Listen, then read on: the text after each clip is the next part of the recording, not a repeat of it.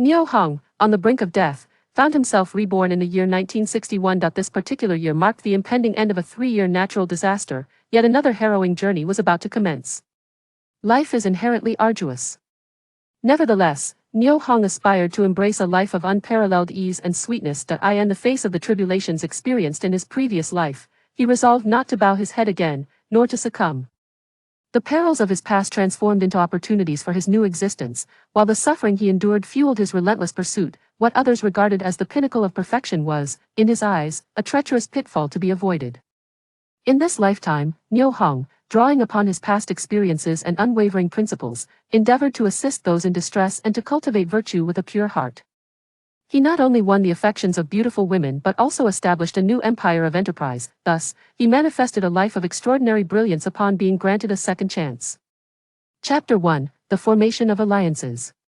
Brother, I am hungry. In a haze, Niu Hong felt a constriction in his chest, accompanied by the feeble voice of a young girl. The tone was faint, fragile.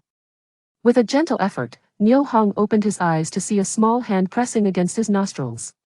Upon catching sight of the small face, his heart jolted. Xianhua, brother, I am so hungry. The little girl nestled against the cold edge of the Kong, her gaunt face framed by large, tearful eyes fixed upon Niu Hong. Dear sister, I shall soon venture out to find you something to eat, he reassured her, struggling to lift his weary body, feeling utterly devoid of strength. Glancing at his little sister, his peripheral vision caught sight of the calendar on the wall, boldly displaying the date, November 11th, 1961. Niu Hong was struck with shock, nearly tumbling off the Kong. He bit his tongue, the sharp pain confirming that he was not ensnared in a dream. In an instant, he comprehended a profound truth. He had been reborn, transitioning from an 82-year-old man on the verge of death back to the year 1961, 64 years prior. This was the final year of the 3-year natural disaster, coinciding with the cessation of communal dining across the nation. In such times, seeking sustenance from neighbors was a near impossibility. His sister, Niu Xianhua, had perished from hunger in this very year, precisely on this day. November 11th, his memory served him well, indelible and unforgettable. He recalled promising his sister he would seek food, only to scour the entire village and return with half of a boiled bird's egg from Sister Dongxing's home. Upon returning, he was met with the heartbreaking sight of his sister's lifeless eyes, the half-egg forever beyond her reach. He loathed himself for not taking her along to beg for food. Had he done so, she might have eaten before succumbing to the cold and hunger. That year, he was 18, and his sister was just 8. Their parents and 3 younger siblings had succumbed to the natural disaster over the preceding 2 years, leaving only Niu Xianhua and himself to rely on one another. Yet, he had failed to protect her. Each night, in the stillness, the memory haunted him with regret. In subsequent years, whether serving in the military, rising through the ranks, or working in a military factory until the end of his days, he often introspected, if heaven granted him another chance, would he still leave his sister alone at home? Outside, the snow fell in flurries, marking the arrival of winter's first snowfall after nearly 3 years of drought in the Xing'an Mountains. Nujiden was cloaked in white, resembling a scene from a fairy tale. The biting wind swept snowflakes into the doorless abode, causing Niu Hong to shiver involuntarily as clarity returned to his mind. Taking a deep breath, he focused on the vitality still coursing through his youthful body. Despite the weakness induced by hunger, the unique energy of youth surged within him, igniting a fervor in his heart. Niu Hong mused quietly, youth is a wondrous gift. Suddenly, he sensed an anomaly, new thoughts flooded his mind. More specifically, a military warehouse had manifested in his consciousness. Though he had been retired for many years, Niu Hong immediately recognized the warehouse he had constructed with his own hands, astonished that it too had followed him back to 1961. How marvelous, with a warehouse, there must be military rations within, such as compressed biscuits or canned food. As this thought crossed his mind, the scene within the warehouse vividly appeared before him. It was filled with an array of weaponry, including firearms, tanks, artillery, small drones, and even helicopters. Various cold weapons, such as daggers, sabers, and bows, were prominently displayed on the shelves, alongside special operation firearms, camouflage uniforms, and countless military garments, boots, and tents. He even spotted medical emergency kits. Come forth, Niu Hong commanded, and a handgun materialized in his hand. Return, he thought again, and the handgun vanished back onto the shelf. Ah, splendid. He could manipulate this to his will, a testament to his own creation. He considered whether he could also bring his sister into the warehouse, ensuring she would not endure the cold. However, upon attempting this, he found it impossible. Regrettably, living beings could not be stored within the warehouse. Though disappointed, he reasoned that possessing a warehouse upon returning to 1961 was not a bad fortune after all. But where were the rations? Where was the food? Niu Hong did not forget the urgency of the moment. He swiftly surveyed the warehouse, his heart pounding, only to find it devoid of any edible provisions. Cursed fate! He muttered under his breath, realizing he could not afford to delay any longer. Recalling from memory, his sister could not last much longer. He must immediately go to Sister Dongsheng for food. This time, he would not visit any other neighbors.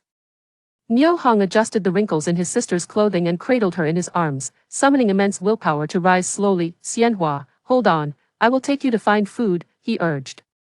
Brother, it's snowing so heavily outside, I will wait here, Niu Xianhua replied understandingly, her voice soft. Shu, don't speak foolishly. Niu Hong retorted, it was precisely such advice he had followed last time, leading to a lifelong regret.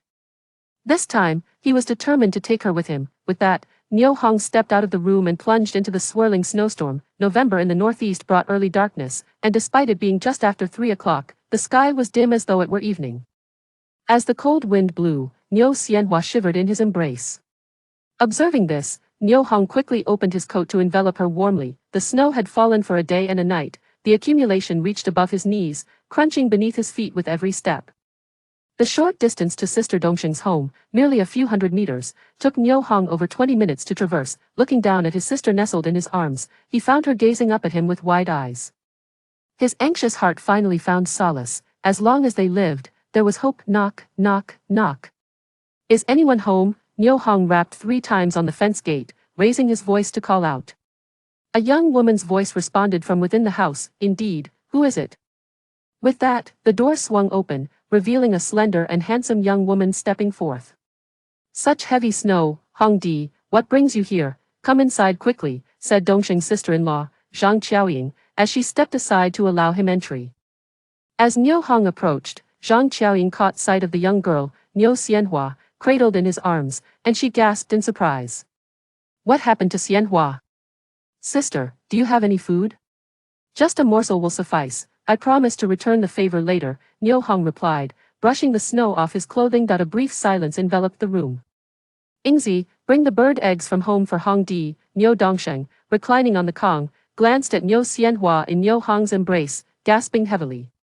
Dongsheng, is your back feeling any better? Niu Hong sat on the edge of the kong, still holding Niu Xianhua. Without uttering a word, Niu Dongsheng first revealed a faint smile of pain, then shook his head and sighed deeply. It's not getting better, the injury has affected my marrow, and it's impossible for me to heal. Hongdi, the bird eggs were collected in autumn, so they are not particularly fresh. There's just this half left, let Xianhua have it, Niu Hong observed the 2 children, Zhuang Bao and Erya, standing beside him, one aged 3 and the other 2, gazing longingly at the half-bird egg in Zhang Qiaoying's palm. Xianhua, come, eat it. Zhang Qiaoying, noticing Niu Hong's dazed expression, hesitated no longer and directly placed the bird egg into Niu Xianhua's mouth. Sister. Dongsheng. Niu Hong's eyes glistened with unshed tears, his voice choked with emotion. He understood the significance of that half-bird egg. In these times of dire scarcity, it represented a life. A life. Worthless as a bird egg, or merely half of one. Hongdi, may I ask you for a favor? Niu Dongsheng pushed himself up with great effort, positioning his face more directly towards Niu Hong, who sat on the edge of the kong. Dongsheng, why do you need to ask? We are brothers, your affairs are my affairs. Just tell me what you need, head of the family. Zhang Qiaoying interjected, attempting to halt Niu Dongsheng's words. However, Niu Dongsheng smiled bitterly, shook his head at her, and turned his gaze back to Niu Hong. Hongdi, could you help me with something? Chapter 2 The priority of survival. Niu Hong was taken aback as he gazed at Niu Dongsheng. At that moment, a flicker of yearning glimmered in Niu Dongsheng's eyes. A poignant expression of a bettered-in man's longing for life. Turning his gaze towards his sister-in-law, her face, tinged with a sallow hue, flushed slightly as her eyes darted shyly before settling on his, magnetically drawn together. In her gaze was a blend of youthful timidity and a woman's resolute determination. Niu Hong suddenly comprehended that the proposition made by Niu Dongsheng was evidently the result of a discussion between the couple. He understood the implications of forming a La Bang Tao, which essentially translates to a shared marital arrangement involving one wife and two husbands, with the original husband as the primary figure and the secondary as a support. Such archaic marital customs existed in northeast China and across the nation before liberation. Yet in this new society, how could Dongxing still harbor such notions? Niu Hong withdrew his gaze and once again looked at Niu Dongxing lying on the heated bed. Brother, why must you tread this path? Niu Dongxing's expression turned somber as he gasped for breath. Once his breathing steadied, he replied, Alas, your nephew is 3 years old, and your niece is 2. My health is failing, and your sister-in-law is only 21, still so young. If I do not take this route, how will my family survive? As his words settled, silence enveloped the room, each person lost in their own thoughts. Niu Hong racked his brain, unable to fathom why, after his rebirth, he would encounter his brother Dongxing's plea for assistance in a shared marital arrangement, a stark contrast to his previous life experiences.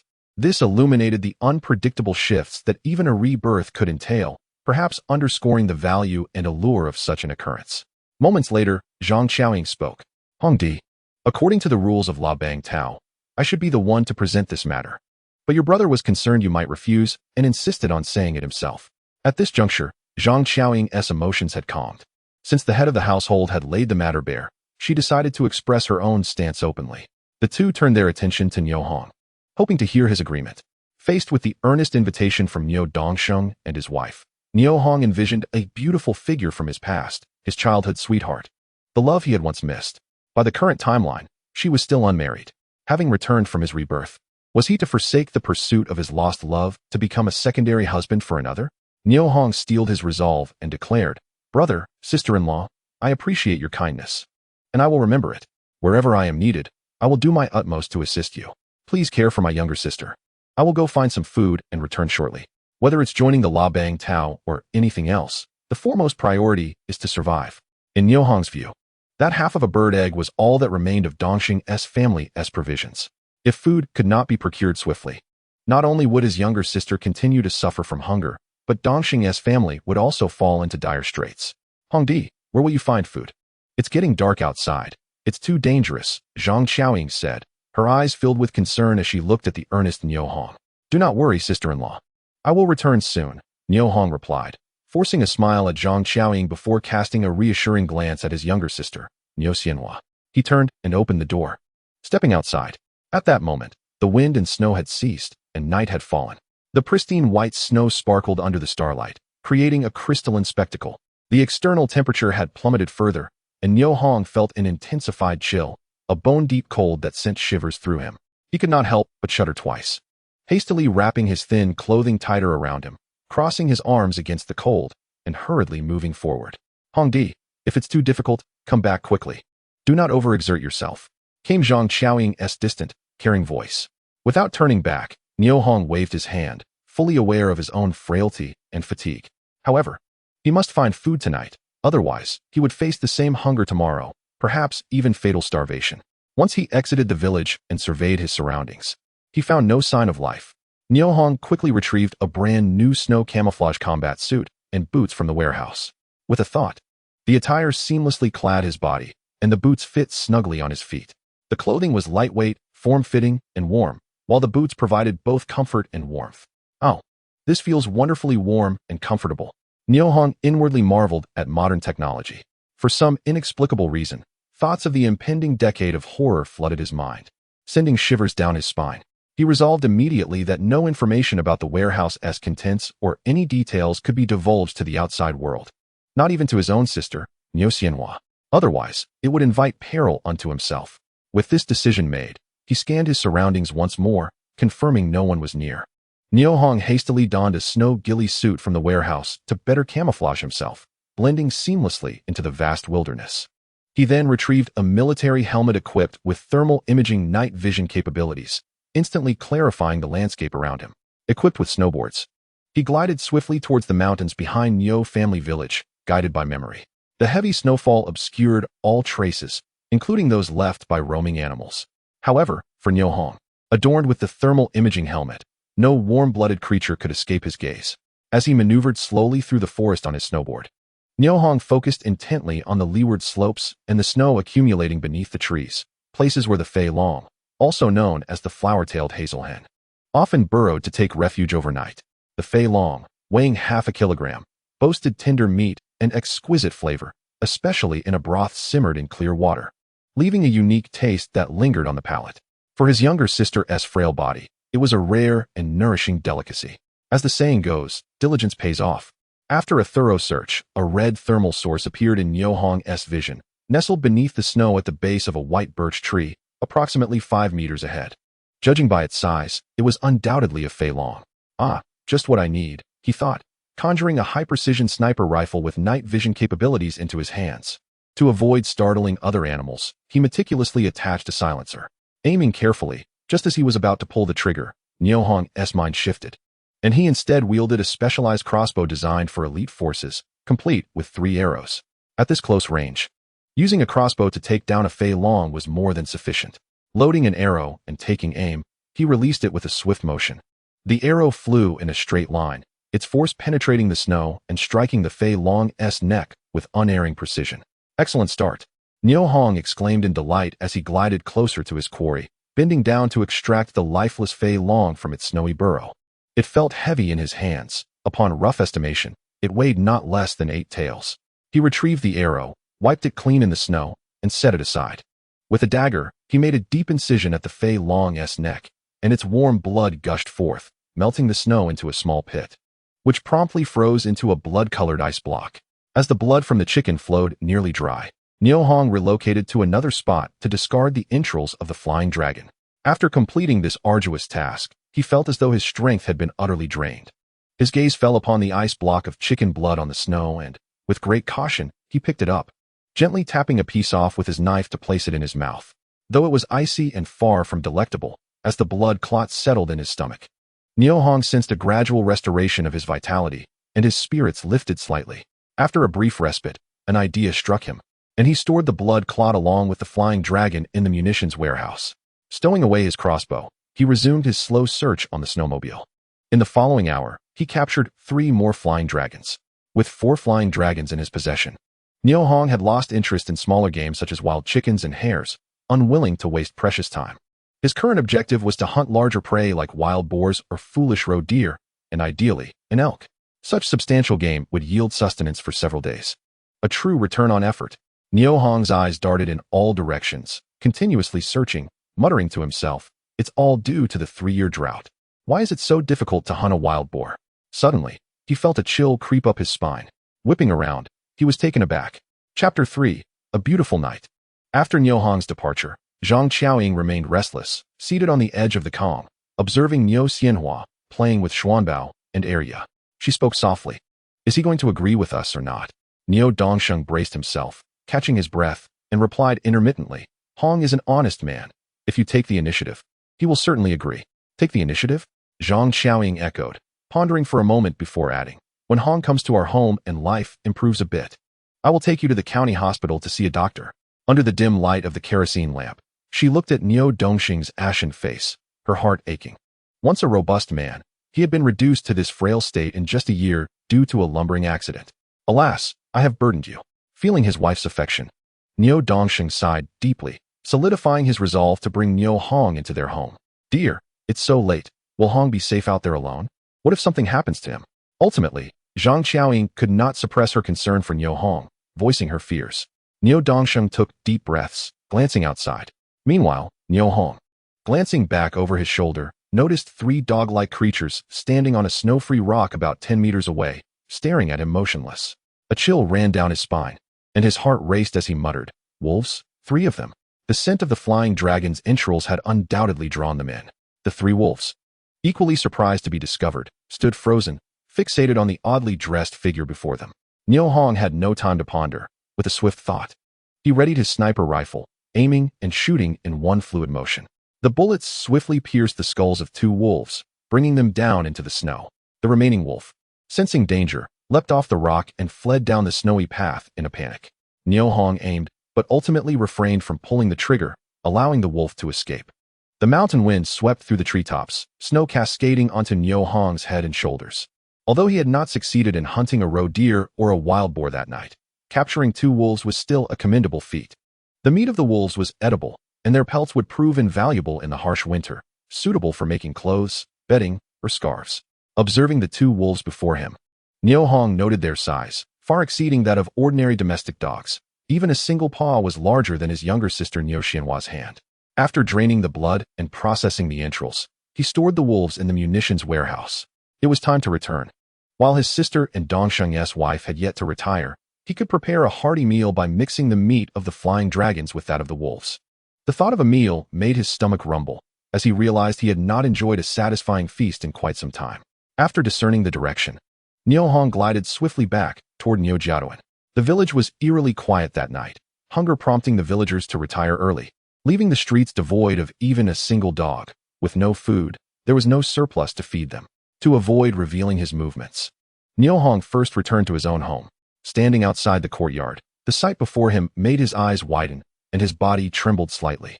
The three dilapidated houses had collapsed under the weight of the heavy snow, their outlines obscured, leaving only a scene of chaos.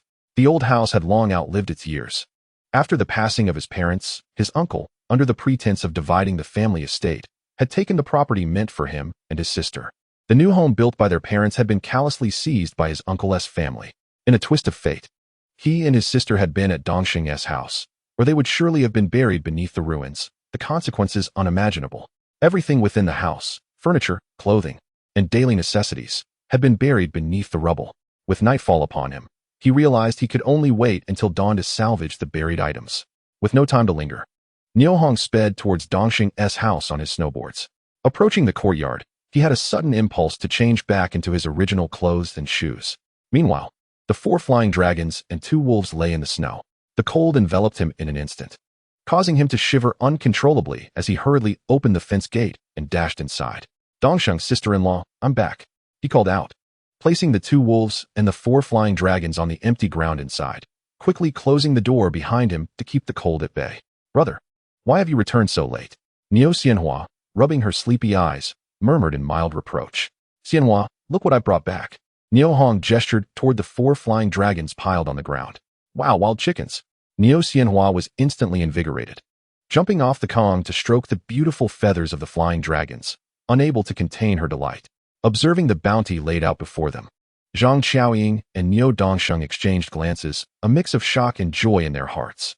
The surprise stemmed from the presence of wolves among the game, indicating a potential danger, while the joy was derived from the fact that 2 wolves meant they would not need to worry about hunger for the foreseeable future. Zhang Xiaoying swallowed hard. Since Niu Dongsheng's injury from the fallen tree, she had not tasted meat in nearly 2 years. Now, seeing Niu Hong return with such a bounty, her heart raced, and her gaze sparkled with unusual excitement as she looked at him. "Hong, you actually hunted wolves?" "Indeed, had it not been for my old shotgun bursting, I could have caught even more," Niu Hong replied nonchalantly. "Oh, it burst? Are you all right?" Zhang Xiaoying spoke as she lifted the kerosene lamp, preparing to approach Niu Hong to take a closer look. Niu Hong hurriedly replied, "Sister-in-law, I am fine. Let's quickly cook this meat to eat. Everyone must be starving." All right, Zhang Xiaoying responded twice, placing the kerosene lamp back on the Kong and picking up 2 flying dragons from the ground. In a gentle voice, she said, "Hong Di, come over and help me with the fire." "Okay, sister-in-law," Niu Hong replied, and quickly stepped to the stove.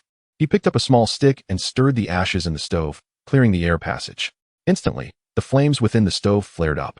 Seizing the opportunity, Niu Hong added some dry firewood to the stove. Meanwhile, Zhang Xiaoying poured a few ladles of cold water into the pot, covered it with a lid, and squatted beside Niu Hong, glancing at him sideways as she spoke. "Hong Di, you must never go to the back mountain after dark again. This time you encountered a wild wolf and returned safely by sheer luck. Next time, you may not be so fortunate." Hum, Niu Hong replied absent-mindedly, pulling the bellows and inhaling the unique scent emanating from Zhang Xiaoying, without raising his head. "The pot is boiling. Hong Di, reduce the fire in the stove," Zhang Xiaoying reminded him, rising to lift the pot lid and ladle the hot water into a large clay basin, beginning to pluck the feathers from the flying dragons. "Hong Di, your luck today is truly remarkable. In this cold winter, the wild chicken you caught isn't too thin, and after plucking, it weighs over half a gene." As she spoke, Zhang Xiaoying held up the plucked wild chicken to show Niu Hong, her eyes filled with a tender gaze through the steamy air. Niu Hong looked up and met her gaze, his heart racing.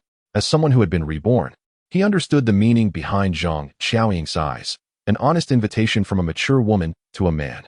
Niu Hong quickly smiled and said, "Sister-in-law, there are 6 of us. 2 flying dragons might not be enough. Let me fetch a wolf leg to cook as well. Yes, tonight we have plenty, so let us have a hearty meal. Under the dim light of the kerosene lamp, a flower-like smile blossomed on Zhang Xiaoying's face, which had long lacked nourishment. This night was destined to be a beautiful one. As night deepened, Niu Xianhua joyfully feasted on her bowl of food, her cheeks puffed out like a little hamster. Niu Hong watched with delight in his heart, relieved that his little sister would not starve. At that moment, Zhang Xiaoying approached with a spoonful of food and added some meat to Niu Hong's bowl, softly saying, "Hongdi, I have tidied up the Kong in the west room. It is warm. After dinner, you and Xianhua can stay there." Upon hearing this, Niu Hong looked up and caught sight of her enchanting phoenix eyes, which sparkled with a captivating light. He quickly lowered his gaze, about to refuse, but then recalled that their collapsed home was no longer habitable. Tonight, even if he could leave, what about his little sister? She had just escaped the threat of starvation, and he could not subject her to the harshness of the cold again. With this thought, a helpless smile appeared on Niu Hong's face as he said, "Sister-in-law, I must trouble you then." Leaning against the Kong, Niu Dongsheng listened to their conversation, silently eating with a somber expression, feeling the bitterness of the meat soup in his mouth. "Dad," said Chuanbao, pulling out a half-eaten piece of meat and offering it to Niu Dongsheng. Niu Dongsheng turned to look at his young son, a genuine joy spreading across his face. "Good boy, eat it while it's hot." "Dad, you eat," Chuanbao insisted, raising his small hand. "Head of the family, Chuanbao is giving this to you, so just eat it. There's plenty left in the pot." Zhang Xiaoying, hearing the exchange, turned to see this scene and reproached playfully, "Dongsheng Gu, Chuanbao is so thoughtful. At such a young age, he understands filial piety. He will surely be a good child when he grows up." Niu Hong praised from the side, "Indeed, my son will surely be a good child when he grows up." Niu Dongsheng switched the chopsticks to his left hand, affectionately ruffling Chuanbao's hair, and bent down to eat the piece of meat his son had offered. Zhang Xiaoying, observing the heartwarming scene between father and son, felt a lump in her throat, tears welling up in her eyes. She quickly turned away, pretending to place the spoon into the pot. After hastily finishing their meal, Niu Hong took Niu Xianhua to the west room to rest, needing to recover his strength quickly. As the saying goes, a broken family is worth a fortune.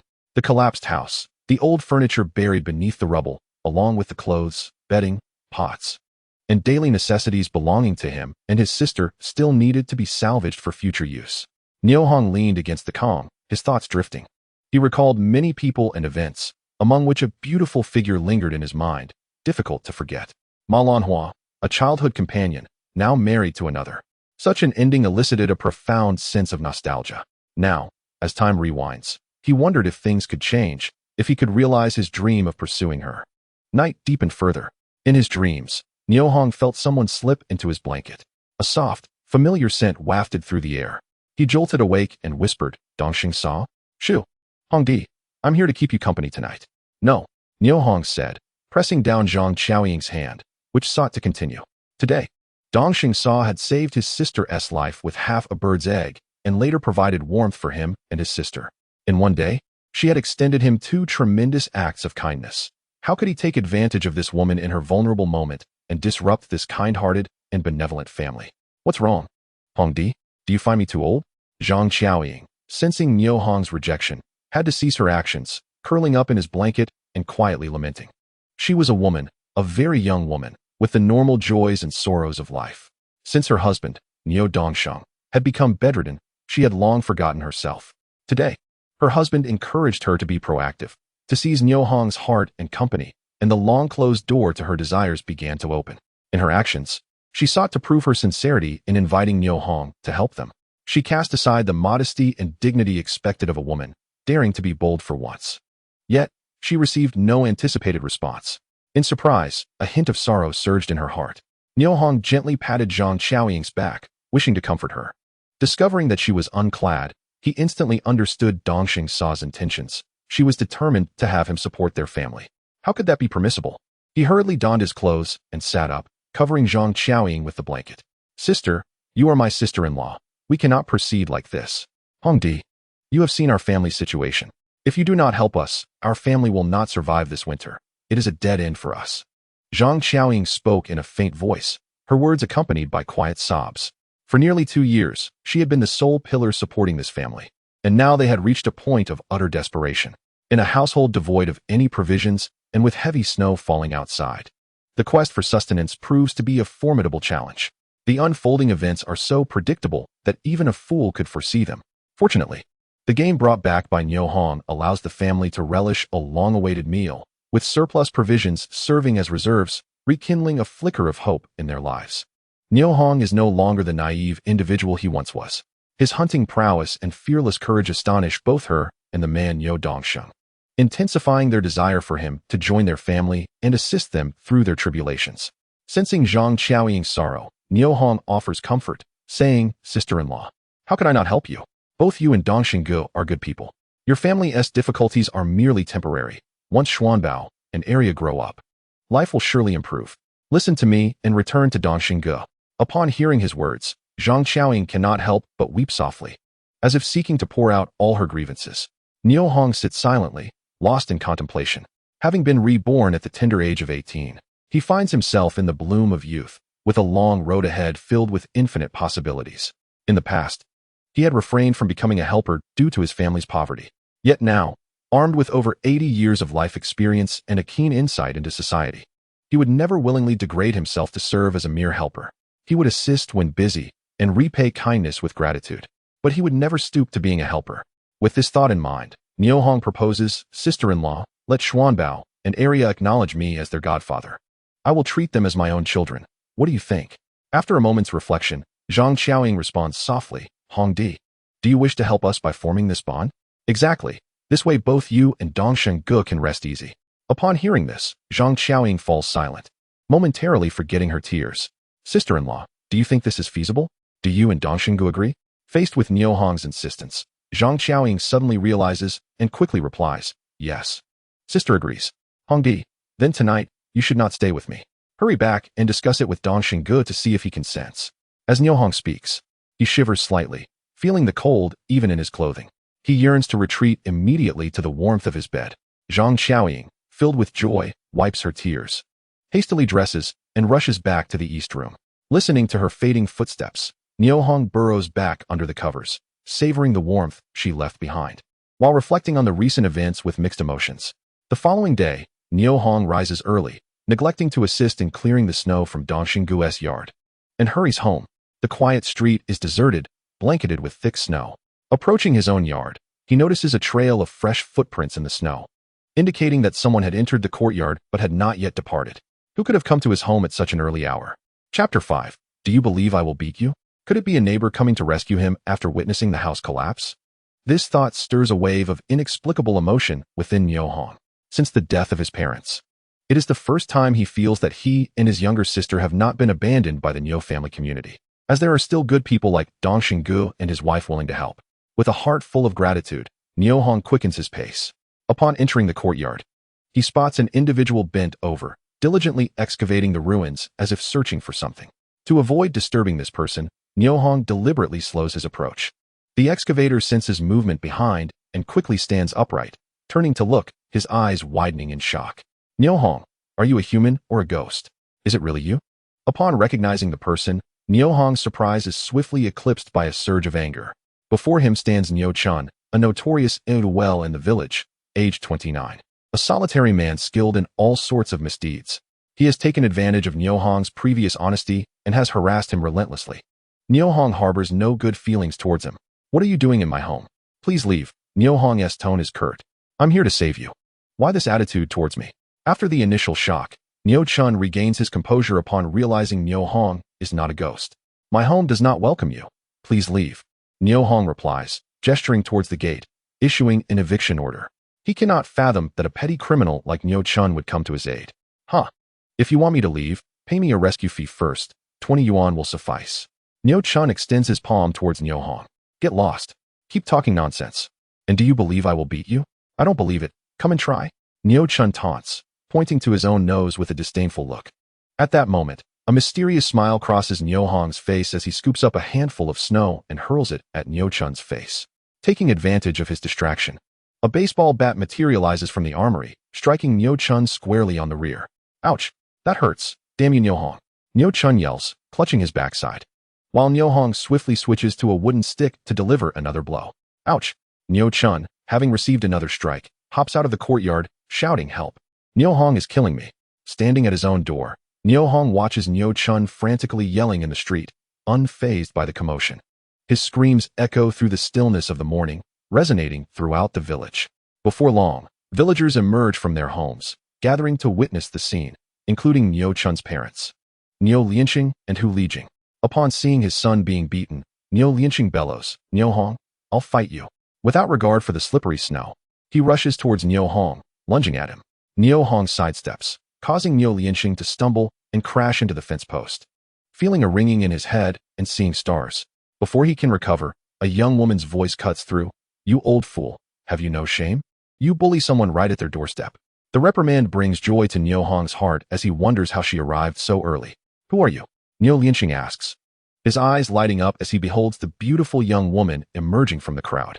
Her fair complexion, a rosy flush on her cheeks, large eyes, and willow-like brows, combined with her slender yet athletic stature of over 1.70 m, rendered her strikingly beautiful. She wore a red and green floral coat with an asymmetrical collar, and around her neck was a floral scarf. Her thick, long braids cascaded down her chest.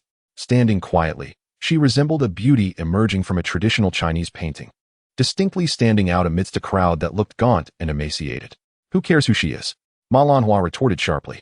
"Lanhua, don't waste your time on that nonsense.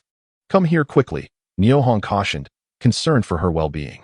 "Brother Hong, these two are utterly detestable. The militia should arrest them all," Ma Lanhua declared as she stepped in front of Niu Hong. "What are you doing here? If your mother finds out, she will surely scold you," Niu Hong whispered. His gaze filled with concern as a flood of memories surged within him.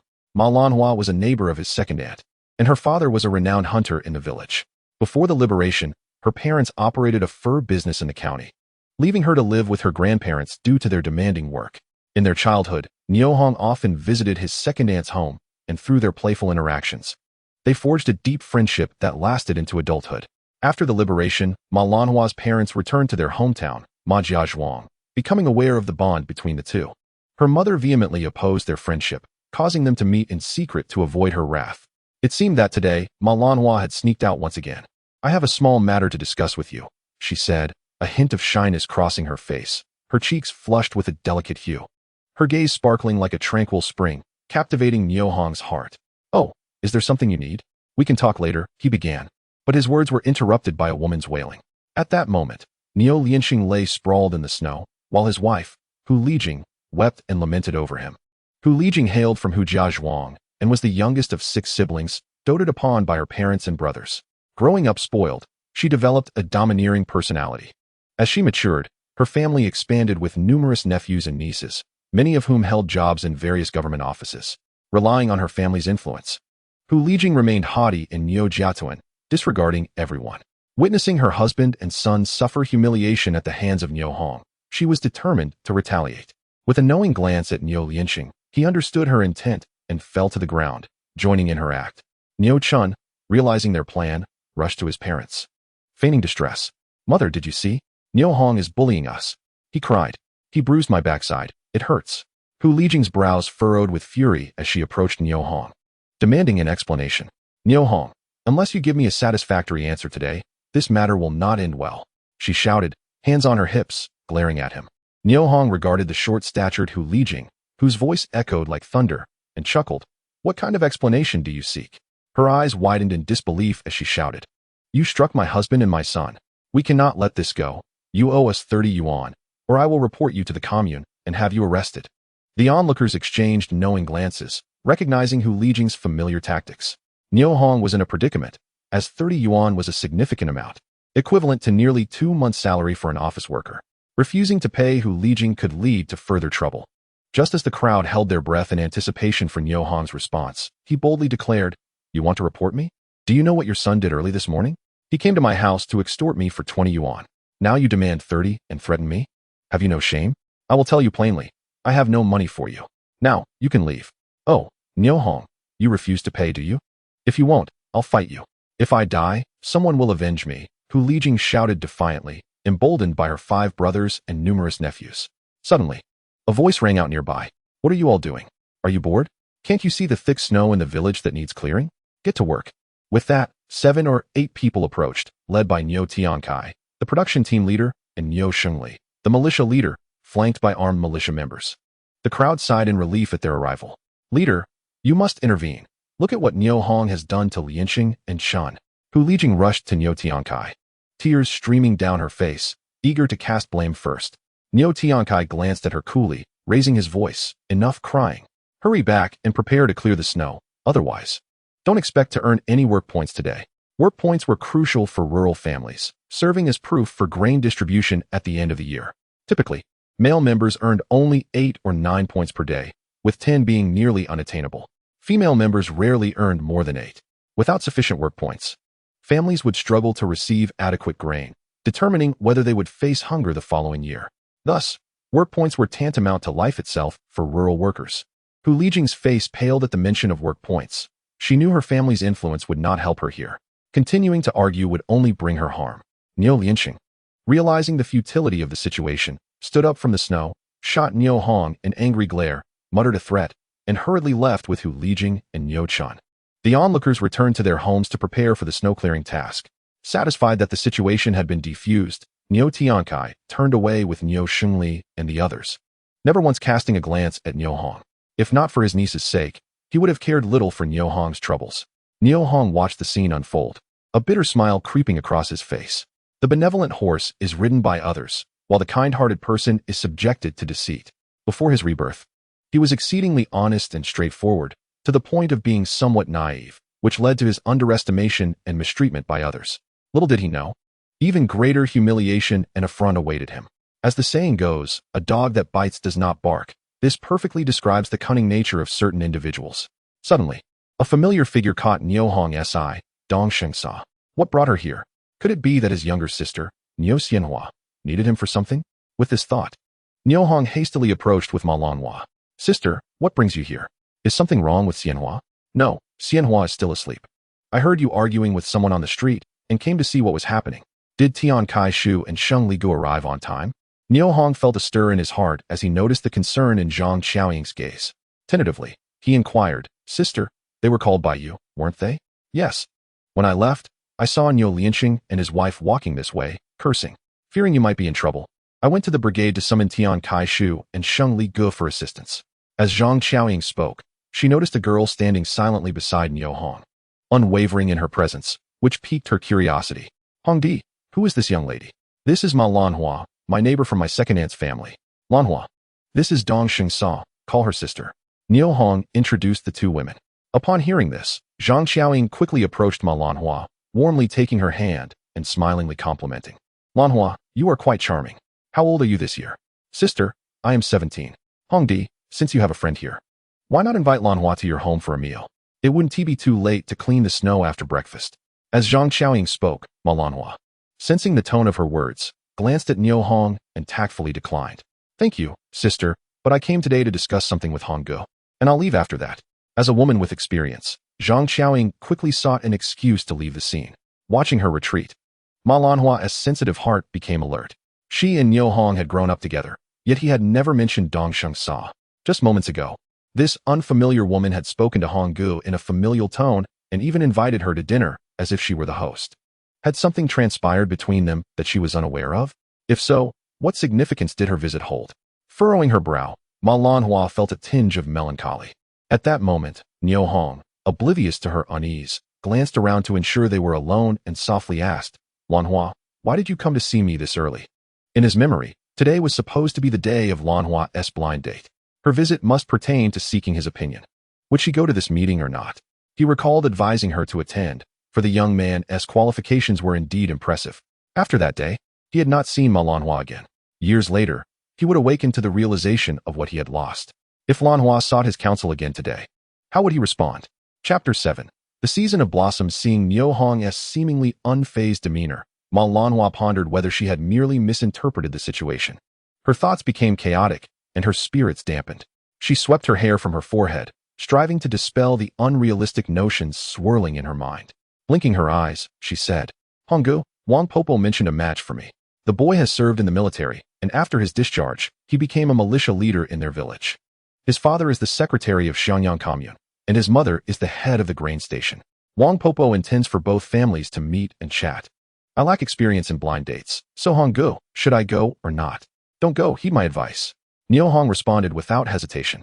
Ma Lanhua, Upon hearing this, Subtly exhaled, her brows knitting slightly as she replied with a hint of resignation, I fear I cannot refuse. My mother is very supportive of this match and has been urging me to agree. Why agree without even meeting? A hint of melancholy crossed Ma Lanhua's face as she gazed into the distance, softly expressing, Oh, I understand now, Hong Ge. However, my mother said that a girl is like a blooming flower with a fleeting season. One must not wait until the flower withers to seek a suitor, for that would render one unmarriageable. Hong Ge, you wouldn't wish for me to remain unmarried forever, would you? As she spoke, Ma Lanhua offered Niu Hong a slight smile, her eyes revealing an unspeakable bitterness. Certainly not. With me around, you will undoubtedly find a good match. Niu Hong declared with unwavering certainty. Ma Lanhua was taken aback, pondering for a moment before breaking into a laugh. Hong Ge, are you suggesting you would act as a matchmaker for others? Niu Hong, noticing Ma Lanhua's curiosity, responded with a serious tone, No. You've misunderstood. What I mean is, if you truly cannot find a suitor, you could marry me. I wouldn't mind your age or anything else. Before he could finish, Ma Lanhua tilted her head, looking into Niu Hong's eyes with utmost seriousness. Hong Ge, do you truly wish to marry me? Of course. The happiness others can offer you, I can provide as well. Anything they cannot give, I can still ensure you receive.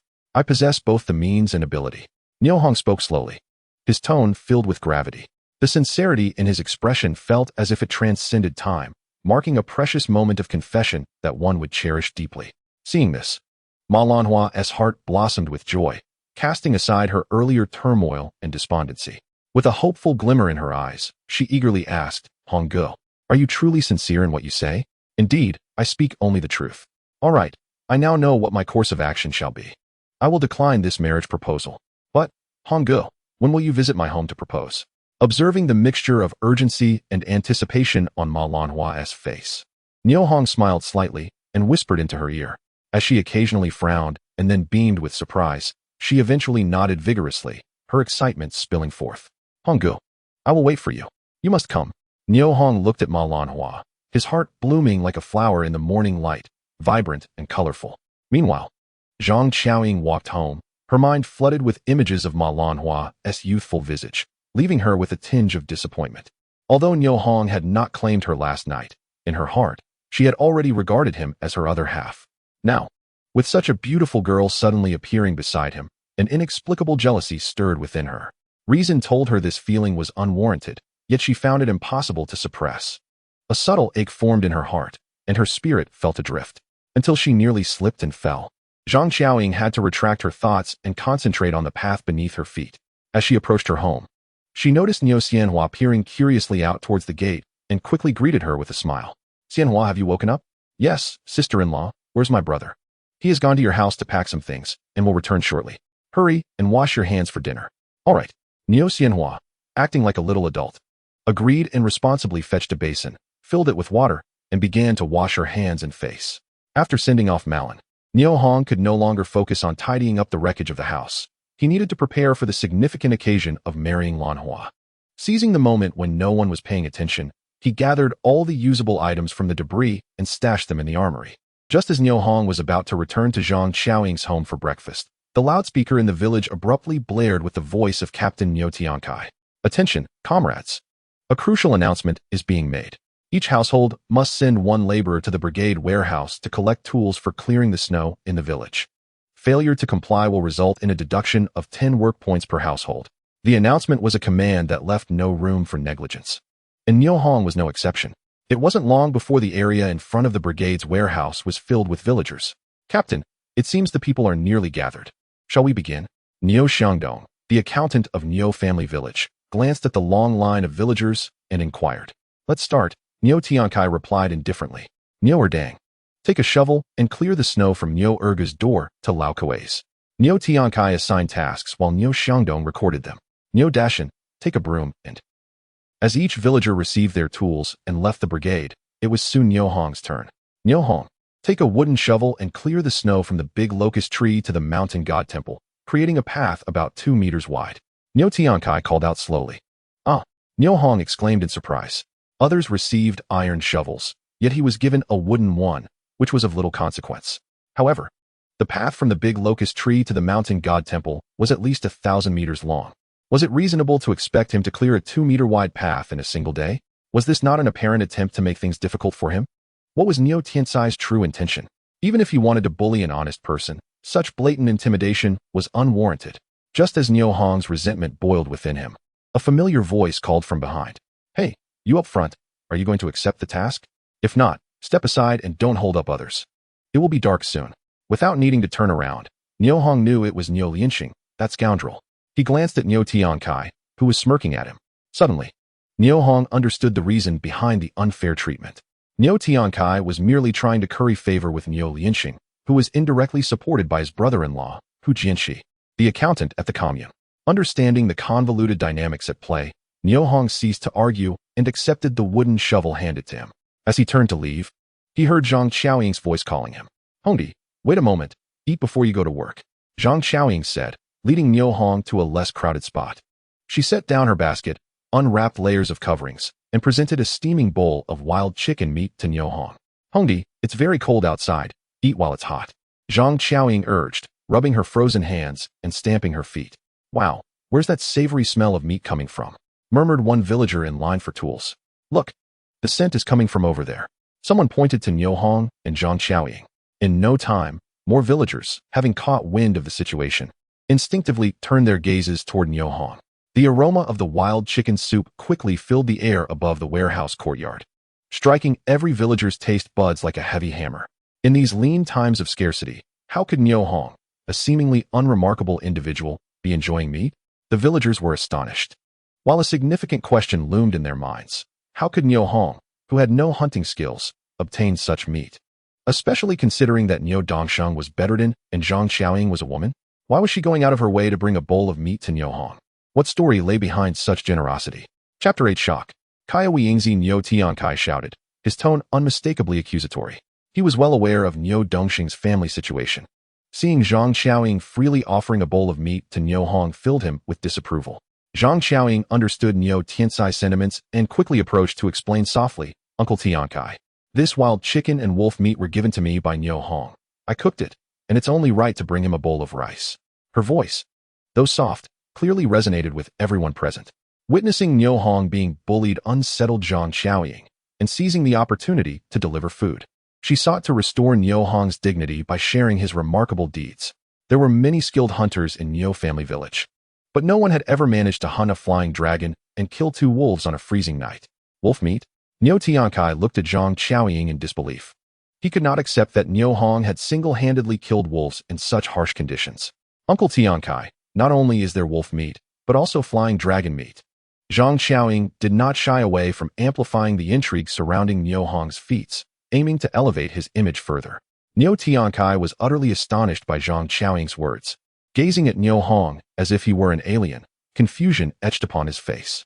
In contrast to Niu Tiansai's shock, Niu Hong was voraciously devouring the meat and soup in his bowl, eager to finish it before it grew cold. Some villagers looking at the delicious meat soup in Niu Hong's bowl struggled to resist temptation, swallowing their saliva in desperation. Many villagers' minds echoed a single thought. When did Niu Hong learn to hunt? The Niu family had always been known for their honesty and timid nature. They would rather starve than steal or rob, let alone venture into the mountains to hunt. As they pondered, their disbelief grew, and hushed whispers began circulating among them. "Niu Hong, did you really kill that flying dragon and those wolves by yourself?" Niu Tiankai could no longer contain his curiosity and approached Niu Hong, asking loudly, "Haha, I found them, just behind our village. The wolves were killed by branches, and the wild chicken froze to death in the snow. I happened to find both. Just luck. Pure luck, haha." Niu Hong replied with a smug smile, handing his empty bowl back to Zhang Xiaoying and picking up the wooden shovel to head toward the eastern part of the village. Niu Hong was unwilling to explain himself to those who sought to undermine him, and he preferred to keep his secrets hidden from outsiders, opting instead to laugh it off and move on. The reason for his hurried departure to work lies in a deeper motive. There were more pressing matters demanding his attention, and he wished to avoid letting the task of clearing snow consume too much of his time. Observing the retreating figure of Niu Hong, Niu Tiankai remarked, "So it was for the sake of scavenging. I thought as much. How could someone who has never hunted in the mountains possibly catch wild chickens and wolves in such heavy snow?" The captain's words rang true. After all, I could never achieve the feat of slaying 2 wolves in such a blizzard, nor could I locate the lair of the Filong. Zhang Xiaoying, Recognizing that the speaker was the renowned hunter Niu Hong from the village, contemplated defending Niu Hong, but ultimately decided against it, turning homeward with her basket in hand. Huh. Niu Hong, at your age, you still cannot bring down 2 wolves? The queue behind him began to tease. As a seasoned hunter, Niu Hong could not accept such mockery and retorted without hesitation. If you can, then go ahead and see if the wolves will leave you with even a shred of bone. His words were far from alarmist. During winter, wolves, driven by hunger and the scarcity of prey, become far more ferocious, attacking any creature that could serve as sustenance, including humans. As soon as Niu Hong finished speaking, silence enveloped the area. Niu Hong arrived beneath the great locust tree at the eastern edge of the village, surveying the vast expanse of white. Apart from himself, there was not a soul in sight. In the distance, the mountain deity temple stood quietly like a dark speck. Clearing the snow from the great locust tree to the mountain deity temple was evidently a daunting task. Failure to complete, it would mean losing work points. And without those points, he could not receive the rations distributed by the brigade at year's end, leaving him indebted to the brigade for 10 work points. Each work point was worth 8 cents, and 10 points amounted to a significant sum. What perplexed him was this: while clearing the snow in the village facilitated villagers' movement, what purpose did clearing the snow to the mountain deity temple serve? On such a frigid day, when no one wished to step outside their doors, who would venture to the temple to pray? The more Niu Hong pondered, the angrier he became, and he directed the most venomous curses at Niu Hong, who had conspired against him. Niu Hong, you scoundrel, may you suffer a wretched fate. His voice echoed across the wilderness, met only by the cold wind that swept through the landscape. Listening to the howling wind, an idea sparked in his mind. If his arsenal could contain lifeless objects, why not snow? Without further ado, Niu Hong glanced around to ensure he was alone, and with a mere thought, a large block of snow was swiftly transported into the arsenal, revealing a patch of dark soil. With another thought, the snow that had just been moved to the arsenal was relocated to the roots of the great locust tree, serving as nourishment for the tree in the coming year. In and out, he effortlessly cleared a significant portion of snow. Niu Hong looked at the exposed patch of black earth, estimating the cleared snow to be at least 0.5 cubic meters in size. This was significantly quicker than using a wooden shovel. Without hesitation, he began utilizing his arsenal as an intermediary to clear the snow from the road. To maintain discretion, he wielded a shovel to toss snow to the roadside, while simultaneously moving large quantities with the arsenal, the coordination seamless and perfectly timed. From a distance, one could see Niu Hong deftly flinging the snow aside, the airborne flakes appearing like a cascading white waterfall against the azure sky. A 2-meter-wide stretch of black road rapidly extended before him. By the time Niu Hong arrived beneath the great locust tree to commence his work, Niu Hong's figure was nearing the mountain deity temple, and his task was nearly complete. Upon witnessing the scene, Niu Hong's expression soured dramatically. This position had been specifically sought from Niu Hong to supervise Niu Hong, intending to witness his potential failure and the ensuing frustration. Yet now, instead of witnessing Niu Hong's embarrassment, he found himself the first to bear witness to his success. The thought of Niu Hong soon pocketing 10 work points caused Niu Hong's heart to bleed. It was more distressing than failing to earn points himself. Inwardly, he cursed. Damn it. What kind of trick has Niu Hong employed to accomplish a task that no one else could? Shocked, disheartened, and utterly perplexed, Niu Hong found himself overwhelmed with despair. Before long, Niu Hong, having completed his labor, returned with his shovel. Upon seeing Niu Hong laboriously shoveling snow with a metal shovel, he immediately grasped the latter's intentions. What a schemer, trying to catch me in a misstep, but sadly for him, he has failed to witness it. Not only Niu Hong, but when brigade leader Niu Hong and accountant Niu Xiangdong approached to inspect Niu Hong's labor, they too were astounded by the sight before them. A 2-meter-wide road extended from the village's great locust tree all the way to the mountain deity temple, with not a trace of snow left behind. How could such a significant amount of work be completed in less than half an hour? It was simply astonishing. Niu Hong, observing the wide-eyed Niu Hong, felt a sense of satisfaction swell within him. Brigade leader, I have completed my labor for today. May I take my leave now? Chapter 9. Can I find a house? Wait a moment. Niu Hong hurriedly raised his hand to stop Niu Hong from departing. Niu Hong glanced quizzically at accountant Niu Xiangdong, and then back at brigade leader Niu Hong. Are you certain it was you alone who cleared the snow? Niu Hong posed an exceedingly foolish question, one that even Niu Xiangdong found surprising. Brigade leader, do you honestly think Niu Hong would assist me in clearing the snow? Niu Hong replied with a teasing tone. Niu Hong turned to glance at Niu Hong, who stood not far away, and felt a wave of embarrassment wash over him. realizing the absurdity of his inquiry.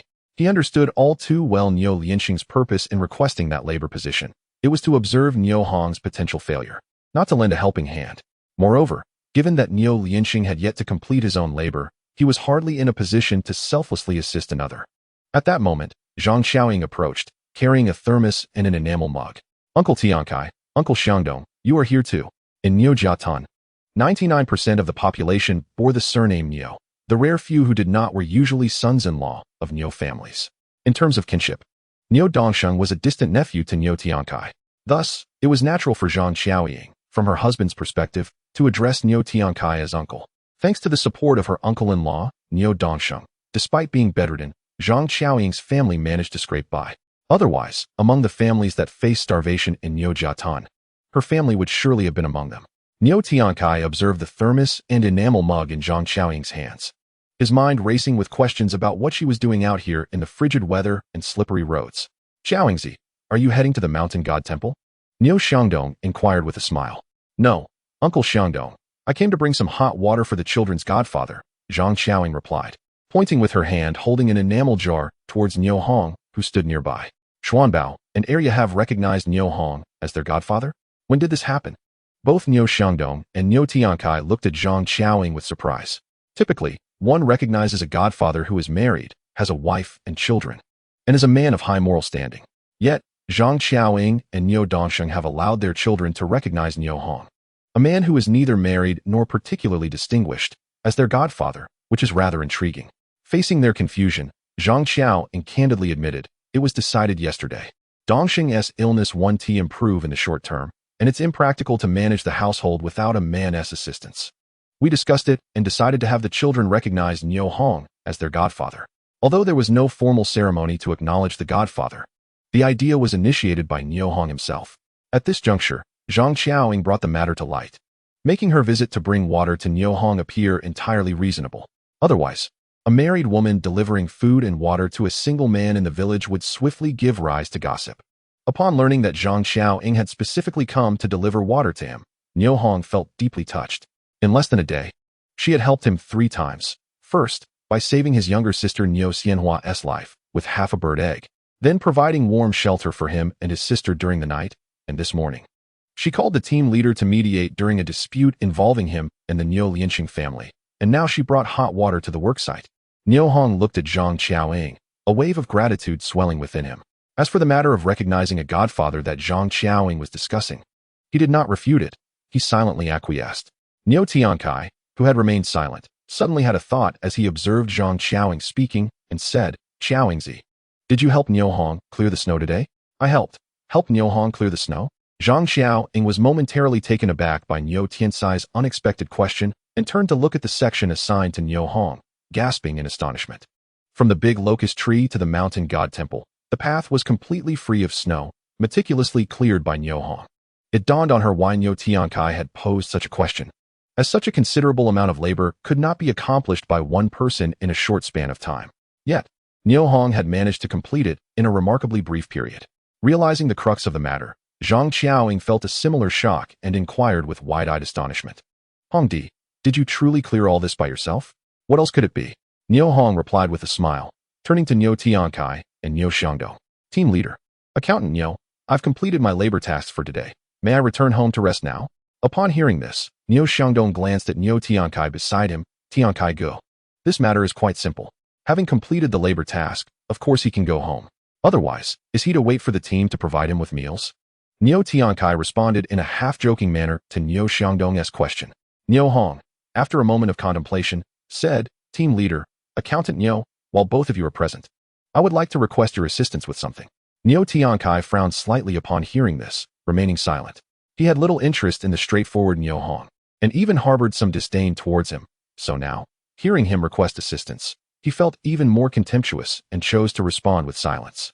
However, Niu Xiangdong appeared quite enthusiastic, smiling at Niu Hong and asking, Niu Hong, what do you need the team to help you with? Seeing this, Niu Hong had already formed a general judgment of their attitudes, thought for a moment, and decided to express his request. Accountant Niu, team leader, you all saw this morning that my house was crushed by the heavy snow. I would like to ask if I could borrow a room at the team's office to stay in. It would just be for me and my sister. A very small room would suffice. I promise that come spring, I will build a new house, and once it's completed, we will move out, causing no further trouble for the team. Upon hearing this, Zhang Qiaoying felt quite anxious. Wasn't he living comfortably at home? Why would he want to move to the team's office? Yet, in such a public setting, as a married woman, how could she openly invite Niu Hong to stay at her home? You'll build a house come spring, but what will you use to build it? Niu Tiankai shot a glance at Niu Hong, his words trailing off as he turned to leave, his disdain evident in his demeanor. Niu Xiangdong shrugged at Niu Hong, his expression conveying a sense of helplessness, and then quickly followed in Niu Tiankai's footsteps, leaving the scene. They had other locations to inspect for labor conditions and would not linger here. Standing some distance away, Niu Lianxing had been closely monitoring the situation. Seeing Niu Hong being put down by Niu Tiankai, he felt quite pleased, his eyes crinkling into crescent moons, and the wrinkles on his face deepened with added lines. Niu Hong watched Niu Tiankai and Niu Xiangdong gradually fade from view, inwardly sighing. Truly, the poor stand alone on the street, unnoticed. Chapter 10, Trials of Adolescence. Hong Di. Stop staring. The team leader and accountant Niu have walked far away. Hearing her voice, Niu Hong turned to Zhang Qiaoying, seeing concern etched on her face. He glanced at her hands, which were gripping the hot water bottle and enamel jar. Despite wearing gloves, they must have turned red from the cold. In this frigid weather, the roads are icy and treacherous. Hong Di. Zhang Qiaoying, noticing Niu Hong's gaze lingering on her, felt a wave of shyness wash over her. A rosy hue blossoming on her pale face as she lightly called out. Upon hearing her reminder, Niu Hong immediately realized his lapse in decorum, hastily responding, "Sister-in-law, in such cold weather and with the roads being difficult to traverse, what made you think to bring me water?" "Sigh, I heard Uncle Tiankai assign you your work, and it sounded like he was deliberately making things difficult for you. Given the length of this work segment, I was concerned you might tire yourself out. So I came to bring you something to drink." Zhang Qiaoying spoke in a hushed tone, so low that even if Niu Lianxing strained to listen, he wouldn't catch a word. "Humph." Niu Hong let out a heavy huff, expressing his profound dissatisfaction, but chose not to pursue the topic further, instead shifting the conversation, saying, "Sister-in-law, let me carry the thermos for you." "All right." Zhang Qiaoying glanced at Niu Lianxing in the distance, softly agreeing and handing the thermos along with the enamel jar to Niu Hong, turning to accompany him back towards the village. Meanwhile, Niu Xiangdong and Niu Tiankai, who had previously departed, walked side by side down the street, conversing in hushed tones about Niu Hong. "Tiankai Gu, did you notice that Niu Hong seems different today compared to before? He does seem a bit different. This lad works with an unusual speed. The snow along that long stretch of road, over 1/2 meter thick and more than 2 meters wide, covering a distance of over 1,000 meters. And he managed to finish it in under an hour. Quite remarkable. Tiankai Gu, haven't you noticed that Niu Hong's eyes seem much more spirited today? And when he speaks to you, he is neither subservient nor arrogant, but quite assertive. There is indeed a noticeable difference. Is it possible that this young man has undergone a transformation?" Niu Tiankai seemed to respond to Niu Xiangdong's inquiry, while also engaging in a soliloquy. "Brother genius, I must say, you should have agreed to assist him in finding a small room within the brigade headquarters. The siblings are truly pitiable, devoid of parents. And even those 3 dilapidated houses have succumbed to the weight of the heavy snow. But wait, there are no spare rooms in the brigade headquarters for them to inhabit. Moreover, we cannot set a precedent for lending out rooms. If such a situation arises again, would you lend or not? If we lend, what will the brigade headquarters become? A refugee camp, a shelter?" Niu Tiankai, feeling frustrated, replied that he felt a lingering dissatisfaction and continued, "Once they reside there, how can we convene at the brigade headquarters or conduct our work? Let us not discuss this matter any further." "All right, I understand, brother genius," Niu Xiangdong said, retracting his neck, secretly reflecting that indeed, meddling in others' affairs was unwise, and he almost offended the leader over something not worth it. In truth, Niu Hong and Niu Xianhua could simply seek refuge with their uncle, could they not? After all, Niu Dezai would not sit idly by while his niece and nephew perish on the streets. Niu Tiankai remarked indifferently. Upon hearing this, Niu Xiangdong chose not to engage but silently scoffed, thinking that if Niu Dezai had shown even a modicum of concern for his brother, then Niu Diwang's family would not be reduced to just Niu Hong and his sister. Upon returning home, Zhang Qiaoying directly took Niu Hong's hand and led him into the west room, a space cluttered with firewood and miscellaneous items. "Hongdi, come sit here." Zhang Qiaoying patted the dry grass beside her, signaling for Niu Hong to join her. He hesitated for a moment before sitting down. The dry grass was soft and warm, providing a sense of comfort. Zhang Qiaoying continuously fiddled with the grass twigs in her hands, her gaze drifting out the window, remaining silent for a long while.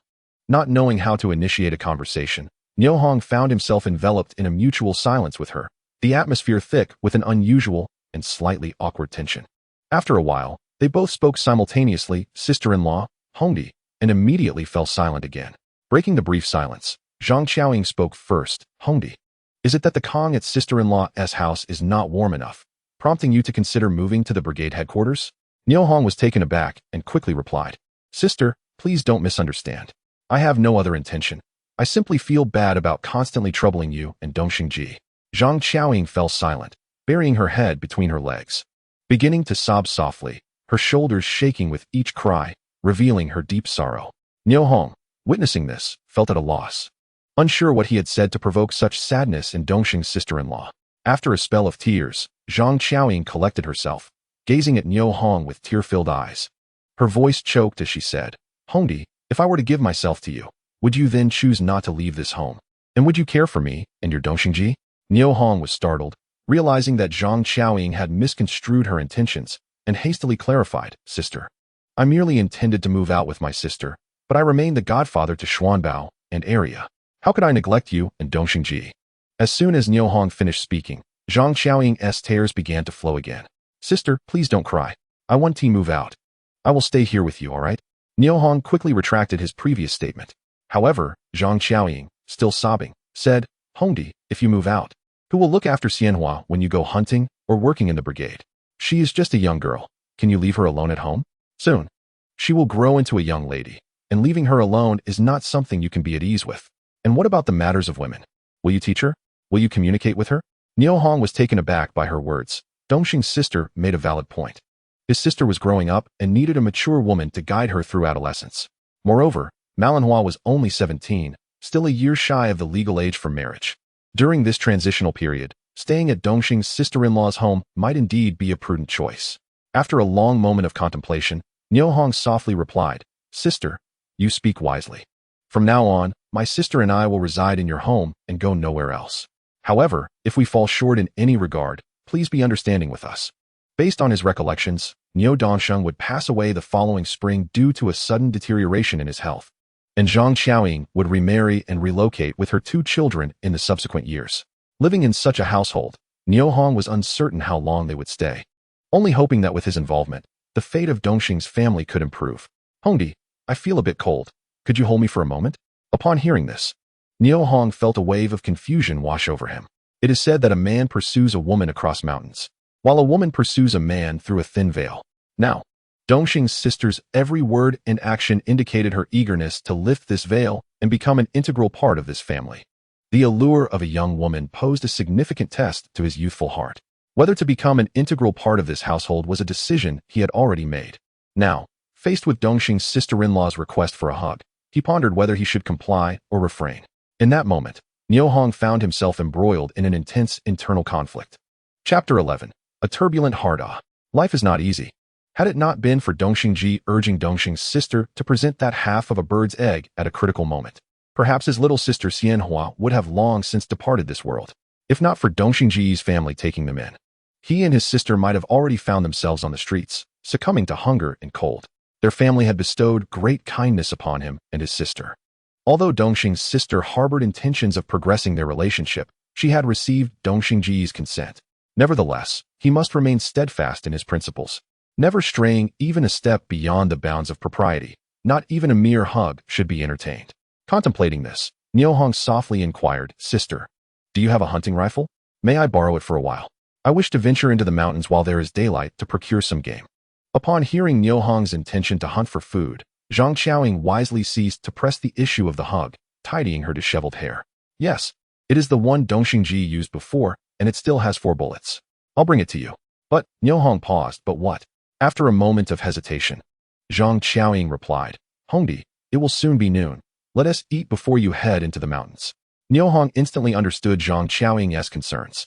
In these years marked by scarcity, hunger had become an unshakable backdrop. Eating once a day was the norm, while 2 meals seemed extravagant, and 3 meals were an utter waste, intolerable by nature's laws. This morning, Zhang Qiaoying's family had already eaten, if they were to cook again at noon. it would appear wasteful. Sister, you should continue your usual cooking at noon. Xuanbao, Area, and Xianhua are all at a growing age and must not be deprived of food. Dongxingji also needs nourishment for his health. I won't be eating at home. The mountains are abundant with food, and I won't go hungry. Wild boar. You intend to hunt wild boar? Zhang Xiaoying let out a gasp, for wild boars are indeed valuable creatures, yet hunting them is no less perilous than pursuing wolves. Wild boars often appear in groups, and failing to heed caution could provoke an aggressive retaliatory attack from the male boars. Yes, I have a desire to bring back several wild boars. Any surplus can be exchanged in the black market for food, fabric, or cotton.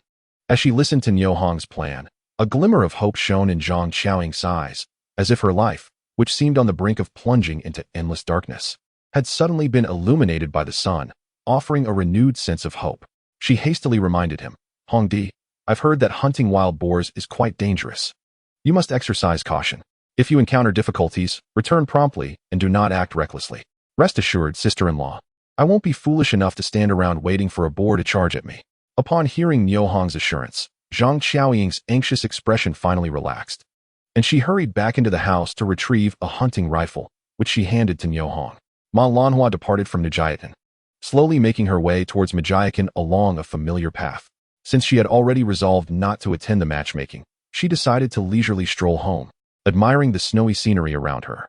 The thought of Hong Ji's promise to marry her made her heart flutter like a startled fawn, sweet, yet chaotic and filled with trepidation. Her father's attitude could be deciphered to some extent, but her mother's disposition towards Hong Gu was far from favorable. Each time she learned of Ma Lanhua's relationship with Niu Hong, she could hardly contain her desire to slap her own face. Yet, the more her mother reacted this way, the more Ma Lanhua yearned to be with Niu Hong. How peculiar. How would she explain this to her mother upon returning home? Could Hong Gu truly win her parents' approval as he claimed? What if her parents disapproved? Where would she live if she married him? Especially since the 3 houses he owned had collapsed under the heavy snow? A multitude of uncertainties left the heart of this 17-year-old girl, still naive to the world, in utter disarray. As Niu Hong made his way towards the back mountains with the hunting rifle in hand, tales of his exploits were quietly circulating among the villagers clearing snow on the streets of Nijiatan. Hey, Niu Shan, did you know that Niu Hong can hunt? Hee. I heard this morning while picking up tools at the warehouse. Do you have any idea how long it took him to complete today's labor task? I don't know how long it took, but I do know that Niu Tiankai deliberately made things difficult for him by assigning him the stretch from the big locust tree at the village's eastern edge to the mountain god's temple. That segment must be over 2 miles, right? Indeed, it is no small distance, but Niu Hong proved himself, finishing the task in less than an hour. Someone witnessed Niu Tiansai's expression during the inspection, pale and ashen. Wow, that's impressive. It's said that Niu Lianxing saw with his own eyes how Niu Hong cleared a path over 2 meters wide and more than 1,000 meters long. Indeed, Niu Tiankai, a formidable figure, had his face thoroughly reddened by Niu Hong's prowess. Shoo, lower your voice, or you might just find yourself in trouble. Such conversations were commonplace along the streets of Nijiatan. The most vexed among them was Niu Lianxing, who was frequently approached by villagers seeking confirmation of Niu Hong's snow-clearing speed. This made him feel rather embarrassed, and eventually, he replied to all inquiries with, I don't know. I have no idea. If anyone asks again, I'll curse their ancestors. Meanwhile, some villagers, upon seeing Niu Hong with his hunting rifle heading towards the mountains behind the village, were instantly reminded of the aromatic meat soup they had enjoyed that morning. Their hearts raced with anticipation. They hastily completed their own labor tasks, returned home to fetch their hunting rifles, and set off towards the mountains as well. The mountains were rife with wild game, a veritable feast. If a seemingly honest man like Niu Hong could successfully hunt, surely they could too. Among those venturing into the mountains was Niu Shun, the most renowned hunter in Nijiatan. In the afternoon, sunlight glinted off the snowy fields, dazzling to the eyes. A gentle breeze swept through the treetops, causing the accumulated snow to cascade down, landing in Niu Hong's collar and making him shiver involuntarily. It was bitterly cold. It was high time to hunt more game to sell for money to purchase warmer clothing, while also providing new outfits for his younger sister, Niu Xianhua, and their other siblings. As Niu Hong felt the chill of the mountains, he contemplated the future, unconsciously venturing deeper into the woods. The villagers trailing behind him were astonished as he ventured further into the wilderness. The mountain behind Nijiatan was known as Maoer Mountain, named so because its peak resembled a cap. Despite its inviting name, the depths of Maoer Mountain concealed countless ferocious beasts like wolves, tigers, leopards, and bears. Anyone who dared to venture deep into the mountain would likely face grave peril. Most hunters typically roamed the outskirts of Mauer Mountain, as few would be foolish enough to enter its depths. Even the most experienced hunter, Niu Hong, had never set foot beyond the mountain's edge. When faced with the tantalizing game within, the value of human life remained paramount. Some timid villagers decided to stop following Niu Hong, opting instead to remain at the mountain's periphery and test their luck. Noticing that he had lost his followers, Niu Hong sighed in relief. After advancing several thousand meters and confirming that no one was tailing him, he quickly changed into camouflage attire suitable for snowy terrain, donning combat boots as well. Once fully clad in his snow camouflage outfit, he seamlessly blended into the surrounding environment. This time, he was determined to secure a wild boar. Chapter 12. An unmissable opportunity. Having donned his new attire, Niu Hong bowed respectfully towards Mauer Mountain, murmuring a prayer. With each bow, he implored the mountain to ensure his safe passage into the woods, to bless him with a wild boar so that he and his sister could enjoy a hearty meal, and to grant them both health and immunity from misfortune. After completing his ritual, Niu Hong began readying his weapons. In a swift motion, a sniper rifle and a handgun appeared before him. He meticulously examined each component to ensure they were functioning properly, affixing suppressors and chambering rounds. Alongside his trusty old shotgun, he secured them in his armory for later use. Simultaneously, a military crossbow appeared in his hands, loaded with 5 bolts, boasting an effective range of 200 meters and formidable lethality, an ideal weapon for both offense and defense. With everything in order, Niu Hong grasped his military binoculars to survey the area in search of prey. How eerily quiet it was. As he scanned the surroundings, he listened to the sound of snow cascading from the trees, reflecting on the serene atmosphere. Yet, at that moment, his stomach audibly growled. Hastily, he scooped up a handful of snow and placed it in his mouth, feeling the coldness wash over him, gradually swallowing the snow melt. He found slight relief from his hunger pangs. Alas, having been reborn, this body was still too frail. He needed to find prey quickly to avoid freezing to death in these mountains. Resolute in his decision, Niu Hong glided over the snow, moving cautiously through the forest. Striving to make not a whisper, so as not to startle any hidden game, he advanced with a rhythm, pausing intermittently, ever vigilant for any signs of animal trails in the snow or birds and wild chickens perched upon branches. At present, even the sighting of a single living creature that can be consumed prompts Niu Hong to unhesitatingly seize it. His hunger is overwhelming, a desperate need for sustenance. Only those who have truly experienced hunger can comprehend its terrifying nature, and Niu Hong is currently enduring it. Suddenly, a cacophony of ga sounds emerges ahead, followed by gua gua. It is a group of black-billed grouse, both male and female, and not just one. From the calls, Niu Hong instantly recognizes the owners of the sounds and their genders. Realizing that prey has appeared and that lunch is imminent, his heart races with excitement. Quietly raising his binoculars to follow the source of the sound, he spots a flock of black-billed grouse adorned with colorful plumage, numbering around 17 or 18, foraging in the snow for fallen seeds. Without hesitation, Niu Hong lifts his crossbow, takes aim, and pulls the trigger. Whoosh whoosh. 2 of the largest grouse flap their wings frantically before collapsing in the snow, lifeless. The remaining companions, sensing danger, take to the air and scatter in all directions, disappearing in the blink of an eye. Niu Hong raises his binoculars once more to observe where the remaining grouse land, discovering they are still within the effective range of his military crossbow. After a brief moment of contemplation, he selects 2 larger grouse and fires 2 more arrows. Within 5 minutes, 4 grouse are secured. Despite his ravenous hunger, Niu Hong promptly begins to gut and bleed the prey, preparing it for cooking. He then finds a sunlit and sheltered rock, clearing a sizable area in the snow with his military shovel. He gathers a few stones to construct a simple stove and collects dry twigs. Soon, a fire blazes in the snowy forest, bringing warmth and light to the surroundings. Niu Hong removes his gloves and holds his nearly frozen hands near the flames.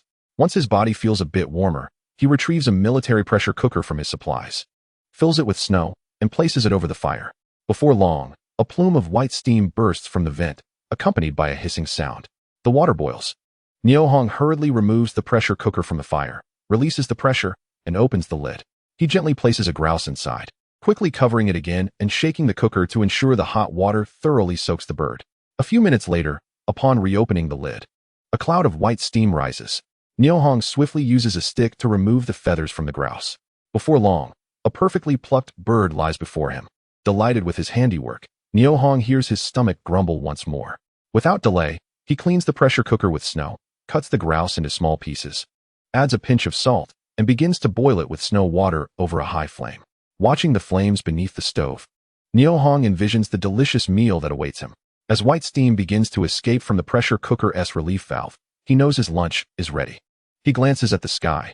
The sun is low in the west, casting a pinkish-purple hue across the horizon, signaling that wild boars will soon come out to forage. He must eat quickly, for the prime time to hunt wild boars is approaching. With this thought, Niu Hong quickly opens the pressure cooker, retrieves bowls and chopsticks he had salvaged from the ruins of his home, and serves himself the meat broth, indulging in the feast. With 2 bowls of broth consumed, warmth returns to his body, fatigue dissipates, and strength is gradually restored. Just as he savors this revitalizing sensation, a sudden wolf howl pierces the air nearby. The sound is loud and prolonged. The howling continues, echoing in waves, signaling that wolves are summoning their companions. This wolf must have spotted him, noticing the flickering flames. Lacking confidence in defeating it alone, it calls for reinforcements, an attempt to overpower him. Wolves are truly cunning creatures. It is often said that the depths of Mower Mountain are fraught with peril, and indeed, such warnings hold true. It has been but a short while since encountering this sly and treacherous wolf. The thought of a pack of wolves roaming the mountains sends a shiver down Niu Hong's spine. Surveying the desolate wilderness around him, he contemplates his escape options. If he retreats, where can he go that would be safe? If he stays, the solid rock wall behind him offers a sense of security. Perhaps making a stand is a viable option? To retreat or to hold his ground. Innumerable possibilities flash through his mind.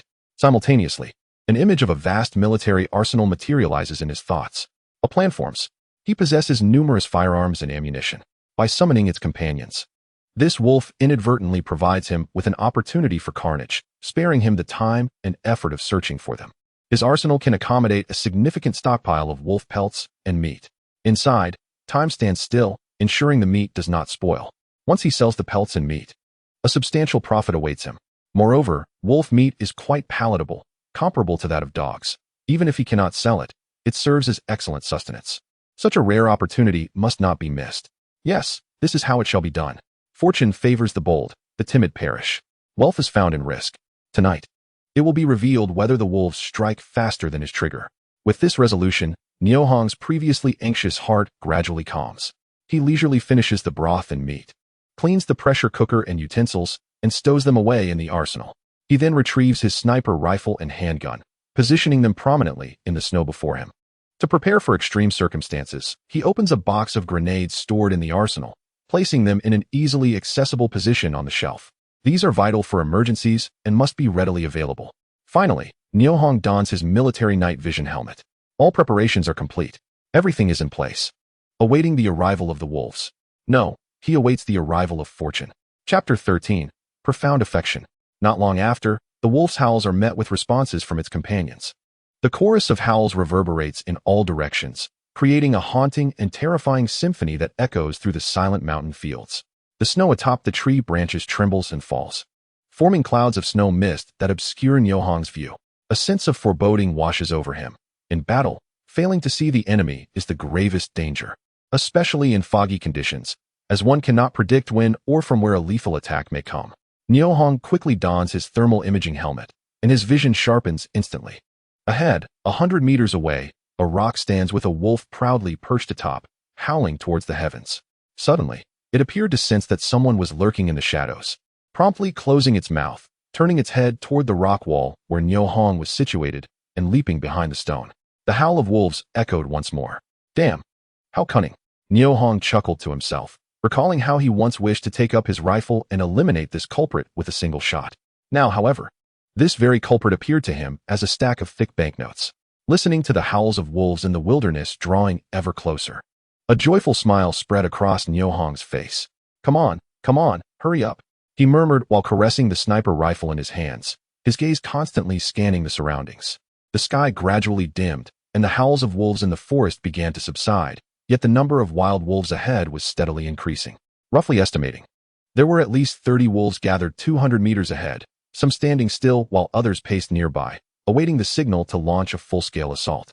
As dusk settled, 2 or 3 wolves lowered their heads, seemingly searching for something in the snow, pausing intermittently, yet their direction remained towards the rock wall where Niu Hong stood. Is it about to begin? Niu Hong understood that these three approaching wolves were testing his alertness while quietly assessing his strength. Should they detect any flaw, they would not hesitate to pounce, unleashing a swift and lethal strike. To avoid alarming the others, Niu Hong decided to remain motionless. If one plays, one must play for high stakes. If one earns, one must earn big. He resolutely refused to commit the folly of killing these three and scaring away the remaining 30, incurring a loss for a trivial gain.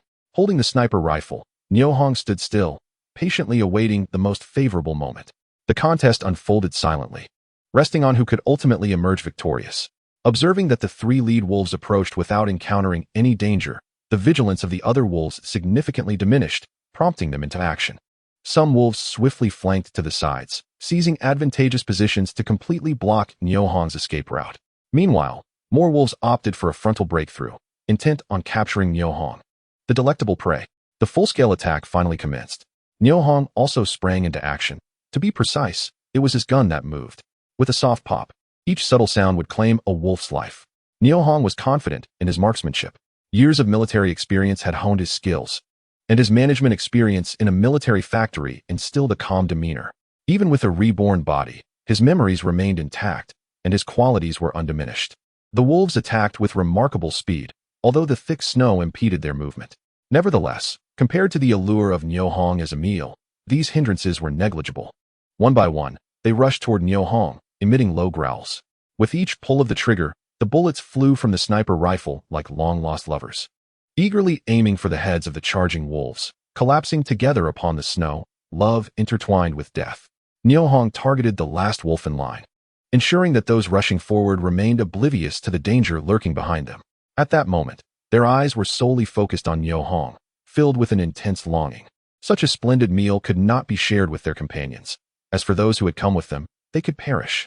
Faced with the 5 remaining wolves charging toward him, Niu Hong decided to hold nothing back. Changing his strategy, he retrieved a handgun from the arsenal, already loaded, and without hesitation, aimed at the largest wolf in the lead and pulled the trigger. With a pop, the wolf collapsed. The other 4 wolves, sensing danger, hurriedly halted and turned to flee. Now that you've come, you shall stay, Niu Hong murmured as he squeezed the trigger of his handgun. Pop, pop, pop, pop. 4 shots rang out, and in an instant, the last 4 wolves lay lifeless on the ground. The scent of blood permeated the air, lingering long after. By now, darkness had fully enveloped the surroundings. Niu Hong donned thermal imaging goggles to meticulously survey the area, confirming that no hidden wolves remained. Before stepping out from the rock wall and gathering the scattered wolf carcasses into the arsenal, the temperature in the arsenal was constant. Time stood still, ensuring that the subsequent bleeding and gutting of the wolves would be unaffected. Thinking of his little sister awaiting his return, Niu Hong tidied up the scene and prepared to leave. Although he hadn't hunted wild boar this time, capturing 38 wolves and 4 pheasants was still a bountiful harvest. Compared to summer wolf pelts, winter pelts boast superior quality, with denser and thicker fur, offering unparalleled warmth. Naturally, the price is also significantly higher. While summer wolf pelts might fetch 8 yuan each, winter pelts can be sold for 16. Excluding market fluctuations, 40 winter wolf pelts could yield nearly 700 yuan on the black market. The mere thought of the imminent windfall sent Niu Hong's excitement soaring, prompting him to softly hum a charming melody he had adapted. Come on, hurry up. Gather in this beautiful snowy land. Gather in the bustling black market. Hearts united, wealth amassed. Gather in this splendid golden era. As Niu Hong sped toward Niu Jiatun on his snowboards, a fierce argument erupted in the home of Ma Lanhua in Ma Jiazhuang. Lu Ai Lian, looking at her daughter, slammed her hands on her thighs, leaping to her feet with a fierce glare, demanding, Ma Lanhua, what on earth were you thinking? Such a good family, such a fine boy. And instead of going on a blind date, you ran off for an entire day, only to return now. Where do you expect me to put my old face? As she spoke, she lightly slapped her own cheeks in distress. Ma Lanhua limped toward her room, responding, I've told you 100 times. I went to my second aunt's house and twisted my ankle halfway, which is why I came back late. Why don't you believe me? Lanhua, tell me, did you go to Niu Jiatun again? Lu Ai Lian quickly suppressed her foul temper, adopting a feigned concerned expression, and took Ma Lanhua's hand, asking with exaggerated tenderness, what would I go to Niu Jiatun for? With this heavy snow, is there anything to eat or drink there? I really went to my second aunt's house. My ankle is still swollen. None of you even asked about it. Let me make it clear. I am still young, not of marriageable age, and I do not wish to go on blind dates. If this happens again, don't come looking for me. Go find whoever you like. Ma Lanhua looked into her mother Lu Ai Lian's eyes as she spoke. Oh, how did I end up giving birth to you, a money-losing child? What sins have I committed in this life? Reaching a sorrowful point, Lu Ai Lian could not help but burst into tears. Father. Chapter 14, Unexpected Joy. Father. Ma Lanhua observed her mother, Lu Ai Lian, becoming increasingly unreasonable and causing more commotion, prompting her to urgently seek assistance from her father, Ma Dong. Standing nearby, Ma Dong was typically a target for frustration at home. His wife scorned him for his lack of ambition, while his father disdained his feeble existence. He felt akin to a mouse trapped in a box, enduring pressure from both sides. Faced with his daughter's plea for help, he dared not utter a word and could only let out a resigned sigh, directing a meaningful glance at Ma Lanhua. Understanding his unspoken message, Ma Lanhua swiftly limped into her room, closed the door, and tuned out the outside world, focusing solely on indulging in a deep slumber. Meanwhile, equipped with advanced night vision technology, Niu Hong glided on his snowboards towards Niu Jiatan. Suddenly, several shapes resembling pigs appeared ahead. Niu Hong's heart leaped with joy. It was a family of wild boars. The moment this thought flashed through his mind, he abruptly halted his rapidly moving snowboard. Fortune was undoubtedly on his side today. It was as if the saying came to life. After searching far and wide, one finds that what they seek was within reach all along. The wild boars, which had eluded him for so long, now appeared unexpectedly before him, a stroke of good luck indeed. Ha ha, dear little wild boars, I am coming. Niu Hong couldn't help but cheer internally. With a swift thought, a sniper rifle manifested in his hands. Adhering to the principle of taking the largest and leaving the smaller, he quickly raised his weapon, aimed at the largest wild boar, and decisively pulled the trigger. With a thud, a hefty wild boar weighing over 300 pounds collapsed in the snow. The other companions stood in confused silence, staring blankly ahead, absorbing the commotion around them. Confronted with the family of wild boars, Niu Hong was not satisfied with just one. He deftly redirected his rifle towards the second largest. You shall be next, he murmured, pulling the trigger once more. Another wild boar fell to the ground. At this point, the remaining members of the wild boar family finally realized the peril they were in. They could no longer afford to comprehend what had transpired and took off in all directions. Don't run, third largest, Niu Hong called out, his finger pulling the trigger a third time. With a thud, a fleeing wild boar lost control and toppled forward. 3 will do, there will be other opportunities, Niu Hong thought, hastily securing the 3 wild boars in his arms depot. Since discovering the depot's temperature-controlled and constant time features, he had grown indifferent to dealing with the deceased boars on the spot. The blood of the boar was a valuable resource, not to be wasted. He intended to reserve it for processing later at Dong Shengsa's home. The heart, liver, lungs, and intestines were all edible, and in these times of scarcity, one could not afford to discard such resources in the wild. Resolute, Niu Hong decided to hasten his return to Niu Jiatan. The village remained as eerily silent as ever. With his old sled, he pulled a wild boar weighing over 200 pounds and knocked on the fence gate of Dong Shengsa's home. Sister, I am back, he called out. No sooner had his voice faded than the door swung open, and the oil lamp inside was ignited simultaneously. A small head peeked out, and with a vibrant tone, it greeted him. Brother, why are you back so late? Xianhua, why are you still awake? Niu Hong replied hastily. Hearing his sister's bright voice, his heart instantly eased. Her robust tone indicated that she was no longer in dire danger. I was waiting for you. I haven't seen you all day.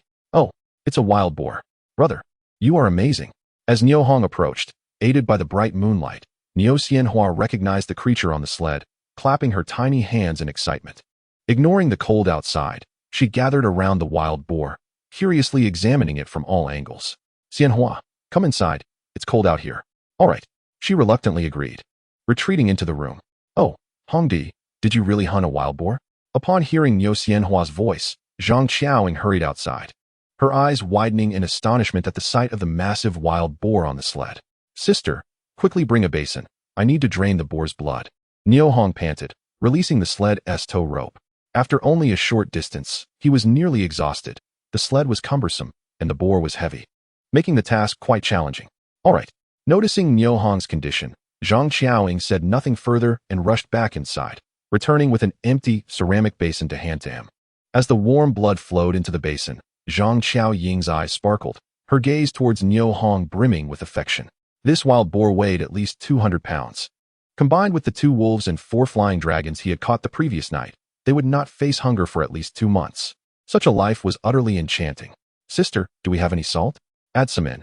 Niu Hong busied himself, speaking as he worked. Yes, I'll handle the blood. And I'll help you.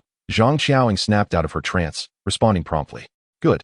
By the time Zhang Qiaoying had prepared the blood into solid blocks, Niu Hong had already removed the boar's innards and hung them on a wooden rod. In the winter of Xing and Ling, the outdoors resembled a natural freezer. Food placed outside need not worry about spoiling. The only concern was the nocturnal beasts prowling for food and the thieves in the village. Zhang Qiaoying gazed at the food hanging in her yard, her eyes misty. This was a scene she had only dared to dream of, now vividly manifesting before her. Noticing someone behind him, Niu Hong turned around. Sister, see what can be cooked. Let us prepare a meal tonight while it's fresh. The two toiled until deep into the night, finally organizing the wild boar. At this moment, Niu Xianhua slept soundly, while Zhuan Bao and Eryu were blissfully unaware. And Niu Dongsheng, due to health reasons, was already snoring evenly. Under the dim light of the oil lamp, Zhang Qiaoying observed Niu Hong, drenched in sweat. Softly spoke, Hong Di, the work is done, and it's past midnight. You should rest. All right, sister. Niu Hong wiped the sweat from his forehead, acknowledging her words, and dragged his weary body towards the west room.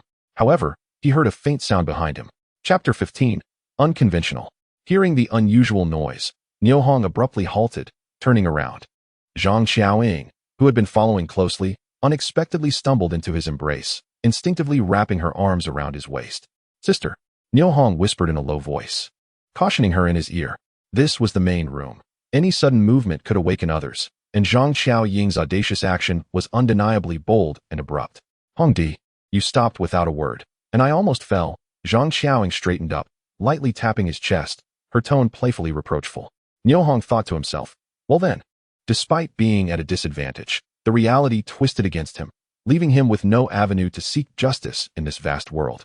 Niu Hong took a deep breath, striving to calm himself as he organized his thoughts, suddenly realizing that Zhang Qiaoying's earlier actions were somewhat peculiar. In the dead of night, what was her true intention in following him?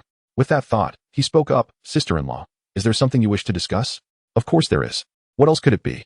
Zhang Qiaoying teased as she gazed into Niu Hong's eyes, her expression gleaming with cunning mischief. What is it? Niu Hong asked, his curiosity intensifying. I prepared some ula grass to cushion your shoes for a bit more warmth. I simply followed you to the west room to fetch them, she replied, casting a shy glance at him.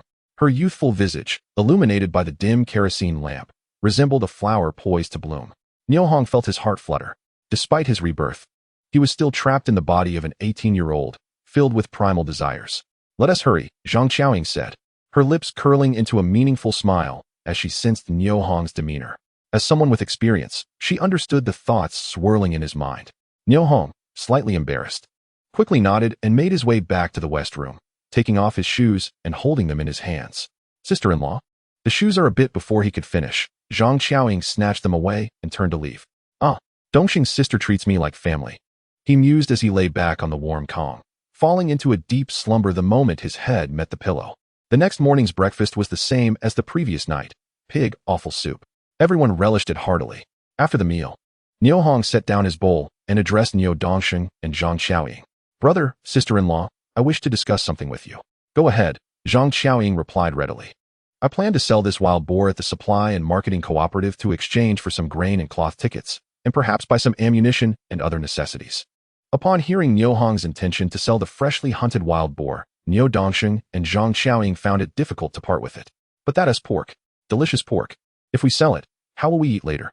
The room fell into an awkward silence, the atmosphere thickening. Brother, don't sell the wild boar. If you do, we won't have any meat to eat, Niu Xianhua protested, nestling into Niu Hong's embrace. Niu Dongsheng and Zhang Qiaoying sighed in relief, grateful to Niu Xianhua for voicing their unspoken thoughts. Niu Hong smiled gently, stroking Niu Xianhua's head, and softly inquired, do you want to eat steamed buns? No, I don't want buns. I only want meat. Pork is delicious, Niu Xianhua declared, climbing back onto his lap. Niu Hong glanced at Zhang Qiaoying, noticing her tense gaze upon him, and quickly looked back at his little sister. Xianhua, let me ask you, would you like to wear new clothes and a red hair ribbon? At the mention, Niu Xianhua initially hesitated, but her expression brightened as she vigorously nodded, responding, yes. Everyone in the village wears red ribbons. They look so pretty. Zhang Qiaoying, listening to their exchange, underwent a shift in expression and finally suggested, brother, perhaps you should sell the pig. We still have wolf meat and flying dragon. We 1T starve.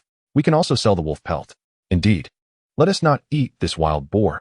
It's better to sell it, Niu Dongsheng chimed in. Niu Hong pondered for a moment, his face serious. Sister, brother Dongsheng. To be honest, I discovered a wild boar den last night. I plan to hunt another one tonight, ensuring we have both grain and pork in the future. Really?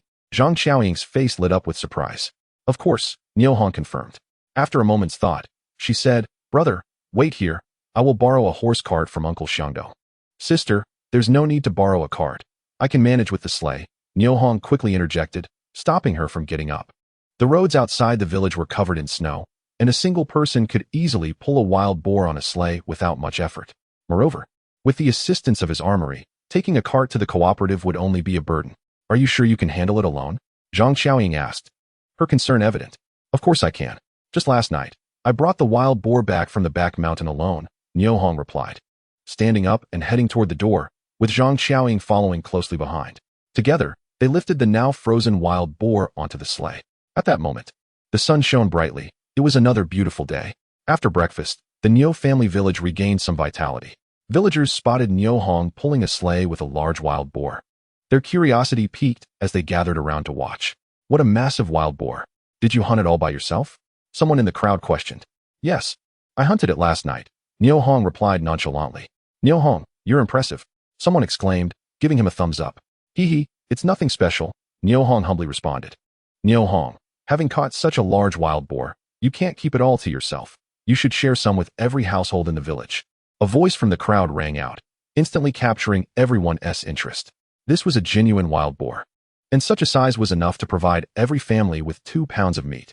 2 pounds is no small matter. Many villagers might not even taste meat in a year, just like Niu Lianxing's family did in the past. Hearing this, everyone turned their eyes toward Niu Hong, their mouths watering. Niu Hong felt a frown forming. He vividly remembered that his father, mother, and 3 siblings perished due to hunger, and no one in the village offered assistance at that time, the previous time his little sister starved. He scoured the entire village for food and only managed to borrow some from Dongxing's sister. No one else even lent him a grain of rice. His sister died of starvation while they thrived, which clearly indicated the problem. They had grain but refused to share with him. Now they urged him to distribute the wild boar among the villagers. They were truly taking advantage of his good nature, treating him like a fool. After a moment of contemplation, he declared loudly, Uncles, grandfathers, brothers, and younger siblings, I apologize, but this wild boar is not for sharing. I intend to sell it to the supply and marketing cooperative. Please allow me to pass. Niu Hong, do you have any conscience at all? Can't you see that the villagers are barely making ends meet?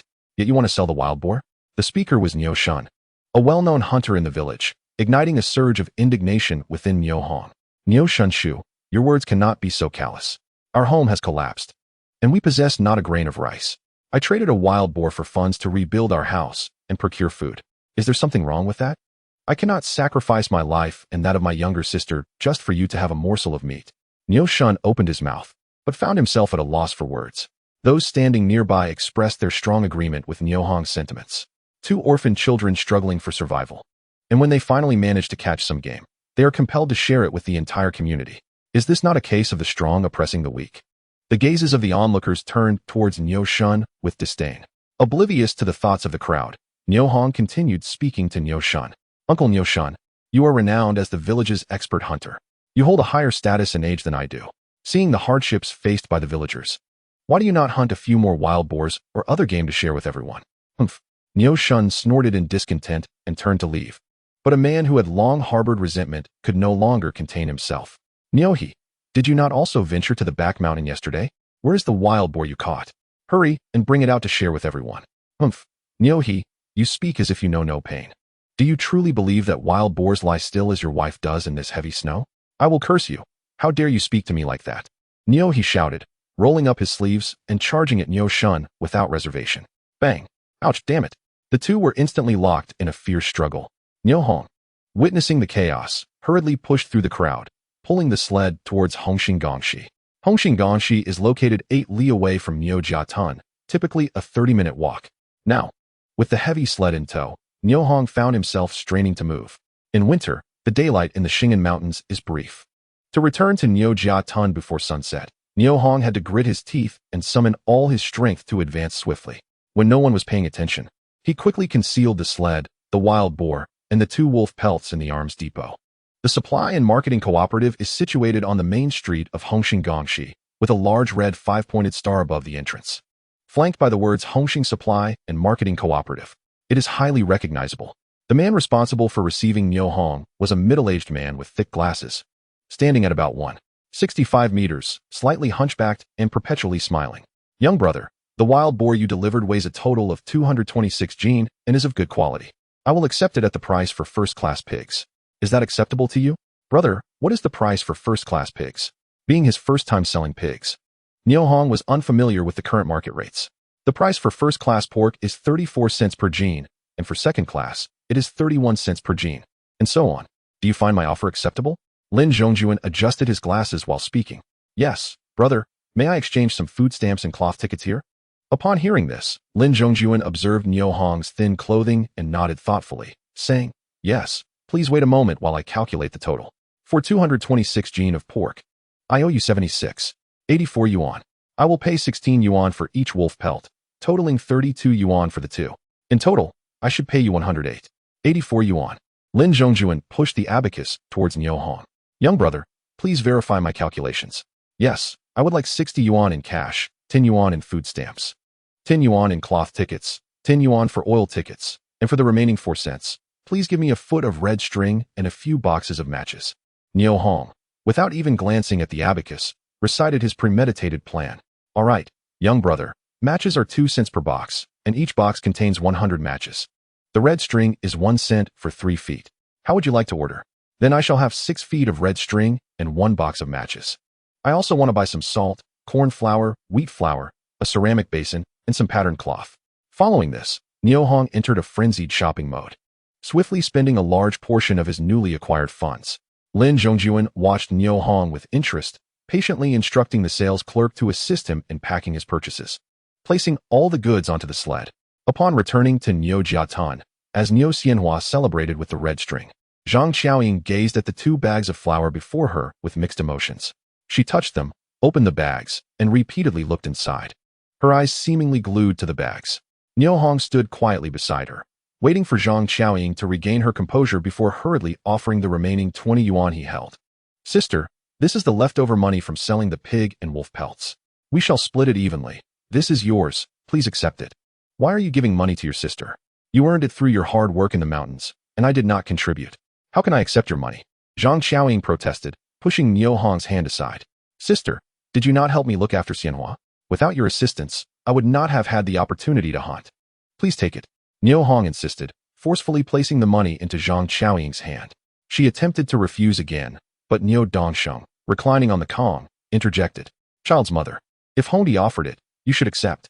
Zhang Xiaoying tightly grasped the cash, her eyes misting over. With money, food, and the patterned cloth resting on the Kong, she felt as though she had entered a dream, a beautiful dream from which she did not wish to awaken.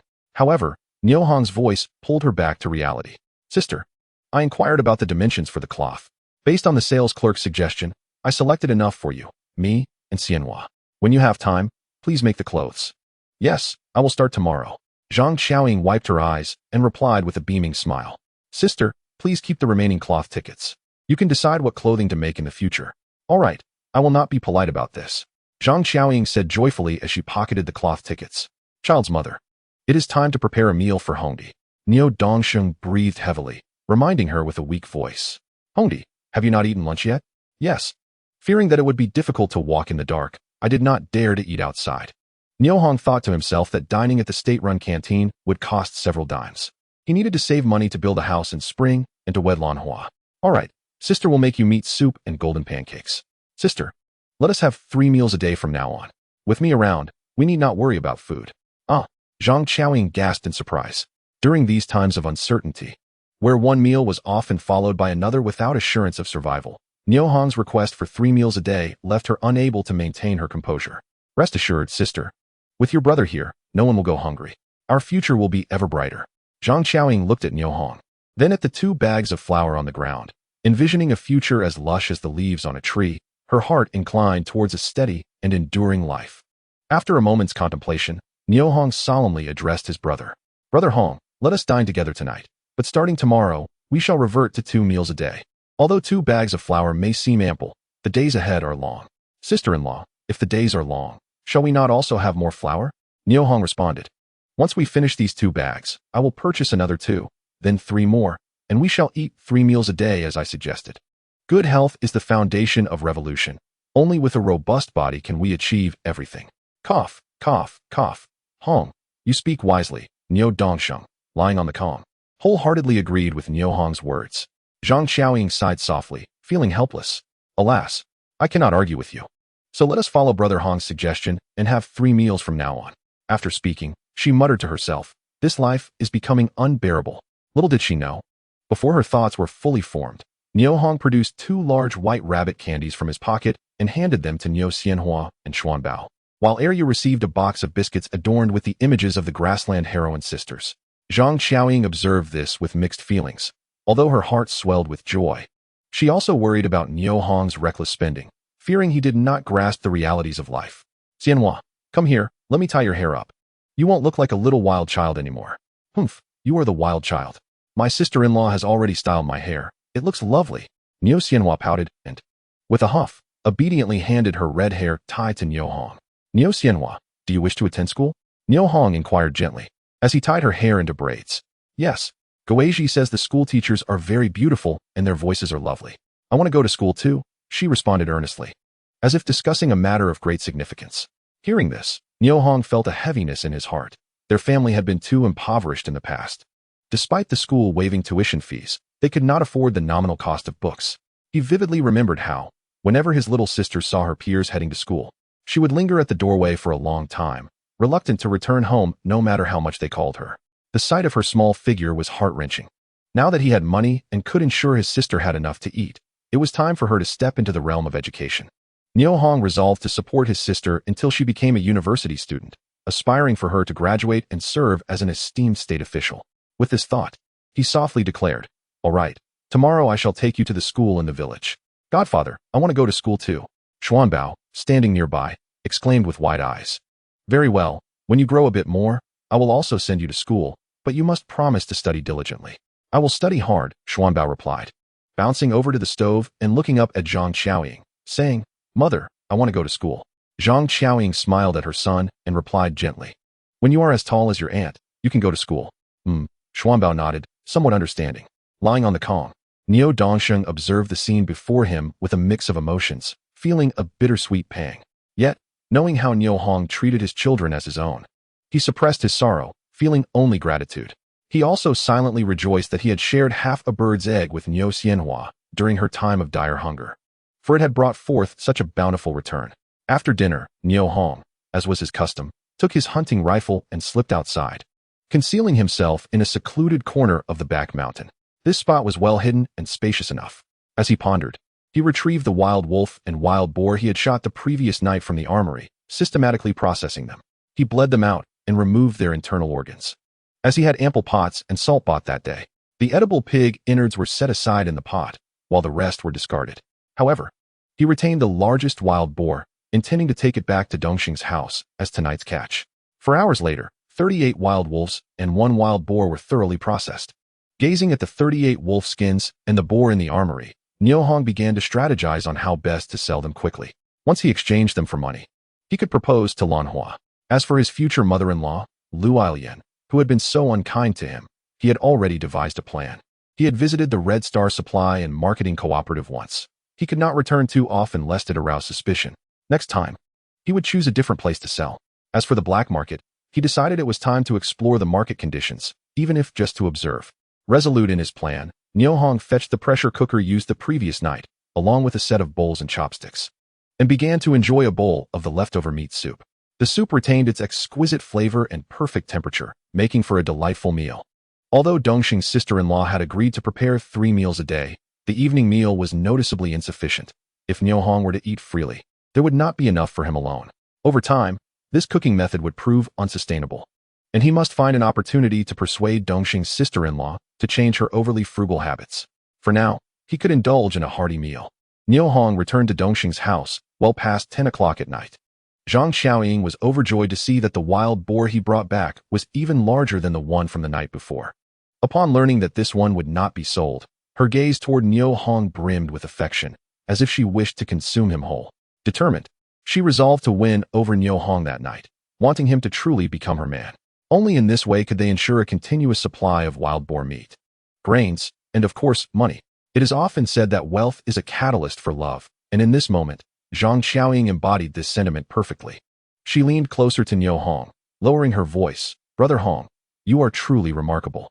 Sister-in-law is so happy today. I will prepare you a special meal tonight. Niu Hong smiled, but did not respond. After Zhang Xiaoying finished speaking, she entered the house to fetch the pot and salt.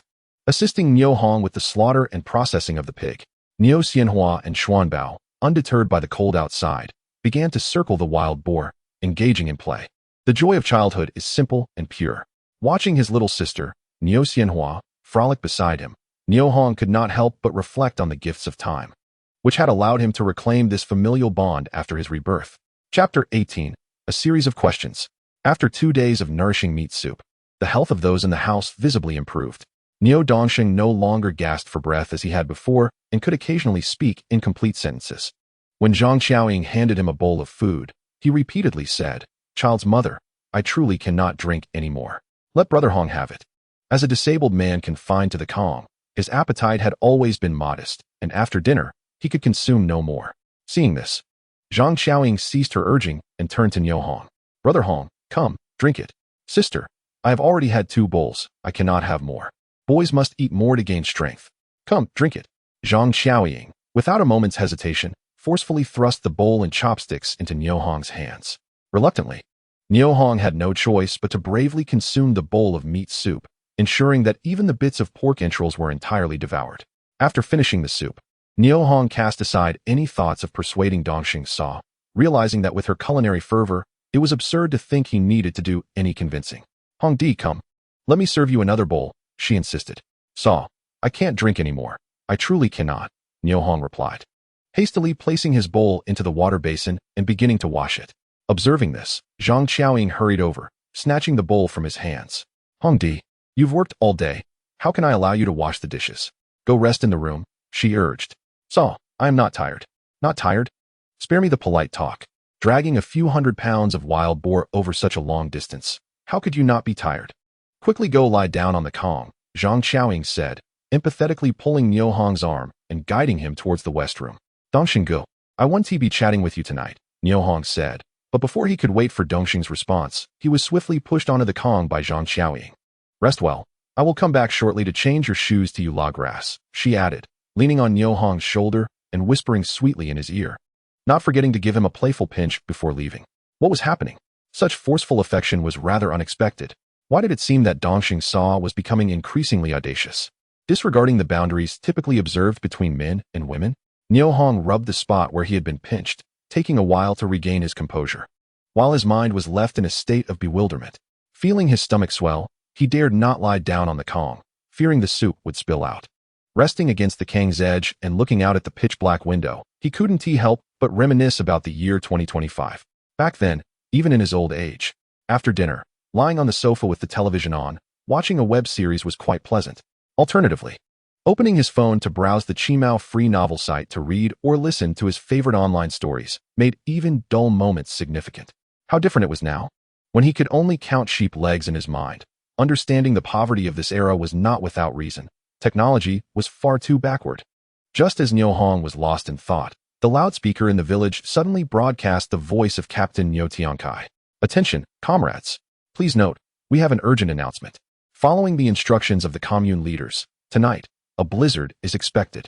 Please take precautions and promptly clear the snow from your roofs to prevent the heavy snow from collapsing your houses." As Captain Niu Tiansai's announcement concluded, many villagers of Nijiatan became thoroughly unsettled. Without waiting for the broadcast to finish, Zhang Xiaoying hurriedly carried an oil lamp to the west room. "Hong Di, a blizzard is coming." "Indeed, this dreadful weather is quite peculiar," he replied. "For 3 years there was drought, and now it's a continual barrage of heavy snow. If the heavens are intent on causing trouble, they might as well target another place. Why torment us so?" Zhang Xiaoying lamented, placing the kerosene lamp on Niu Hong's Kong. He was momentarily taken aback and softly said, "Sa, you should go rest with Dongxing Gu. I will take care of things here. In the middle of the night, I will go out to clear the roof and ensure the snow doesn't collapse the house." How can I let you do all the work alone? I will help you, she insisted, extinguishing the kerosene lamp and climbing onto Niu Hong's Kong. Saw you. Before Niu Hong could finish his sentence, he felt two arms tightly encircle him in the dark, accompanied by a warm, soft face pressing against his. Hongdi, staying up late alone can be tiring. But if we chat together, it won't be so bad. As she spoke, her small hand began to wander restlessly. Niu Hong felt a rush of cold sweat, and he quickly pressed down on her small hand. Dongxing saw, he hasn't fallen asleep yet, Niu Hong managed to say, but as he spoke, the arm that had been tightly wrapped around him slowly released, and the hand he had gently pressed was withdrawn at the same moment. Hongdi, do you think anyone will die in our village from this heavy snowfall? Zhang Qiaoying asked softly in the dark. Ah, Niu Hong exclaimed, startled, wondering why such a topic had arisen in the dead of night. It was unsettling. He was at a loss for words. Hongdi, when will this dreadful famine ever end? Zhang Qiaoying sighed, and Niu Hong felt a slight relief, thinking this topic was somewhat normal and not too frightening. After a moment of contemplation, he responded, Saw, as long as there are wild beasts in the mountains, we will not go hungry, and the famine will not reach us. So do not worry. But alas, Zhang Qiaoying sighed deeply, thinking that Hongdi was still too young to grasp the deeper meaning behind her words.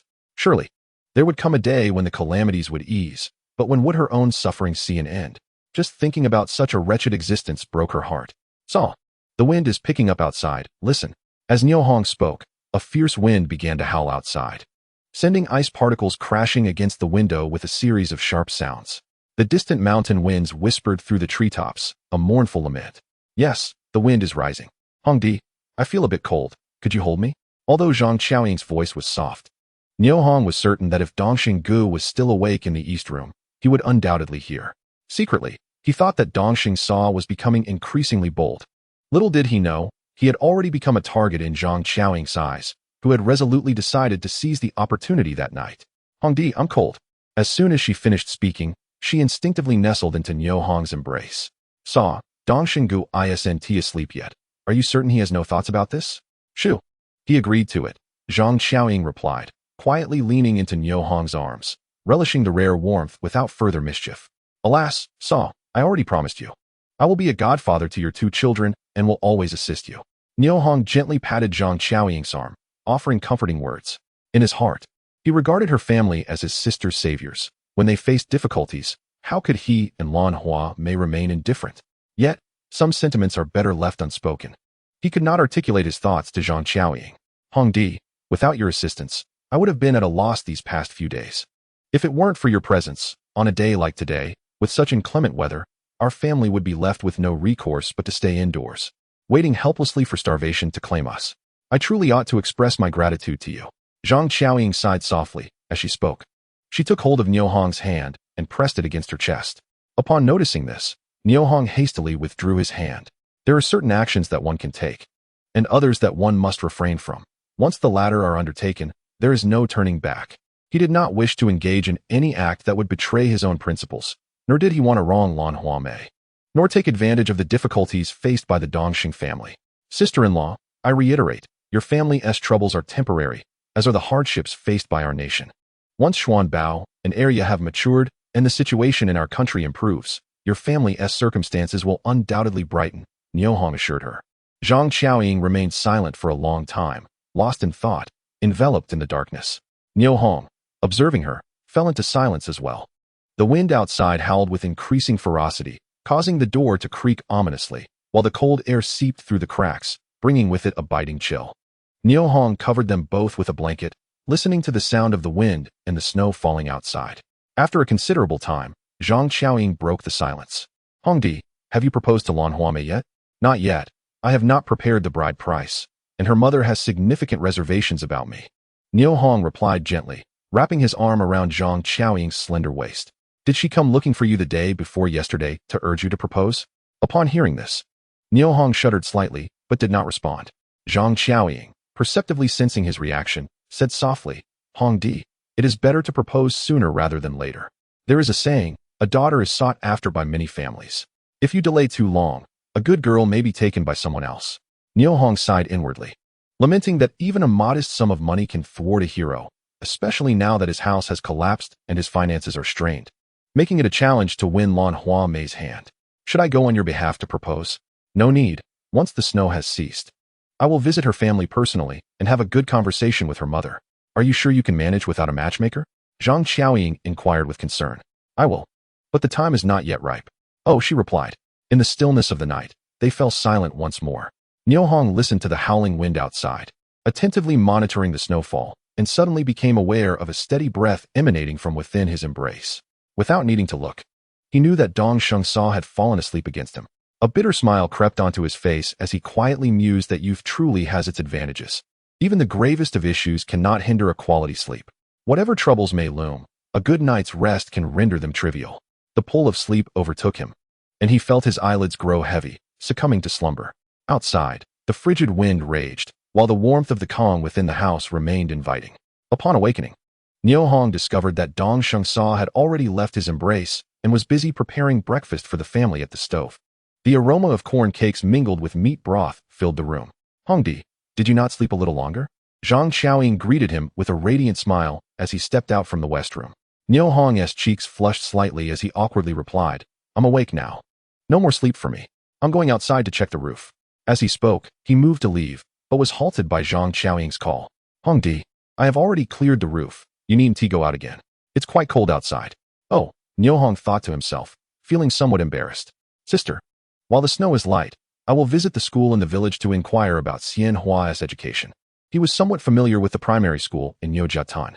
Due to the low number of students, only 1 or 2 grades were offered. And as the children grew older, they would eventually transfer to a larger school in a nearby village. The primary school had only 2 teachers, both of whom were female. One was around 40 years old, surnamed Du, and known as Teacher Du, while the other was in her 20s, surnamed Yao, and known as Teacher Yao. Both teachers were beloved by their students and were diligent in their duties, earning a commendable reputation among the villagers. Upon hearing that Niu Hong intended to visit the school, Zhang Xiaoying straightened at the stove and smiled. Yes, go ahead, be quick about it. Breakfast will be ready soon. And do not forget you need to go to Ma Jiazhuang today. All right, sister, Niu Hong replied, pushing open the door and stepping outside. Walking through the thick snow, he surveyed the desolate street, and suddenly, he noticed a well-prepared black-billed pheasant in his hands, weighing a hefty 7 or 8 pounds. To his surprise, despite the urgent announcement from the village chief Niu Tian Kai over the loudspeaker, the children's enthusiasm for attending school remained undeterred. At that moment, a few parents had gathered at the school gate, both men and women, young and old, accompanying their children. Upon seeing Niu Hong approach with the pheasant in hand, a familiar face, Niu Senjin, could not help but greet him. Niu Hong, where did you manage to catch such a large pheasant? Niu Hong smiled back, recognizing the villager. Ah, Senjin, I didn't catch this pheasant. I was fortunate enough to find it in the back mountains. Are you here to send your grandson Shirtu to school? Niu Senjin laughed heartily, pointing playfully at Niu Hong. You lad, don't think I don't know you ventured into the depths of Mao Air Mountain the other day. You must have some skill to return safely. Oh, I got lost and stumbled upon a few wild chickens. I truly had no idea that was the deep forest of Mao Air Mountain. Had I known, I wouldn't have dared to venture in, Niu Hong said, glancing at the black-billed pheasant in his hands, a look of trepidation crossing his face. Brother Niu Hong, is that wild chicken really yours? Villager Niu Air who inched closer, his eyes fixated hungrily on the pheasant's legs. Of course it is real. Everyone knows I'm not a hunter, Niu Hong replied, watching Niu Air who's exaggerated enthusiasm. Tomorrow I'll try my luck in the back mountains too. Niu Air who said with a goofy grin, speaking to himself. Other parents, having just dropped off their children and preparing to leave, gathered around upon hearing the commotion, their faces awash with envy at the sight of the sizable pheasant. In these days of scarce food, where many were barely getting by, who could maintain composure in the face of such temptation? Their gazes towards Niu Hong were filled with admiration, curiosity, and even a hint of jealousy. Niu Hong, however, paid no mind to their looks and turned to Niu Senjin. Senjin, do you know if the village school is still accepting students? Chapter 20. You misunderstand. Upon hearing this, Niu Senjin glanced again at the pheasant in Niu Hong's grasp, realization dawning upon him. Niu Hong intended to present a gift to Teacher Du and Teacher Yao. He quickly responded, yes, they are accepting students at any time. Teacher Du just entered the office. You should hurry over to speak with her. Thank you, Uncle Sanjin. Niu Hong expressed his gratitude and entered the school, carrying a Singji. The campus was modest, transformed from the original estate of the landlord Niu Laokai. Upon entering the gate and navigating around the shadow wall, one would find a row of tiled houses. On the left were the offices and dormitories of the teachers, while the right housed the classrooms where the children attended lessons. Noticing someone entering the campus, the elder Du Huairu proactively stepped out of her office to greet him. "Comrade, whom are you looking for?" Niu Hong looked at the middle-aged woman before him.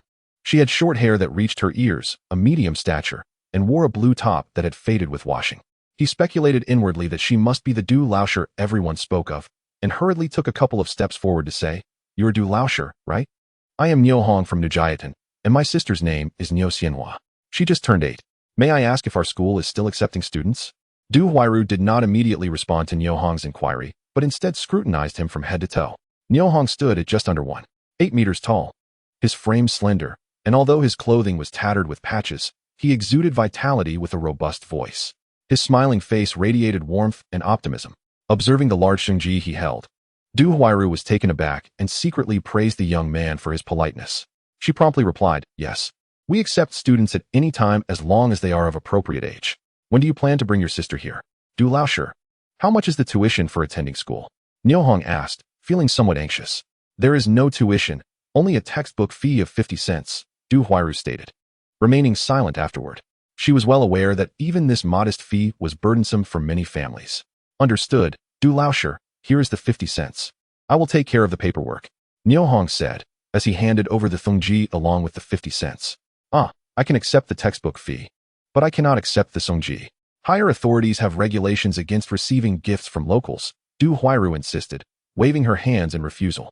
Seeing her reaction, Niu Hong quickly thought of a solution and said, "Du Laosher, you misunderstand. This is not a gift. I found this songji on my way here, in the heavy snow. It would be difficult to locate its owner, so I thought to bring it to the school for you to prepare for the children, to nourish their health." Niu Hong spoke earnestly, his sincerity leaving no room for doubt. Du Huairu, smiling at the earnest young man who was so adorably earnest, found her impression of him elevated further.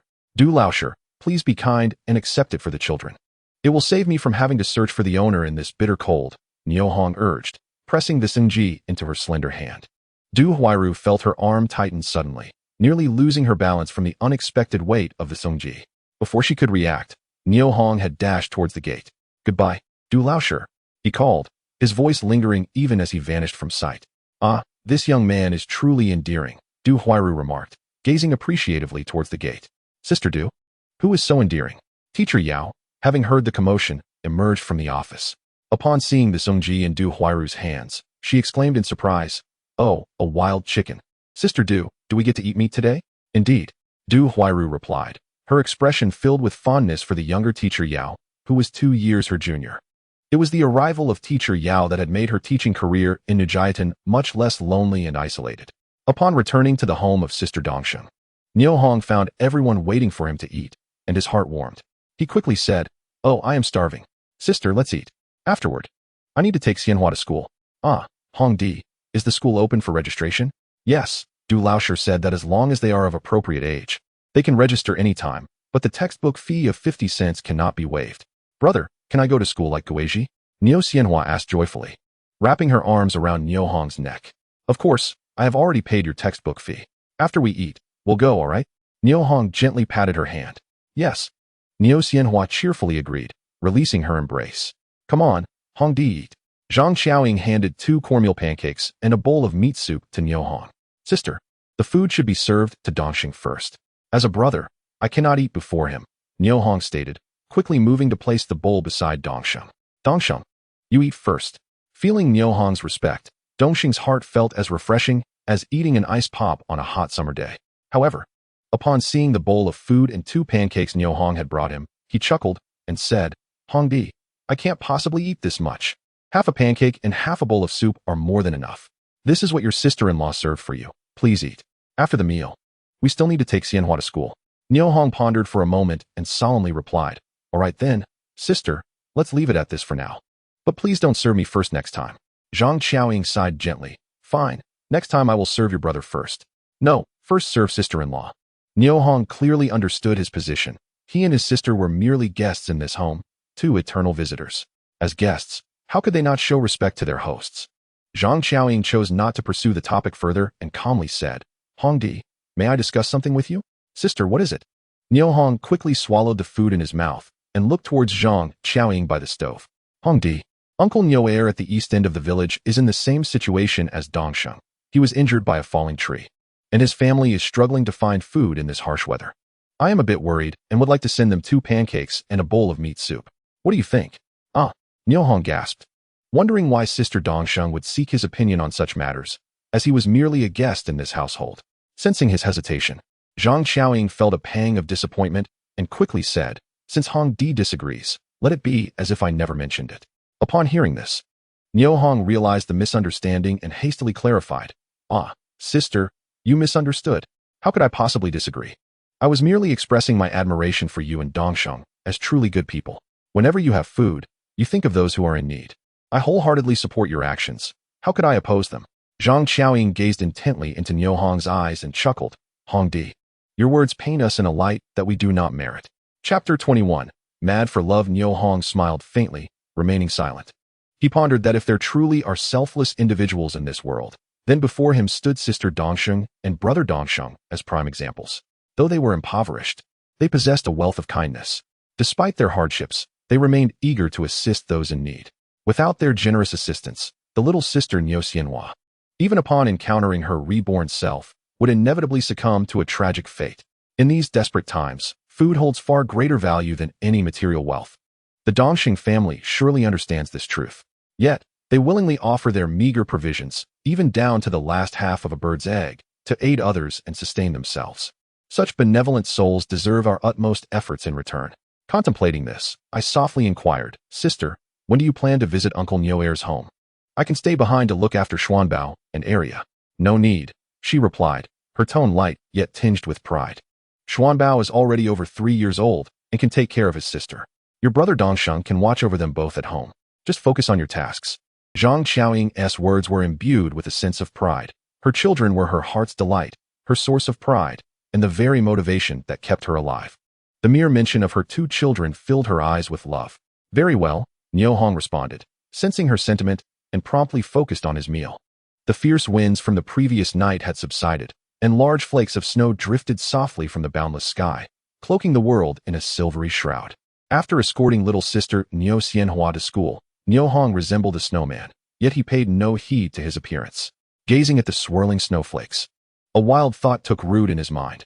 At this very moment, he yearned to see Lan Huamei, longing to frolic with her beneath the dancing snowflakes, just as they did in their childhood, relishing their shared moments of joy.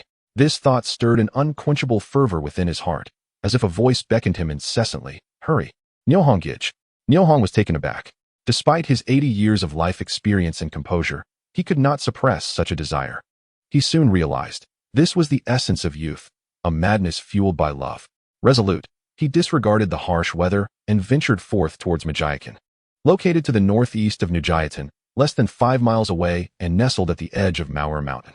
Upon exiting the village, the snowfall intensified and the wilderness was devoid of any human presence, save for the flurries of snow.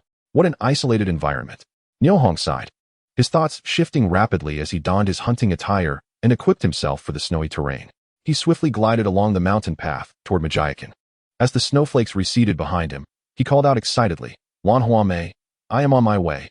The dreams of his past, the unfulfilled regrets, finally presented him with an opportunity for redemption, a love that transcended time. Though belated, he was determined to arrive. As he sped along on his snowboards, he suddenly caught sight of an animal foraging in the snow on a nearby hillside and quickly halted. A thought flashed through his mind, and a sniper rifle appeared in his hands. Through the scope, he observed a herd of foolish roe deer grazing. The deep snow in the mountains forced them to the outskirts in search of thinner patches. They pawed the snow with their front hooves, engrossed in their meal. 1, 2, 3, 9. Niu Hong stood still, aiming through the scope and astonished by the number of deer before him. He set down his rifle and sighed, gazing at the hillside.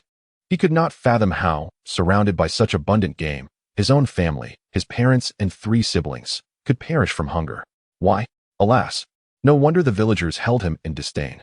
Niu Hong sighed once more, unwilling to delve deeper into the reasons. In these extraordinary times, many had perished from hunger. Those who had departed could not be pursued. It was futile to investigate further. It was the living who needed to strive for survival. He shook off the snow atop his head and raised his rifle again. Aiming, he shot with precision. With a soft thud, the deer fell one by one. 2 startled deer fled to a higher slope, turning back to watch quietly. Niu Hong marveled at their foolishness. The two deer, with slightly rounded bellies, were spared intentionally. Niu Hong adhered to his principles in hunting. He preferred to let live rather than mistakenly take a life. He would never harm those he suspected to be pregnant. Quickly, he glided to the scene and gathered the 6 fallen deer into his arms. From his supplies, he retrieved a clay pot and some salt, preparing to bleed the remaining deer. The blood of the deer was consumable, and Niu Hong would not waste it. He also collected some of the deer's internal organs for storage. Within the confines of his supplies, time stood still, and food remained eternally fresh. The deer's blood was a precious commodity, rich in nutrition and medicinal value, worthy of preservation. The emptied deer could serve as a gift for his meeting with Lan Huamei. Though the connection between people may falter, gifts remain sincere. This deer, prior to the bleeding and evisceration, weighed around 70 to 80 pounds, quite substantial among its kind. Niu Hong was confident that such a grand offering would not cause Lu Ailian to cast him out, preventing him from meeting Lan Huamei. With thoughts of Ma Lan Hua invigorating him, Niu Hong hastened his work. Before long, he had stored the clay pot filled with deer blood and the prepared deer into his supplies. Once again on his snowboards, he quickly approached the outskirts of Majiakan. Niu Hong was intimately familiar with this village.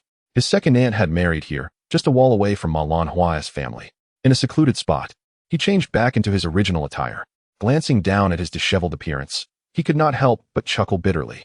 Dressed so poorly, he still harbored hopes of courting a girl, even dreaming of marrying her. It was no wonder he had missed his chance with Lan Huamei in his past life.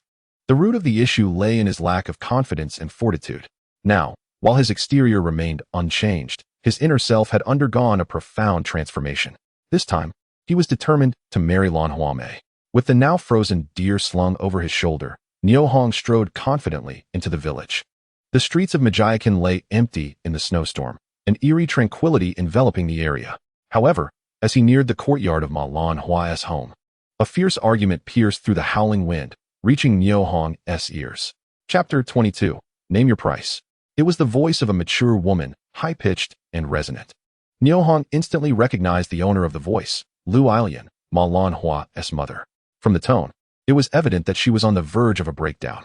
Ma Dong, you worthless scoundrel. Can you not act like a man and do something worthwhile? All you do is laze around. Are you a turtle or a tortoise? You never give anyone a moment's peace. Did you not see the state of our home now? Niu Hong stood outside the gate, listening to the commotion within, silently lamenting his ill-timed visit. Under such circumstances, how could he muster the courage to knock on the door of Lan Huamei's house? At that moment, through the gaps in the fence, Niu Hong observed the door swing open with a bang, and a figure hastily approaching the entrance. Despite the snow-covered ground making it slippery, it did not deter the person's resolute departure. It was Ma Dong, the father of Ma Lan Hua. Niu Hong recognized that familiar face instantly. At this moment, Ma Dong's complexion was ashen, his face contorted with anger, his gaze vacantly fixed ahead, completely unaware of the presence outside. When he furiously pushed open his own door and suddenly spotted Niu Hong standing beside him, he was startled, his body jolting, and he slipped, falling to the ground with a thud. This scene was witnessed by Ma Lan Hua, who had chased after him, and she cried out, "Father, what happened to you?" As she rushed over, she exclaimed, "Uncle, are you all right?" Niu Hong quickly set down the roe deer he had been carrying on his shoulder and stepped forward to assist. "Who are you?" Ma Dong, seeing Niu Hong covered in snow, with icicles hanging from his eyebrows and eyelashes, momentarily failed to recognize him and politely inquired, "Thank you, young man." At that moment, Ma Lan Hua approached, supporting Ma Dong with one arm, while also scrutinizing Niu Hong, who was adorned with frost. "Uncle, it's me, Niu Hong. Do you remember me?" Niu Hong introduced himself to Ma Dong. "Honggo, is it you? Why don't you come in and warm up?" Before Ma Dong could respond, Ma Lan Hua excitedly released his arm and dashed to Niu Hong's side. Observing this, Ma Dong inwardly grumbled, "Alas, a daughter grows up too fast. What started as affection has turned into enmity. This little cotton-padded jacket is now utterly useless for keeping me warm." Niu Hong glanced at Ma Dong and then at Ma Lan Hua, smiling as he said, "I happened to be passing by and coincidentally encountered Uncle Ma coming out." Ma Lan Hua, seeing the thick layer of snow on Niu Hong, immediately understood his predicament and playfully winked, smiling sweetly. "Let us go in and warm up quickly. Father, we have a guest, you needn't come out." With that, she took hold of Ma Dong's arm and led him toward the courtyard. Niu Hong, observing this, bent down to lift the roe deer from the ground and followed them inside. "Mother, we have a guest." Before entering the house, Ma Lan Hua already announced loudly, Lu Ai Lian, sitting inside and sulking, heard her daughter's call and muttered, "A guest? A guest? There's not a grain of rice in the house. How can we entertain guests? All they do is talk." Stubbornly, she remained seated, refusing to budge. "Mother, look who has come." Ma Lanhua cheerily pointed to Niu Hong as he entered the room. At that moment, even though Lu Ai Lian was still upset with Ma Dong, she had to rise to greet their visitor. However, just as she was about to speak, she realized that the person stepping inside was covered in ice and snow, with icicles hanging from his eyebrows and eyelashes, someone she did not recognize. Looking at Niu Hong with confusion, she asked, "Who are you?"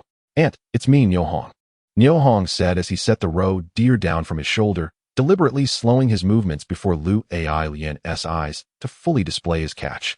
Niu Hong. The last syllable of his name was uttered in a pitch that soared beyond 8 octaves. "Get out.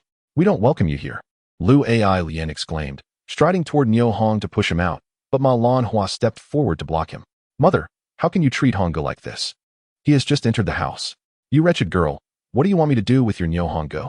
Lu Ai Lian glared at her daughter, her voice sharp with reproach. "Mother, a guest is a guest. How can you speak like that?" Ma Lanhua protested, stamping her foot in frustration. "Aunt, I was merely passing by and happened to encounter Uncle Ma leaving. I'll take my leave now." Niu Hong ready to step out, but then reconsidered, placing the roe deer down once more. Looking at Ma Lanhua, he said, "Sister Lanhua, this roe deer is something I just hunted. It's very fresh. Look, the blood is still congealing. I offer it to you to help nourish your body." Niu Hong extended the roe deer toward Ma Lanhua. "Hongo, this is too precious. I cannot accept it. Please take it away." Ma Lanhua shook her hands in refusal. "Humph." Lu Ai Lian, dissatisfied with the exchange, stepped forward, accepting the roe deer that Niu Hong had offered. "This roe deer, I will accept on behalf of our Lanhua. You may leave now." "All right, aunt. I shall take my leave immediately." Seeing that Lu Ai Lian was willing to keep the roe deer, Niu Hong felt a sense of relief and exchanged a subtle glance with Ma Lanhua before turning to exit. "Niu Hong, do come by often," Ma Dong warmly invited from the side. "Certainly, uncle. I rushed here today and forgot to bring you a bottle of wine. I will make sure to remember next time." Niu Hong replied with a smile. Ma Dong returned the smile and nodded. "Hongo, I will see you off." Hearing Ma Lanhua's voice from behind, Niu Hong abruptly halted, turned around, and addressed Lu Ai Lian, saying, "Aunt, I wish to marry Lanhua.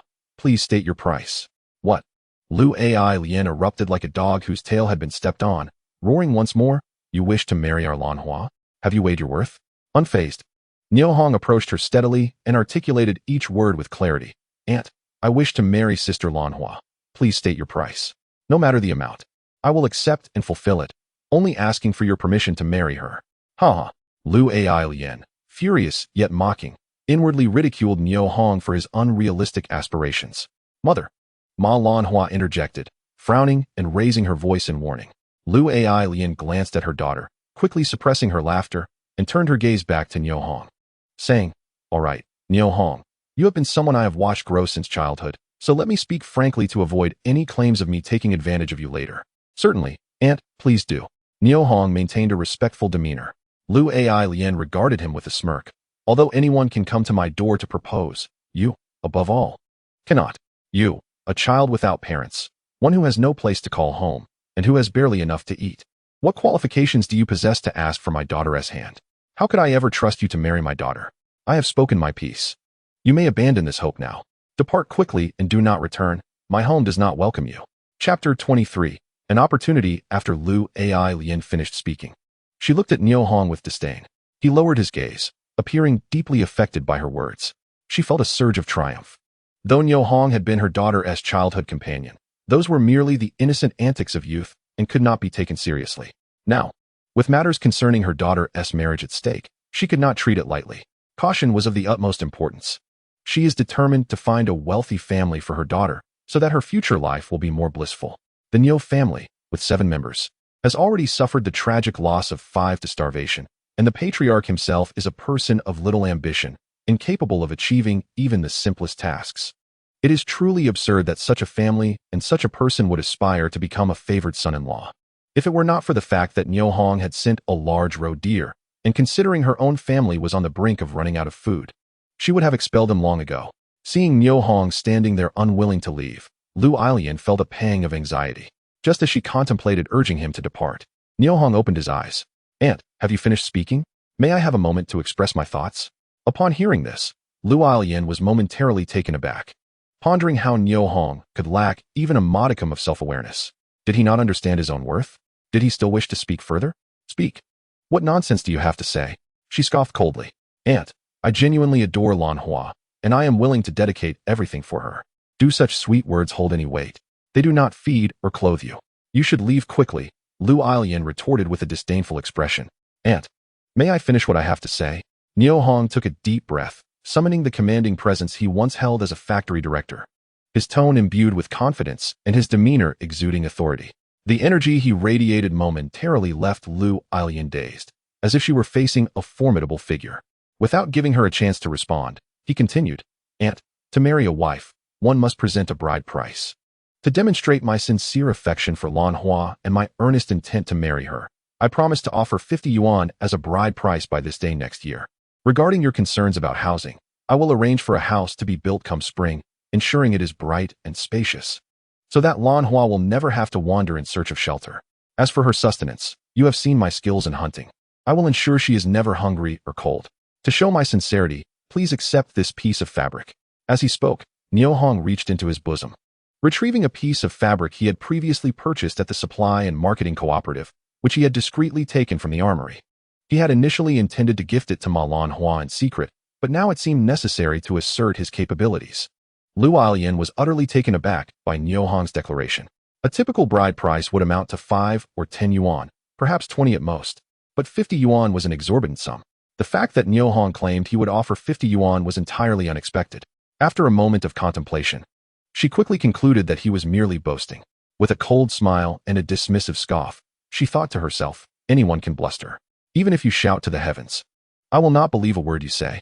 At that moment, however, she suddenly noticed Niu Hong presenting her with a piece of silk fabric made of georgette. Her eyes widened in astonishment. This was indeed a piece of silk. Such fabric was prominently displayed in the cooperative, so valuable that it could rightly be called a treasure. To her surprise, it had now appeared before her. Could it be counterfeit? As this thought crossed her mind, she snatched it from him, rubbing it between her fingers to confirm its authenticity, and finally exhaled in relief. Then, she became aware that this situation was rather unusual and turned to Niu Hong, inquiring, Niu Hong, how could you afford such an expensive piece of fabric? Surely, this isn't stolen? Upon hearing this, Niu Hong wore a wry smile and replied earnestly, Aunt, you've watched me grow up. You know my character. Have I ever taken anything that does not belong to me? I obtained this fabric by selling a wild boar I hunted in Mauer Mountain. It is the fruit of my labor. Lu Alian was so enamored with the fabric that she hardly paid his defense any heed, nodding in satisfaction. It is commendable for a young man to possess such filial piety. Here's what I will do. I will concede a little and give you a chance. Accepting a large roe deer and this piece of silk fabric is quite a substantial gift. If I do not grant you an opportunity, what if you become disheartened and reclaim your gifts? I would be left with nothing. After weighing the pros and cons, she decided to propose an almost impossible condition. Aunt, please go ahead, Niu Hong replied, pleased that his strategy had worked. He began addressing her with the respectful title of you. Lu Alian smiled warmly at him, tilting her head slightly to one side, feigning a congenial demeanor, and stated, by this day next year, you must present me with a bride price of 100 yuan, and I wish to see the bright and spacious house you mentioned. Only then will I consent to your marriage with Lan Hua. Otherwise, you shall never set foot in my home again to propose. Niu Hong understood her demands, but he was indeed taken aback by her conditions. Not 10 yuan, nor 30, nor even 50, but a staggering 100 yuan. Furthermore, he was expected to construct a house. Such a request was outrageous. He had initially proposed 50 yuan as a sign of his sincerity, yet she had audaciously inflated it to 100. Did she truly believe that such a sum could be conjured at will? What was Lu Alian thinking? Was she attempting to auction off her daughter? At that moment, Ma Lan Hua exclaimed, Mother, feeling ashamed of her mother's unreasonable demands, and greatly concerned that if Niu Hong truly failed to meet them, she would be forced to marry someone else. How could that be acceptable? Niu Hong glanced at the anxious Ma Lan Hua, his heart warmed by her concern. He smiled gently at her before turning back to Lu Alian. Aunt, I accept your terms. By this day next year, I will deliver the bride price. I kindly ask that you and Uncle Ma grant me a year's time. Of course, Uncle agrees, she replied. However, before her words could settle, Lu Alian's furious voice rang out. Ma Dong, go back to your room and stop embarrassing yourself here. Ma Dong, who had initially worn a smile, suddenly turned pale upon hearing her shout. Niu Hong could not help but inwardly criticize. After all these years, Uncle Ma still hasn't he changed his ways. At that moment, a frail voice drifted in from the west room. Could you refrain from arguing in front of guests? Don't you worry about making a fool of yourselves? As the voice echoed, an elderly man, leaning on a cane, emerged from the west room. Niu Hong recognized him as Ma Lanhua's grandfather, Ma Qianli, and hurried over to greet him. Hello, Grandpa Ma. Who are you? Ma Qianli inquired, his cloudy eyes scrutinizing Niu Hong, a look of confusion adorning his face. Grandpa, this is the Niu Hong I often mention to you, the nephew of Auntie Ping Chuan from next door, who frequently visited our home as a child. Ma Lanhua quickly interjected to introduce Niu Hong. Oh, guests have arrived at home. Why are you all standing? Please, take a seat. Lanhua, quickly fetch a cup of warm water for the guests to warm themselves. Ma Qianli warmly invited Niu Hong to sit and converse, completely oblivious to the earlier quarrel that had transpired within the household. Grandfather Ma, please do not stand on ceremony. I have matters to attend to at home. I cannot stay seated for long, Niu Hong politely remarked. In his memory, Ma Qianli had once been a formidable hunter, capable of providing for his family and even selling excess game at the market. It was due to the elder's affection that Ma Lanhua had grown up without want, nurtured like a little princess. Indeed, Ma Qianli must now be in his 70s. In the few months since their last meeting, the signs of aging had become starkly evident on his once vibrant form.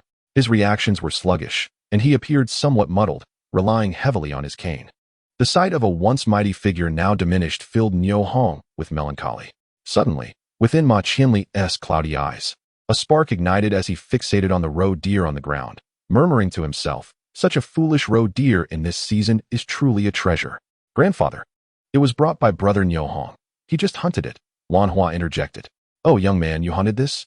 Despite his advanced age and some confusion, a glimmer of clarity remained in Ma Qianli's heart, especially regarding hunting. As a hunter, he understood how challenging it was to catch game in heavy snow and recognized the immense value of a single animal during these dire times. The fact that Niu Hong had delivered a whole, freshly caught roe deer to his home brought a smile of joy to the elder's weathered face.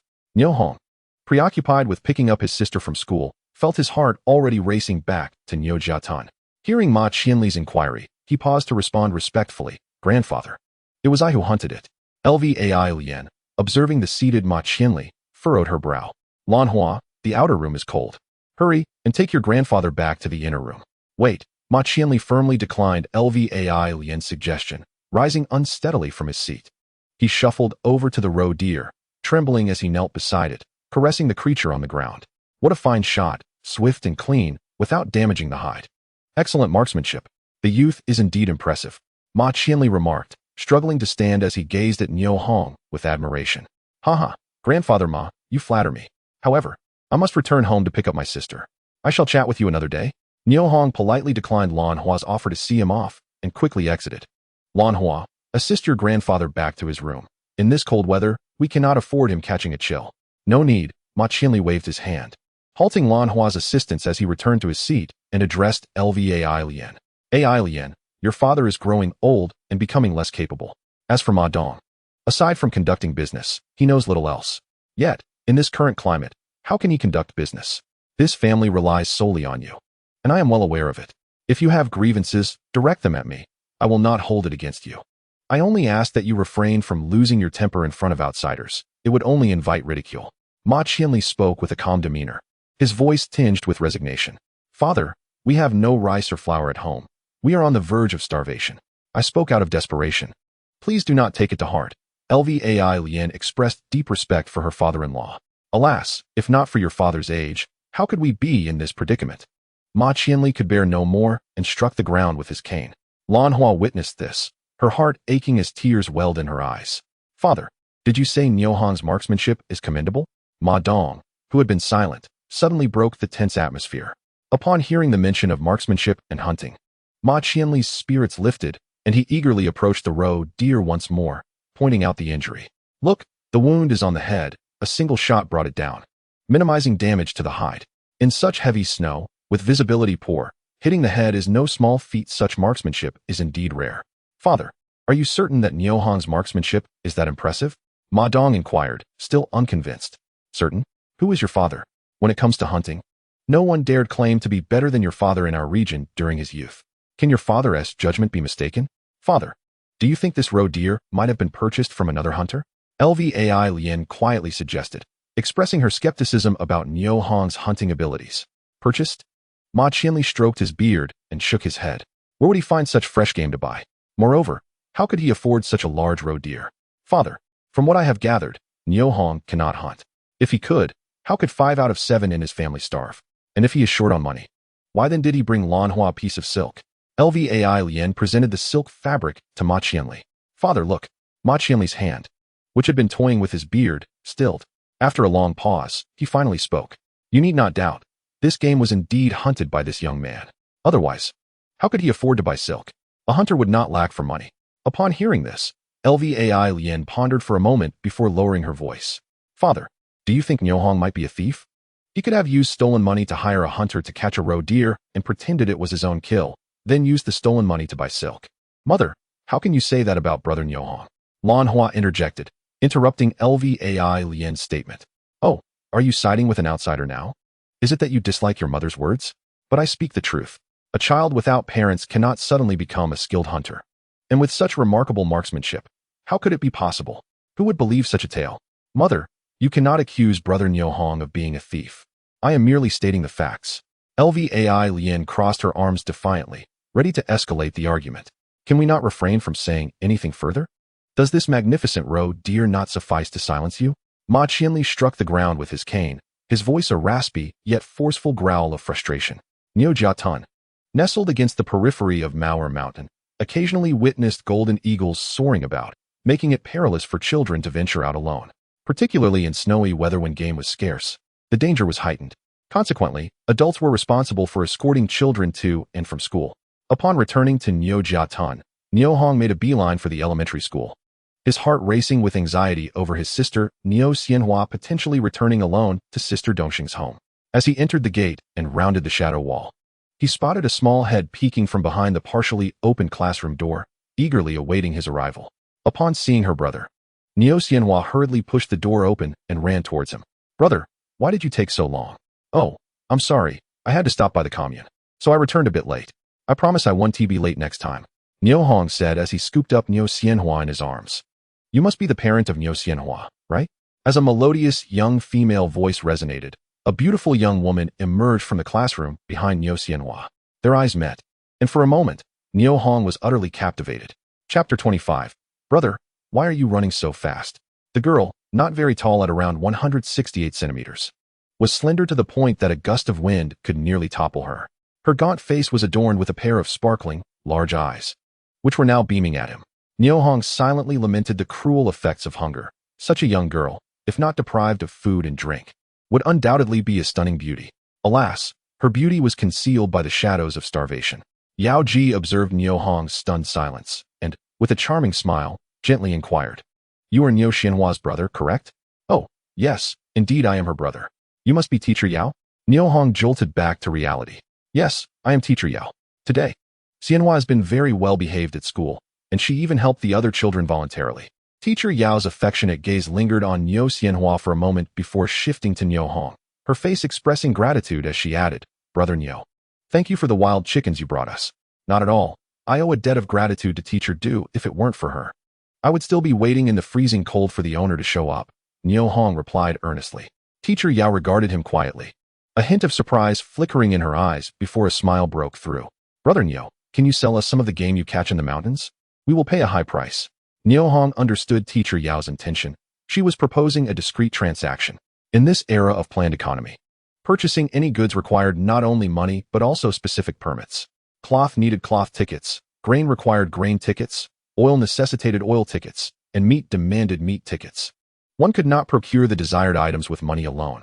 Everything was tightly regulated, confined within the parameters of planned control. This characterized the society of the time, planning. Yet, while the system was rigid, human needs were dynamic, and where there is demand, a market will emerge. Even if this market was clandestine and deemed illegal, it thrived among a limited populace, robustly existing as the black market, beloved by the lower classes. The needs of those in the black market could not be fulfilled through conventional channels. These individuals either sought money or goods, or even exchanged various permits. The primary advantage of transactions in the black market was that all goods evaded the stringent ticket requirements, and could be purchased with cash alone. Teacher Yao found herself in such a predicament, having money but lacking meat tickets. Certainly, Niu Hong replied without hesitation, then added, "Could you please take my sister inside to warm up for a while? I will return within half an hour." With that, he gently set Niu Xianhua down and swiftly departed. "Teacher, let's go inside. My brother said he would definitely come back," Niu Xianhua declared, taking Teacher Yao's hand as they made their way to the classroom. Outside, snow continued to fall, and the time had reached approximately 4:30 in the afternoon. The Xing'an Mountains were enveloped in darkness. Niu Hong walked along the desolate street, glancing around, finding it entirely deserted. Suddenly, he had a thought and hurriedly retrieved a roe deer from the armory, hoisting it onto his shoulder as he sprinted toward the school. The path was slippery, causing him to fall several times into the snow, but he quickly got back up and continued running. Upon reaching the school, both he and the deer were covered in snowflakes, resembling a peculiar snow creature. "Teacher Yao, I am back." Upon hearing his call, Teacher Yao and Niu Xianhua emerged from the office. "Brother, we are over here."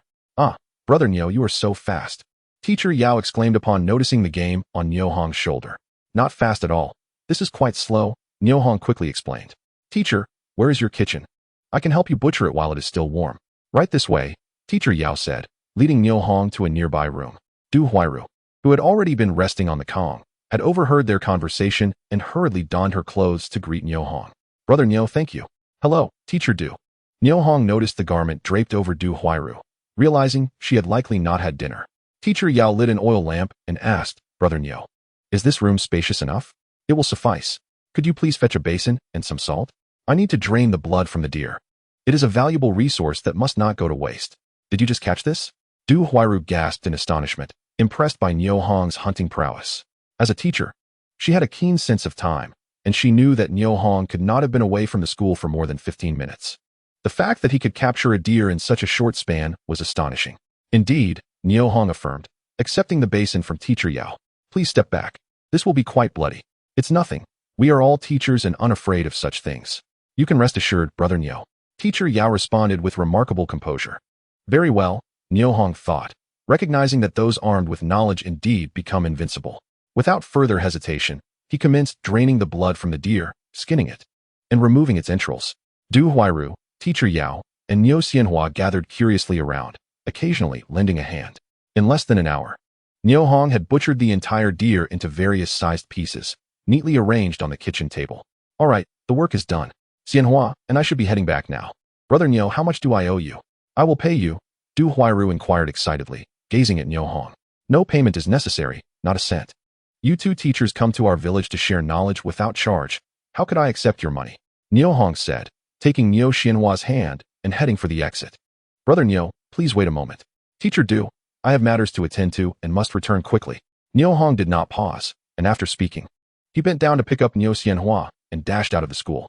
"Brother, why are you running so fast?" "Hee, I am training my speed. If I run faster, I can catch the game more swiftly."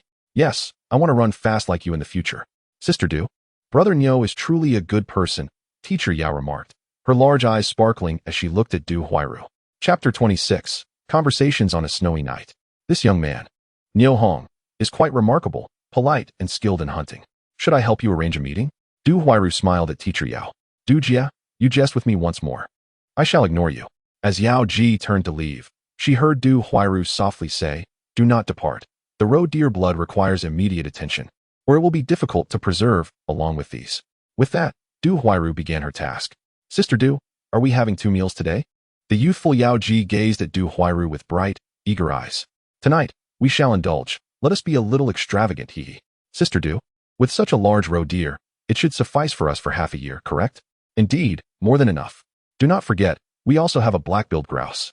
With the assurance of food and the alleviation of hunger, Du Huairu's spirits lifted, and she felt inclined to continue their conversation. "Yao Ji, you have turned 18 this year. Have you not?" "Yes, I have." "Alas, how can your parents be at ease with you, such a young lady, teaching in such a remote village?" Du Huairu sighed, feeling sympathy for her young colleague. Yao Ji, observing the busy Du Huairu, suddenly adopted a serious demeanor. "Sister Du, our family has many children. My teaching here means one less mouth to feed at home. It eases my parents' burden. Moreover, I can earn a salary." As she concluded, a hint of satisfaction appeared on Yao Ji's face. Upon returning to Dongxing Sa's home, Niu Hong distinctly sensed a heavy atmosphere enveloping the room. Hong Di, you are back.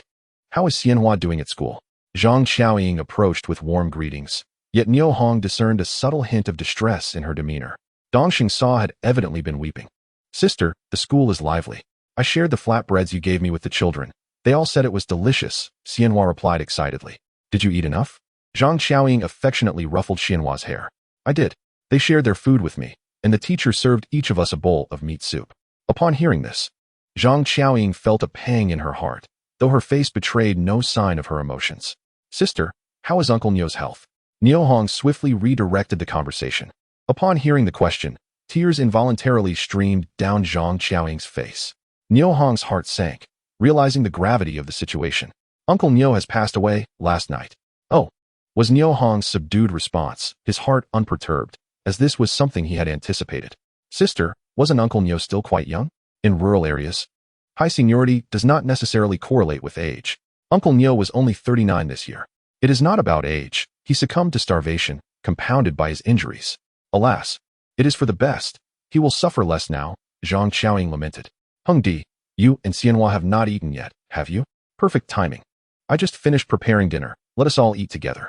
After washing her hands, Zhang Xiaoying began serving the evening meal. Wow, it's steamed buns. Xianhua exclaimed joyfully at the sight of the dinner. Niu Hong's expression mirrored her delight upon seeing the round, fluffy buns. In this winter of famine, to be able to savor fragrant buns made from white flour was an indescribable joy. While preparing dinner, Zhang Xiaoying recounted the origin of the buns. I took 2 flatbreads and a bowl of meat soup. Aunt Niu returned some wild vegetables, and I mixed in some wolf meat with wild chicken for the buns. Quickly, taste them. Are they not delicious? Delicious. They must be wonderful, Niu Hong praised, picking up a bun and offering it to Niu Dongsheng. Brother Dongsheng, have a bun. Hong Di, join us in eating. Niu Dongsheng accepted the bun and took a bite, only to erupt into a fit of coughing. Niu Hong quickly patted his back to ease his discomfort. After a lengthy moment, Niu Dongsheng finally regained his breath, offering an awkward smile. I ate too quickly and choked. No rush, no rush. Sister made plenty. Take your time, Niu Hong reassured him kindly.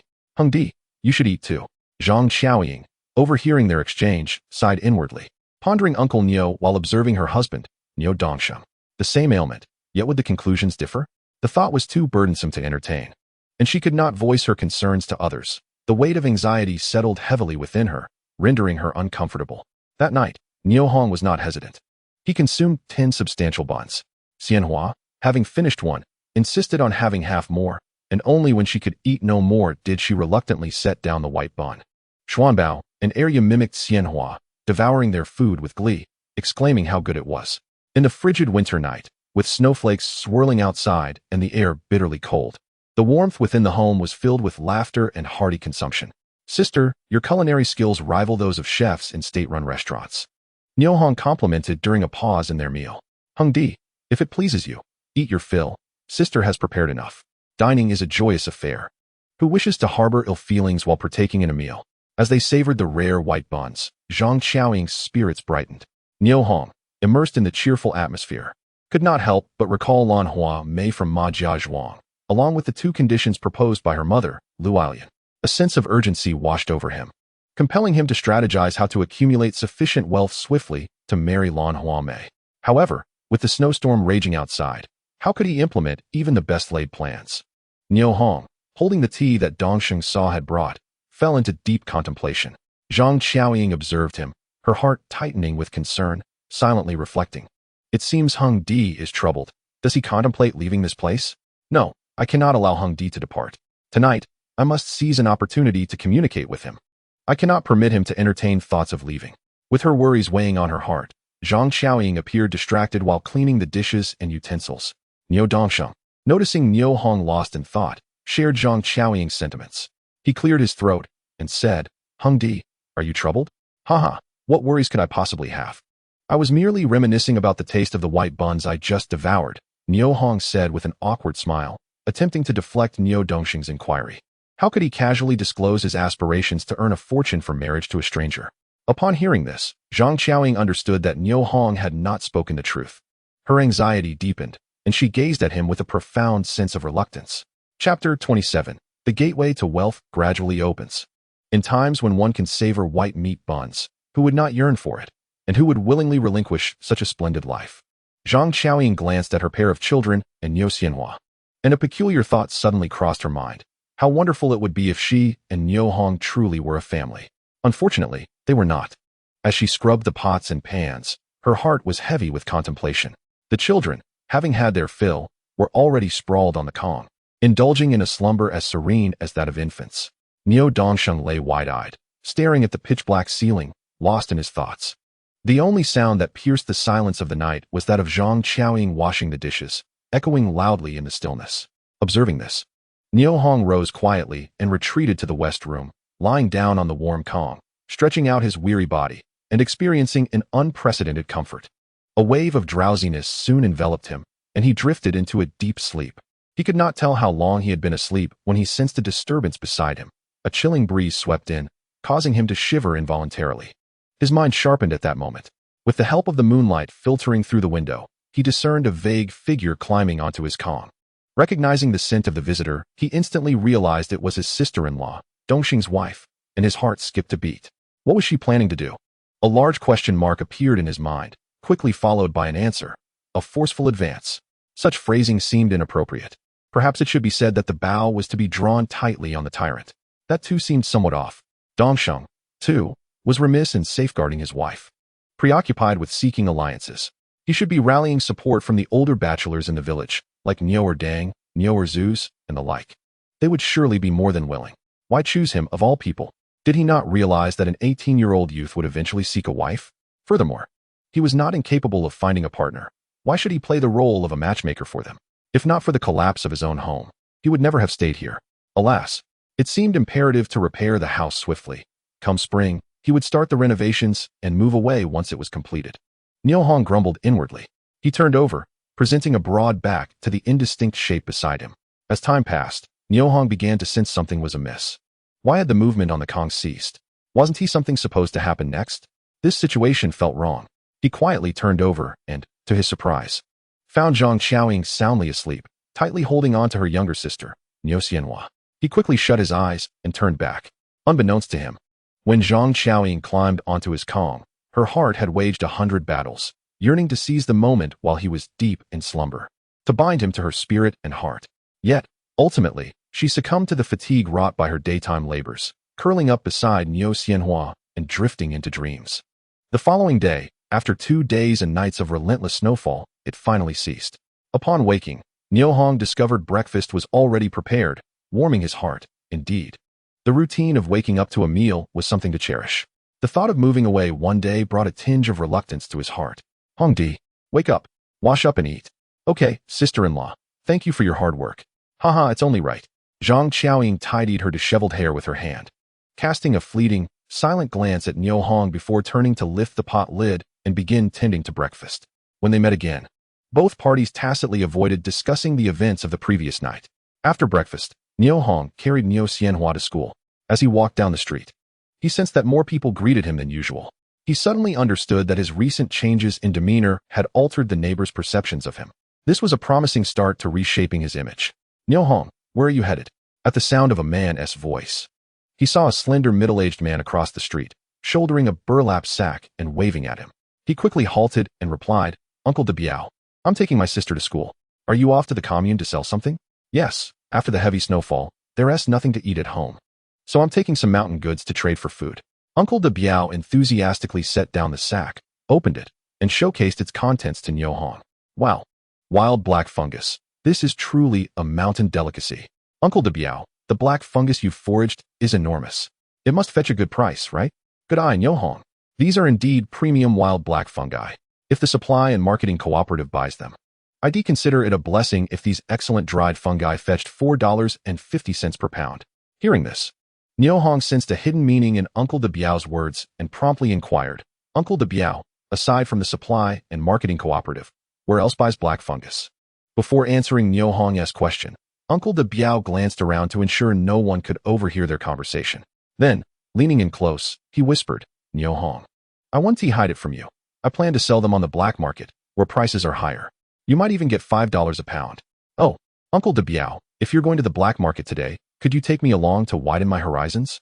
Sure, just take Xianhua to school, and I'll wait for you here. The black market is an informal marketplace where goods can be traded without the need for ration tickets, allowing for private transactions of any item. However, it is also a realm where might makes right, and the strong exploit the weak. In the black market, sheer force dictates the truth, and the more people one has, the easier it is to navigate. Thus, those who venture into the black market are particularly cautious, minding their words, steps, and negotiations, being especially careful with their finances and personal safety. Despite this, many are drawn to the black market because it allows for purchases without the need for ration tickets, only cash. When Uncle de Biao learned that Niu Hong was eager to accompany him to the black market, he was quite pleased. Niu Hong himself was astonished by how readily Uncle de Biao agreed to his request, promptly replying, "Okay, I'll be right back." With that, he scooped up Niu Xianhua and dashed toward the school. Before long, Niu Hong returned, panting heavily, frost accumulating on his eyelashes and brows. "Uncle de Biao, let me carry the black fungus for you." "No need. It's not heavy. I can manage." Niu Hong glanced at the black fungus on Uncle de Biao's shoulder, and his mind began to race. If a pound of black fungus is worth $5, then 10 pounds would yield $50, and 20 pounds would bring in $100. Estimating that Uncle de Biao's sack of dried fungus would exceed 20 pounds. It meant he could potentially earn around $100 from a single trip to the black market. $100 was no small sum, if memory served him right. There were black fungi growing on the tree trunks in the Hatta Mountain forests, and they were plentiful, naturally drying on the trunks. The quality was superior to what Uncle de Biao had gathered. If he made a few trips to Hatta Mountain to collect the black fungi and sell them on the black market, he would swiftly amass the $100 needed for a bride price. Coupled with the income from hunting, Niu Hong felt as though a door to wealth was slowly opening before him. Chapter 28. Into the Black Market. Niu Hong. It has come to my attention that you have taken residence at Dongxing's home and even assumed the role of a godfather to his 2 children. Upon hearing this, Niu Hong turned to Niu de Biao in astonishment, reflecting on how the relentless snow had failed to stifle the flow of gossip. Indeed, the villagers had ample leisure. Without hesitation, he responded affirmatively, "Yes, Uncle de Biao. When our home collapsed, my sister and I happened to be at Sister Dongxing's house seeking food, thus narrowly escaping disaster. After learning of our plight, Brother Dongxing and Sister Dongxing kindly invited my sister and me to stay with them. I initially intended to avoid imposing on them, but while clearing the snow, I sought out the team leader to request temporary accommodation until spring. However, team leader Niu Tiankai refused my request. As he spoke, Niu Hong's gaze drifted into the distance, contemplating the bitterness of life. Niu de Biao remained silent for a time before finally sighing, "Alas, this situation is indeed excessive. It is unfathomable how one could disregard kinship. Has your uncle sought you out?" "No," Niu Hong replied coolly, recalling his biological uncle, Niu de Tsai, and feeling only resentment devoid of familial affection. "Has he not inquired about your sister's well-being after the snow collapsed your home?"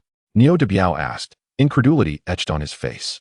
"Huh, Brother Dongxing and I are distantly related, and Sister Dongxing is even less so, yet they still provided my sister with sustenance, ensuring she did not starve. They offered us shelter, preventing us from freezing to death. As for my uncle, Niu Hong chose not to elaborate further. Was there any need to continue? Upon hearing Niu Hong's plight, Niu de Biao remained silent for a prolonged moment. As an elder of the clan, he felt a mixture of relief for Niu Hong's fortune and profound sympathy for him and his sister. 2 orphaned children, bereft of parental guidance, found no one to extend a helping hand during a natural disaster. Even Niu Tiankai, as the village leader, failed to represent the organization in rendering assistance to the suffering orphans, instead refusing their appeal for help. The indifference and apathy of Nijiatan were starkly evident, casting a chilling shadow upon the community. "Niu Hong, are you settling in well at Brother Dongxing's? If not, you are welcome to bring your sister to my home. There is ample space." In response to Niu de Biao's warm invitation, Niu Hong smiled faintly. "Thank you, uncle. My sister is growing, and with her needs as a young girl, there are some matters beyond my ability to address. Fortunately, Sister Dongxing is there to care for her." Niu Hong paused before continuing. "Brother Dongxing and Sister Dongxing are genuinely good people, yet regrettably, Brother Dongxing's health is not ideal, which is why I agreed to become the godfather of Xuanbao and area. Indeed, Dongxing is a good child, kind-hearted, but alas, you must have considered helping their family by becoming a godfather to those 2 children, correct?" "Uncle de Biao, to be candid with you, when I took my sister to Sister Dongxing's house to seek food, their family had scarcely half a bird's egg left. Yet they generously provided for my sister. Their family has shown us immense kindness." Upon hearing Niu Hong's account, Niu de Biao was profoundly shaken, rendered momentarily speechless. As they traversed the latter part of the road to the commune, silence enveloped them until they reached a small grove near the commune's edge, where Niu Biao finally spoke. Niu Hong, beyond this grove lies the black market. Remember to observe and listen intently, and speak little. Understood, Uncle Biao. Before long, the two entered the grove. Despite having endured 2 heavy snowfalls, the black market was meticulously maintained, cleaner than even the streets of the commune. At that moment, quite a number of individuals had gathered in the grove. Vendors displayed their wares before them, awaiting potential buyers, while those wishing to purchase goods wandered about in search of their desired items. The black market presented itself as a bustling rural fair at first glance. Niu Biao guided Niu Hong to an unoccupied area, set down a sack, and revealed the black fungus within. Shortly thereafter, a young man approached from their left, inquiring about the price. Uncle, how much for your black fungus per gene? Niu Biao refrained from verbalizing the price, instead gesturing with 5 fingers. 5 mao 5. The young man asked incredulously. No, it is 5 yuan 5. Niu Biao lowered his voice, stating firmly. Oh, that is too expensive. Would you sell it for 4? If so, I will take it all. Young brother, take a moment to examine the quality of this fungus. It is large and tender, and the taste is exceptional. I assure you, 5 yuan 5 is a fair price.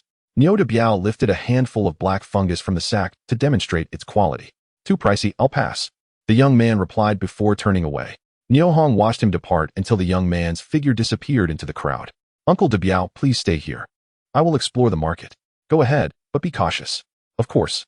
Niu Hong acknowledged and followed the path taken by the departing young man. As he ventured deeper into the market, he found that, despite the bustling appearance, the actual offerings were rather meager and few in number. However, Niu Hong inadvertently stumbled upon a pair of snowboards lying on the ground before an elderly man with white hair.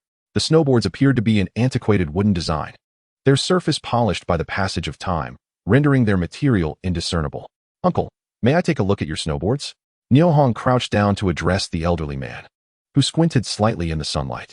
Certainly, these snowboards have accompanied me my entire life. They are sturdy, but I am old now and have no further use for them. I'd like to exchange them for a few coins to buy food.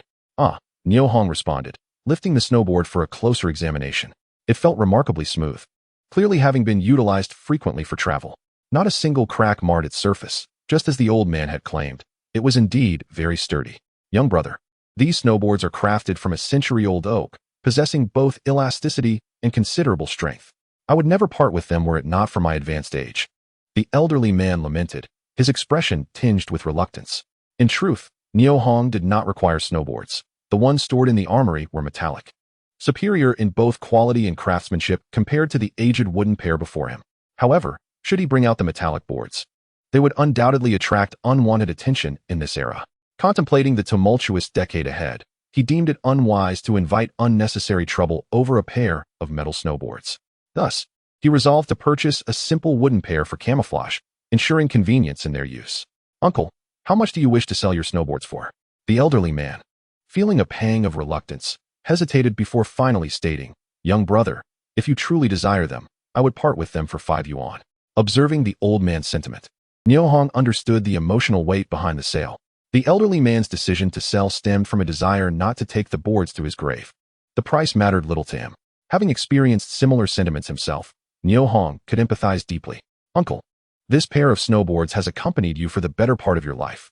Parting with it must surely evoke a sense of reluctance. How about this? I will offer you an additional 5 yuan, bringing the total to 10 yuan, as a means to forge a connection with the snowboards. What do you say? Upon hearing this, the elderly man's murky eyes sparkled momentarily, and a smile graced his face as he responded. Young brother, given such generosity, I cannot take advantage of you. Here, take this dagger for your protection. As he spoke, the old man drew a dagger from his waist and handed it over. Niu Hong received it with both hands. It felt surprisingly heavy. He hastily withdrew the dagger from its leather sheath and was taken aback.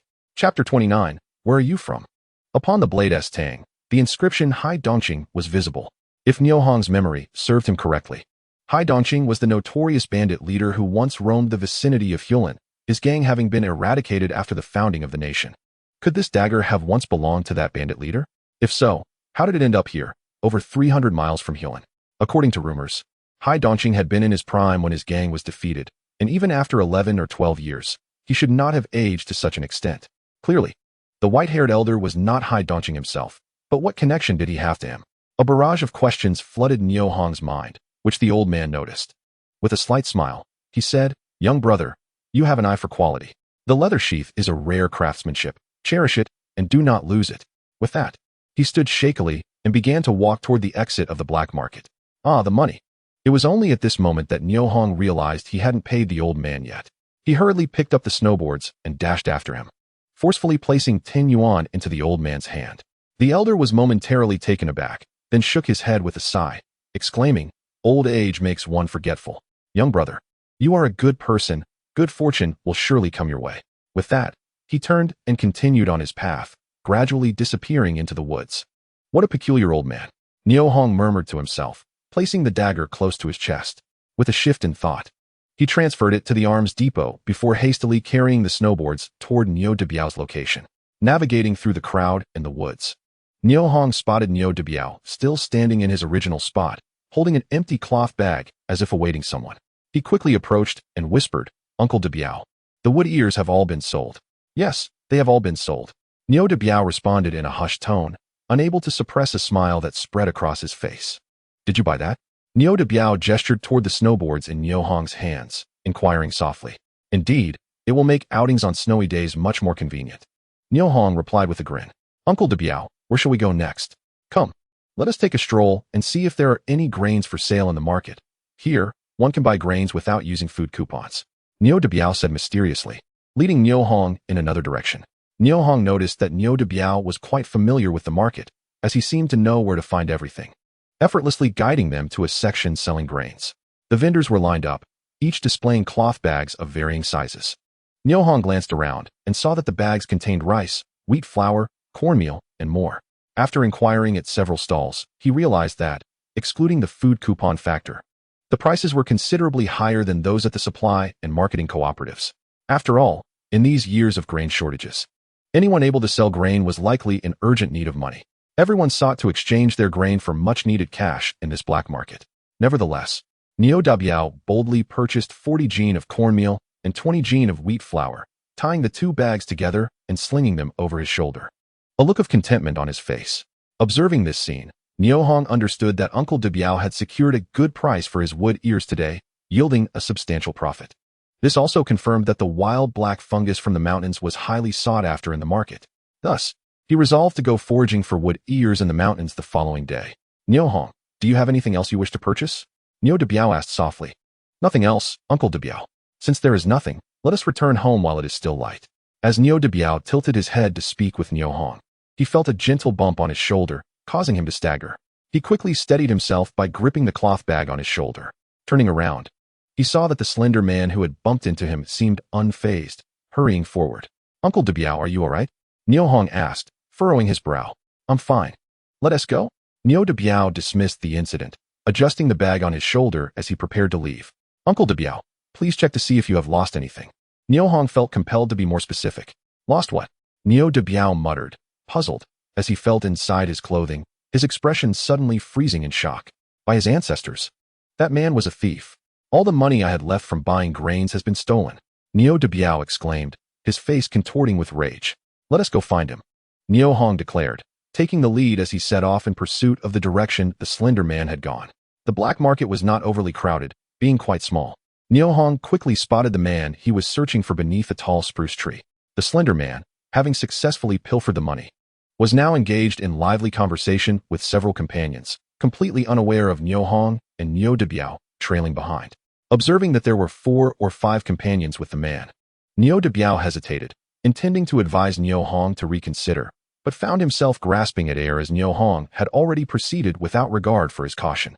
Niu Hong approached the slender man from behind and gently tapped him on the shoulder. "Brother, did you mistakenly take someone else's belongings?" Caught off guard, the slender man and his companions were momentarily stunned. "What belongings?"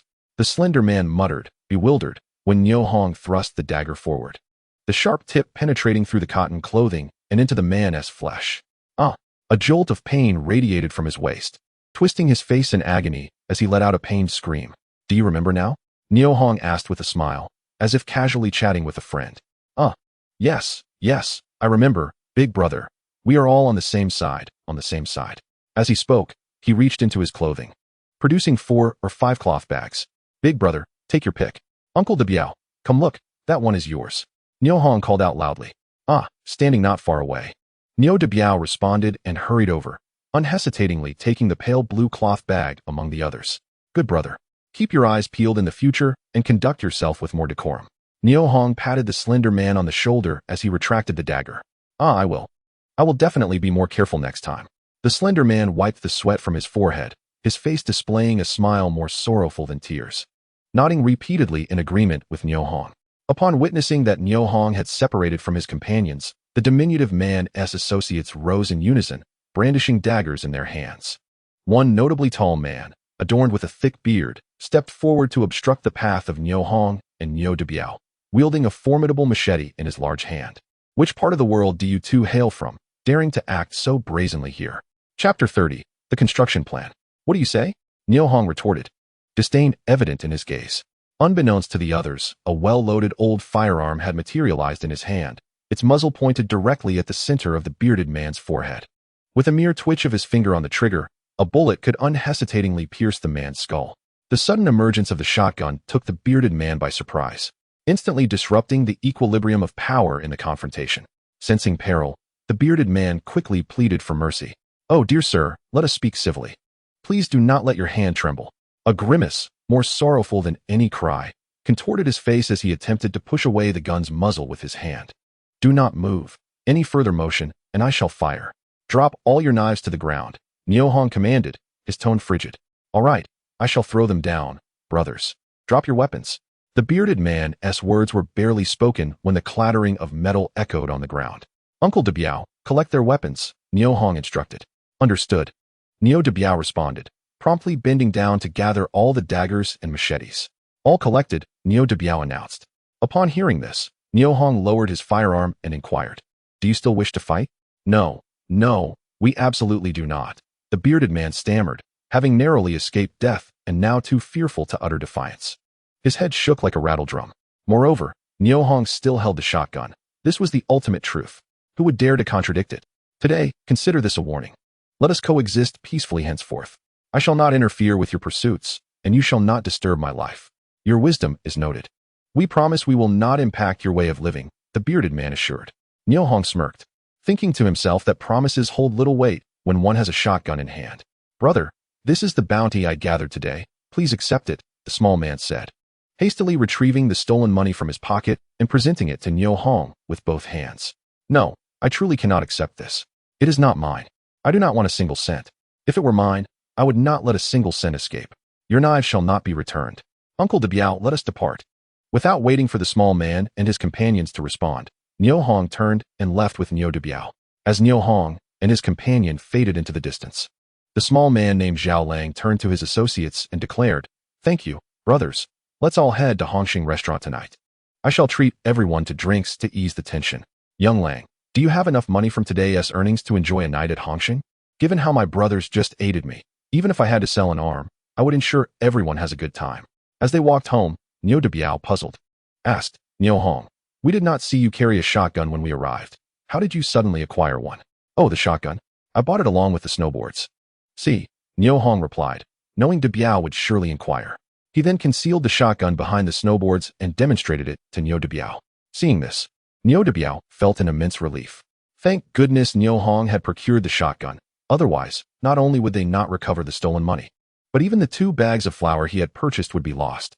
Niu Hong, you are truly clever. Otherwise, I would have suffered a great loss today. Let me express my gratitude. Take this bag of flour back home with you. As Niu de Biao attempted to remove the bag from his shoulder, Niu Hong quickly interjected. Uncle de Biao, there is no need to be so polite with me. Uncle de Biao, about today's incident. It would be best not to speak of it to outsiders once we return to the village. After all, it is not a pleasant matter. Indeed, it would be too embarrassing to share.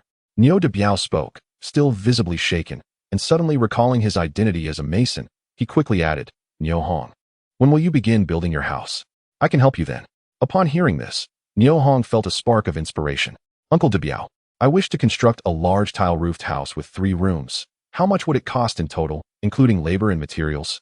Although Niu Hong had been reborn and lived over 80 years in his past life, he was less familiar with the local prices and labor costs in 1961 than Niu de Biao, who was a seasoned mason. After pondering for a moment, Niu Biao replied. The majority of the cost lies in the bricks and tiles. A piece of red brick costs 1.5 cents for 3 rooms. About 10,000 bricks would suffice, costing approximately 150 yuan. The red tiles, around 1,200 pieces, each costing about 8 cents, would total around 80 yuan. Additionally, there are costs for wooden beams, lime, labor, and hospitality, but altogether it should not exceed 800 yuan. Uncle Biao, I will prepare for 800 yuan, is that correct? Niu Hong mused, realizing that constructing a house would require 800 yuan, plus the 100 yuan bride price requested by Lu Alian, making a total of 900 yuan. Such a sum left him at a loss for how to earn it, and merely contemplating it caused him great distress. Niu Biao glanced at Niu Hong. Unwilling to dampen his enthusiasm, patiently explained, 800 yuan is indeed sufficient, but the purchase of bricks and lime requires industrial coupons, which are not easily obtained. You might consider an alternative method of construction, and such houses would be more comfortable to live in than tile-roofed ones, and they would also save you money. Intrigued by this suggestion, Niu Hong asked, Uncle Biao, what method are you referring to? It is the recently popularized method of dry stacking, which requires only a minimal amount of windows and door frames and can be built using readily available timber from our mountains. Thus, you would only need to prepare more food and hire more workers. With about 100 yuan, you could complete the construction. Niu Biao, genuinely wishing to assist Niu Hong, calculated every means to economize on the building process. Uncle Biao, how does a dry-stacked house differ from a brick and tile house? Let me explain, Niu Hong. The advantage of a dry-stacked house lies in its thick walls and roof, offering far superior insulation and warmth compared to a brick and tile house. When you install a heating bed and fix the chimney, living in it becomes exceptionally comfortable. I have already planned to rebuild my house into a dry-stacked one by next summer. Observing the excitement on Niu Biao's face and recalling his identity as a mason, Niu Hong understood that he was not being misled. He immediately resolved to follow Niu Biao's advice for the construction. However, pondering his choice to build in spring while Niu Biao planned for summer, he wondered if there were any significant differences between the two timelines and thus inquired, Uncle Biao, is it necessary to wait until summer when the weather is warm to build a dry-stacked house? Niu Biao, upon hearing this, replied solemnly, in theory, construction can commence once the ground thaws in spring, but during that season, food is scarce and the workers lack strength. As summer arrives, with an abundance of grains and wild vegetables, the supply of food is ample. The workers, invigorated and full of energy, construct the finest quality houses. Upon hearing this, Niu Hong experiences a moment of enlightenment, reflecting inwardly on the adage that different fields are like different mountains. Specialized tasks must be entrusted to specialists. Yet, a fleeting thought crosses his mind, suggesting that Niu Biao's words may not be entirely accurate. After some contemplation, a smile brightens Niu Hong's face as he realizes the potential for saving costs through this approach. Chapter 31. Catastrophe approaches. Spring heralds the revival of life, brimming with vitality and promise. However, it also marks the most arduous period of the year for the common folk, as the food harvested the previous autumn has long since been consumed, and the crops of the current year are yet to mature. Consequently, instances of starvation are regrettably frequent during this season. Niu Hong believes that if construction begins in spring, once the land thaws and sufficient food is provided for the laborers, many will gladly assist in building houses, allowing him to minimize labor costs significantly. For most, providing food in spring may pose challenges, but for him, it is a trivial matter. His armory is stocked with 36 wolf carcasses, 6 roe deer, 2 capercaillie, and various types of blood, with plans for further hunting. With such an abundant food reserve, he need not worry about providing meals. After much deliberation, Niu Hong concludes that constructing houses in spring is indeed his best option. He resolves to build not 5, but 9 sturdy residences, complete with a living room, bedrooms, a kitchen, storage rooms, and more, showcasing his capabilities to those who underestimate him. As Niu Hong and Niu Biao converse while walking, they encounter a middle-aged woman. Short in stature and bundled tightly in layers, she resembles a large zongzi. A red scarf around her neck stands out vividly against the snowy wilderness. Upon noticing the flower on Niu Biao's shoulder, her surprise is evident, and she hesitantly approaches them. Good sir, where did you acquire that flower? She inquires. From the supply and marketing cooperative, Niu Biao replies candidly, halting in his tracks. The woman's astonishment deepens, quickly transforming into a radiant smile as she earnestly implores, my daughter-in-law is in confinement and requires flour for nourishment. Could you spare some for me? I have food coupons and can pay a premium. Both Niu Hong and Niu Biao are perplexed by her request, with money and food coupons in hand. Why not purchase directly from the cooperative? Niu de Biao, particularly reluctant, ponders the situation. He is not lacking in funds, as his blue cloth bag contains his savings. What he truly lacks is food, rice, flour, and oil. Noble lady, he proposes, since you have food coupons and money, why not go to the cooperative or grain store? The woman's smile vanishes, replaced by a frown. With a heavy sigh, she responds, alas, the flour and food at the cooperative, even the sweet potatoes, are sold out, and the grain store is closed. I truly have no other recourse but to plead with you for assistance in light of my newborn grandchild. I shall kneel before you. Without hesitation, she bends her knees and kneels before Niu de Biao. Oh, please, do not do this, dear lady. It is not fitting. Niu de Biao's concerns are justified, for in a public space, a woman kneeling before two men could easily attract unwanted attention. Should an observer report this to the authorities, both he and Niu Hong might find themselves in a precarious situation, unable to return home that night. Niu Hong, listening to the woman's words, suddenly comprehends that a great famine is looming. The recent heavy snows have completely severed the already limited transportation routes, preventing supplies from entering. The resources in the cooperative have been depleted. For families unable to procure food, an unending hunger awaits. Hunger. Niu Hong dares not dwell on the implications. His parents, younger brother, and sister have all been victims of past famines, and this scenario is one he fervently wishes to avoid. Sir, I assure you, I have money and food coupons. I implore you for just 3 or 5 pounds of flour. My daughter-in-law has nothing to eat or drink, resulting in insufficient milk for my grandchild's survival. Please, I beg of you. Desperately, the woman raises her face, offering money and food coupons as proof of her plight, doing everything in her power to persuade Niu de Biao to part with some flour. Uncle de Biao, look at the difficulty this lady is in. Please consider giving her some flour. Niu Hong interjects, unable to bear the sight of her distress. Dear lady, please rise. I shall give you 5 pounds of flour at the original price. Niu de Biao, unable to resist the plea, reluctantly agrees, albeit with a heavy heart. Thank you immensely, kind brothers. I am forever grateful on behalf of my grandchild.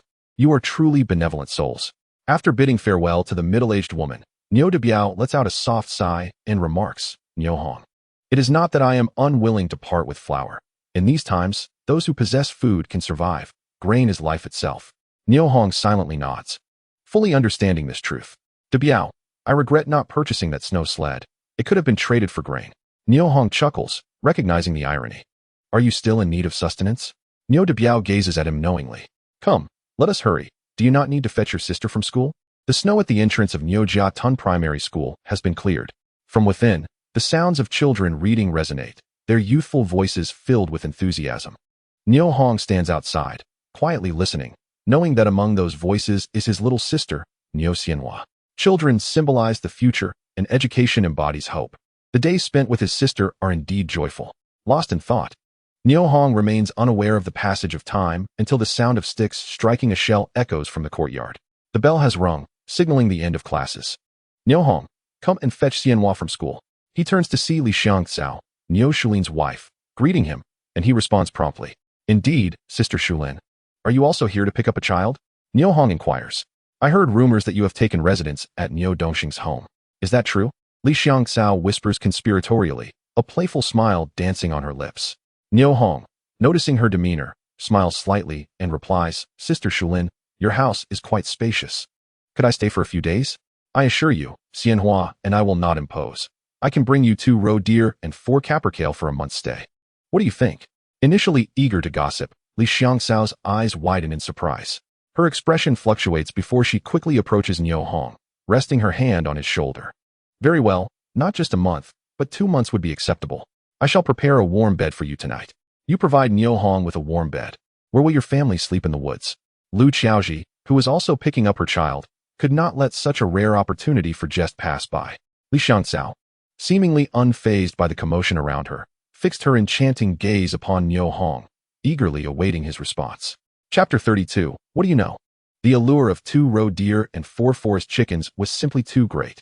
Li Xiangxiao wished fervently for Niu Hong to return home with her immediately, fulfilling his promise. Lu Qiaoji, observing Li Xiangxiao's serious demeanor, suddenly realized that she was not merely speaking whimsically. She was genuinely inviting Niu Hong. Her eyes widened in astonishment. Niu Hong tilted his head to meet Li Xiangxiao's gaze, chuckled softly, and remarked, Sister Shulin, Do not tease, school will be out soon.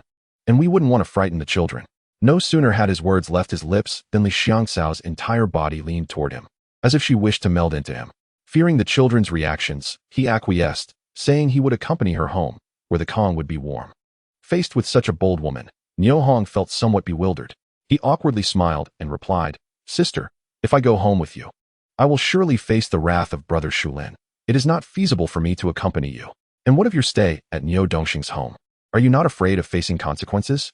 As Li Xiangcao noticed Niu Hong's refusal, she was not willing to give up easily. Niu Hong thought to himself, what does this even have to do with anything? Xiangcao, if Niu Hong does not wish to accompany you, must you force him like making a horse drink when it is unwilling? Just as Lu Qiaoji's words faded, Li Xiangcao spat in her direction, scolding her sharply. Be quiet. What do you know? Lu Qiaoji was taken aback, wondering what had possessed Li Xiangcao to speak so harshly today. Little did she realize that Li Xiangcao was not simply having a bad day, but was under tremendous stress. That afternoon, Li Xiangcao had visited Zhang Qiaoying's home, where she fortuitously found her making dumplings with a filling of 3 delicacies. The sight of the pure white wheat flour was captivating. It was said that wheat was exceedingly smooth on the palate, not rough at all, and delightfully delicious. To top it off, Zhang Qiaoying claimed her filling consisted of a mix of flying dragon meat, wild boar meat, and wolf meat. The aroma was unforgettable. All of these ingredients were gifts from Niu Hong. Now that Niu Hong had suggested trading roe deer and forest chickens for a place to stay at her home. Regardless of whether he was jesting or serious, Li Xiangcao was determined not to miss this opportunity and fervently invited him to stay with her, intent on luring him away from Zhang Qiaoying's residence. At that moment, teachers Yao Ji and Du Huairu emerged with the schoolchildren. Niu Xianhua, upon spotting Niu Hong, dashed over excitedly, grabbing his hand without a second thought. Seeing this, Li Xiangcao reluctantly released her hold on Niu Hong's shoulder, stamping her foot in frustration. Zhang Qiaoying, observing the scene, couldn't he help but smile inwardly. Brother, you are not late today. Yes, let us go home.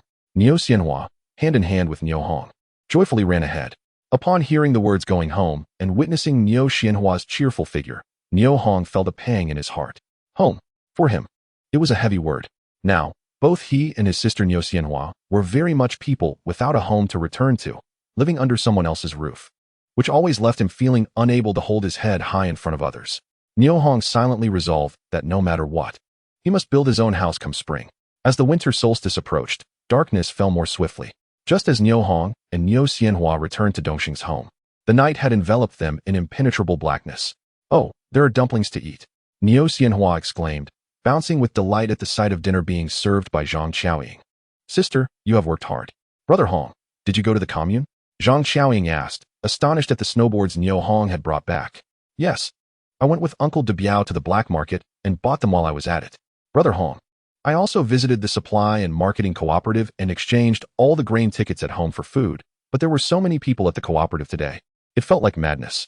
How was the black market? It was relatively normal, but I noticed Uncle De Biao's black fungus sold quite well. I plan to venture into the mountains tomorrow to gather some for myself. Zhang Qiaoying's expression turned peculiar upon hearing this. Brother Hong, the black fungus on North Mountain has already been harvested. It is too late for you to go now.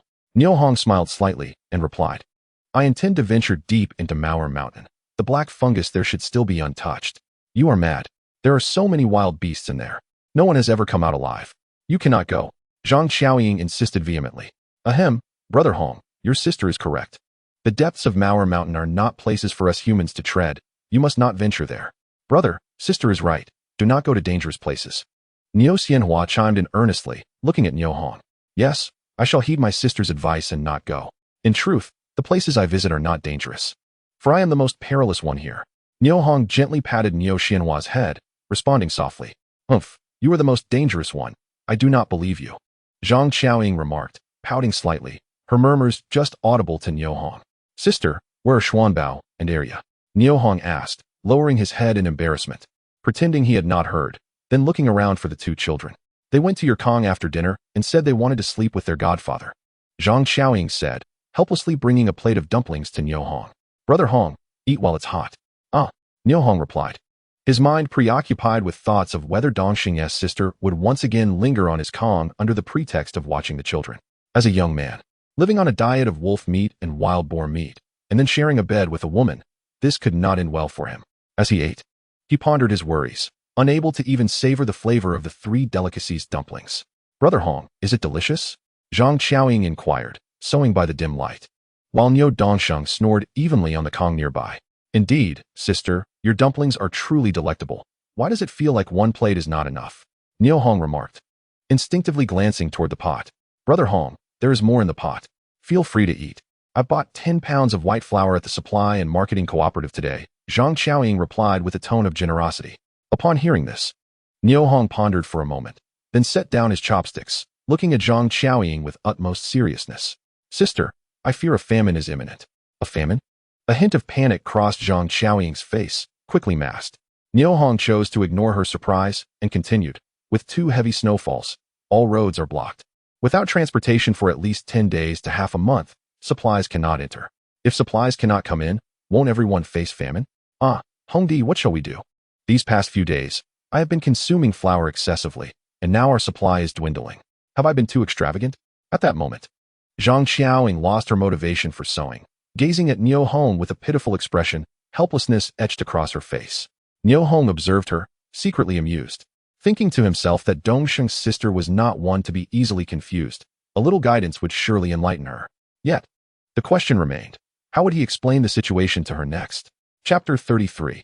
Could we perhaps make a fortune? The clock turned back to the moment school dismissed.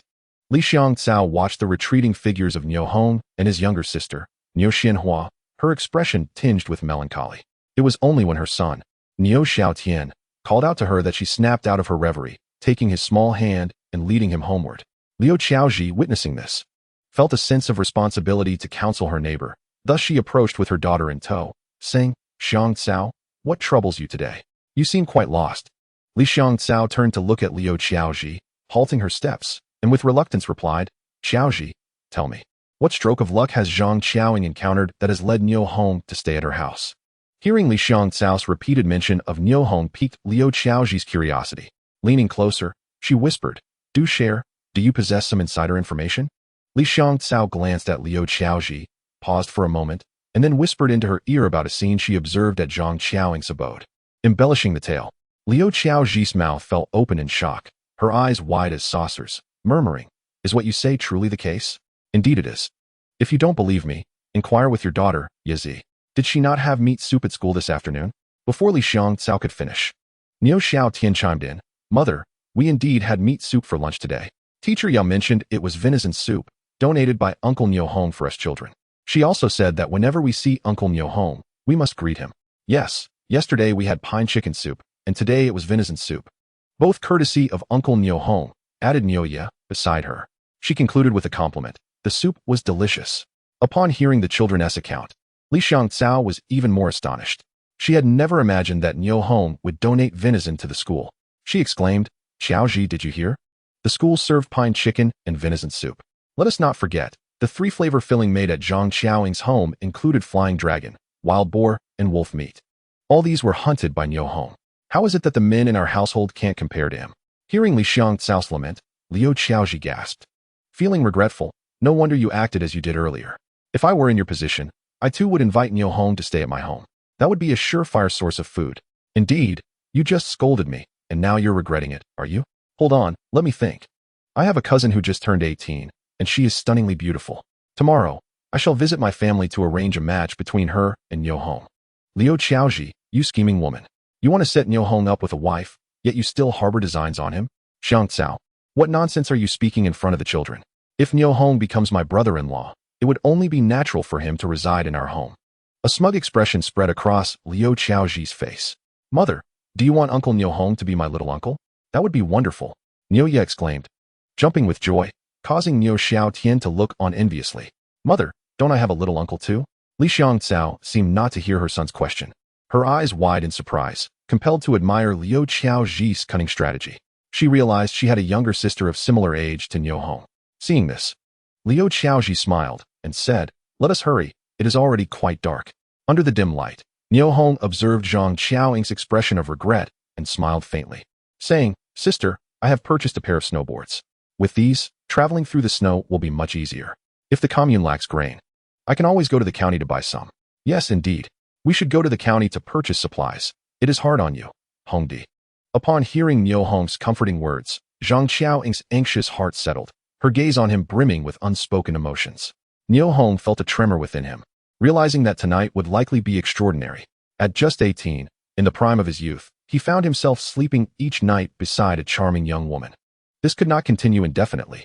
Alas, he should build his own house and leave this place soon. Hongdi, the dumplings on your plate must be cold by now. Let me serve you some hot ones. Zhang Qiaoying, sensing the moment, stood up to fetch hot dumplings from the stove. Niu Hong watched her, silently lamenting. What a wonderful woman. It was unfortunate that her husband was incapacitated, her fate truly unfortunate. Hongdi, please eat. Zhang Qiaoying returned with a steaming plate of dumplings and set them before him. Sister, do you think that during this famine, if we hunt more game to sell, we might earn a fortune? Certainly, we will. Zhang Qiaoying wholeheartedly agreed with Niu Hong's idea, but then reconsidered and said, however, I have heard that the game around Shan has been greatly diminished. During this famine, where will we find enough game to hunt? Niu Hong nodded slightly, sister.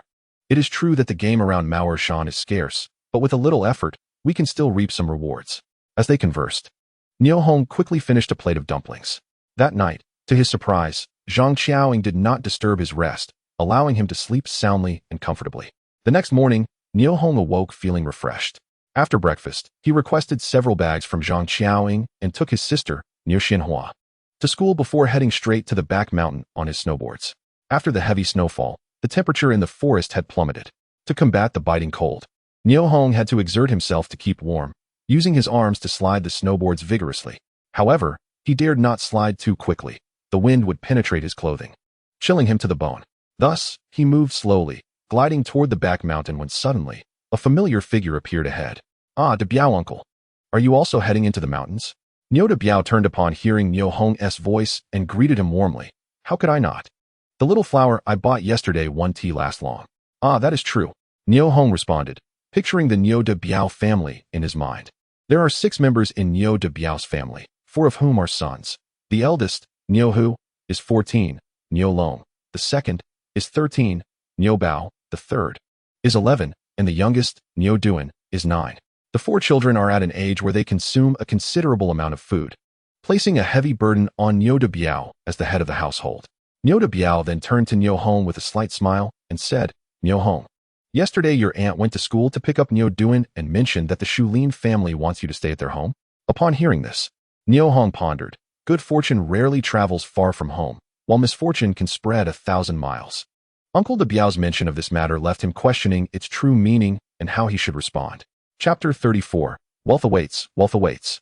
Niu De Biao, noticing Niu Hong's prolonged silence, quickly grasped that his wife had indeed spoken the truth.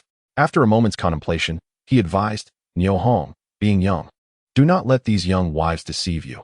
You must form your own opinions on certain matters.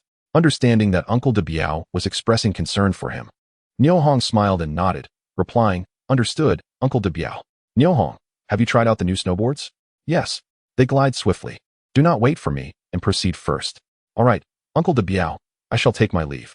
Niu Hong thought to himself that Uncle De Biao wished to keep his destination a secret, and coincidentally, he too harbored a secret he wished to keep from prying eyes.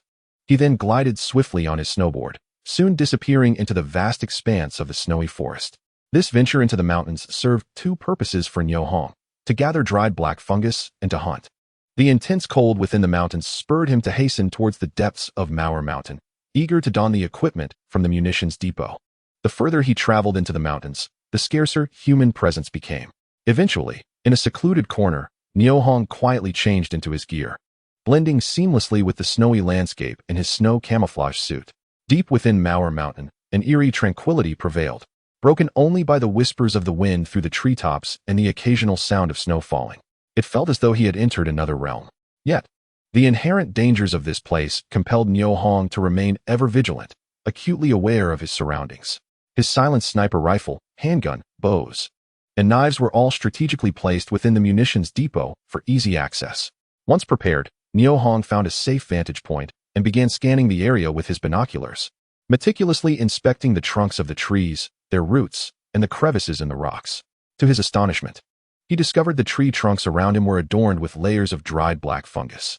Though varying in size, their sheer abundance was remarkable. Indeed, fortune favors the bold. Niu Hong couldn't help but reflect on the riches hidden in this desolate place, far more plentiful than he could have ever imagined. What is that? Niu Hong directed his binoculars toward a rocky outcrop, and, upon closer inspection, gasped in surprise, "My goodness, lion's mane mushrooms, and in clusters no less. Wholeheartedly. Truly. Wholeheartedly. Lion's mane mushrooms hold both medicinal and culinary value, their market worth far surpassing that of black fungus, fetching a handsome price whether sold on the black market or through supply cooperatives." In his excitement, Niu Hong noticed that the temperature in this area was significantly higher than elsewhere. Upon touching the surrounding rocks, he found them warm. It seemed this location possessed geothermal resources. Without hesitation, he swiftly gathered the black fungus and the newly discovered lion's mane mushrooms into his munitions depot. Faced with such an abundance of mushrooms, the thought of hunting slipped from his mind entirely. As he journeyed, Niu Hong collected not only a substantial amount of black fungus, but also a fair share of lion's mane mushrooms and winter mushrooms. Roughly estimating, he had harvested over 100 kilograms of black fungus alone, which at 5 yuan per pound would yield over 1,000 yuan. Adding the fresh lion's mane mushrooms and the dried winter mushrooms, his bounty was indeed plentiful. Suppressing his overwhelming joy, Niu Hong glanced at the sky and noted that the day was still young. With binoculars in hand, he resumed his search for targets. Suddenly, a towering black shadow came into view, startling him as he spotted a black bear ambling about, seemingly in search of something. During the frigid winter months, black bears typically hibernate in their dens.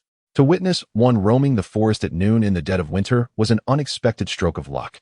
To confirm his sighting, Niu Hong shifted his attention to the munitions depot, retrieving his sniper rifle, and observed closely once more. It was indeed a bear, alive and well. Although its chest was matted with blood that had frozen into frost, indicating that its hibernation den had been compromised by either other animals or hunters. It was searching for its assailants. Realizing this, Niu Hong wasted no time in taking aim and firing. The black bear, already wounded, offered a lucrative opportunity with its skin, paws, and meat all capable of fetching a high price. He could not afford to let this chance slip away. With a sharp crack, the bullet pierced the stillness of the forest, finding its mark in the bear's skull. The massive creature collapsed to the ground, motionless. Swiftly, Niu Hong glided forward on his snowboard, intent on retrieving the bear's body before other hunters or predators could discover it. As he anticipated, barely 5 minutes after he had taken the bear's corpse and departed the scene, 2 hunters appeared at the site. Niu Hong observed them from a distance through his binoculars. He had initially intended to deliver a fatal blow to the beast that had harmed the black bear, but instead, he found himself faced with 2 unfamiliar hunters, strangers he had never encountered before. Hunting in the mountains often involves pairs for mutual support, making Niu Hong's solitary expedition into the depths of the mountains quite rare. While individuals like Niu De Biao and Niu Shun also acted alone, they only ventured at the edges of the mountains, never daring to tread deeper into Mauer Mountain. The 2 hunters meticulously examined the blood and tracks on the ground, and in unison, they turned their gaze towards the direction Niu Hong had retreated. After a hushed discussion, they began to glide toward the same path Niu Hong had taken, their feet encased in snowboards. I must not be discovered by them, Niu Hong thought anxiously. Several times he raised his sniper rifle, contemplating ending their lives. But his conscience continually warned him against such actions, urging him to spare them. Niu Hong swiftly maneuvered his snowboard deeper into Mauer Mountain.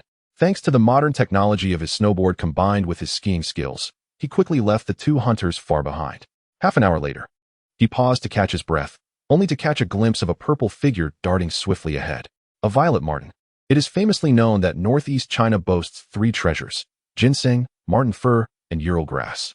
Although decades later, the violet marten would be classified as a protected species, in 1961, it was still a wild animal that could be hunted freely. For this reason, Niu Hong had long coveted the marten in the mountains, and now it had unexpectedly come into view. Without hesitation, he raised his rifle, took aim, and fired. With a sharp crack, the small, lively marten fell to the ground. Motionless.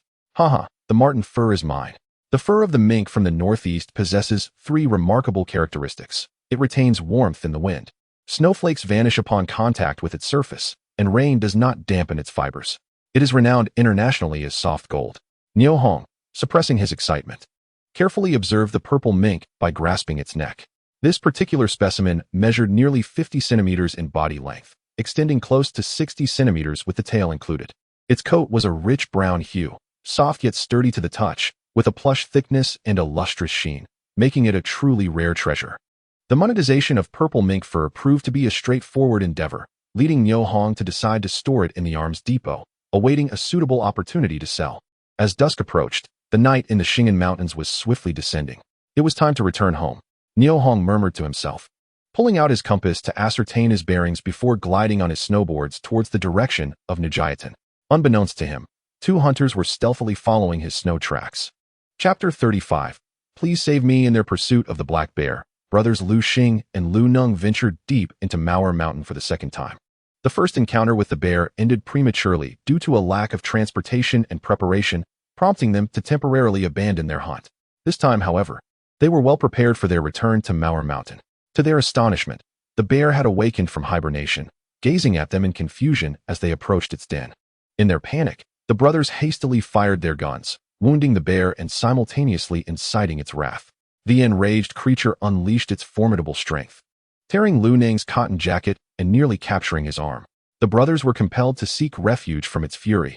However, as they fled in desperation, Lu Xing glanced back and was bewildered to find that the bear had mysteriously vanished. Upon returning to inspect the scene, they discovered only faint impressions left by their snowboards in the snow. This bewildering sight left the brothers utterly astonished. After a long silence, Lu Xing spoke first. Brother, look at these marks. It must have been some scoundrel who stole our prey. Indeed, it is strange, Lu Neng replied. Logically, a creature as large as the black bear, weighing 200 to 300 pounds, would not leave such shallow traces in the snow. Look here, there are only the bear's paw prints and the snowboard tracks, with no sign of other wildlife. It must have been this person who took our catch. From the tracks, I can deduce that there was only one individual. We should pursue and discover who had the audacity to venture into Mauer Mountain alone. After deliberation, the brothers decided to follow the tracks left by Niu Hong in the snow. Meanwhile, Niu Hong confirmed his return route with the compass and began to glide swiftly towards Nijiatan. The sky grew increasingly dark, and night was approaching. With thoughts of picking up his younger sister from school, Niu Hong accelerated his pace, resembling a streak of white lightning across the landscape. Upon donning his night vision helmet, his dim surroundings became clear. Suddenly, he spotted 2 red human figures about 200 meters ahead, advancing towards him. They are truly persistent in their pursuit, Niu Hong mused, glancing at the snowboards beneath his feet and then back at the tracks he had left behind, eliciting a wry smile. He silently lamented, a small oversight. I forgot to eliminate my trail behind me. Resolutely, he retrieved tools from the arms depot and began to erase his tracks as he moved. Although this slowed his return, the effect was significant. After covering several hundred meters, Niu Hong turned to look back and observed Lu Xing and Lu Neng standing beneath a large tree, seemingly in a state of confusion, uncertain of which direction to pursue next. Amused by their bewildered expressions, Niu Hong chuckled to himself. Time to go. I shan't play with you any longer. With that, he stowed away his tools and once more sped away towards the mountain's edge. 2 hours later, Niu Hong hurriedly arrived at the entrance of Nijiatan Primary School, where he found 2 militia members with rifles standing guard at the gate. Upon closer inspection, he recognized them and approached with a greeting. Jin Xiu, Man Song, what brings you to stand guard here? Oh, it's Niu Hong. The team leader is inside discussing work. No one is allowed to enter, Jin Xiu replied warmly, while Man Song's demeanor was less cordial, impatiently stating, Niu Hong, why are you here instead of staying at home? What do you want at the school? I'm here to pick up my sister. Could you please go inside and call Niu Xianhua for me? Niu Hong requested. It seems that it's not possible. The team leader has issued strict orders that no one is to disturb him during his discussions, Jin Xiu explained with evident concern. No, my sister is still in school. If you won't help, I'll go in myself, Niu Hong declared, stepping towards the courtyard. Hey, stop right there. Man Song's arm shot out, blocking Niu Hong's path. You can't go in. If you disturb the team leader, can you bear the responsibility for any consequences? What do you mean, Man Song? Is it that you don't want my sister in there? The team leader's orders are absolute. No one is allowed inside, Man Song retorted firmly, his arm unmoving. Seeing the escalating tension, Jin Xiu hesitated, wanting to intervene, but ultimately fell silent. Man Song, I advise you not to push your luck. Tonight, either you go in and bring my sister out, or I will go in myself to fetch her. With his sister Niu Xianhua at stake, Niu Hong stood his ground. Niu Hong, you know the team leader's temperament. He dislikes being disturbed during work, Jin Xiu interjected, attempting to defuse the situation. I don't care what he likes. I just want to see my sister immediately. Move aside. At an unexpected moment, a hunting rifle was pressed against Man Song's forehead. Oh, Niu Hong, you've really crossed the line now, daring to point a gun at me. Go ahead and shoot. If you don't, you're my grandchild. Man Song taunted, his words dripping with bravado. Niu Hong, however, refrained from firing. Instead, He struck Man Song's forehead with the rifle butt. Ouch! Man Song yelped, collapsing to the ground. Niu Hong swiftly seized the rifle from his shoulder, removed the magazine, and discarded it on the ground. Jin Xiao, I only want to see my sister. I mean no harm. Without looking back, he strode towards the courtyard. Just as he approached the office door, he heard a young woman's muffled pleas from within. Team leader, please, spare me. Don't come any closer. The sounds of a scuffle followed, and the dim kerosene lamp was abruptly extinguished. Realizing the gravity of the situation, Niu Hong called out, Teacher Yao. Is Teacher Yao there? Where's my sister? In the room, the team leader, who had been about to proceed further, froze upon hearing Niu Hong's voice from the courtyard. Teacher Yao Ji struggled to break free from her bindings, hastily escaping the room, clutching her chest as she stumbled out. Spotting Niu Hong standing in the courtyard, she hurriedly ran to hide behind him, terrified as she pleaded, Niu Hong, please save me. Yao Ji grasped Niu Hong's hand, trembling incessantly, her heart brimming with trepidation. Fear not, for I am here, Niu Hong reassured her, his gaze fixed calmly on the office door. Suddenly, a loud voice echoed from the school gate. Niu Hong, are you impatient to live? Moments later, a figure rushed in, revealing itself to be Niu Man Song. Concurrently, a middle-aged man emerged from the office, his eyes glinting ominously under the starlight as he stared at Niu Hong. Disturbed by the interruption of his plans, Niu Tian Kai's heart seethed with hatred towards Niu Hong. Chapter 36. One must not let go. Niu Hong, I curse your ancestors for 8 generations. Niu Man Song shouted, clutching his bleeding head in fury. How dare you insult your own forebears, Niu Man Song? Are you even human? Niu Hong retorted sharply at the approaching figure, tracing back 8 generations. Niu Hong and Niu Man Song shared a common ancestor. Thus, Niu Man Song's curses were akin to cursing himself. Return my gun, Niu Hong. Niu Tian Kai finally noticed that what Niu Hong held was not a mere stick, but a rifle. His heart raced in alarm. Return it? You must be dreaming. The spoils of war cannot be given back to you. In reality, Niu Hong held his own old rifle, which he had no intention of returning to Niu Man Song. Will you return it or not? Return it? Even if you kneel before me, I shall not return it. Begone! Niu Hong shouted at the still approaching Niu Man Song, raising his old rifle. Seeing this, Niu Man Song hesitated for a moment, but then slowly advanced. Before the squad leader, Niu Tian Kai, he could not show weakness, otherwise his status as a militia member would be at an end. Damn it! Niu Hong growled, and before anyone could comprehend what transpired, Niu Man Song felt a sharp pain between his legs and fainted, collapsing like a lifeless dog. Observing this, Niu Hong reflected. The arms depot truly serves as an excellent aid. It can position objects precisely where one desires. A sturdy baseball bat had unexpectedly struck a man's most vulnerable area, indeed producing a unique spectacle. Niu Tian Kai, witnessing this scene, was left dumbfounded. Was this truly the usual, unassuming Niu Hong, who could barely muster a kick? The aura, the skill, there was no equal in the entire Niu Jiatan. Uncle Tian Kai, as an elder and a leader. Is this how you conduct business with a female teacher in such darkness? Niu Hong remarked, gesturing towards the office behind Niu Tian Kai. Humph, Niu Hong. You dare to assault a militia member before my eyes, and yet you question me? Who gave you the audacity? Niu Tian Kai's words dripped with disdain and indifference. Niu Hong mused, good advice is wasted on the damned. It seems Niu Tian Kai is too far gone to turn back. Therefore, I shall not hold back any longer. He then sneered, Niu Tian Kai, do you not recognize the heinous deeds you have committed? Shall I bind you and deliver you to the Forest Public Security Bureau or the County People's Committee? If those locations are too distant for your liking, I can accommodate you by sending you to the commune, allowing the entire commune to judge you. I am certain that Teacher Yao would be more than willing to testify on your behalf. She will undoubtedly recount your glorious exploits before the assembly.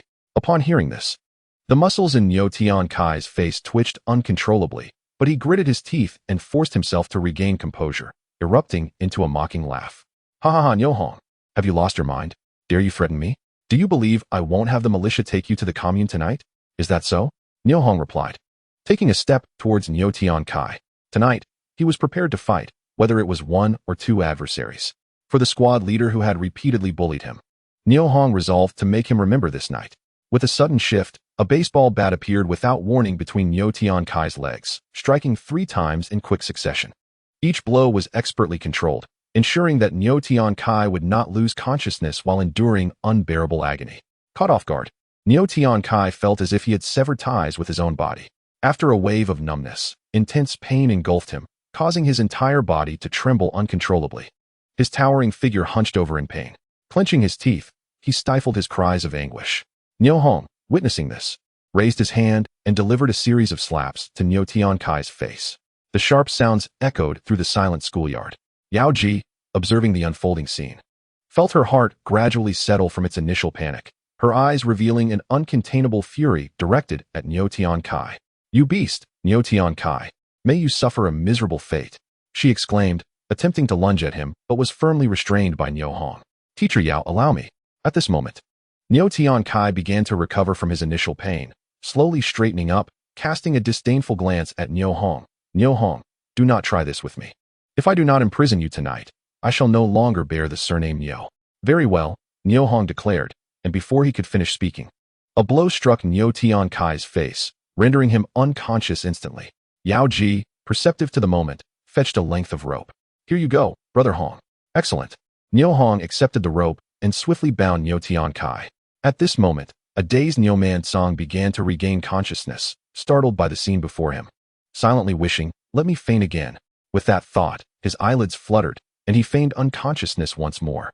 It was not long before Niu Kai awoke from his stupor, feeling a burning pain in his cheek, only to discover himself tightly bound.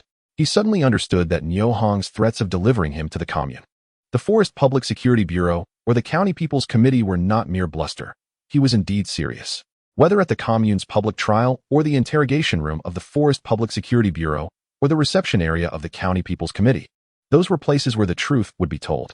To speak the truth, to recount the actual events, would he have any chance of survival after revealing his recent actions?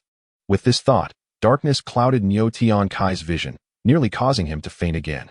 A sharp bite on his tongue jolted his mind back to clarity. He suddenly remembered the ancestral wisdom. A true hero does not suffer immediate loss. A gentleman avenges himself, even if it takes 10 years. To bend and stretch is the mark of a true man. Thus, with a glint in his eye, he turned to Niu Hong and softly said, "Niu Hong, my dear nephew, one cannot write 2 Niu characters in one stroke. Let us speak calmly, swiftly untie me." Niu Hong, seeing Niu Kai finally capitulating, responded with a cold smile and a look of contempt. "Niu Kai, do you now feel regret?" "Indeed, nephew, I regret it immensely. My remorse is boundless." Niu Kai said with utmost sincerity. "Do you wish to grant me an opportunity for redemption?" Niu Hong's tone had transformed to one of considerable warmth. Upon hearing this, Yao Ji's expression changed dramatically, and she urgently exclaimed, "Brother Niu, you cannot let him go. He must be handed over to the commune." Niu Hong disregarded Yao Ji's plea and turned to Niu Kai, saying, "Uncle Kai, since you desire a chance for reformation, as your nephew, I cannot deny you this consideration." However, before Niu Hong could finish his words, Yao Ji fell to her knees before him, desperately begging, "Brother Niu, please do not release him. If you do, I will be left with no path but despair. I implore you, you must not let him go." Chapter 37, Brother Niu. What do you think? Sensing Yao Ji's anguish and fear, Niu Hong hesitated for a moment, stepped forward, and helped her to her feet. "Teacher Yao, could you please document the events of this evening? I require a written account." Yao Ji, upon hearing this, fixed her bright eyes on Niu Hong beneath the starlit sky.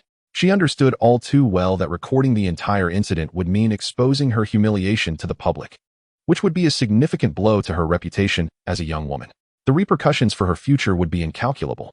Should she write this account or refrain? Niu Kai discerned Yao Ji's internal struggle and quickly interjected, "Teacher Yao, you are a good girl, so young with a boundless future ahead. You must not fabricate this account. Be quiet. If you keep babbling, I will silence you." Niu Hong retorted, "Ah, my dear nephew, my intentions are solely for Teacher Yao's honor." Upon hearing the word honor, Yao Ji's body trembled slightly, and she turned to Niu Hong, saying, "Brother Niu, I will write it immediately. We must ensure this scoundrel is dealt with by the government." After a fierce internal battle, Yao Ji resolutely decided to document the instance of Niu Kai's transgression against her. Regardless of the heavy toll it might exact, she accepted her fate. With that, she turned and strode toward the office. With a soft scratch, a match was struck, igniting the kerosene lamp in the office once more. A long shadow passed through the door, casting its form upon the snowy ground outside. Niu Kai felt an ominous premonition wash over him as he observed Niu Hong, who now appeared unfamiliar, contrasting sharply with the previously timid and cautious demeanor. There was an air of inscrutability about him, instilling fear. Niu Kai inhaled deeply. the cold air sharpening his awareness. Realizing he could not afford to remain passive, he must take decisive action. Tentatively, he suggested, "Nephew, let us discuss this rationally. Why must we resort to written documentation?" Niu Hong approached Niu Kai, crouching down to speak coldly. "Niu Kai, how can you, as a team leader, not comprehend that when children do not attend school, they grow up without prospects? If you drive away the teacher, who will educate the children? Do you wish to see the offspring of Niu Jiatan become ignorant? You should never have bullied teacher Yao. By doing so, you have jeopardized the future of every family in Niu Jiatan. You are a scourge upon us." Upon hearing this, Niu Kai thought to himself, when did Niu Hong, this previously meek child, learn to preach such lofty ideals and cast blame? If he allowed this accusation to take root, would he not be facing dire consequences? The feigning unconscious Niu Man Song absorbed every word spoken by Niu Hong, despite the beating he had received. He found himself in agreement with Niu Hong's sentiments. As spring approached, his child, Niu Jin, would reach the appropriate age for schooling. If the village lacked a teacher, where would his child receive education? To the commune? Could a 7- or 8-year-old endure the hardships of such a journey? With heavy snowfall, how could they even make the trip? The more Niu Man Song contemplated, the more he recognized the validity of Niu Hong's words. Just then, teacher Yao emerged from the office, holding a sheet of paper and a box of sealing wax. She approached Niu Hong and said, "Brother Niu, I have completed the document. Please review it." In that moment, Yao Ji felt a sense of tranquility. Observing this, Niu Hong reflected on his own past, recalling how, at 18, he had been illiterate. It was only after his military service, through attending night school, that he had acquired knowledge of written language. Since he had been reborn, it seemed prudent to maintain the facade of ignorance. So he smiled awkwardly and replied, "Teacher Yao, I cannot read. If you believe the contents to be accurate, let Niu Kai affix his thumbprint." Upon hearing this, Yao Ji felt a wave of relief wash over her. The fewer people who were aware of this shameful incident, the better. "Brother Niu, I have written it in great detail, and it can serve as evidence for the government." However, Niu Hong sensed Yao Ji's hesitance, specifically her reluctance to physically engage with Niu Kai. He took the document from her and presented it to Niu Kai, saying, "Niu Kai, you have two options. First, place your thumbprint on this document, ensuring that you will never bully teacher Yao again, and I will treat this matter as if it never occurred. Second, you may refuse, in which case I will hand you over to the government for appropriate action." "Brother Niu." Yao Ji began to voice her thoughts, but Niu Kai interrupted, "I will sign, I will sign." "Niu Hong, please untie me. If I do not release your bindings, can you still sign?" Niu Hong replied coldly, "Yes, yes." Niu Kai hastily agreed, lowering his stance. Niu Hong smirked icily, taking Niu Kai's index finger and pressing it into the sealing wax before applying it to the document. "Niu Kai, this document will be kept by me on behalf of teacher Yao. Should I discover that you have bullied her again, we shall meet at the public trial. Teacher Yao, I will safeguard this document for you. Do you have any objections?" "Brother Niu, I have none." Yao Ji felt no burden regarding Niu Hong's handling of the document, knowing he could not read. "Very well, I shall keep this document safe," Niu Hong concluded, tucking the document into his coat before shifting it to the arms depot. At this moment, a profound sense of satisfaction filled Niu Hong's heart. He mused, "Niu Kai, from this day forward, your fate lies in my hands. I shall see if you dare to be brazen before me again. Dear nephew, will you not untie me?" Niu Kai's heart swelled with joy. He would not be sent to the commune, nor to the forest police or the county people's committee. The events of the day had reached a resolution. What was a mere promise? He had made countless promises before, all of which were meaningless. "Niu Kai, I hope you will learn from this lesson and not repeat your mistakes." "Yes, indeed, I assure you. Dear nephew, please help me untie these ropes." Once Niu Kai and Niu Man Song exited the schoolyard, Niu Hong lowered his voice and inquired, "Teacher Yao, given the gravity of this incident, why has teacher Do not shown her face? What is her situation?" Teacher Do had an urgent matter at home. She left the school early this morning. Left the school? Niu Hong repeated a phrase, pondering to himself how coincidental it was that teacher Do had just left when Niu Kai arrived at the school, and that too after school hours. Yet, he expressed aloud, "Oh, no wonder. Teacher Yao, you must pay more attention to your safety from now on. Is my little sister, Niu Xianhua, still at school?" "Yes, she had dinner and fell asleep on the Kong. Thank you, teacher Yao, for the trouble my little sister has caused you." Niu Hong silently blamed himself for not thinking ahead to inform Dongxing Sa to help pick up his sister. "Brother Niu Hong, I heard your house collapsed. Are you currently borrowing a place to stay?" "Yes." Niu Hong's face flushed with embarrassment. Sensing his unease, Yao Ji swiftly changed the subject. Brother Niu Hong, you haven't eaten yet. Let me prepare a meal for you. No, no trouble for you. We should be heading back. Niu Hong glanced at the darkening sky.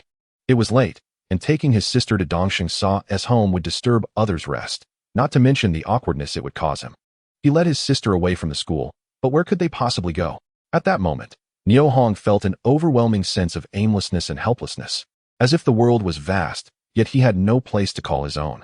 Yao Ji, perceptive to his discontent, kindly suggested, Brother Niu Hong, since Xianhua has already fallen asleep, let her stay at school tonight.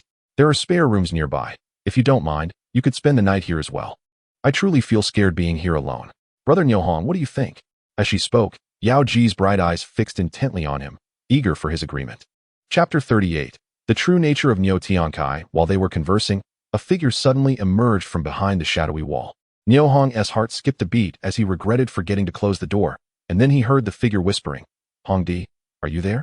Upon recognizing Zhang Qiaoying's voice, Niu Hong's earlier turmoil dissipated, and he quickly replied, Sister, I'm here. What brings you here at this hour? I saw you and Xianhua hadn't returned home, so I came to check on you. I didn't expect there to be guards at the school gate. I was too frightened to enter. Zhang Qiaoying said, rubbing her hands together and exhaling warm breath into them. Brother Niu Hong, sister, let us go inside and talk. It's too cold outside.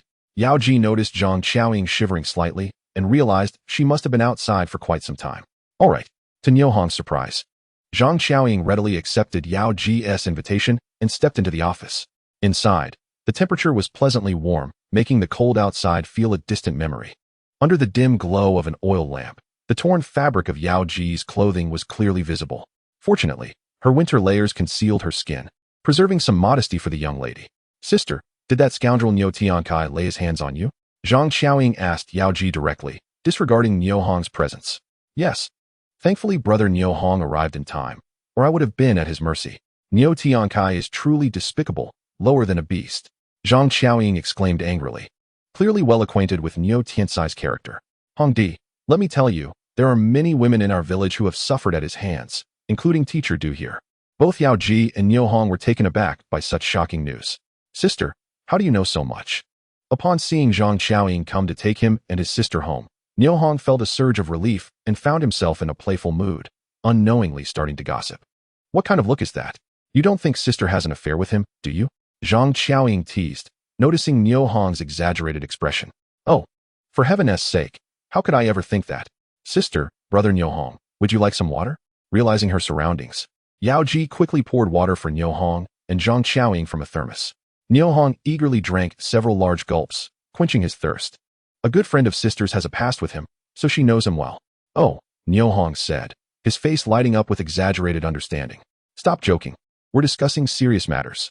Zhang Qiaoying playfully scolded Niu Hong, then turned to Yao Ji, saying, This Niu Tiankai is a lecher. From now on, Teacher Yao, you must stay vigilant and not allow yourself to be manipulated like Teacher Du. No worries, with Brother Niu Hong around. Niu Tiankai wouldn't dare to do anything to me. Feeling the light-hearted banter between Zhang Qiaoying and Niu Hong, Yao Ji also brightened. Noticing Yao Ji's mood had stabilized, Zhang Qiaoying suggested, Hongdi, Teacher Yao has worked hard all day, let her rest early. As for Xianhua, we should head home. There's food waiting for you both. Yao Ji looked at Zhang Qiaoying, her eyes reflecting envy, and said, Sister, Xianhua has already had dinner and gone to sleep. Could Brother Niu Hong stay with me tonight? I truly feel frightened being alone here. Zhang Qiaoying sighed inwardly and turned to Niu Hong, saying, Hongdi, you haven't had dinner yet. Come home and eat first. Then come back to keep Teacher Yao company. All right. Niu Hong accepted without hesitation, pulling a dagger from his pocket and handing it to Yao Ji. Teacher Yao, take this for protection. Thank you, Brother Niu Hong. Yao Ji joyfully received the dagger, repeatedly expressing her gratitude. As they walked home, the surroundings were eerily quiet. Zhang Qiaoying naturally linked her arm with Niu Hong's, looking at him with admiration and sweetly said, Hongdi, seeing you beat Niu Song was truly satisfying. When did you become so skilled? Ah, so you arrived earlier. Niu Hong was surprised, yet felt warmth in his heart, appreciating how much Dongxing Sa cared for him and his sister. Yes, it had been dark for quite some time. Xianhua should have come home from school. Yet I hadn't seen you both. I was worried and thought to check the school, only to find guards at the gate. Upon approaching, I saw that it was that good-for-nothing Niu Song. Where Niu Song is, Niu Tiankai is sure to follow. So I stepped away from the school gate and waited in a sheltered corner. Niu Hong thought to himself, astonished that Dongxing Sa wasn't afraid of getting cold. Aloud, he complained, "Sister, you waited out here in this frigid weather? What if they hadn't left tonight? Would you have stayed here all night? Please, wait all night. You think too highly of Niu Tiankai. He may look intimidating, but if it came down to a real fight, he wouldn't last 2 minutes." Zhang Xiaoying scoffed, her tone laced with contempt, a sentiment that resonated deeply among women towards a man. Niu Hong, overhearing, felt a jolt of realization. It seemed Dongxing Sa frequently discussed the secrets of the village captain with her close friends, understanding him thoroughly. "Sister-in-law, you are truly remarkable, perfectly suited for intelligence work. I admire you greatly." Niu Hong timely offered Zhang Xiaoying a compliment. "However, let us not stray too far, dear Hongdi, for there is something I must solemnly remind you of." "Oh," Niu Hong responded, turning to Zhang Xiaoying and patiently awaiting her explanation. "Hongdi, you must be cautious of Niu Man Song and Niu Tiankai, as they are quite close. If you confront him, be wary of possible retaliation in the future." Hearing Zhang Xiaoying's warning, Niu Hong's heart trembled slightly, and he replied nonchalantly, "Sister-in-law, you are right. One should harbor no ill intentions towards others while remaining vigilant against potential threats. What if they truly resort to underhanded tactics against me? I would meet an unjust end. Therefore, when you venture into the mountains to hunt or walk alone, exercise utmost caution." Zhang Xiaoying's repeated, well-meaning advisories stirred many thoughts within Niu Hong. Niu Jiatun is not overly remote, but it lies on the outskirts of Maoer Mountain, where the local populace has long been known for their fierce demeanor. Incidents of ambushes have indeed occurred. The notorious Niu de Nao Dai met his demise one cold winter night, shot from behind. Today, I have offended 2 individuals, and I cannot dismiss the possibility that they might seek to retaliate against me covertly. With this thought, Niu Hong swiftly donned a bulletproof vest beneath his clothing. At that moment, Zhang Xiaoying, linking her arm with Niu Hong's, felt a sudden rush of warmth. Her cheeks flushed crimson. She mused internally, "So Hongdi enjoys the outdoors." She playfully called out, "Hongdi, where are the mushrooms you picked?" Niu Hong, noticing the shift in Zhang Xiaoying's mood, quickly changed the subject. "Sister, I plan to visit the commune tomorrow to sell the black mushrooms I collected today. If the price offered by the commune is unsatisfactory, I shall travel to Jincheng City, and it may turn dark by the time I return. Would you kindly assist me by picking up Xianhua after school?" "Certainly, I will." "Hongdi, how about I take Xianhua to and from school every day? It would be more convenient for me to communicate with Teacher Yao." Zhang Xiaoying tightened her hold on Niu Hong's arm, tilting her head playfully. "Thank you, sister. But you have Zhuang Bao, an area to care for as well. When I am free, I believe it best for me to handle the pickups." Upon hearing this, Zhang Xiaoying's smile faded slightly, and she pouted, playfully chiding, "Hongdi, why are you being so distant with me?" Niu Hong gently shook his head and replied slowly, "Sister, today I was fortunate to have picked up Xianhua. Otherwise, Teacher Yao would have fallen victim to Niu Tiankai's vile intentions. If both Teacher Du and Teacher Yao were to leave the school, where would children like Xianhua, Zhuang Bao, and Arya go to study?" After hearing Niu Hong's explanation, Zhang Xiaoying finally regained her smile. "Hongdi, what method did you use to subdue Niu Tiankai? I noticed they left looking utterly defeated, limping as if they were lost dogs." "That is aptly termed a lost dog. In truth, I employed no special tactics, merely my fists and wit." "Ah!" Zhang Xiaoying gasped, her voice echoing into the night, causing her to hastily cover her mouth as she tugged on Niu Hong's hand, leading him homeward. Upon entering, Zhang Xiaoying abruptly halted, scanning the courtyard and inquiring, "Hongdi, where are the mushrooms you picked?" "I temporarily placed them in a cave on the back mountain. I shall retrieve them first thing in the morning." Meanwhile, Niu Tiankai, accompanied by Niu Man Song and Niu Jinxiu, stormed into the brigade's office, kicking a chair near the door, which crashed against the wall with a loud bang before tumbling to the ground. Infuriating, utterly infuriating. "Brigade leader, come. Have a drink to calm your nerves," Niu Jinxiu suggested, reaching for a bottle of liquor from the table. "Put that down. Who the hell told you to pour me a drink?"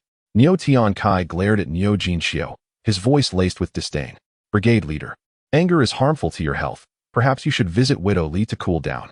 Niu Man Song, with a sycophantic demeanor, produced a pipe, filled it with tobacco, lit it, and offered it to Niu Tiankai.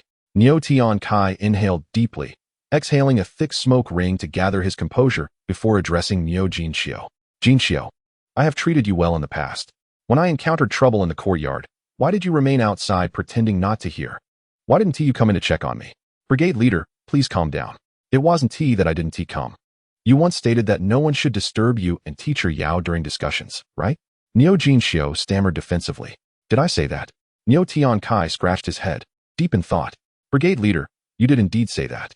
Niu Mansong quickly chimed in. You dare to disregard my words, yet you still entered the courtyard? Look at how Jinxiu abides by the rules and follows orders. I should have kicked you to death, you worthless wretch. After saying this, Niu Tian Kai stood up and aimed a kick at Niu Mansong, but the movement was too vigorous, and he inadvertently aggravated his injury. Wincing in pain, he quickly retracted his foot and bent over. Ouch, that hurts. Niu Hong is indeed ruthless.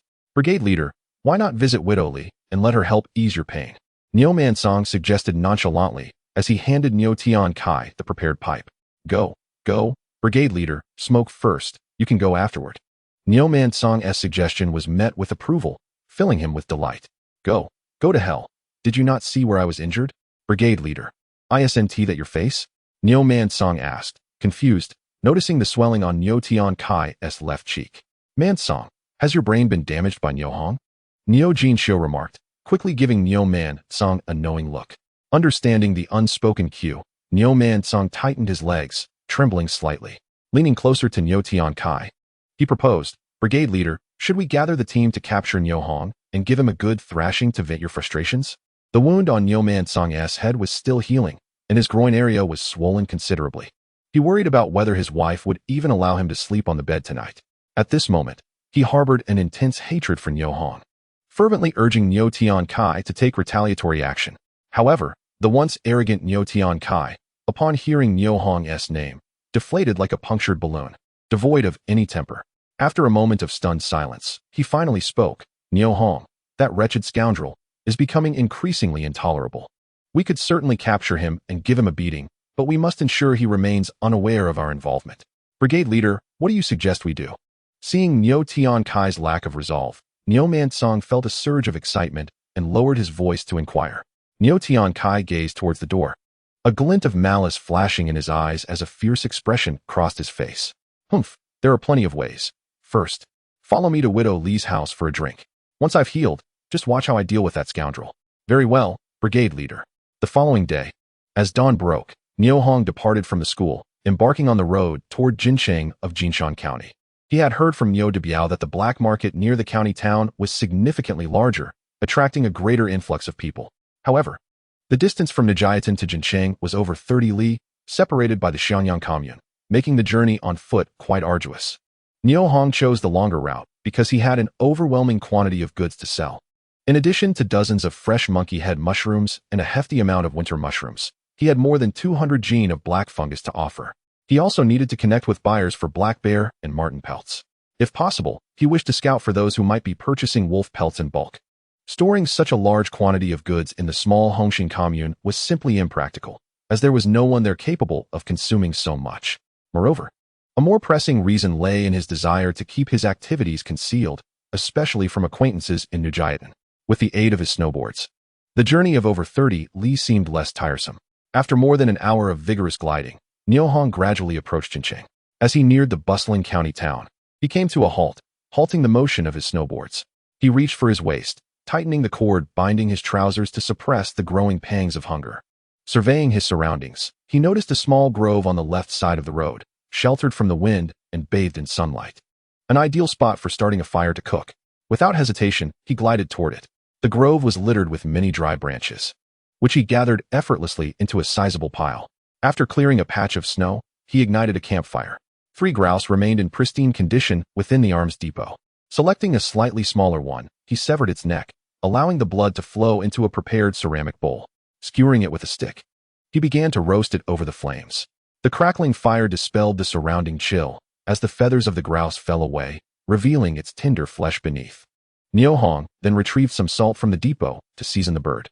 Before long, a golden brown, tantalizingly fragrant roast grouse appeared before him.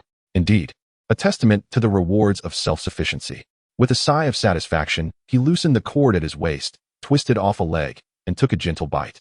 Savoring the flavors, he marveled at how delicious and tender the roasted grouse was. With each mouthful of the steaming, delectable meat, his hunger intensified, and his stomach protested vehemently. Disregarding his earlier reservations, Niu Hong murmured to himself and began to indulge heartily. In no time, he consumed half of the grouse, relishing the delightful experience of the meal. As he savored the moment, he reached for a wing, only to notice a scruffy youth approaching from a distance. He appeared to be around 17, slender as a reed, with unkempt hair and tattered clothing, frost clinging to his brows and forehead. As he ambled closer, he sniffed the air eagerly and eventually focused his gaze on Niu Hong's hands. With a raspy voice, he stammered, "Big brother, could you spare something to eat?" Seeing no malice in the youth's demeanor, Niu Hong quickly handed him a generous piece of roasted chicken. "Where are you from, little brother?" he inquired. "I'm Dezhuang." "From Sandao-go," the youth replied after gulping down a mouthful of chicken. "Sandao-go, that should be part of Jinshan Commune, right?" "Yes," Dezhuang confirmed succinctly, then returned to his meal. Niu Hong pondered why someone from the Jinshan Commune would be so hungry. "Dezhuang, why aren't you at home sleeping this early in the morning? What brings you out?" "I couldn't sleep at home due to hunger, so I thought I'd come out looking for food. And look, I found you." After devouring his portion, Dezhuang's gaze shifted back to Niu Hong's hands. Though he was wary of the knife, he dared not show disrespect. This time, Niu Hong refrained from generously offering more chicken and instead asked, "Do you know where the black market in the county town is? If you take me there, I'll give you all this chicken." "Sure, I know. Follow me," Dezhuang replied, rising and leading the way down the road. With a guide, Niu Hong saved considerable effort and soon arrived at the largest black market in Jinshan County. Located 3 li north of the town, amidst a grove of white birch trees, the market was bustling with activity. "Thank you, little brother. This chicken is yours now," Niu Hong said, handing over the meat. "Thanks, big brother," Dezhuang exclaimed gratefully, tucking the chicken into his coat before swiftly departing. Niu Hong sighed, realizing that Dezhuang would likely share the chicken with his family, perhaps saving them from hunger. Having located the black market, Niu Hong resolved to waste no more time. He retrieved 2 large bags of black fungus from the depot, weighing over 60 jin combined. The quality of each was no less than what Niu Debiao had previously sold at the market. Mimicking Niu Debiao, he found an empty spot in the market, opened the bags, and patiently awaited potential buyers. Before long, 2 middle-aged men approached. One was of average build, with a prosperous appearance. The other was tall and slender, exuding an air of sophistication. The taller man inquired softly, "How much for your black fungus?" 7 yuan per jin. "How much do you want?" Niu Hong replied, preparing to weigh their request. The 2 men exchanged astonished glances before the tall one spoke again. "I'll take both bags. Can you deliver them to my shop?" Niu Hong hesitated and asked, "How far is your shop from here?" "Not far. It's south on He Street in Jincheng." "What is the name of your shop?" He probed further, feeling uneasy. "Oh, come on, brother, what is in a name? Are you going or not?" The tall man smiled broadly, lowering his voice. "I want to go. If you want to buy, we settle here, cash and goods exchanged," Niu Hong replied firmly, wary of the 3 li trek to He Street and any unforeseen risks. "Very well, we'll look elsewhere and return," the 2 middle-aged men said, glancing at each other before turning to leave. "All right," Niu Hong merely responded with a nod, choosing to disregard the 2 middle-aged men who had departed. Once their figures vanished within the crowd, a middle-aged woman selling corn hurried to Niu Hong's side and whispered, "Brother, you have just walked a narrow path at the gates of hell." "Oh, sister, what do you mean?" "Shoo, just remember this for the future," she said, twisting her waist and turning to leave. What could she possibly mean by that? Niu Hong pondered over this kind-hearted woman's warning, suddenly realizing she meant for him to remember the appearance of those 2 men, ensuring he would not fall for their tricks again. At that moment, an elderly man in his 50s approached Niu Hong's stall. The old man had a fair complexion and wore a neatly fitted blue shirt, with a pen properly inserted into the pocket. "Young man, how much for your black fungus?" "Uncle, 9 yuan per jin. How much would you like?" "9 yuan." The elderly man was taken aback, finding Niu Hong's pricing astonishing. "Uncle, if you buy more, I can offer you a discount." Niu Hong seized the opportunity to provide a way out.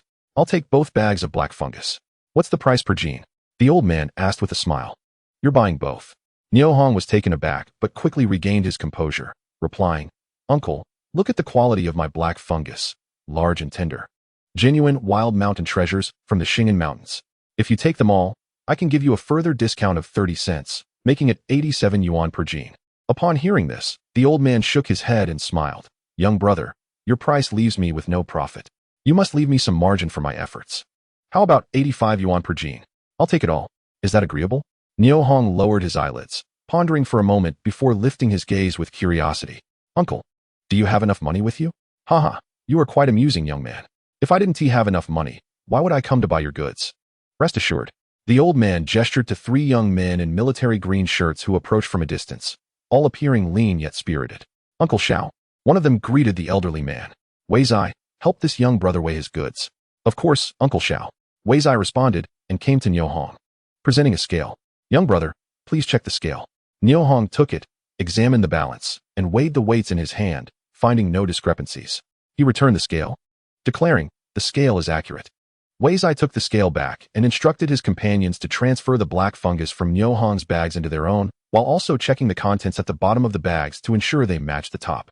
After the two bags were emptied, Weizai looked at Niu Hong with satisfaction and turned to the elderly man, saying, Uncle Xiao, the goods are consistent. Good. Let's begin weighing. Before long, the results were in. The two bags of black fungus weighed a total of 67 jin, with the burlap sack weighing 1.5 jin, bringing the net weight of the black fungus to 65 jin and 5 liang, according to their agreed price. The old man handed Niu Hong 556 yuan, and regarding the few cents remaining, Niu Hong generously declined. The old man, smiling at Niu Hong, said, Young brother, I'll give you an address. If you have mountain goods in the future, you can come directly to me. I assure you, my prices will be fair. Uncle, I can't read, Niu Hong replied sheepishly. After the earlier incident, Niu Hong preferred to engage in black market dealings rather than private transactions with others, as it seemed too perilous. All right, I hope that when you have mountain goods, you will prioritize collaborating with me, Xiao Jinting, the old man said, extending his right hand to Niu Hong. Seeing this, Niu Hong quickly extended both hands to shake with the old man, simultaneously assuring him, Certainly, certainly. As the two parted ways, Niu Hong softly inquired, Uncle, do you accept fresh monkey head mushrooms and frozen mushrooms? What are the prices? Upon hearing this, Xiao Jinting immediately halted his departing steps and turned back to Niu Hong, smiling, Young brother, I accept both. If you have goods, bring them over to examine the quality before setting a price. Do you have more goods on hand? Yes, I still have over 100 jin of black fungus, and around 40 to 50 jin of frozen mushrooms. Fresh monkey head mushrooms need to be picked, but that is not too difficult, Niu Hong replied in a hushed tone. Oh, Xiao Jinting felt a surge of excitement upon hearing Niu Hong's information. As a trader who had long operated in the northeast dealing with wild mountain treasures, discovering a substantial source was akin to uncovering a vast gold mine. Establishing a stable, long-term supply would be tantamount to possessing a magnificent treasure. Therefore, the information Niu Hong disclosed brought Xiao Jinting an indescribable thrill. Even the three young men standing nearby looked at Niu Hong with keen interest. Suppressing his excitement, Xiao Jinting slowly said, Young brother, where are your goods? I can pay a high price today. Niu Hong glanced at the sky, noticing it was still early, and after some thought said, Uncle, I will head back to prepare. Afternoon, I will deliver them to you. Would that be acceptable? Certainly, of course. Let us agree on that. We'll meet again here in the afternoon. All right, Uncle, I look forward to it. Watching Xiao Jinting and his companions depart, Niu Hong clenched his fist in excitement, silently exclaiming, Oh yeah. In this era when pork costs merely 6 jiao and 5 fen per jin, 556 yuan was undoubtedly a substantial sum, especially with over 100 jin of black fungus to sell in the afternoon, promising even greater earnings. The very thought sent waves of exhilaration through him. The middle-aged woman selling corn cast an envious glance at Niu Hong. Noticing her gaze, Niu Hong turned and met her eyes, giving a slight nod. He then approached her and asked, Sister, how much are you selling your corn for? 90 fen per jin. The middle-aged woman replied, lifting a handful of corn to show Niu Hong. Brother, my corn is neither moldy nor spoiled, and it hasn't been washed, so it's quite dry. I'll take them all, Niu Hong replied with a smile. He noticed the kind-hearted woman had been standing there for quite some time without anyone inquiring about her prices, realizing that plain corn was rather unpopular in the black market. If it were ground into flour, many would surely be interested. After all, grinding corn into flour was time-consuming and costly, so many were reluctant to undertake the trouble. Out of gratitude for her earlier reminder and assistance, Niu Hong decided to purchase all her corn.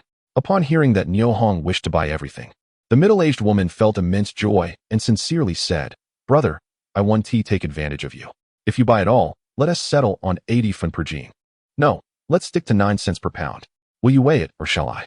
Niu Hong, having prepared a balance scale in advance, said this as he produced it. You go ahead. All right.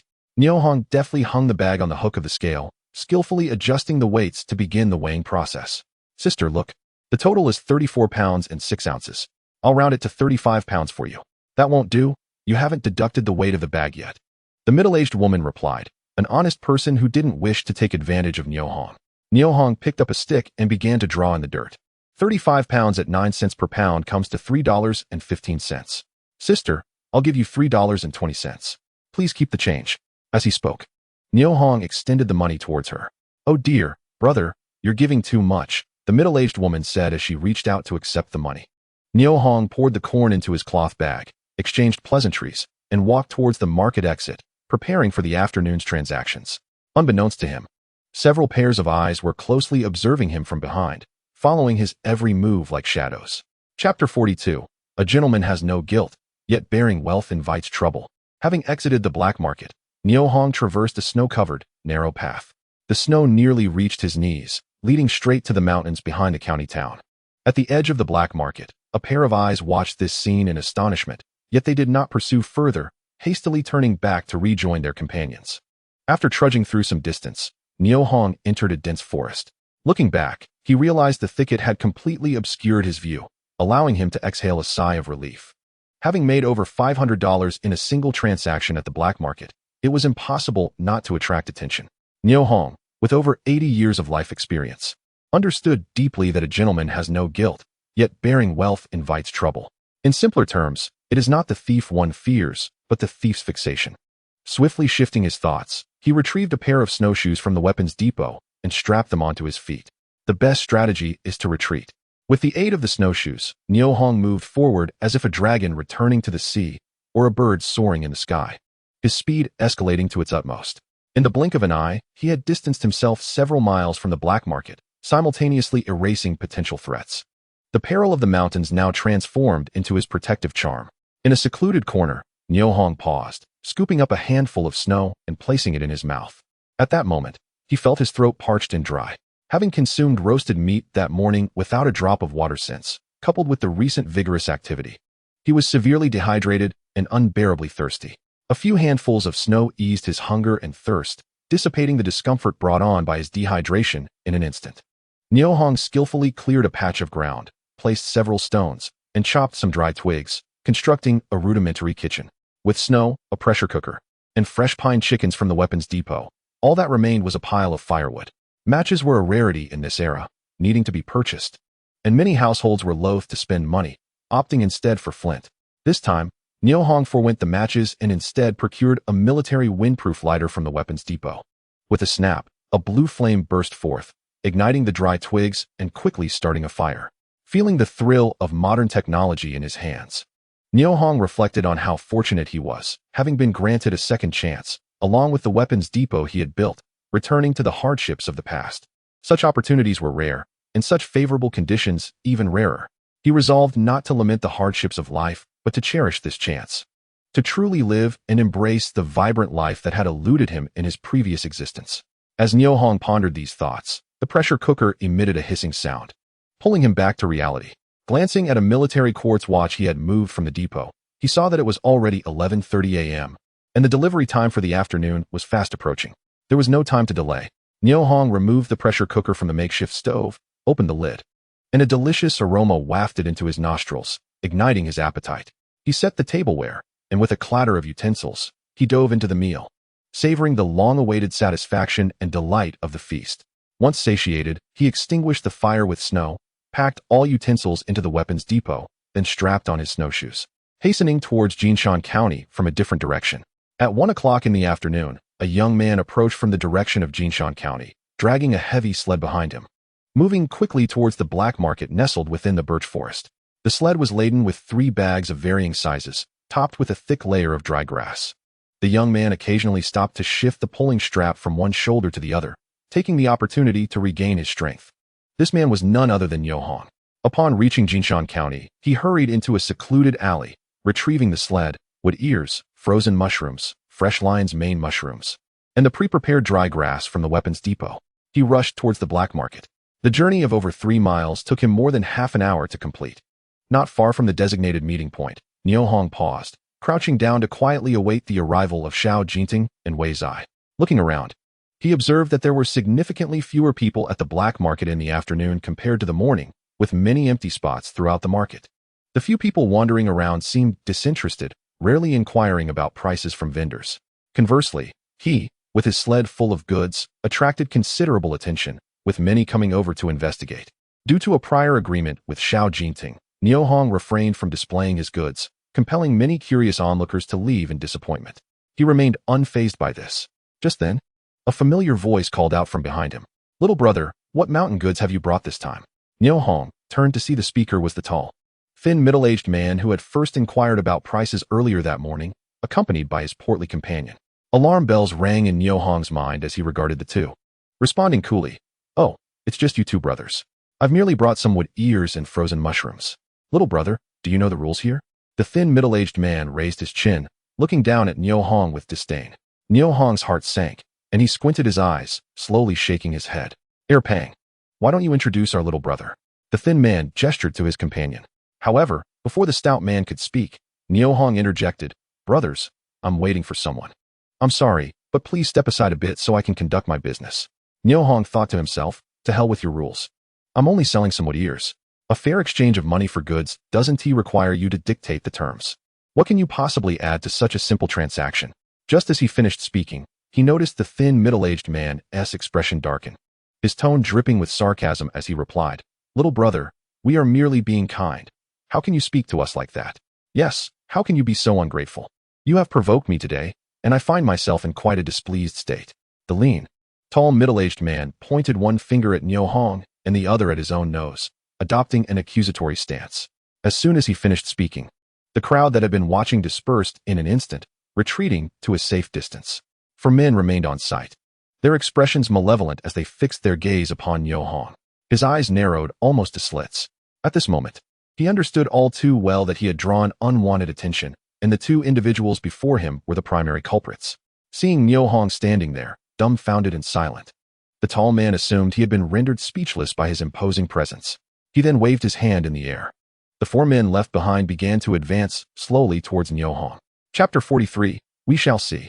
Faced with 4 men approaching from various directions, Niu Hong felt an unprecedented sense of impending doom. Should he fight to the death or capitulate? With narrowed eyes, he stood still, rapidly contemplating his strategy.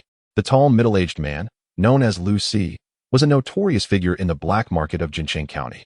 Almost everyone who frequented the black market was familiar with him and kept their distance. This was Niu Hong's first visit, and being alone in unfamiliar territory, he had inadvertently crossed paths with this villain.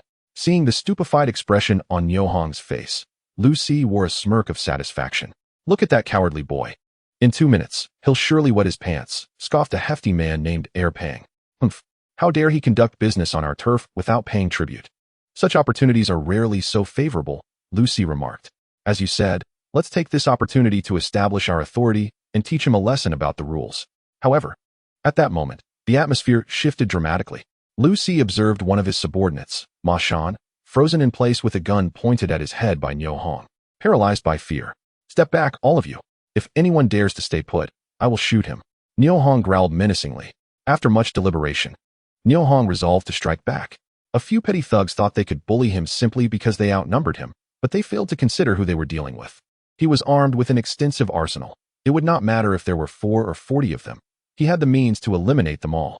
Today, he had to take a stand. Otherwise, they would continue to ride roughshod over him.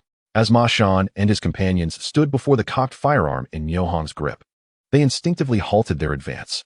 They had never anticipated that this seemingly naive young man would carry a gun, and his reflexes were so swift that it was almost impossible to follow. They muttered among themselves, "What bad luck to encounter such a reckless youth. This fool seems ready to pull the trigger.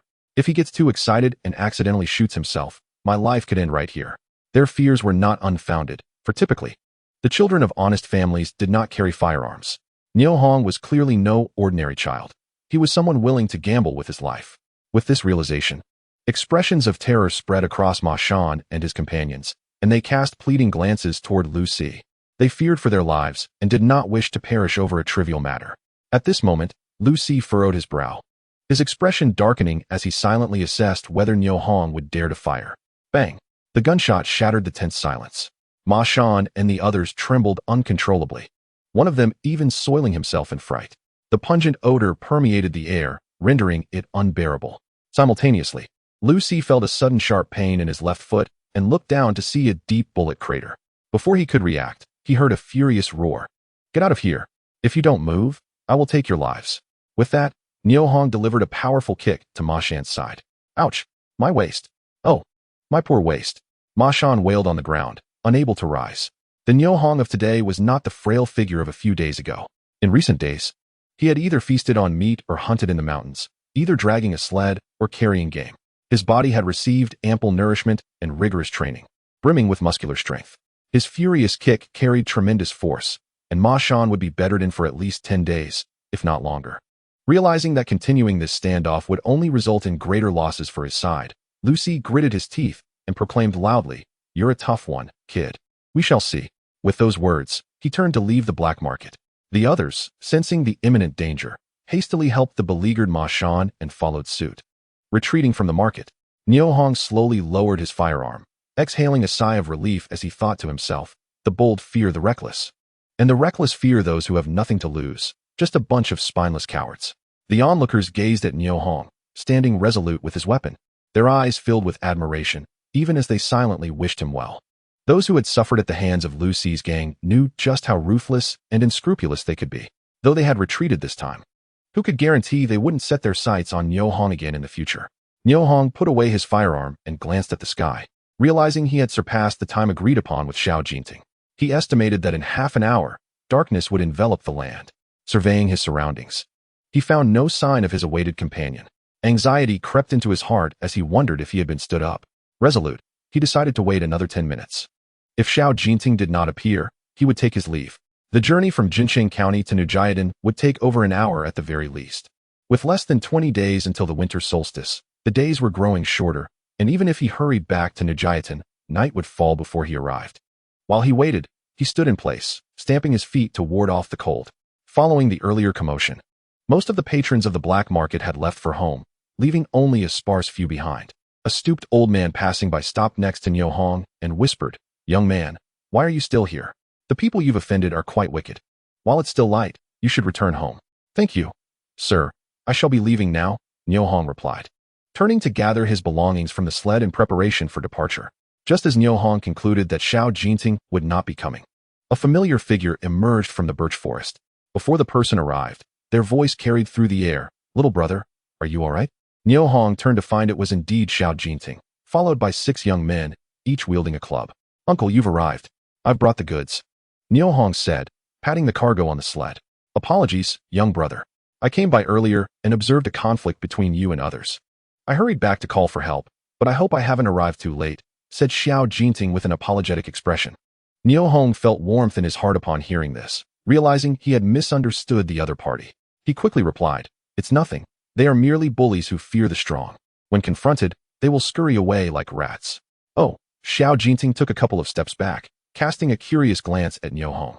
He gave a thumbs up and remarked, "Young brother, I have decided to befriend you." Niu Hong smiled back, responding, "Thank you for your kind words, sir. Please feel free to inspect the goods." Chapter 44, A Deposit in Advance. In the world of the Jianghu, those who take such polite exchanges seriously are destined to lose. Niu Hong was acutely aware that their interaction was merely a business transaction, having met only twice prior. If friendship were to blossom, that would be a matter for the future. For now, selling the goods and securing the money was paramount for his peace of mind. As he spoke, he pushed aside the dry grass, revealing fresh monkey head mushrooms beneath. "Sir, there are 32 monkey head mushrooms in total. Please inspect their quality." "All right, Wei Zai. Take a look and provide a quote for the young brother." "Understood, Xiao Shu," Wei Zai responded, swiftly approaching the cargo sled, picking up a monkey head mushroom and examining it closely. Upon closer inspection, his face displayed astonishment. This was the freshest monkey head mushroom he had ever seen, with not a single specimen wilted or weary. Wei Zai gently brushed his hand over each mushroom, all equally fresh, as if they still thrived in their original habitat. Having encountered numerous monkey head mushrooms, Wei Zai was genuinely impressed by the quality of the mountain goods Niu Hong had provided. What exquisitely fresh monkey head mushrooms. "Xiao Shu, you should come and see this." "Oh." Xiao Jinting hesitated for a moment before hurrying to Wei Zai's side. When his gaze fell upon those mushrooms, his eyes widened in disbelief. Swallowing hard, he looked at Niu Hong with an expression of incredulity. "Young brother, did you just pick these mushrooms?" "Indeed. They were harvested at noon and covered with dry grass to preserve freshness." Niu Hong replied calmly, his tone devoid of any fluctuation. To him, These were merely a few ordinary monkey head mushrooms, not unlike the black fungus he had sold earlier that morning. The only difference was that these mushrooms had recently been moved from the arms depot to beneath the dry grass. Xiao Jinting, suppressing his inner excitement, said, "Wei Zai, please weigh the frozen mushrooms and black fungus. From now on, we shall purchase this young brother's mountain goods at the highest prices. Young brother, how should I address you?" "Niu Hong, I am Xiao Jinting, and he is Luo Wei. In the future, if I am unable to come by, I will have Wei Zai contact you. What do you think, young brother?" Xiao Jinting spoke in a kindly tone, lowering his posture. This surprised the entourage behind him. Luo Wei stood by, smiling at Niu Hong, remaining silent. No problem, Niu Hong thought. As long as the payment is made, anyone can come. Young brother, in the future, when you have mountain goods, please come to Jinshan County for the transaction. My residence is safer than this place. Niu Hong smiled slightly, neither agreeing nor disagreeing. Trading at Xiao Jinting's home was not out of the question, though he believed the time was not yet right. "Xiao Shu, the weights for the 3 types of mountain goods have been measured. Oh, please report. The black fungus amounts to 2 bags, totaling 187 pounds. The frozen mushrooms weigh 46 pounds, and the fresh monkey head mushrooms weigh 14 pounds. Upon hearing this, Xiao Jinting pondered for a moment before looking at Niu Hong and stating, "Brother Niu, I will pay you 8 yuan 50 cents per pound for the black fungus, 7 yuan 50 cents for the frozen mushrooms, and 20 yuan for the monkey head mushrooms. Do those prices suit you?"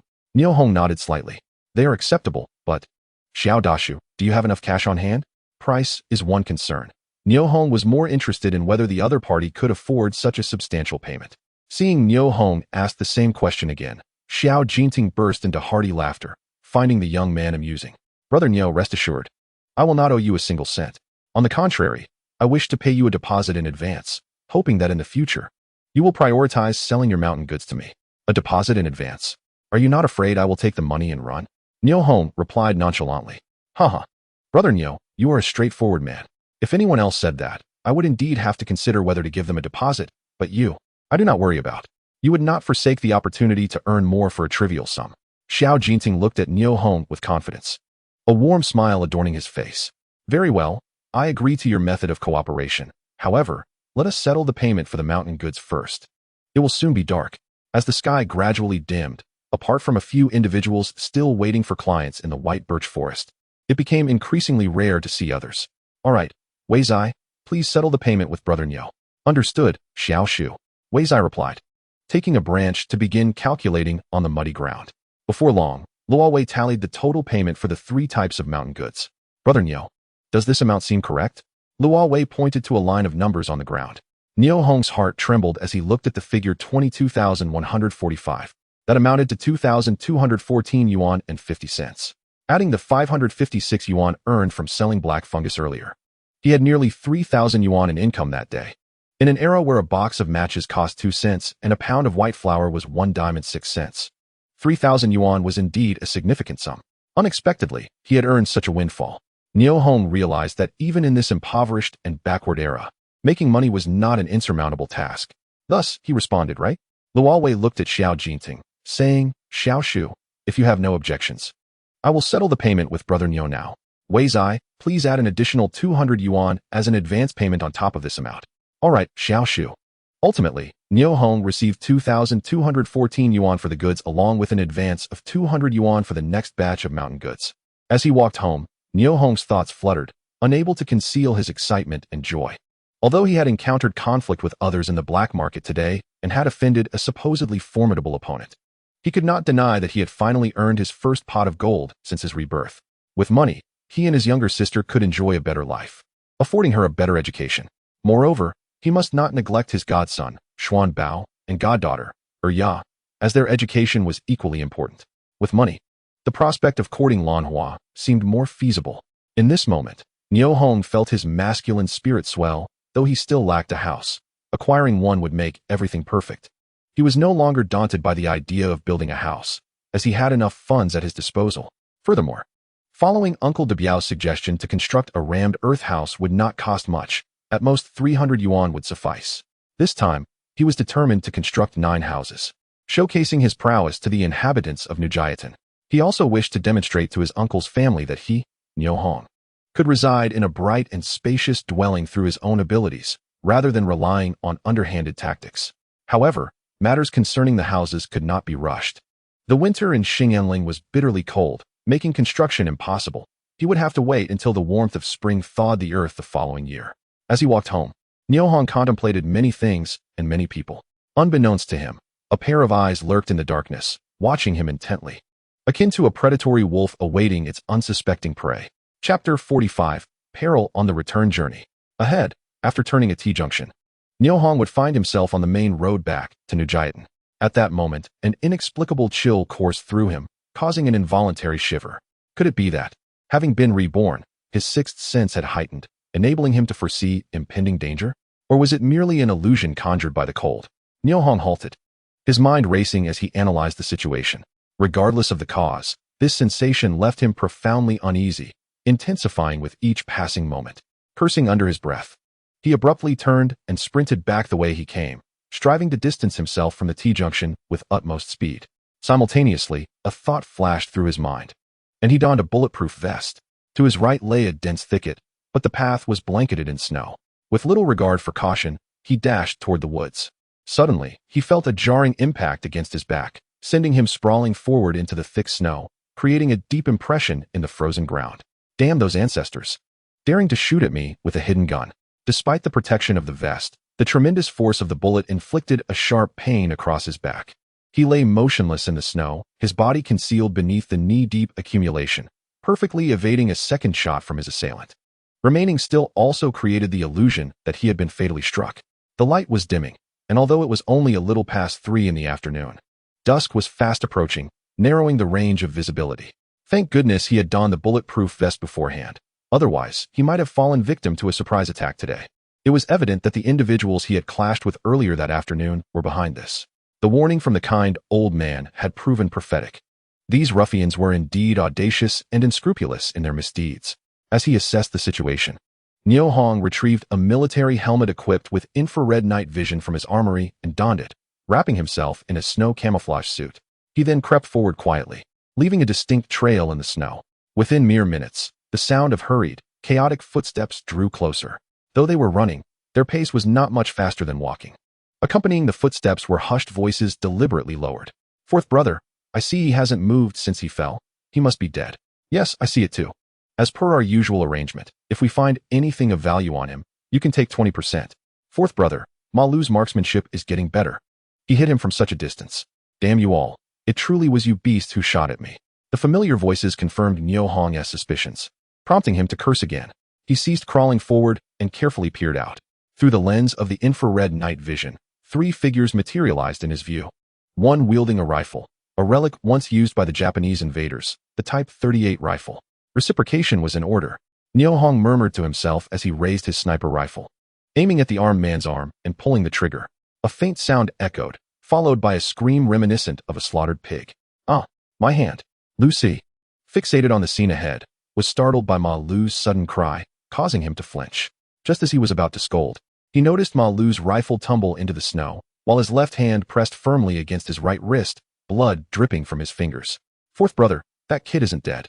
Congratulations, you guessed right. I'm still alive. Anyone who wishes to live better lie flat on the ground. Otherwise, the injury 1T just be to your arm. It might very well be your head's. All right, I'm lying down. I'll lie down right now."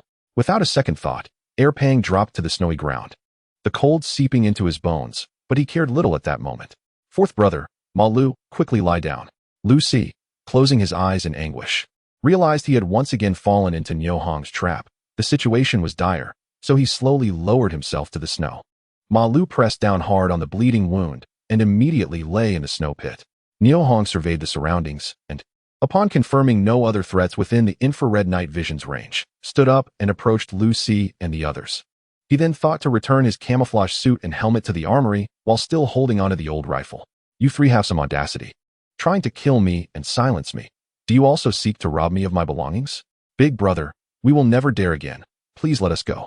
The portly middle-aged man, round-faced and with a prosperous belly, knelt before Niu Hong, repeatedly bowing his head in supplication. "Damn it, do you wish to die? You see me and do not bow." Niu Hong kicked Lucy in the abdomen. The force of the kick sent him sprawling over 3 meters away. Ouch! Lucy fainted from the pain. "What are your names?" Niu Hong pointed his gun at Pang, his voice stern. "Sir, I'm called Go Sheng, known in the underworld as Heir Pang. This is my elder brother, Shi Tu, known as Si Yi, and this is my brother, Sen Juzi, who has no nickname in the underworld. We were blind to not recognize your greatness, and we will never dare again. Heir Pang concocted an elaborate tale, devoid of truth. Niu Hong paid little heed. He had plenty of methods to deal with these small-time thugs. Do you still think there's a future for you? Oh, we don't want that. Truly we don't. Please let us three brothers go. Oh, you wish to kill me, and now you want me to let you go. Your calculations are quite audacious. Sir, it's all a misunderstanding. Please don't take it to heart. You are magnanimous, and we are just ants in your shadow. Killing you would be as easy as squashing an ant. Your bodies would be swiftly taken by wild beasts, leaving no trace behind. Tell me, am I right? Yes, you are absolutely correct. Heir Pang bobbed his head vigorously, desperately hoping Niu Hong would let them go. Fine, murder is not my inclination. How about this? Each of you sever one hand and leave your money behind, then you may depart. Niu Hong spoke indifferently, tossing a machete into their midst. This blade had been acquired from the black market at Hongxing Commune, and he had not anticipated it would serve a purpose here. Upon hearing this, Heir Pang's expression turned extremely grim. Losing a hand would render him disabled, jeopardizing his future carefree life. Niu Hong remained silent, slowly raising the old shotgun in his hand. Old man, it's my turn. At this moment, Ma Lu observed keenly. If Heir Pang did not comply in the next 2 seconds, the adversary would undoubtedly pull the trigger. As stated, killing a person here would leave no trace by the following day. In this snow-covered wilderness, hungry beasts roamed everywhere. Ma Lu picked up the machete on the ground and brought it down forcefully onto his injured wrist. A piercing scream erupted, more deafening than the previous one, and a severed hand lay on the ground. Ma Lu collapsed onto the snow, fainting from the pain. It's your turn, Niu Hong urged coldly, pointing the gun at Heir Pang. Chapter 46, Sister-in-law, what is it? Choose between keeping your hand or your life. Make haste. Niu Hong had completely lost his patience with Heir Pang. Old man, I choose to live. The middle-aged man known as Heir Pang glanced at the shotgun in Niu Hong's hand, gritted his teeth, steeled his resolve, and picked up the machete to strike his left hand. The portly man screamed, beads of sweat appearing on his forehead, quickly freezing into ice droplets that fell to the ground. Old man, is it enough? Heir Pang panted heavily. Give him the knife, Niu Hong ordered, pointing at Lu Si, who lay not far away. Old man, please don't sever my hand. I am willing to serve you. Seeing Niu Hong's blade aimed at him, Lu Si immediately cowered, begging on the ground. Why would I need you to follow me? I don't raise livestock. Hurry up and cut. Don't waste my time. Niu Hong was preoccupied with his sister Niu Xianhua and wished to leave this place at once. Big brother, I can pay you. I have a lot of money. Oh, you have money? How much are you willing to offer for your hand? It better be substantial. Mentioning money piqued Niu Hong's interest. Perhaps some matters were negotiable. 20,000. Lu Si hurriedly declared, believing this amount would sway Niu Hong. In 1961, 20,000 was indeed a considerable sum, yet Niu Hong remained unmoved, coldly staring at Lu Si in silence. If Lu Si had mentioned a few thousand, Niu Hong might have believed him. But to claim he would offer 20,000 for a hand raised suspicions regarding Lu Si's motives. The small arms depot held only 3,000 in cash, all in 10 yuan notes, stacked in a small pile. If it were indeed 20,000, that would amount to a significant sum. Where would this man possess such cash? Moreover, Niu Hong had already demanded they surrender all their belongings after severing their hands. This meant their current assets rightfully belonged to him. To buy their hands with their own money? Old man, 20,000 is already quite generous. Please spare me. Seeing Niu Hong's silence, Lu Si feared his ruse was uncovered and quickly sought to amend his words. He indeed did not possess 20,000. The extorted money had been squandered away. Money easily earned was also swiftly lost. He had no savings of that magnitude. His intent was merely to lure Niu Hong to his lair, where his subordinates could eliminate him. Niu Hong gazed coldly at Lu Si, offering a chilling smile. If you had not fired at me, I might have considered sparing your hands. Since you chose to shoot, sparing your lives is my utmost generosity. Do you expect to keep your hands and continue firing at me? Hurry up and cut. Once finished, surrender your belongings, and you may leave. At that moment, Ma Lu, just regaining consciousness, heard Niu Hong demand their money, and his heart sank once again, causing him to faint. To him, losing money was 100-fold more agonizing than losing his life. Heir Pang's face twitched upon hearing Niu Hong's words. Tonight, they had truly met their end. Understanding that there was no escape, Lu Si reluctantly picked up the machete and severed his left hand. Niu Hong cast a satisfied glance at the trio. Their faces contorted in agony, and coldly commanded, now, Hand over all your money. Damn, is this all you have? He exclaimed, turning to Lu Si. You claimed 20,000. Who do you think you're fooling? I could just kill the three of you. Lu Si, Pongzi, and Ma Lu squatted on the ground, heads bowed in silence. Niu Hong surveyed them before glancing at the 137 yuan and 32 cents in his hand, feeling a surge of joy. He then spoke menacingly, remember, if I see you again, you won't have the other hand either. Now leave. Hey, Lu Si, Pongzi, and Ma Lu responded in unison, helping each other as they made their way towards Jingxian County. As long as Niu Hong was around, they would never set foot in the black market again. Devoid of their means of survival, they were like a tiger stripped of its fangs, utterly devoid of power. They had indeed fallen entirely into Niu Hong's grasp. Watching Lu Si and his companions retreat into the distance, Niu Hong retrieved the Type 38 rifle from the ground and swiftly glided on the snow towards Niu Jiatan. He ran fervently, and after an hour under the starlit sky, he finally arrived back at Niu Jiatan. Upon pushing open the door to Dongsheng's sister-in-law's home, he immediately sensed a faintly discordant atmosphere permeating the room. Under the dim glow of the oil lamp, Dongsheng's sister-in-law sat with her eyelids lowered, quietly engaged in needlework. Li Xiangcao and Lu Qiaoji were seated nearby, idly chatting, occasionally yawning, clearly fatigued. The aroma wafting from the stove indicated that the family had yet to eat. What was going on? Why were these two here? And why was Dongsheng's sister-in-law ignoring them? This was uncharacteristic of her usual amiable and helpful demeanor. Hearing the creak of the door, the three turned in unison towards it. Ah, Hongdi is back, Zhang Qiaoying exclaimed, setting down her sewing and standing up to greet him. Sister, this is what I bought today, Niu Hong said, handing a bag containing 35 jin of corn to Zhang Qiaoying. Li Xiangcao and Lu Qiaoji exchanged glances, both eyes reflecting envy. Hongdi, you haven't eaten yet, have you? Zhang Qiaoying inquired with a smile. Have you all eaten? We were waiting for you, she replied, carrying the corn bag toward the stove. Brother Niu, where did you make your fortune today? Li Xiangcao seized the opportunity to greet him from a distance. Sister Shulin, Sister Jindo, you're here too? Niu Hong responded with a beaming smile. Brother Niu, I came here specifically to find you today. Li Xiangcao spoke, smoothing her tousled hair with her hand, and seized the opportunity to cast a flirtatious glance at Niu Hong. Upon noticing this, Niu Hong felt a sudden pang of anxiety. He thought to himself, could it be that Li Xiangcao has come specifically to seek refuge at my home? If Dongxing's wife were to find out, how utterly embarrassing that would be. Sister Shulin, what brings you here? Niu Hong inquired. Brother Hong, I came today specifically to see you, Lu Qiaoji interjected, hastily pulling Niu Hong aside, not allowing Li Xiangcao a moment to respond. Lu Qiaoji, I haven't finished my words yet. What are you doing? Li Xiangcao's frustration flared at Lu Qiaoji's abrupt interruption. Hee. We can discuss your matters later. Mine is rather urgent, Lu Qiaoji replied, stubbornly holding onto Niu Hong's arm. Sister Jindo, if you have something to say, please do so, Niu Hong remarked, but was soon interrupted by Zhang Qiaoying, who called out, Hongdi, come eat. We can talk after the meal. Ah, Niu Hong responded, pondering the peculiar behavior of those around him, sensing an odd atmosphere. Xiangcao, Qiaoji. Hongdi has been busy all day without a bite to eat or a sip of water. In this bitter cold, let us discuss your matters after the meal, Zhang Qiaoying suggested.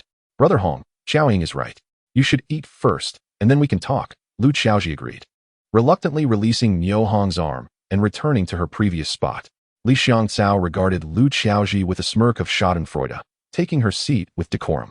Hongdi, come eat at the Kong table, Zhang Qiaoying invited, placing 2 steamed buns and a bowl of meat soup on the table, offering him a pair of chopsticks.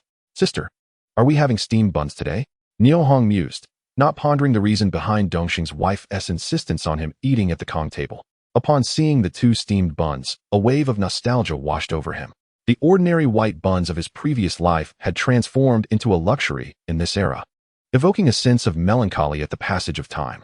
This was specially made for you, so please enjoy. Zhang Qiaoying smiled at Niu Hong, then called out to Xuanbao, Arya, and Niu Xianhua, who were playing on the Kong. Niu Hong observed as Zhang Qiaoying served each child a cornmeal pancake and a bowl of meat soup. Moved. He broke one of the steamed buns and approached Xuanbao and Arya, squatting down to say, Xuanbao, Arya, your godfather has brought you steamed buns. Arya reached out eagerly, taking it into her hands, and began to devour it. However, Xuanbao looked up with a frown and said, Godfather, Mother said the steamed buns are for you. We can't eat them. He then took a bite of his cornmeal pancake, casting a longing glance at the bun in Niu Hong's hand. Take it, quickly. Without hesitation, Niu Hong placed the bun into Xuanbao's other hand. But Godfather, Xuanbao protested. Returning the bun to him, Zhang Qiaoying, standing by the stove, called out, Now, Xuanbao, you must accept it. The 3-year-old remained perplexed, caught in indecision. Observing this, Niu Hong turned to Zhang Qiaoying and said, Sister, let the children have the white buns. They're growing and need the nourishment. I have enough with the pancakes and soup. Niu Hong stood up, walked to the stove, and took 2 cornmeal pancakes back to the Kong table. Dongshenggu, this bun is for you. He offered the remaining bun to Niu Dongsheng, who was reclining against the Kong. Hongdi, I don't eat much. I'll just have some soup tonight. You should eat while it's hot. Niu Dongsheng waved his hand dismissively. Niu Hong considered this for a moment, then approached Niu Xianhua and said, Xianhua, this bun is for you. No, I don't want it. I have pancakes, she replied, retreating to the side with her bowl. Oh, just take it. Niu Hong insisted as he pressed the bun into her hands and then returned to the table, devouring his meal with gusto. As for Li Xiangcao and Lu Qiaoji, they were not part of his hospitality, for he too was a guest in this household and could not dominate the scene. Do try my pancakes, Zhang Qiaoying offered, breaking a small pancake in half and handing each piece to Li Xiangcao and Lu Qiaoji. Oh, I can't possibly accept this, Li Xiangcao protested. Yet she swiftly took the pancake and began to chew heartily, her hunger evident. The meals at home had all been reserved for the men, Niu Shulin and her son, Niu Xiaodian. She had only had a bowl of thin porridge and half a vegetable dumpling since morning, leaving her famished. Sister Qiaoying's hands are truly skilled. Look at how this pancake is made, one side crisp and the other soft and tender. Her craftsmanship is impressive, Lu Qiaoji praised as she examined her piece of pancake. Haha, it can't compare to your skills, Qiaoji Jia. Just look at the clothes you're wearing, perfectly tailored. You're fuller where you should be and slimmer where you ought to be. They are far more beautiful than the ready-made garments sold in the city, Niu Hong replied. Indifferent to their flattery, his mind was preoccupied with the reasons behind Li Xiangcao and Lu Qiaoji's visit. He was most concerned that they might, in front of Dongsheng's wife, propose that he stay at their home, a situation that would be exceedingly awkward. As Niu Hong ate, he found his mind wandering. Observing him closely, Niu Dongsheng softly asked, Hongdi, how are things outside? Niu Hong swallowed his food, contemplating before replying. The situation outside is not favorable. However, he refrained from elaborating further, as he himself was uncertain of the details. Niu Dongsheng acknowledged, gently placing his soup bowl on the table and closing his eyes slightly. Despite the recent abundance of food at home, he felt his health declining, giving him a sense of impending fate. After the meal, Niu Hong turned to Li Xiangcao and Lu Qiaoji and inquired, Sisters, what matters bring you to me? Before he could finish, Lu Qiaoji interjected, Brother Hong, you are 18 this year, correct? Yes. I have a cousin who has also just turned 18. She is as lovely as a flower. I was thinking of introducing you to. Let me know when you are free, and I will take you to meet her and have a chat. Upon realizing she was playing matchmaker, Niu Hong felt a wave of relief wash over him as he instinctively glanced at Zhang Qiaoying by the stove, who appeared deep in thought, her expression serious. He quickly averted his gaze back to Lu Qiaoji and said, Sister, I'm still young and not looking to date so soon. Furthermore, I currently have no home. Where would I let a wife stay? Lu Qiaoji's eyes lit up like crescent moons as she softly replied, Haha, Brother Hong, your considerations are truly thoughtful. You clearly are a responsible man. Besides, we're not talking about marriage right now. Whether or not you have a house doesn't affect the possibility of dating. If it suits you, we can continue. If not, we part ways.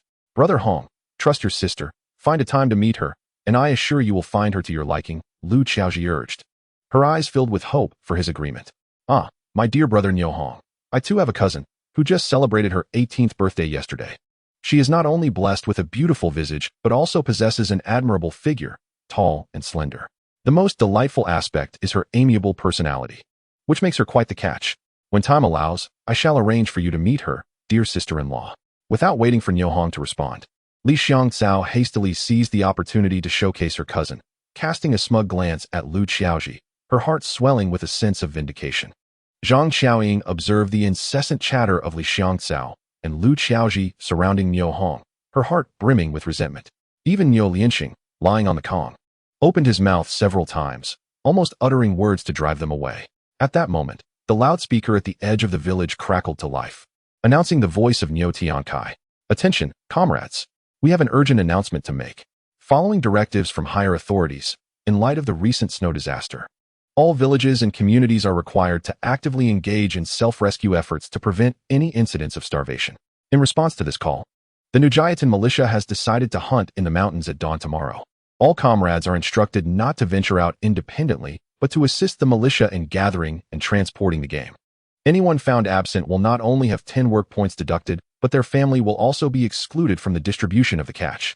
It is imperative that everyone adheres strictly to this directive. Ah, this is splendid news. We shall be hunting in the mountains soon. We will have meat to eat, exclaimed Li Xiangcao, a faint blush appearing on her sallow face. However, when she glanced at Zhang Xiaoying, she was surprised to find her completely unfazed, her expression betraying not a hint of excitement. Realizing that Zhang Xiaoying's family was not in want of meat, jealousy surged within her, souring her mood. At that moment, Lu Qiaoji's voice chimed in. Xiangcao, what are you so excited about? With so many people hunting in the mountains, the noise alone will scare the beasts away. It would be a miracle to catch anything. Her words fell like a bucket of cold water on Li Xiangcao, exacerbating her already foul mood, prompting an immediate retort. Lu Qiaoji, that's a bit excessive, don't you think? My brother Niu Hong could catch game on his own, with so many militia members together. How could they not catch anything? Upon hearing this, Niu Hong wore a faint smile, but remained silent, yet an ominous premonition stirred within him. Too many people hunting could lead to chaos. If poorly organized, someone might be mistakenly shot as a beast. If anyone harbored enemies, this would present a perfect opportunity to act without consequence. Such incidents had occurred before and would likely happen again. Remembering his recent altercations with Niu Tiankai and Niu Montsong, Niu Hong mentally alerted himself to be cautious the following day, vowing not to become an innocent victim. Humph, can those people truly compare to my brother Niu Hong? Lu Qiaoji scoffed at Li Xiangcao's rebuttal, ending with a compliment aimed at Niu Hong. Observing this, Niu Hong quickly waved his hand. Sister Jin Do, you hold me in too high regard. Well, I must prepare for tomorrow's hunt. So I shall take my leave and not burden you ladies with idle chatter any longer. I am quite exhausted. With that, he stifled a long yawn, stretched lazily, and turned toward the west room. Zhang Xiaoying felt a rush of delight, for Niu Hong had truly granted her face and acted in accordance with her wishes. Lu Qiaoji, watching Niu Hong's retreating figure, suddenly felt a sense of unfamiliarity. Was this the same Niu Hong who had once been so naive? When had he become so cunning? Had he perhaps been influenced by Zhang Xiaoying? With these thoughts swirling in her mind, Lu Qiaoji cast a complex glance at Zhang Xiaoying, who was busily tending to the stove. Li Xiangcao, feeling a wave of disinterest as Niu Hong departed, bid farewell to Zhang Xiaoying and took her leave. Once only Lu Qiaoji and Zhang Xiaoying remained in the room, Lu Qiaoji approached the stove and whispered conspiratorially into Zhang Xiaoying's ear, Sister Qiaoying, do you and Niu Hong have something going on? Upon hearing this, Zhang Xiaoying instantly understood, her cheeks flushing as she playfully punched Lu Qiaoji's chest. Was that half of a pancake I just fed to the dogs? Humph, Sister Qiaoying. I find it hard to believe that you would not seize such a wonderful opportunity to quench your thirst and enrich your life. Lu Qiaoji continued to tease her relentlessly. Seeing Lu Qiaoji's persistent banter, Zhang Xiaoying set aside her tasks, straightened her posture, and declared with utmost seriousness, Niu Hong and I maintain our innocence. He is a good man, so please do not slander him. Oh, is that so? Lu Qiaoji replied with a sly smile, playfully touching Zhang Xiaoying's chest, causing her to quickly cover her mouth with her hand. A small hand, glistening with droplets of water, boldly reached towards Lu Qiaoji's legs. The two young women, illuminated by the dim oil lamp, engaged in playful antics, their laughter momentarily lifting them above the burdens of reality, transporting them back to a carefree adolescence. The following day, Niu Hong rose early to help Zhang Xiaoying prepare breakfast. Brother Hong, when I returned with Xianhua last night, she mentioned that many children have returned to school. Oh, Niu Hong replied, surprised by this news. Could it be that the people in the village are willing to part with that 50 cents for the textbook fee? Noticing Niu Hong's puzzled expression, Zhang Xiaoying seized the moment to inquire, Brother Hong, can you guess the reason? What reason? Niu Hong responded, utterly bewildered. Because the school provides a meat soup for lunch, and it is quite filling. Oh, Niu Hong exclaimed, suddenly enlightened. So, Teacher Du and Teacher Yao are indeed wonderful teachers. Truly good-hearted individuals. Zhang Xiaoying nodded in agreement, then gazed at Niu Hong with meaningful eyes. Brother Hong, there is yet another good person. Can you guess who it is? Another? Niu Hong questioned. Aren't there only 2 teachers at the school? How can there be a third good person? The one who provides the roe deer meat to the school. Zhang Xiaoying replied, lowering her head with a slight smile. At that moment, Niu Hong realized that Dongxing's sister had been hinting at his contributions to the school with roe deer and wood grouse. Chuckling softly, he remarked, I cannot claim to be a good person, I merely felt embarrassed to accept money from teachers Yao and Du brother Hong. Are you saying that they wished to buy your game? Yet you didn't sell it to them, instead gifting it? Indeed. I saw that they were both women who had left their homes to come teach our children without charging tuition. It seemed inappropriate to accept payment for a mere game I hunted. Isn't that right, sister? Brother Hong, you are absolutely right. I support you.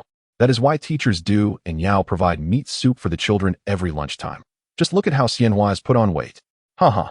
That is also due to your delicious cooking, sister. Go on, stop flattering. It would be better to provide some tangible benefits to your sister-in-law. Sister-in-law, what do you desire? Niu Hong asked with a puzzled look. How could you not know what your sister-in-law wants? Zhang Qiaoying shot a glance at Niu Hong, then pouted, expressing her profound dissatisfaction. Niu Hong immediately understood, lowering his head to add another branch to the stove. Hongdi, don't burn it. The pot is ready. Quickly remove the firewood. After finishing breakfast, Niu Hong sent Niu Xianhua to school and then headed towards the warehouse courtyard of Nijiatan. Upon entering the gate, he noticed several people squatting by the wall, waiting for the brigade to distribute today's labor tasks. Niu Hong, come, sit here. Chapter 49. What is this situation? Niu Hong turned to see that the person speaking to him was actually his uncle, Niu Detsai, which surprised him greatly.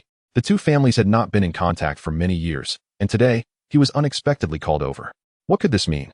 Niu Hong, come. Your uncle has a few words to share with you. Seeing Niu Hong frozen at the doorway, Niu Detsai extended another invitation. Everyone squatting by the wall knew that Niu Detsai had been indifferent to Niu Hong and his sister for years. His sudden invitation to sit beside him sparked curiosity among the members, who eagerly anticipated the unfolding of events.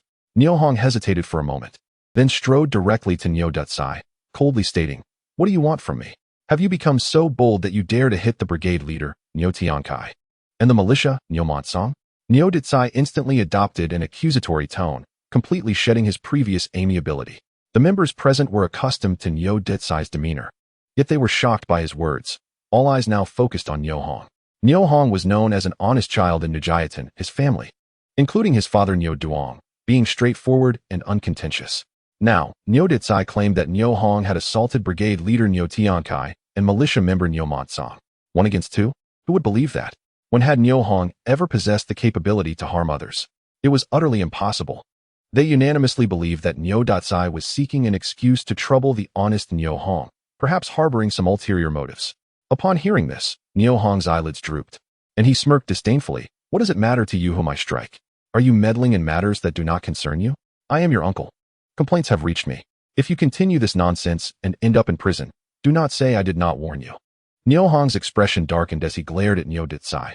I distinctly remember that when my father passed away, there were no brothers or nephews to send him off. Now you suddenly claim to be my uncle. From where do you derive this kinship? Niu Hong has become quite eloquent, speaking the truth. Yes, well said indeed. The onlookers murmured amongst themselves, watching how Niu Detsai would respond. It was shameless for him to proclaim himself an uncle after neglecting his brother's family for so long. The atmosphere became charged with whispers. Those soft snippets of their conversations reached Niu Detsai's ears, causing his face to flush with anger. In a moment of rage and humiliation, he abruptly stood, glaring at Niu Hong. You. Before he could finish, he collapsed to the ground, unconscious. Quick, pinch his acupoint. The nearby members rushed to assist him. Niu Hong cast a cold glance before turning to walk away. Niu Hong, you wretched child.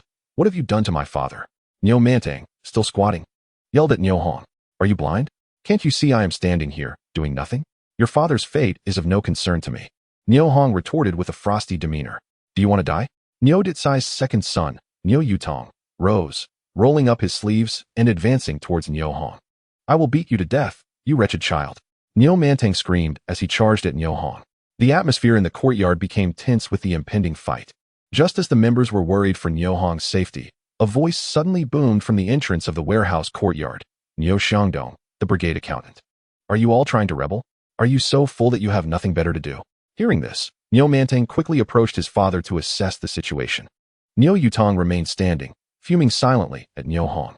At that moment, with the help of the members, Niu Detsai slowly exhaled, his eyes rolling, coming back to consciousness. Father, how do you feel?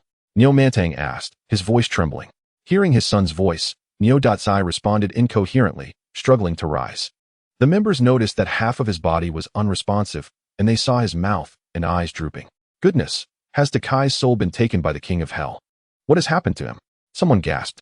Father, are you alright? Niu Mantang pressed through the crowd, attempting to support Niu Ditsai's back to help him stand, but found it futile, panic flooding his face as he looked to Niu Yutong.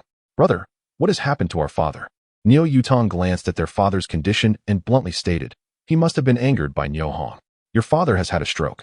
Hurry and take him to the county hospital, or it will be a serious problem. At this moment, Niu Xiangdong approached and took a look, casually stating, what now? Niu Mantang murmured to his second brother, what should we do? This matter was instigated by Niu Hong. Find him, Niu Yutong replied, turning his gaze over the crowd. Searching for Niu Hong's figure. You two rascals, hurry and take your father to the hospital. Do you still have the time to fight here? Uncle Xiangdong, you see our family's situation is special. What about today's work points? If you do not participate in the hunt, your work points will still be deducted, and the game will not be distributed to your family. The brigade leader has repeatedly emphasized on the broadcast that every member must adhere to the rules. If everyone behaved like your family and did not attend the hunt, where would the game come from? Should it fall from the sky? Therefore, those who do not participate in the hunt will not share in the spoils.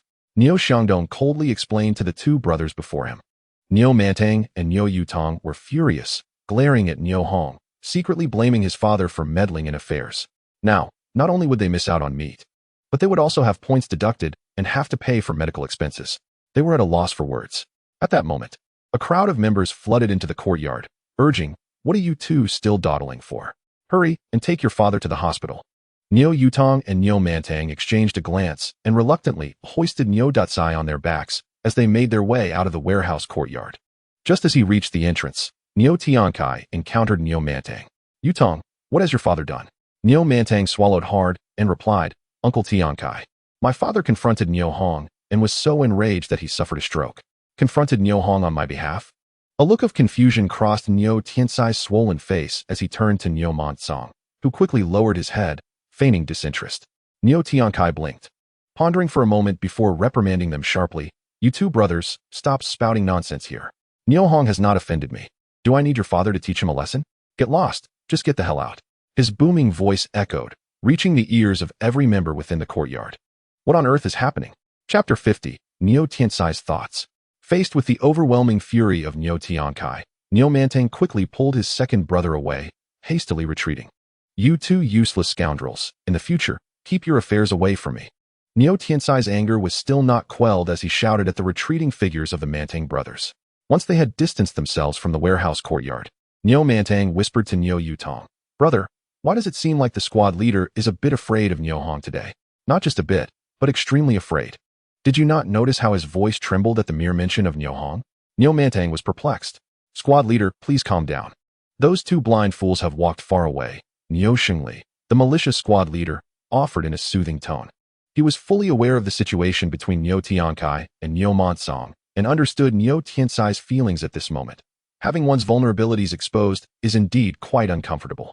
What kind of people are these? Why do they drag me into their family disputes? Am I the type of person who abandons my kin? Niu Tiankai expressed his indignation. Squad leader, you are magnanimous. It's not worth your anger over such people. The higher-ups are still waiting for our team to report results, Niu Xingli reminded.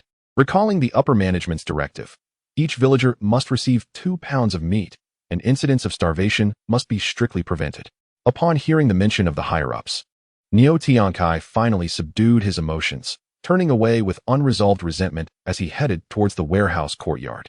From a distance, Niu Hong spotted Niu Tiankai and Niu Xingli approaching and quickly sought refuge behind the crowd. He merely wished to downplay the recent altercation and avoid drawing further attention from the other members. Is Niu Hong here? Niu Xingli called loudly before he even reached the warehouse door, his eyes scanning the area with determination, refusing to leave without locating Niu Hong. I'm here, Niu Hong. Sensing the gazes of the nearby members upon him, reluctantly raised his hand and responded loudly. Niu Hong, come here, step forward, Niu Xingli declared in an official tone.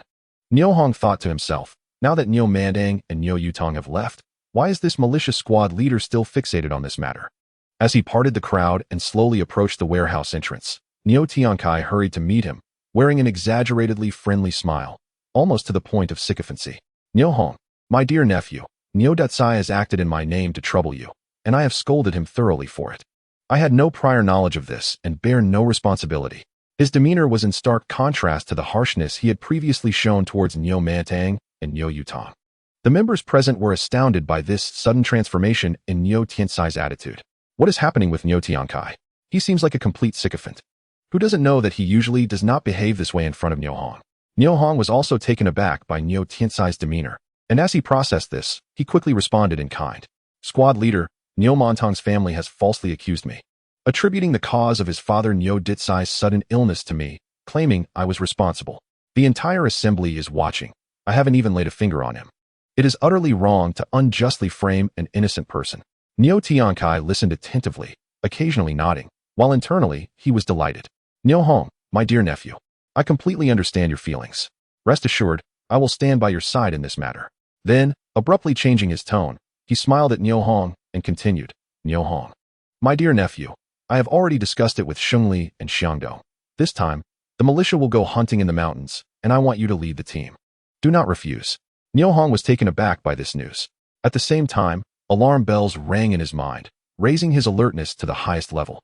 He scrutinized Niu Tiankai, thinking to himself, despite the smile on his face, he might secretly harbor a desire to take revenge on me during this hunting trip for the previous altercation. Why else would he assign me as the leader? With this thought in mind, Niu Hong smiled faintly and replied, Squad leader, you think highly of me. However, I am neither a militia member nor knowledgeable about hunting. It would be inappropriate for me to lead the team. The members gathered around the courtyard, overhearing their conversation, felt that Niu Hong's reasoning was sound. Many believed that Niu Tiansai's hastily arranged hunting plan was too reckless and lacked careful consideration. Consequently, they began to whisper among themselves.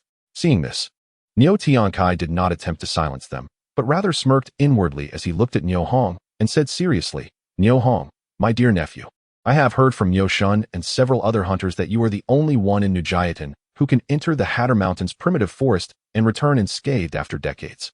He even gave Niu Hong a thumbs up. Niu Hong thought to himself, no matter how sweetly you speak or how loudly you flatter me, I will not accept the leadership of this hunting expedition today, nor will I acknowledge that I have ever ventured into the Hatter Mountains primitive forest. With a slight smile, he clarified, Squad leader, do you believe what Niu Shun and the others told you? They are deceiving you. I do not know how to hunt, this is well known. I would only dare to wander around the outskirts of Hatter Mountain, hoping to stumble upon some frozen beasts. The only one who can safely return from deep within Hatter Mountain is Niu Shun. I have witnessed this with my own eyes. It would be far more suitable for him to lead the expedition. The members agreed with Niu Hong's proposal, as Niu Shun's qualifications were indeed impressive. Having begun hunting with his father at the age of 12 and now being 47, he possessed nearly 40 years of experience. Under his leadership, they were certain to secure a bountiful catch, ensuring that all members of Nujiatan would receive their share of meat. If Niu Hong, who lacked hunting skills, were to lead, the chances of obtaining sufficient game would be slim. Seeing Niu Hong repeatedly refuse, Niu Tiankai remained undeterred and continued to persuade him, Niu Hong, my dear nephew, I believe in your abilities. For the sake of all the members of Nujiatan, please do not decline any further. Niu Hong thought to himself, today, no matter how eloquently you speak, I will not agree. Captain, considering the interests of all the members of Nujiatan, I truly cannot assume the role of leader. Such a significant position must be held by an experienced hunter.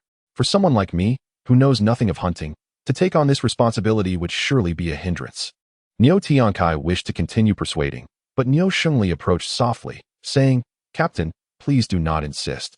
Let us heed Niu Hong's suggestion and appoint Uncle Niu Shun as the leader for this hunt, aiming to bring back more game for everyone to share. Tiankai, do not put Niu Hong in a difficult position. This honest lad might manage to collect some frozen beasts, but letting him wield a real weapon in the hunt? That is best avoided, said Niu Xiangdong, the accountant, as he stepped forward. Chapter 51. What? Do you wish to make a move? Seeing both Niu Shengli and Niu Xiangdong simultaneously dissuade him, a flicker of disappointment crossed Niu Tiansai's eyes. Niu Hong observed this and inwardly cursed them for their insincerity, thinking them to be up to no good. Niu Shengli, noticing the exchange, meaningfully looked at Niu Tiankai and urged, Captain, the day is waning. Quickly assign tasks and tools to everyone.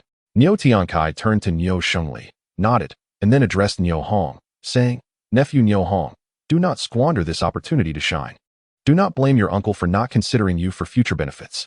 Niu Hong, with a slight smile, turned to leave, intending to find a wall to lean against. When he heard someone calling his name, following the voice, he saw Niu He waving at him with a hunting rifle in hand, and hurried over. Brother Niu He, You are taking the rifle into the mountains to hunt, are you?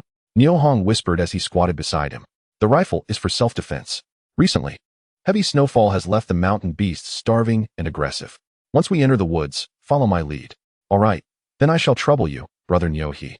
In Niu Hong's mind, Niu He should be around 31 or 32 years old, standing approximately 170 meters tall, not particularly robust, yet upright and warm-hearted. There is no trouble in this. We all share the surname Niu, and it is only right we help one another, Niu He remarked, patting Niu Hong on the shoulder. Whispering, this time, you have shown wisdom by not taking on the leader's role. What? Wasn't it said that being the leader allows one to receive more shares and points? What is wrong with being the leader? If I could hunt, I would certainly vie for that position. It is a splendid opportunity, Niu Hong expressed, his face revealing envy. Humph, are you truly naive or merely pretending? The leader may enjoy some glory, but if no game is caught, they will bear the brunt of the community's ire. It is a thankless task, Niu Hong mused silently, realizing that Niu Tiansai's intention in appointing him as leader was more than just the risk of criticism. It was a scheme to exploit him, potentially endangering his life. However, he replied softly, brother Niu He, with so many of us going out together, how could we possibly fail to catch any game? Heh, Niu He chuckled meaningfully. As they spoke, each member received their tools, and under the guidance of the militia, they began to set off in succession. Niu Hong received a basket, while Niu He was provided with a length of rope, and they followed the group toward the back mountain. At Niu He's suggestion, they slowed their pace, eventually falling to the rear of the line. In Niu He's words, let those in front handle the work. If there is danger, let them take the brunt.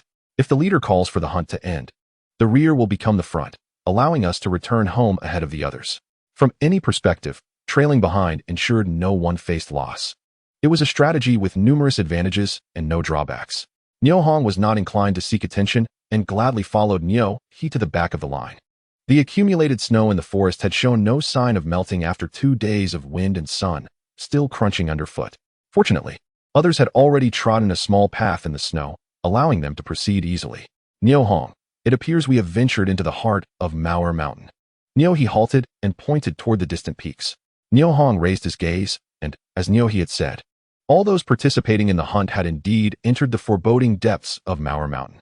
The procession continued onward. Brother Niu He, it seems that if we do not catch any game, Uncle Niu Shun will not return to the village. Have you noticed something?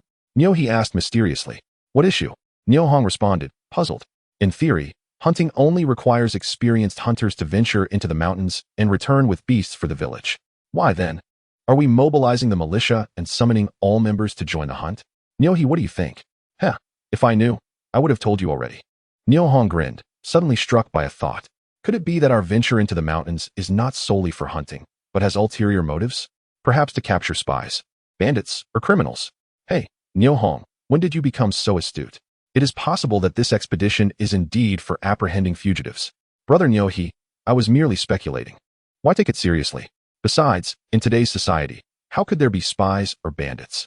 Even if there are criminals in this frigid weather, they would not dare venture to Mauer Mountain. Wouldn't that be courting death? Niu He dismissed Niu Hong's reasoning, maintaining a solemn expression. Though Mauer Mountain is perilous, it may serve as an ideal refuge for a desperate criminal. Niu Hong, upon hearing this, recalled his own experience, remembering the 2 hunters who had pursued him after he caught a black bear. As they conversed, the group ahead came to a halt. Niu He, seizing the moment, lay back in the snow, stretching comfortably and letting out a groan from his midsection. Damn it, I just had breakfast, and I'm already hungry, he remarked, tightening his belt and grinning at Niu Hong. Just tighten the belt a bit more, and I can hold out for half a day without issue. Niu Hong, seeing this, quickly reached into his clothing and produced 2 cornmeal cakes, one side golden brown and the other soft and fragrant. Oh, Niu Hong, you are quite the affluent one. Niu He exclaimed, swallowing hard while coveting the cakes. Brother Niu He, here, one for each of us. Niu Hong offered a cake to Niu He, who was lying in the snow. Good brother, thank you. Niu He exclaimed, springing up from the snow and taking a big bite of the cake, mumbling, delicious. Before Niu Hong could respond, he reached into his clothing again and pulled out 2 fist-sized chunks of wild boar meat, handing one to Niu He. Damn it, Niu Hong. You are not merely wealthy. You are a veritable god of fortune. Niu He finished speaking, took a hearty bite of the meat, and his eyes instantly sparkled with delight. Oh, this meat is extraordinarily fragrant, simply divine. After saying this, he indulged in another generous bite. Unbeknownst to him, his exclamation immediately drew the attention of those nearby, who were resting. Upon seeing the golden cornbread and the enticing wild boar meat, many felt their stomachs grumble in response. One person, glancing at Niu Hong, shouted, "Niu Hong, could you not be so loud while eating? It's making me hungrier." Niu Shulin, "I'll be loud if I want to. What is it to you? If you have the ability, you can be loud too." Niu Shulin waved his fists toward Niu Hong, who was shorter than him. "What, do you want to fight?" Chapter 52. All trouble caused by Niu Hong. "I swear, I'll beat you to a pulp," Niu Shulin declared, stepping toward Niu Hong. Sensing the tension, Niu Hong quickly positioned himself in front of Niu Hong. "Brother Shulin, this is Mauer Mountain, not a place for fighting. Get out of my way. It's all your fault." Niu Shulin pushed Niu Hong's shoulder forcefully. But Niu Hong had anticipated the move and deftly sidestepped just as Shulin's hand was about to make contact. Without a point of support, Niu Shulin lost his balance and, with a thud, fell into a nearby snowdrift. This comical scene elicited bursts of laughter from the onlookers. "Well done, Niu Hong. You dodged beautifully."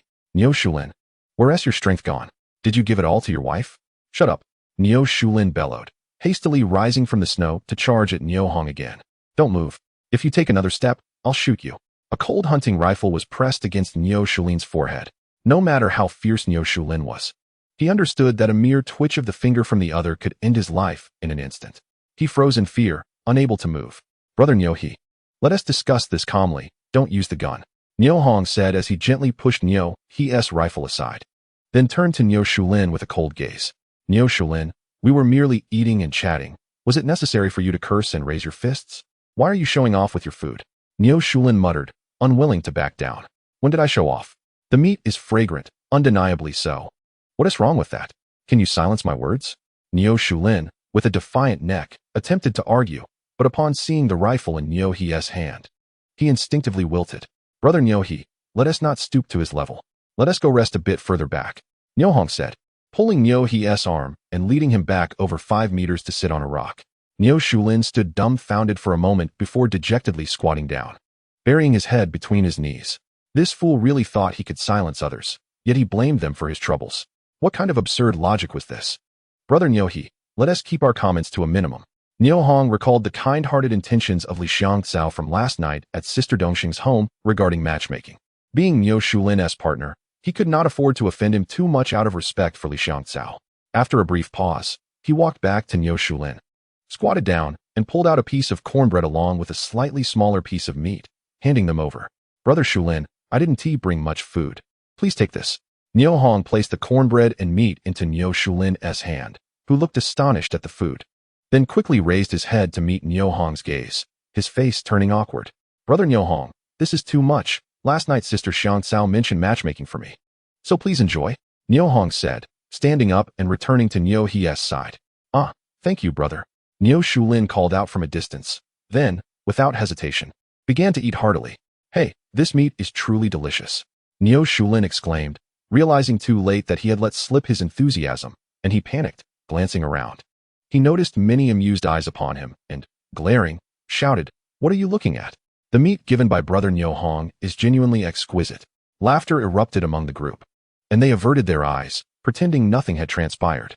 "Brother Niu Hong, you're quite generous." Niu Hong gave a thumbs up to Niu Hong. "Ah." Niu Hong waved his hand dismissively, indicating it was a trivial matter, unworthy of mention. 20 minutes later, the hunting party resumed their journey. After progressing for about half an hour, the logistical team was instructed to remain behind while the militia, led by Niu Shun and Niu Xingli, began a large-scale search of the forest ahead. The hunt officially commenced at that moment, coinciding with noon. Sunlight streamed through the gaps in the branches, casting glaring white reflections upon the snow. Niu Shun and Niu Xingli positioned themselves in the center of the formation, with all the militia symmetrically arranged around them, stationed every 10 meters, creating an impenetrable net as they advanced into the woods.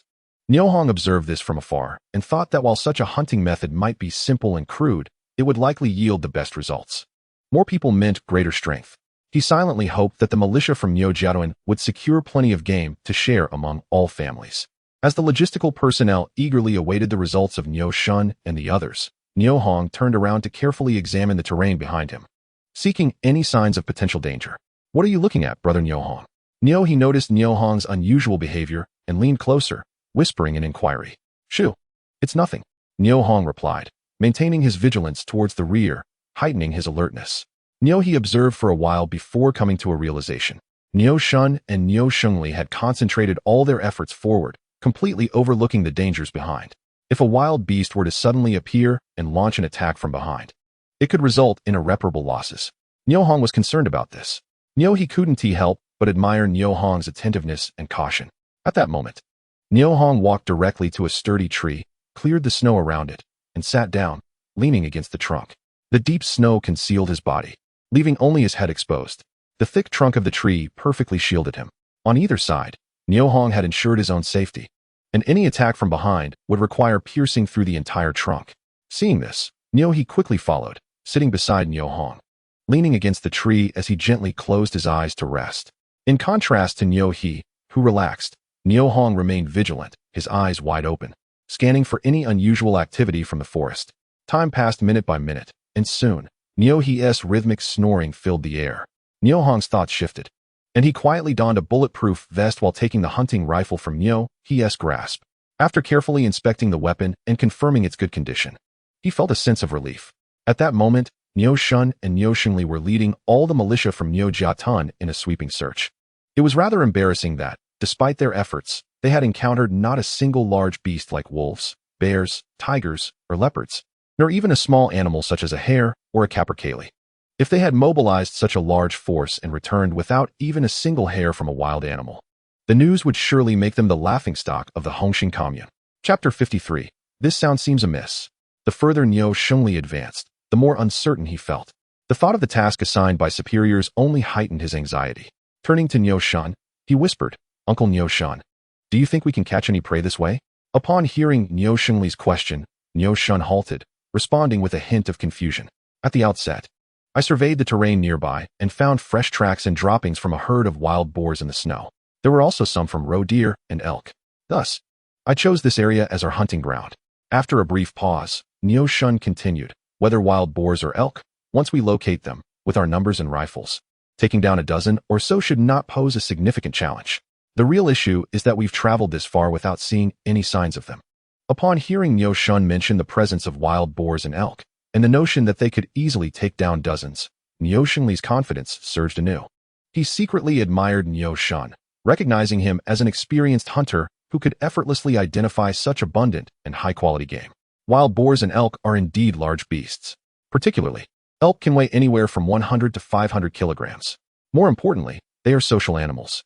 Discovering their trail would indicate the presence of a whole herd. The thought of easily fulfilling their mission brought excitement to Niu Shengli, who then forced himself to calm down and reflected for a moment before speaking. "Uncle Niu Shun, could it be that our pace is too slow, allowing them to escape?" Niu Shun nodded in agreement, replying, "Our search speed has indeed been a bit sluggish. Let's hasten our pace." "Understood," Niu Shengli affirmed, quietly calling to those around him, "Everyone, maintain your distance and quicken your march." The command spread quickly among the militia. Although the thick snow made traversing the terrain challenging, the moment the order was given, everyone's pace noticeably quickened. Who wouldn't want to return from this trip with more game? The one who brings back prey earns respect and honor. Moreover, securing game means that everyone would have meat to eat, and they could share in the bounty, a tangible and gratifying benefit. Thus, every militiaman pushed forward with a vigorous spirit. Consequently, the hunting party distanced itself from the comrades left behind to carry the game, swiftly disappearing into the vast snowy forest. The rear comrades, realizing they could be of no help at that moment, sought suitable spots to rest, awaiting further instructions. Niu Shulin also wished to find a good place to pause. Glancing around, he noticed Niu Hong and Niu He resting against a large tree, with Niu He oddly sleeping soundly despite the cold. He hurried over and gently reminded them, "Brother Niu Hong, we can't let Niu He sleep here. He could freeze to death." Upon hearing this, Niu Hong silently chastised himself for being so focused on surveying the surroundings that he had neglected the safety of his companions. He quickly patted Niu He's shoulder. "Brother Niu He, wake up. You can't sleep here. It's too cold. Stop it. Let me sleep a little longer," Niu He mumbled, gently pushing away the hand on his shoulder and leaning back against Niu Hong, tightly shutting his eyes to resume his dreams. Despite his slender frame, Niu He possessed remarkable strength. Niu Shulin marveled at this and squatted down, sitting closely beside Niu Hong. "Brother Niu Hong, I owe you an apology for today." "Oh, it's nothing to worry about," Niu Hong replied with a slight smile, seemingly unconcerned. As time passed, Niu Hong leaned against the tree, his gaze periodically scanning the surroundings in search of potential dangers in the forest. The other comrades, including Niu-He and Niu Shulin, waited quietly for news from the militia ahead. Suddenly, a series of gunshots rang out from the front. The once quiet group erupted into excitement. "Hey, listen to that sound. They must have hit something. But wait, that sound seems a bit distant, doesn't it? Who cares about the distance? As long as they can catch something.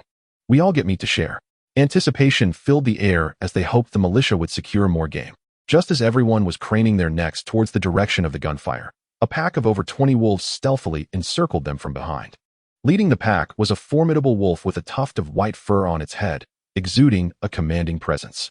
Its limbs were robust, each leg as thick as a grown man's forearm, measuring nearly 150 centimeters in length and standing about 80 centimeters tall, a truly imposing figure. Its large tail hung down like a club behind it, exuding an aura of dominance. At that moment, it paused intermittently, sniffing the air ahead while its golden eyes locked onto the group of comrades whispering among themselves. Unbeknownst to Niu Hong, the wolves were concealed by the large trees, leaving him entirely unaware of their presence. One other individual shared this ignorance, Niu Erden, a militiaman from Niu Jiatun and a cousin of Niu Manchao. His most notable title was that of the foremost bachelor in Niu Jiatun, having been entrusted by Niu Tiankai and Niu Manchao. He sought to exploit this hunting opportunity to take a shot at Niu Hong from behind, aiming to settle the long-standing feud among them. He was currently lying in wait about 50 to 60 meters behind the logistical comrades, his eyes fixed intently on the group, trying to identify Niu Hong among them.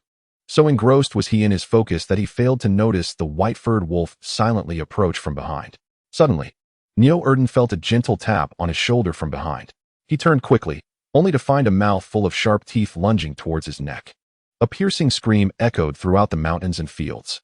The cry was loud and brief, striking a jarring note against the stillness of the snowy forest, instilling a chilling fear in all who heard it. Niu Hong sprang to his feet, grasping Niu-He's rifle, and rushed towards the source of the scream. However, when he had barely run 20 meters, he spotted a pack of over 10 wild wolves closing in from more than 30 meters ahead, each one as large as a calf. "Goodness, these wolves are truly cunning. Niu Hong, hand me the shotgun." At this moment, Niu-He caught up and swiftly snatched the shotgun from Niu Hong's hands, aiming at the foremost wolf and pulling the trigger. Bang! A bullet erupted from the chamber, directed at the wild wolf. Whether it was due to Niu-He's haste and panic or the wolf's uncanny instinct, the bullet narrowly missed its target, instead piercing through the wolf's ear and embedding itself in the snow. Howling in fright from the gunshot, coupled with the searing pain in its ear, the wolf turned and fled. The others, witnessing this, followed suit without hesitation, retreating in haste. At that moment, the white-haired Wolf King, engaged in a feast upon Niu Erden's body with several of his subordinates, raised his head upon hearing the commotion and caught sight of his companions fleeing in panic. In an instant, a sense of foreboding washed over him. Years of survival experience accumulated in the depths of Mauer Mountain alerted him to the imminent danger, compelling an immediate retreat. The white-haired Wolf King howled to the heavens, his voice echoing far and wide. The wolf's howl served as a command, and in the blink of an eye, over 20 wolves vanished without a trace. The members of Niu Jiatun were utterly astonished by this sudden turn of events. How had the wolf pack appeared behind them so unexpectedly? Fortunately, someone had noticed in advance and taken action. Otherwise, the consequences would have been unimaginable. This incident sent chills down their spines, reinforcing the notorious peril of the depths of Mauer Mountain. Just as the members stood in stunned silence, someone exclaimed, "Look, look, is Niu Hong out of his mind? How dare he chase after those wolves alone, unarmed?" Amidst the murmurs of the members, Niu Hong dashed through the thick snow, pursuing the direction of the fleeing wolves. "He is going after the wolves alone? Is he reckless?" Niu-He murmured to himself, standing frozen in place, evidently terrified. Observing this, Niu Shulin bent down to pick up a stone, shouting, "Brother Niu Hong, I'm coming to help you." Without hesitation, he rushed towards Niu Hong. As everyone remained uncertain, they saw Niu Hong halt next to a rock, standing motionless. "What is going on? Why isn't he chasing?" "Brother Niu Hong," Niu Shulin called as he approached. "Shoo! Look!" Niu Hong swiftly silenced Niu Shulin, pointing ahead. Following his gesture, Niu Shulin gasped in shock. There lay a corpse in the snow, its chest and abdomen mangled, limbs missing, clothing torn to shreds scattered everywhere. The snow was splattered with vivid crimson stains. Only the head remained relatively intact, untouched by the wolves. Niu Shulin, upon recognition, widened his eyes. "Isn't this Niu Erden?" Yes, indeed, that old bachelor, Niu Hong replied with disdain. Brother Niu Hong, look at the muzzle of this old bachelor-esque gun. Niu Shulin pointed at the rifle propped against the rock, its muzzle aimed at the resting place of the members. Humph, while others are hunting ahead, this coward hides behind, aiming at our backs. What does he intend to do? Sneaky, he must harbor ill intentions. Brother Shulin, look here. He must have been lying here, aiming at us, and accidentally had his throat ripped out by the wolves from behind, Niu Hong explained, gesturing to the footprints beneath the rock. Niu Shulin, agreeing with Niu Hong's analysis, regarded him thoughtfully and, after a moment, whispered, Brother Niu Hong, you must be cautious. Niu Hong glanced at Niu Shulin and replied without hesitation, Haha, the wolves have long vanished. What should I be cautious of? Wait, isn't that the old lecher Niu Erdan? How did he end up here? Just then, Niu-He and a few bolder members approached, staring in shock at the wide-eyed head on the ground. Goodness, that bastard's gun was aimed at us. No wonder he was gutted by the wolves. He deserved it. One man named Chun Onping cursed vehemently. Chun Onping, one of the few outsiders in Niu Jiatan, had often been bullied by Niu Erdan. Now, witnessing his demise, a sense of unspoken satisfaction washed over him. Hey, everyone is a witness. That old bastard's death is of his own making. It has nothing to do with us. Niu Shulin declared loudly before the gathered crowd. How can it have nothing to do with us? He aimed his gun at us. It's heaven's justice that he perished. Otherwise, one of us might not have returned home. Reflecting on his past conflicts with Niu Erdan, Chun Onping couldn't help but wonder if he had been the intended target. Hearing this, Niu Shulin chuckled, not bothering to refute. Onping is right. That old lecher deserved to die. I suggest we leave his body here for the beasts to feast on. Niu-He seized the moment to voice his opinion. Collecting the body? Pooh. Anyone who dares to collect the remains of someone taken by heaven will be cursed for life. The crowd exchanged glances, the weight of the situation settling in. After Chun Onping's curse, no one dared to entertain the thought of retrieving Niu Erdan's body, and they all turned to leave. Subsequently, several groups of members came to investigate. Upon seeing the rifle positioned on the rock, they scoffed at Niu Erdan, muttering curses of serves him right. As the sun dipped low, painting the sky with hues of evening, those with keen eyes among the members suddenly erupted in cheers. Look, the commander is back. Oh, indeed, they returned late. They must have caught plenty of game. Let us go welcome them. Perhaps today we'll have much to help transport. Ah, now we can have some meat. However, the jubilant members did not receive the anticipated bounty. Instead, they were met with the dejected figures of Niu Xingli, the awkward Niu Shun, and the weary militia comrades. Of course, they brought with them the hard-earned spoils of 2 rabbits. An awkward silence enveloped the scene. No one spoke. Suddenly, someone shouted, Report, Commander, Niu Erdan is dead. Who died? Niu Xingli exclaimed incredulously. Commander, it's Niu Erdan. He was gutted by wolves and lies dead behind that rock. You must send someone to check. Niu Xingli's face darkened instantly. No game caught, yet a life was lost. Such a glorious record rendered the company commander utterly ashamed. At that moment, he yearned for Niu Erdan to return to life, longing for the opportunity to seize him by the collar and deliver 100 stinging slaps. Laifu, go fetch Niu Erdan's body for me. Niu Xingli whispered to a nearby team member. Report, Commander, I have a thorn lodged in my foot, and I still struggle to walk, Niu Laifu replied, squatting down dramatically to pretend to examine his shoe. Niu Xingli felt a surge of frustration, but found himself unable to lash out at Niu Laifu. Niu Laikai, you go. Oh dear, Captain, my stomach hurts terribly, Niu Laikai exclaimed, dramatically collapsing to the ground in agony. Niu Xingli knew full well that both were feigning their ailments. Yet he felt powerless to change the situation. His gaze swept through the crowd and suddenly landed on Niu Hong, who was leaning against a large tree. An idea struck him, and he shouted, Niu Hong, what do you need, Xingli? Niu Hong asked, his expression revealing an unsettling premonition. Brother Niu Hong, please don't agree to carry the body, Niu Shulin cautioned quietly from the side. They say you were the first to discover that Niu Erdan was killed by wolves, so you should carry his body back. Upon hearing this, Niu Hong scoffed inwardly, realizing he was indeed being tasked with the grim duty. Commander Niu, I recall that Niu Erdan was your subordinate, a militiaman. What logic is it that a leader like you doesn't go, but instead sends an ordinary citizen like me to carry him? Niu Xingli felt a surge of anger rising within him at Niu Hong's audacity to openly defy him, demanding that he himself carry the body. He strode forward, locking eyes with Niu Hong, and declared, will you go or not? Niu Hong, feeling the weight of the moment, mused that being kind and unassuming often leads to being bullied. How could a mere militiaman commander so brazenly intimidate him in front of everyone? Observing the shifting expressions on Niu Hong's face, Niu Shengli smirked, thinking, "You are no match for me." "I will not go," Niu Hong replied, his words like a bucket of cold water extinguishing the flames of Niu Shengli's pride. "What did you say?" Niu Shengli's voice involuntarily rose an octave, his demeanor growing more imposing. "It's nothing. I came here to assist the production team in transporting game, not to carry corpses." "I can help you carry those 2 rabbits," Niu Hong stated, his voice calm, yet distinctly audible to all present. A silence enveloped the scene, abruptly shattered by a laugh from the crowd. Niu Shengli's face turned ashen. "Commander, we are all here to carry game. It is indeed inappropriate to ask Niu Hong to carry a corpse," Niu Shulin remarked, narrowing his eyes at Niu Shengli with evident disdain. "Since you disagree with Niu Hong carrying it, why don't you do it yourself?" "Shut your mouth, Niu Shengli. Say another word, and I swear I'll take you down," Niu Shulin retorted, glaring at him with fists raised. Niu Shulin and his 3 brothers stood tall. Despite their gaunt appearance due to food scarcity, the vigor and spirit of youth remained. In the village, most would think twice before provoking the 4 brothers. Fueled by stubbornness, Niu Shengli glared at Niu Shulin, bellowing, "Someone, bind those 2. Before his command could be fully uttered, Niu Shulin lunged forward, delivering a resounding slap to Niu Shengli's face. "How dare you bind me?" Niu Shengli shouted, and in a flurry, 3 more slaps landed on his face and head. Niu Hong stood by quietly, showing no inclination to intervene. At that moment, over a dozen militiamen rushed over, eager to take action, only to be met with Niu Shulin's furious shout, "Whoever dares to move, I will fight you." "Who do you think you are?" Niu Shujin, Niu Shulin's elder brother, barked as he stepped forward, pointing a finger at the restless militiamen. "Anyone who touches my brother will regret it."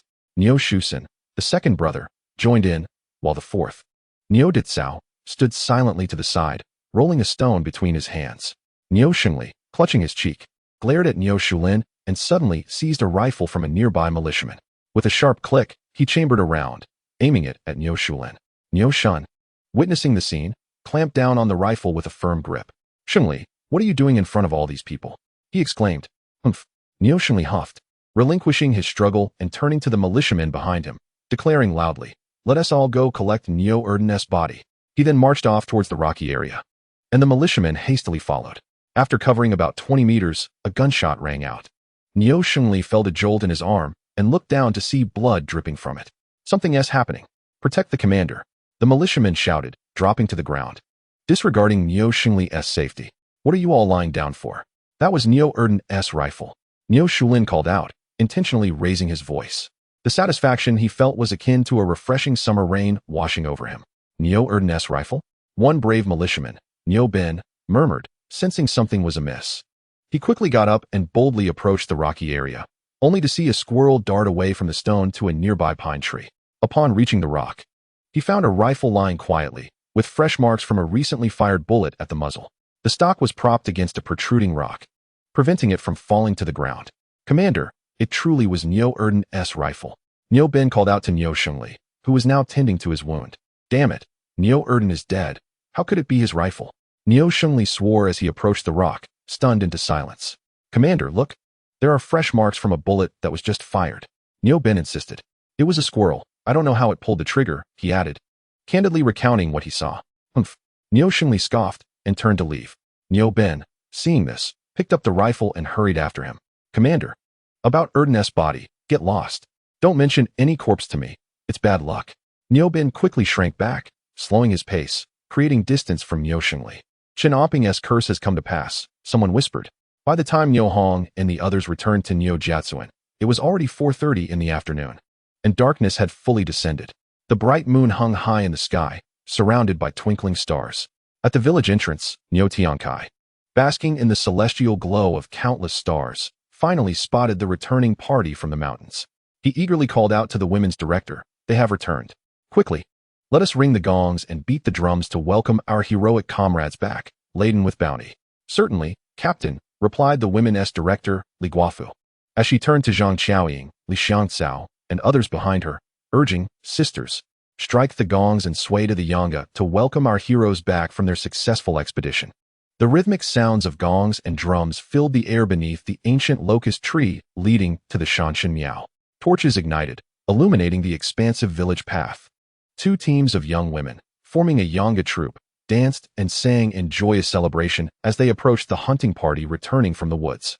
As they drew closer, Niu Tiankai stepped forward, hastening towards Niu Shengli and the others, while calling out loudly, "Shengli, Niu Shun, welcome back, laden with spoils." Seeing this, Niu Shun immediately lowered his head, refraining from a response.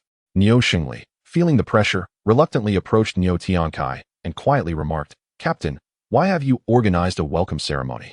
It is only fitting. You are the great benefactors of Nijiatan, our saviors," Niu Tiankai proclaimed, causing Niu Shengli's face to flush with embarrassment. "So tell me, what were the spoils of today's hunt?" Niu Tiankai inquired, craning his neck to glimpse the anticipated wild boars, roe deer, and sika deer. "Captain, it was like this." Niu Shengli gently pulled Niu Tiankai aside with his uninjured arm and recounted the details of the day's hunting escapades. Upon learning that their haul consisted merely of 2 rabbits, Niu Tiankai's emotions surged forth, and he waved his hand in exasperation, shouting, "Stop! Halt everything!" Instantly, the gongs ceased. The Yanga dance paused, and silence enveloped the surroundings. Observing the impending wrath of Niu Tiankai, Niu Shengli hurriedly leaned closer and whispered, "Captain, Niu Erden is dead." "What? What did you say?" Niu Tiankai exclaimed, his anger reaching a boiling point, completely spiraling out of control. The entire village's men had only managed to capture 2 rabbits, and now a life had been lost. How disgraceful.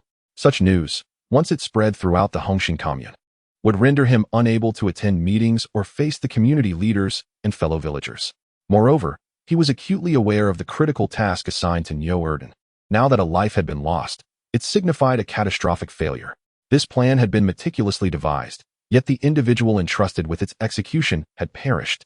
How could he not be infuriated? "Ah, Captain, you're gripping my wound." Niu Shengli hastily pushed Niu Tiankai's large hand off his arm, beads of sweat cascading from his forehead. "What on earth happened?" Niu Shengli explained. "Niu Erden was attacked by wolves. His gun shot my arm." Niu Tiankai, incredulous, retorted, "Niu Erden was attacked by wolves, and his gun somehow shot your arm? Your words are utterly incoherent." Niu Shengli cast a resentful glance at Niu Tiankai, thinking, if you hadn't ordered Niu Erden to ambush Niu Hong with a black gun, would he have been attacked by wolves? Would my arm be injured? What exactly transpired? Niu Tiankai, noticing Niu Shengli's silence, suppressed his anger and gently prodded for clarity. "Captain, it unfolded like this." Niu Shengli recounted in detail everything he witnessed and heard regarding Niu Erden's fate after entering the mountains. "Alas, that fool met a fitting end. How is your injury? Should we send a militia member to the commune health clinic for treatment?" Upon grasping the full situation, Niu Tiankai's emotions began to settle. In the dim light of the kerosene lamp, Zhang Xiaoying brought a basin of hot water to Niu Hong. "Hongdi, soak your feet. It will make sleeping more comfortable." "Thank you, sister," Niu Hong replied, removing his cotton boots and slowly placing his feet into the warm water, a wave of heat coursing through his body, inducing a pleasantly drowsy sensation. "Sister, why did we only catch 2 rabbits this time? You usually bring back wild boars and roe deer." Zhang Xiaoying queried while preparing a meal.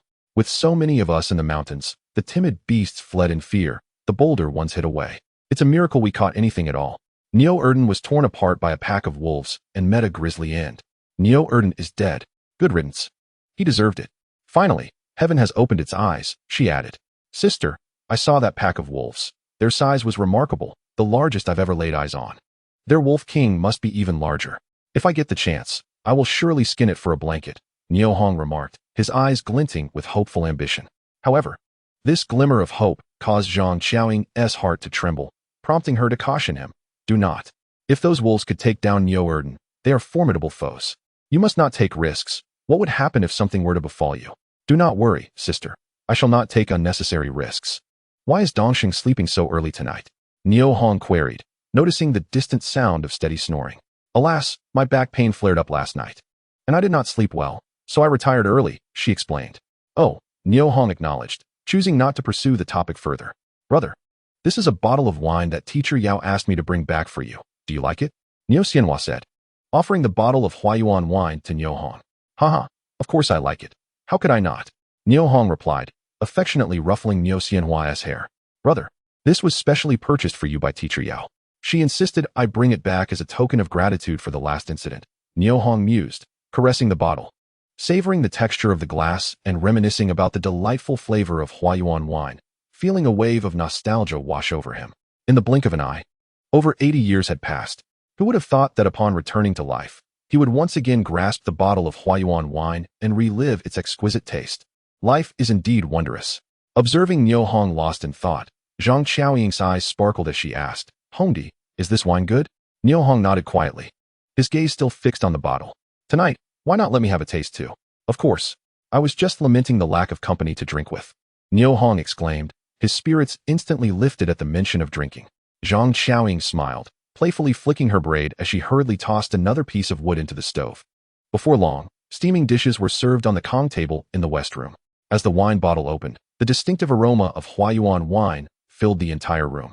"Cheers, Hongdi," Zhang Qiaoying said, lifting her enamel cup towards Niu Hong, her enchanting eyes sparkling with youthful vitality. "Sister-in-law, this bowl of wine should be offered to you as a token of my gratitude for your assistance during the most challenging times for both me and Xianhua, providing us with a place to settle." Niu Hong, with a serious expression, raised the wine bowl and gestured towards Zhang Qiaoying, draining its contents. Observing this, Zhang Qiaoying gently pressed her lips together, quickly moving the enamel cup away from her mouth and exclaimed, "Ah, so spicy," as she waved her hand to fan the air around her mouth. "Hee, that is how it is when you first drink. Quickly, have some food to ease it." Niu Hong promptly handed a pair of chopsticks to Zhang Qiaoying. "No need," she replied, lifting the enamel cup once more, forcing herself to take a small sip. "Cough, cough, wow, it's really spicy."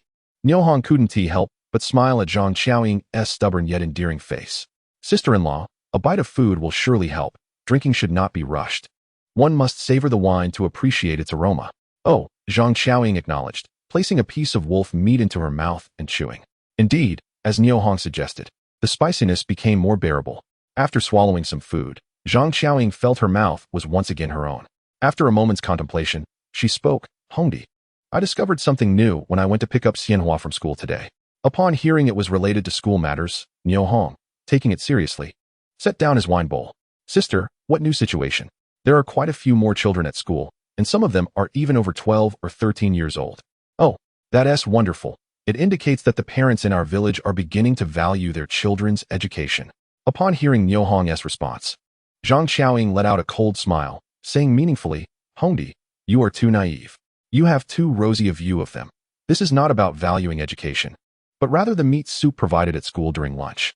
When the topic of the midday meat soup was mentioned, Niu Hong's brows furrowed slightly, but then relaxed as he quietly observed Zhang Qiaoying under the light. After days of nourishing meals, Dongsheng's sister-in-law's once gaunt face had gradually filled out, and her cheeks bore the youthful blush that a woman should have. She radiated a charm unique to young women, though one wouldn't say it was a complete transformation. Upon first meeting Yao Ji, she appeared even thinner than Dongsheng's sister-in-law. Along with teacher Du, both needed nourishment. Yet, the two insisted on turning the roe deer meat they had given to them into soup to distribute to the school children. What defines a good person? They are the epitome of goodness. "Hongdi," as Zhang Qiaoying noticed Niu Hong's unwavering gaze upon her face, a blush crept onto her cheeks, and a wave of unspoken shyness washed over her. Hearing Dongsheng's sister-in-law's voice snapped Niu Hong from his reverie. "Oh, sister, I was thinking, since teacher Du and teacher Yao prepare meat soup for the children every day, the roe deer they received one tea last much longer. I'll send them another one tomorrow. No, two." A hint of surprise flickered across Zhang Qiaoying's face, quickly replaced by calmness. "Hongdi, you are right. Sister-in-law supports you. Sister, you are also a good person, indeed a great one. I toast to you." The two, one holding an enamel cup and the other a bowl, gently clinked them in the air, sharing a knowing smile. "Hongdi, did you have a conflict with Niu Mantang and Niu Yutong today?" "Yes, what is the matter? Those two came to the house at noon asking if you lived here." "What did you say?" "I said yes, and they left without a word. I suspect they will come looking for you again tomorrow. You need to be cautious of them causing trouble." As Zhang Qiaoying spoke, a trace of worry crossed her face. "All right, sister, I will be more mindful of my words and actions. You should eat more too, don't just drink wine." "Sister, how long can the flour at home last? If it's not enough, I'll go buy some from the supply and marketing cooperative tomorrow." Zhang Qiaoying set down her chopsticks, letting out a slight sigh. "I've heard from people in the village that the cooperative no longer has any grain for sale. Sweet potato chips, wheat bran, everything is sold out. But it's okay, we still have pork and wolf meat, enough to last 2 months." Upon hearing this, Niu Hong realized the flour at home was running low. After some contemplation, he said, "Sister, I'll go to the county town tomorrow to see if there's grain for sale. If there is, I'll buy more. Zhang Xiaoying, upon hearing this, quickly got up and went to the east room. After a short while, she returned with a cloth bag, carefully unwrapping it layer by layer in front of Niu Hong, revealing bundles of cash and coins. Most of it was in denominations of 1 cent, 2 cents, and 5 cents, while 1 and 2 yuan notes were scarce. Niu Hong understood that the money Zhang Xiaoying presented was likely the entirety of their family's savings, meant for purchasing grain. Just as anticipated, Zhang Xiaoying said, "Hongdi, take this money to buy grain and survive this famine first. Haha, there's no need for your money. I have my own, and even if I didn't, I could trade game for money, couldn't I?" Niu Hong replied, gently pushing the cloth bag back towards Zhang Xiaoying. She did not insist further and quickly repackaged the bag, tucking it away. "Hongdi, we've been talking too much. Let us drink. Come, let us drink." After finishing a bottle of Huayuan wine, Niu Hong felt a slight intoxication. Zhang Xiaoying's cheeks were flushed, her gaze dreamy, her tongue felt thick, and ultimately, she lunged into Niu Hong's embrace, pursuing something more intimate. Startled, Niu Hong's drunkenness dissipated significantly, and after much coaxing, he managed to lull Zhang Xiaoying to sleep. Alas, drinking leads to trouble. I should try to drink less in the future. Niu Hong couldn't help but reflect, extinguishing the kerosene lamp, leaning against the Kong. As thoughts of Lan Hua resurfaced, it had been a few days since they last met. He wondered how she was doing now. The next day, as dawn broke, a man's voice rang out from outside the courtyard. "Niu Hong, you scrawny brat, come out. Niu Hong, you wretched dog. Hiding in someone else's home is no achievement. Hongdi, it's Niu Mantang and Niu Yutong." Zhang Xiaoying suddenly awoke from her slumber, instantly recognizing the voice. "I'll go take a look," Niu Hong said, rolling out of bed and heading towards the exit. "Hongdi, stay here. I'll handle them." Zhang Xiaoying grasped Niu Hong's arm firmly, refusing to let him go. "Sister, don't worry. Let me show you what I have," Niu Hong said, raising his hand to reveal an old shotgun. "This is the principle. I'll reason with them. They will listen." Seeing this, Zhang Xiaoying lightly tapped Niu Hong's chest with her hand, smiling brightly. "Hongdi, when did you learn to be so unruly?" Chapter 58. What's the matter? Come to me. Stepping outside, Niu Mantang and Niu Yutong stood outside the fence, loudly hurling insults that were unbearable to hear. Niu Hong sneered internally, raising his shotgun and aimed it at Niu Mantang's head, pulling the trigger. With a resounding bang, Niu Mantang immediately felt a chill at his head, his eyelids fluttered, and his body collapsed limply to the ground. Simultaneously, a dogskin cotton hat rolled a few times before landing in a snowdrift. "Mantang, are you all right?" Niu Yutong, abandoning his insults, quickly bent down to check on his brother's condition. "Bro, I'm not dead, am I?" As Niu Yutong continued to feel around, Niu Mantang slowly regained consciousness. He did not perish. Rather, his hat fell off. Niu Yutong released Niu Mantang and picked up the cotton hat that had fallen to the ground. Upon inspection, he discovered it had been pierced by a bullet, rendering it useless. Even if he were to wear it again, it would no longer provide warmth. "Niu Hong, you coward, if you have the guts, shoot here. If you dare not fire, you are my grandson." Niu Mantang gazed at his cherished dog fur hat, his heart aching to the point of nearly fainting again. And he leaped up to hurl more insults at Niu Hong. At that moment, a voice rang out from behind. "What are you two making such a racket about? If you have the guts, go into the yard and beat Niu Hong up. If not, get out of my sight." Turning around, Niu Mantang saw that it was Niu Tiankai, flanked by Niu Shengli, Niu Xiangdong, and the village headwoman, Li Guofu. It could be said that nearly all the leaders of Nijiatan had gathered there. "Captain, look at my dog fur hat. It's been shot by Niu Hong. How can I wear this?" Niu Mantang said, extending the damaged hat towards Niu Tiankai. "What is so interesting about a worn-out hat? Get lost." Niu Mantang saw his brother suffer and indignantly argued with Niu Tiankai. "Captain, why do you favor Niu Hong? My father was so enraged by him that he had a stroke. Shouldn't he compensate us?" Niu Tiankai halted, turned, and suddenly slapped Niu Yutong across the face. The sound echoed sharply. Another swift slap followed, and blood immediately trickled from Niu Yutong's mouth. Niu Hong, witnessing the scene before him, was utterly bewildered, pondering what role Niu Tiankai was playing today. Both Niu Yutong and Niu Mantang were equally stunned. "Captain, why did you strike my brother without inquiring about the situation? What is wrong with hitting your brother? You two disgraceful rascals are tarnishing the image of unity and harmony in Nijiatan. Hitting you? This punishment is lenient. If you don't leave, I'll have you both arrested and sent to the Commune's armed department. Your crime is undermining socialist unity." Niu Tiankai glared fiercely, his eyes blazing. Upon hearing this, Niu Yutong and Niu Mantang's faces turned pale, tinged with a hint of greenish gray, standing there in a daze, utterly at a loss. Niu Hong glanced at the frozen brothers, snorted disdainfully, and strode towards the yard. Ah, Niu Hong, my dear nephew, when did you become such an excellent marksman? Niu Hong spoke with a fawning smile directed at Niu Hong. Upon noticing this, Niu Hong's heart sank, realizing he had inadvertently revealed his capabilities. He quickly responded, Captain, Uncle Shandong, Captain Niu, Director Li, why are you all here so early? Nephew Niu Hong, I have come to seek your assistance today. Please do not deny me. Niu Hong said, his demeanor markedly humble, in stark contrast to his earlier ferocity. Niu Hong, we truly have an important matter that requires your help today. You must assist us. Niu Shandong approached Niu Hong, speaking kindly. Meanwhile, Niu Shengli stood by, his face flushed, remaining silent and appearing exceedingly awkward. Niu Mantang and Niu Yutong, stationed not far away, listened intently to the conversation, exchanging astonished glances, deeply shocked. The fact that Niu Hong was seeking help from Niu Hong, a seemingly simple fellow, was astonishing. Let us move inside to discuss, suggested Zhang Qiaoying, who had followed Niu Hong outside. Captain, please let me know what you need. Niu Hong offered as they all sat down. Niu Hong first glanced at Niu Shengli before turning back to Niu Hong. Nephew Niu Hong, to be candid. Yesterday Captain Shengli and his team went hunting on a task assigned by the higher-ups. Niu Hong slightly nodded, acknowledging his awareness of this matter. Yet he was puzzled about its relevance to today's events. Niu Hong pondered, organizing his thoughts before continuing. This task requires us to ensure that every household receives 2 pounds of meat. We cannot afford any incidents of starvation.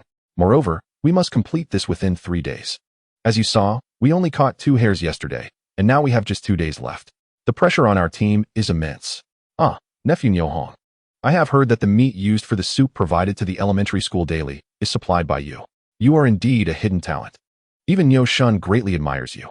Now that the entire village is facing survival difficulties, as a member of our community, you cannot turn a blind eye. Niu Hong, upon hearing this, looked astonished. Captain, you flatter me. Those frozen animals were simply what I collected from the back mountain. We couldn't finish them at home, so I gave some to the school. I also participated in the hunting. The beasts deep within Modern Mountain are truly cunning. Captain Shengli and Uncle Niu Shun set the nets, yet those wolves outmaneuvered us and took down Niu Erden. It's not that we lack effort.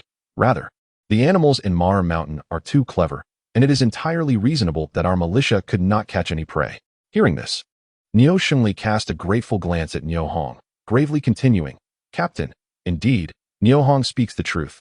Uncle Niu Shun clearly found fresh wild boar tracks and droppings. Yet we failed to pursue those creatures. As for the elk, they are usually rather foolish, yet we simply cannot locate them in Modern Mountain. It is truly bizarre. Niu Hong was taken aback, thinking to himself that Niu Hong's words clearly indicated his unwillingness to assist. While Niu Shengli naively believed he was making excuses for their failure to catch prey, which was utterly foolish. His expression unconsciously darkened. Li Guofu, sensing the situation was deteriorating, glanced at Zhang Qiaoying and smiled slightly. Brother Niu Hong, do not be so quick to decline. Allow me to say a word. The words of Director Li Tsuehua successfully diverted the attention of everyone present. Niu Hong looked at his old acquaintance, filled with anticipation for what she was about to say. He hoped Li Tsuehua would use her eloquence to persuade Niu Hong to fulfill the task assigned by the higher authorities. His previously grim demeanor softened at that moment. Director Li, please speak, Niu Hong responded. Sensing the underlying connection between Li Tsuehua and Dongxing's sister, he felt a sudden surge of nervousness. Determined to be extremely cautious in his responses, fearing any misstep could be used against him. Observing Niu Hong's tense demeanor, Li Tsuehua smiled gently. Brother Niu Hong, if you can assist the team in completing this production task, the team will not treat you unfairly. When spring arrives next year, the production team will build you 3 large tile-roofed houses free of charge.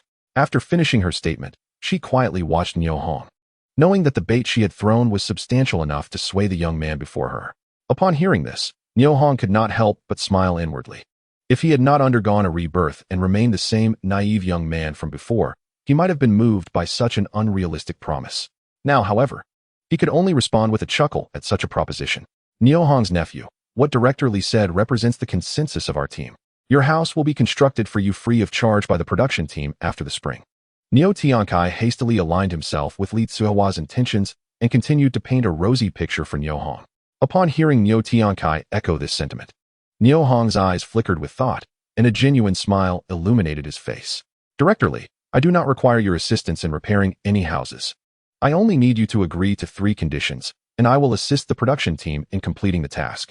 Zhang Xiaoying, upon hearing Niu Hong refuse the team's help with his house, felt a sense of relief. But her heart tightened again upon learning of his intention to hunt in the mountains. Niu Tiankai, noticing Niu Hong's shifting attitude, felt a surge of joy and quickly inquired. Niu Hong's nephew, what are those 3 conditions? First, I need the production team to issue me a long-term hunting license for entering the mountains. Second, I require 2 rifles and 1,000 rounds of ammunition. Third, any game I capture will belong to the team, but the pelts will be mine, and they must not be distributed to Niu Ditsai's family. If these conditions are accepted, I will enter the mountains today. If not, then consider my proposal null and void. Agreed. I accept all of it, Niu Tiankai replied excitedly, astonished that Niu Hong had made such simple requests. For the impoverished populace on the verge of starvation, a hunting license was virtually meaningless. In their quest for survival, anyone would seize whatever game they could find, indifferent to the existence of such permits. Niu Tiankai hadn't anticipated that Niu Hong would propose such a condition. As for the demand for 2 rifles and 1,000 rounds of ammunition, Niu Tiankai deemed it reasonable. After all, one cannot hunt without the necessary tools. The final condition regarding the distribution of game was also understandable, as Niu Hong was no saint and could not be expected to offer up his hard-earned catch to others. Niu Hong's nephew, I will return to the team headquarters to issue the certificate and bring it to you shortly. Before Niu Hong could respond, Niu Tiankai hurriedly departed with Niu Xingli. Niu Xiangdong and widow Li, Zhang Xiaoying locked the courtyard gate and returned to her room, her face clouded with worry as she gazed at Niu Hong. Hongdi, you are still too young and impetuous. How can you casually agree to hunt in the mountains? What if you fail to catch anything? What if something happens to you in Mauer Mountain? Niu Hong, sensing her concern, smiled gently and explained, sister-in-law. This is the perfect opportunity to have Niu Tiankai help me obtain a hunting license. With this document, I can openly sell the game I catch at the supply and marketing cooperative without fear of being reported. Moreover, Mauer Mountain is abundant with beasts. What it lacks is a skilled hunter. Since I dared to agree to Niu Tianzai's terms, I am confident in my ability to secure game. You need not worry. Xiaoying, how could you doubt Hongdi's capabilities? Seeing his wife distressed, Niu Dongsheng, lying on the Kong, quickly interjected to comfort Zhang Xiaoying. Outside Mauer Mountain, in front of the mountain god temple, Niu Hong addressed Niu Xingli and the other militia members accompanying him into the mountains. Team leader, since Uncle Xiangdong and the others are not here, you all need not accompany me into the mountains. Too many people will hinder my performance.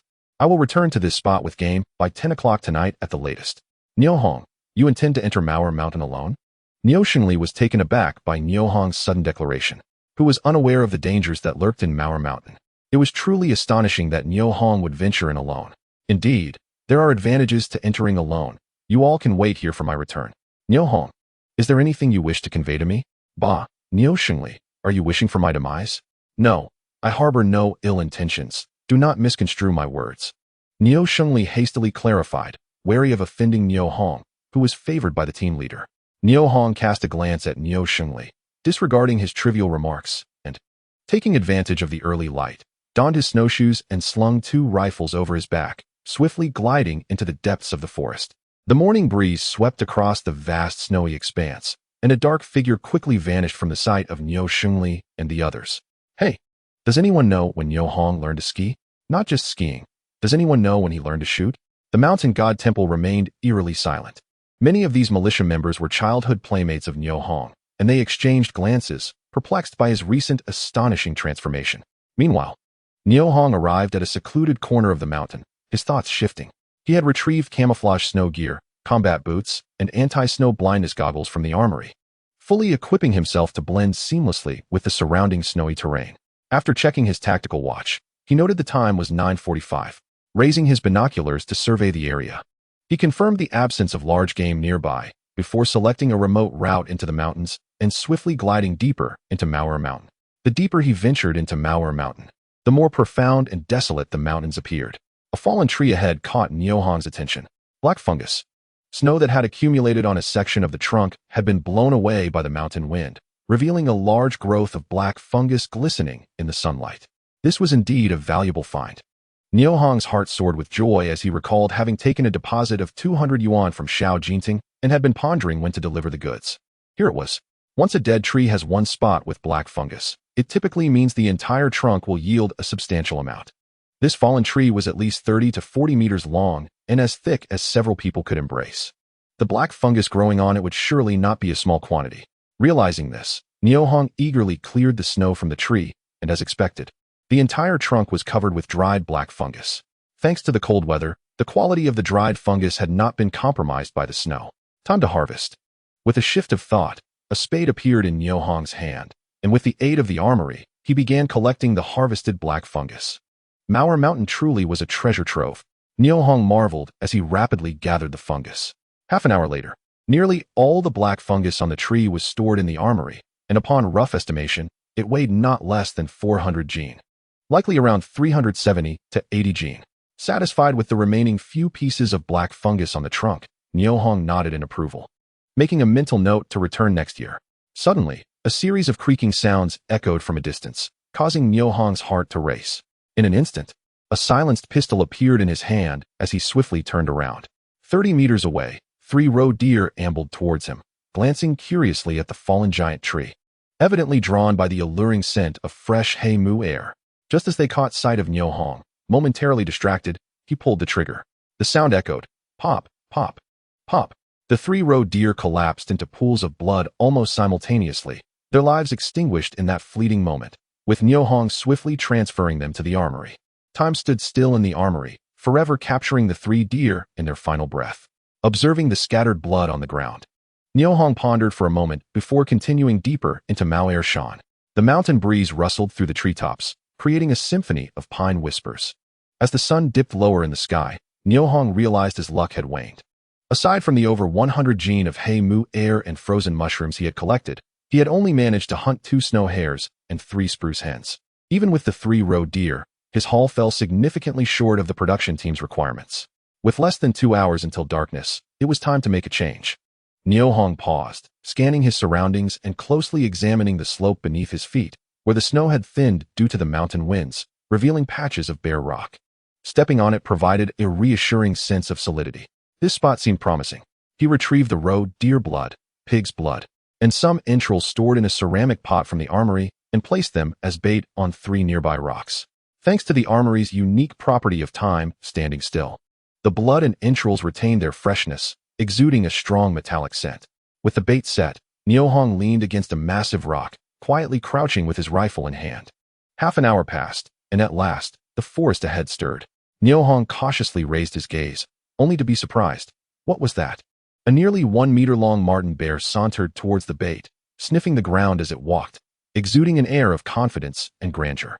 The marten bear, a creature of nocturnal habits, could only mean that its den was nearby, attracted by the scent of the bait.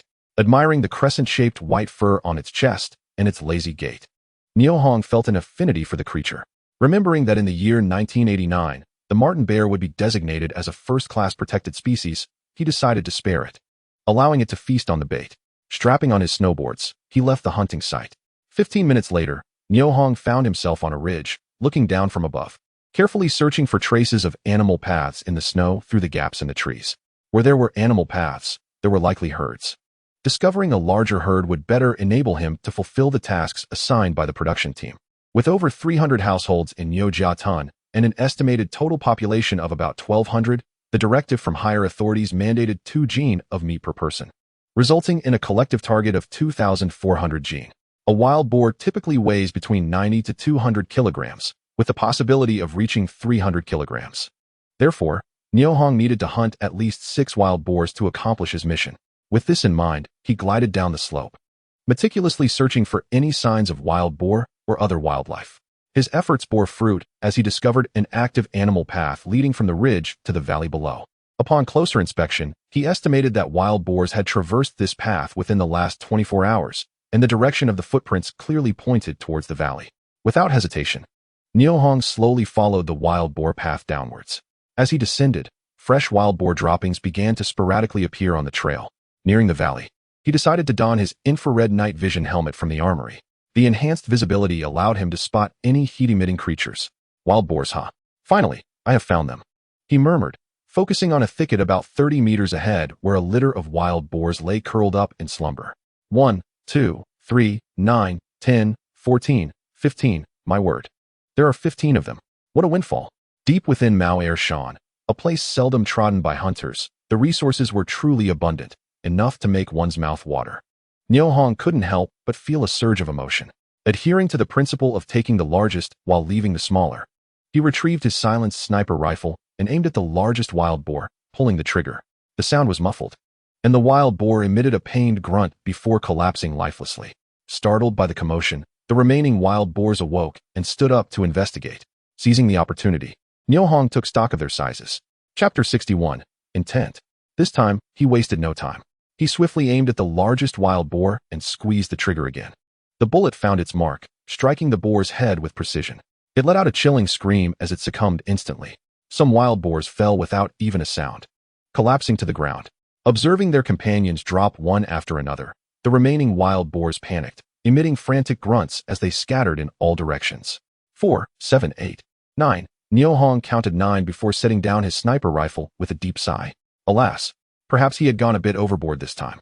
He hoped the wild boar herd would survive the winter and thrive in the coming year. Scanning the area for any signs of danger, Niu Hong quickly approached the thicket, one hand gripping his sniper rifle. Upon seeing his haul, he gasped in awe. My goodness, this wild boar is massive, easily weighing around 300 kilograms.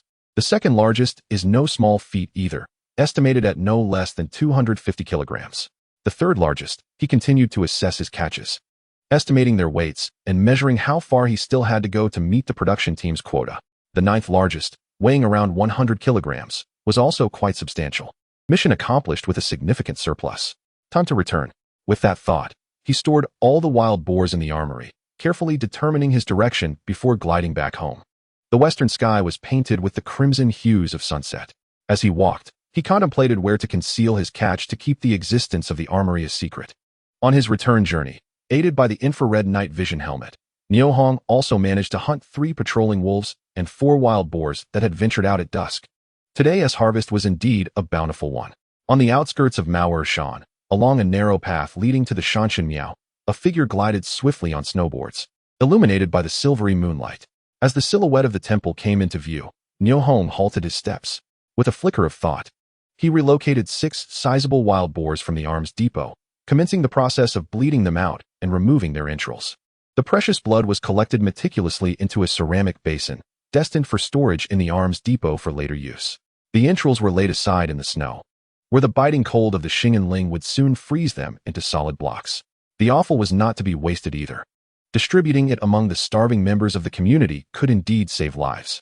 After nearly 2 hours of laborious effort, Niu Hong finally had the 6 wild boars ready. Surveying the surroundings, he noted an unusual stillness, so profound that one could hear the thumping of their own heartbeat. After a long day of toil, hunger gnawed at Niu Hong, and he felt an urgent desire to return. He bent down to scoop up a handful of snow, cleansing his palms, and hastily made his way toward the temple. Inside, a roaring bonfire created a warmth reminiscent of spring.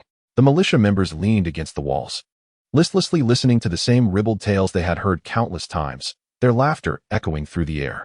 In this idle time, they relished the ease and comfort of the moment. Everyone, I'm back, Niu Hong announced, catching the attention of Niu Shengli, who stood closest to the temple door. Astonished and rising to his feet, Captain Niu, I can hardly drag myself anymore. I left the game a mile away at the tiger's mouth. Let everyone go help bring it back. How many did you catch? 6 wild boars. Niu Hong responded lightly, observing the tension etched on Niu Shengli's face. Wow, 6 wild boars. Quickly, everyone, let us go help. Someone shouted, prompting the militia members to rush outside. Brother Niu Hong, take us there. How did you manage to drag them back? Faced with a barrage of eager inquiries, Niu Hong, breathless, waved his hand wearily, signaling his exhaustion. The tiger's mouth referred to a large rock that bore a striking resemblance to a tiger's maw. When over 30 militia members laid eyes on the 6 substantial wild boars sprawled on the ground, their eyes widened in disbelief, mouths agape, unable to close for several moments. Niu Hong, did you really kill all of these yourself? Niu Shengli questioned, gazing at a boar that weighed nearly 300 kilograms, his expression one of incredulity. I found them. I brought them back from the mountain, Niu Hong replied, his brow slightly furrowed, a hint of impatience in his tone. The boars lay before them, surely. Anyone with functioning eyes could not ask such a foolish question. No joking.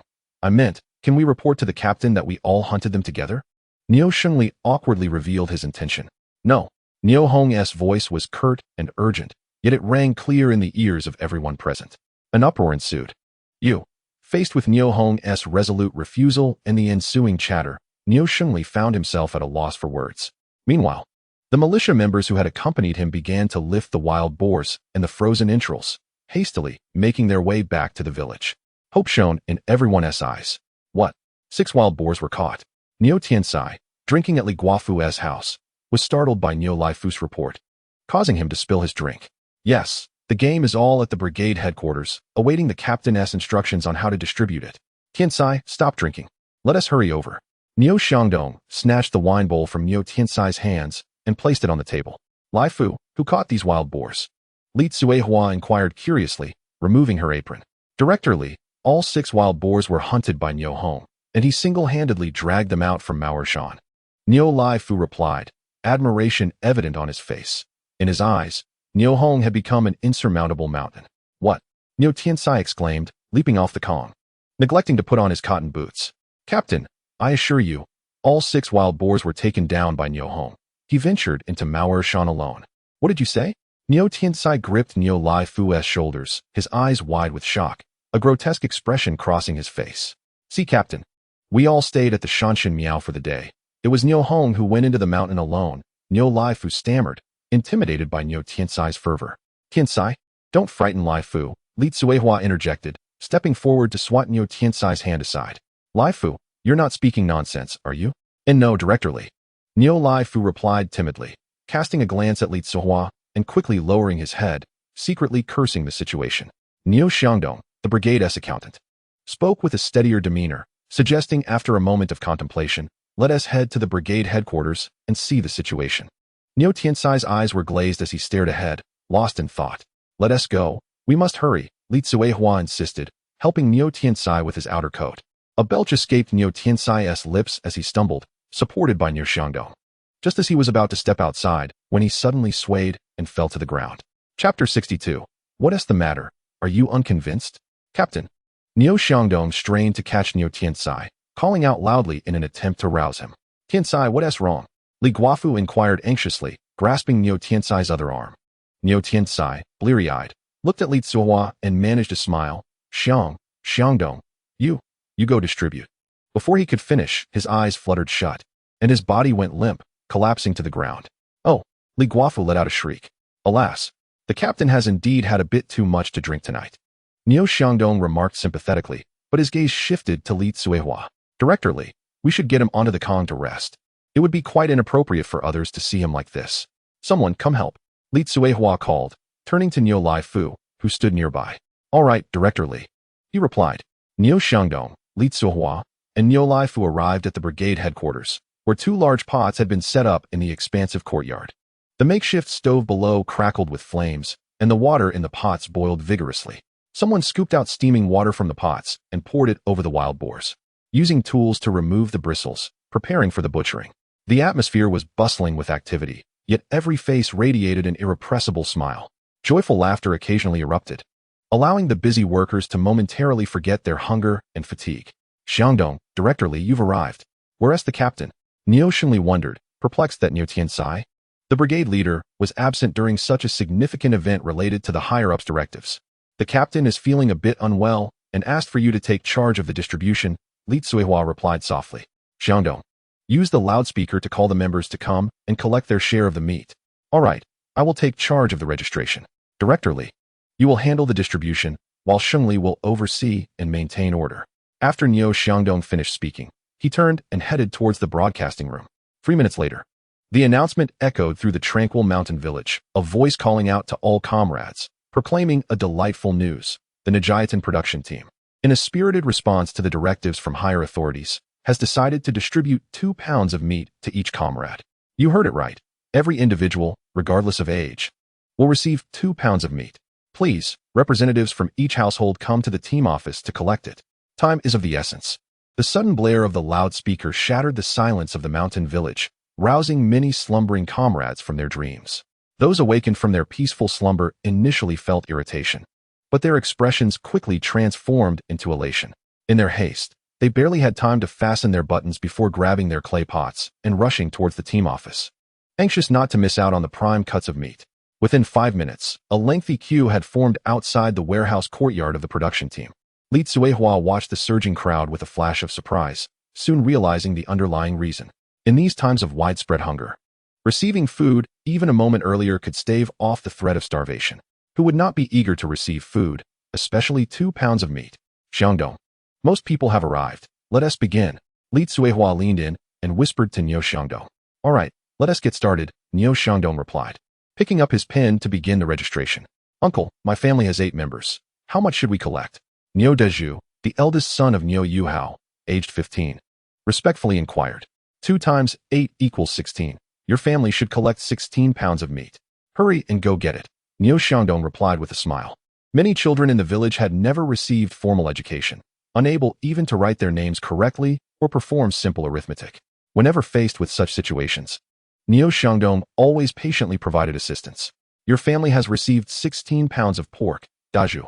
Come here and press your thumbprint, Niu Xiangdong instructed while recording, directing those who had collected their share to leave their thumbprints as evidence for the records. These records would serve as proof for reporting to the higher authorities, necessitating utmost accuracy. Watching Niu Dezhu leave with a hefty chunk of wild boar meat, the other comrades in line could not help but display expressions of envy. Niu Mantang, waiting in line, gazed longingly at the wild boar meat resting on the door panel, swallowing hard.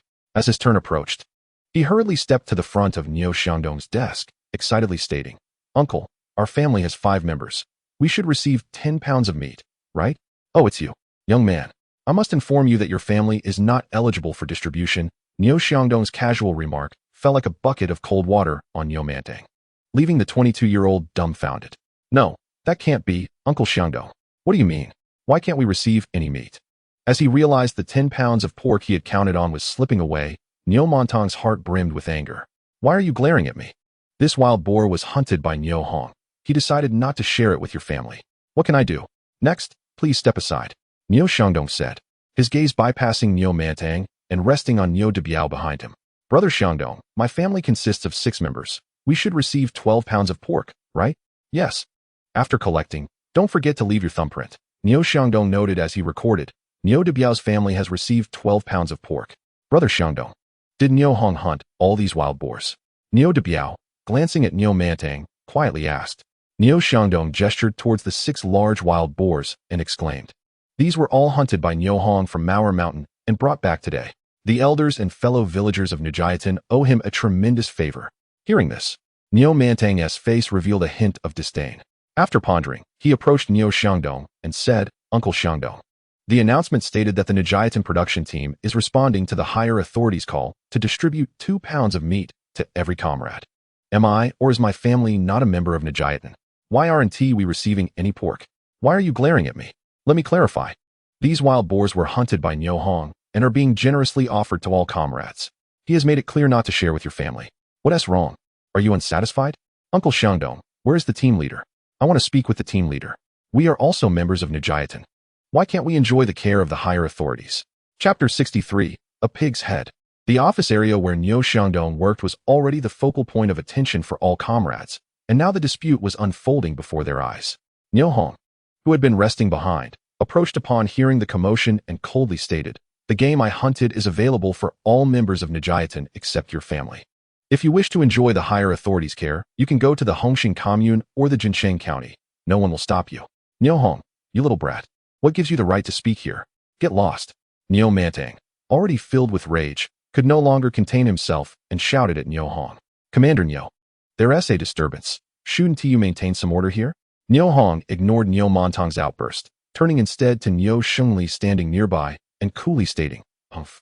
Niu Shengli thought to himself, since you were unwilling to share the glory with others, handle your own troubles. He scoffed and turned away, not even acknowledging Niu Hong. Seeing this, Niu Mantang's arrogance surged, his face twisted in mockery as he glared at Niu Hong with contempt. Niu Xiangdong and Li Tsuehua exchanged bewildered glances, struggling to comprehend Niu Shengli's actions today. Uncle Xiangdong, if you give me this pork today, we'll say no more. If not, I'll report you to the commune and let the leaders there arbitrate. Upon hearing Niu Mantang's threat to report him, Niu Xiangdong felt a twinge of fear and turned to Niu Hong. Nephew, do you think this matter can be reconsidered? No way. I would rather feed my pork to the dogs than give even a morsel to their family. Step aside, I'll handle the distribution. Niu Hong declared as he gently pushed Niu Xiangdong aside and took a seat behind the desk. Niu Xiangdong, ever the optimist, decided to leave the scene and warmed himself by the stove. Next, please. Niu Hong didn't even glance at Niu Mantang, simply calling over the next person in line. Wait, Niu Hong, you're not even a cadre of the production team. What right do you have to distribute the pork here? Niu Mantang stretched out his arm to block the desk, preventing anyone behind him from registering. The comrades who were blocked by this act seethed with anger, silently cursing Niu Mantang's ancestors multiple times. Niu Hong, upon hearing this, abruptly stood up, locking eyes with Niu Mantang and coldly retorting, "Open your eyes and take a good look. All this pork was hunted by me, and I can distribute it however I please. It's none of your business. What's wrong? Are you not satisfied? You dare to defy? Go to Mao Shan yourself then. Step aside. I refuse to yield today. What can you possibly do to me?"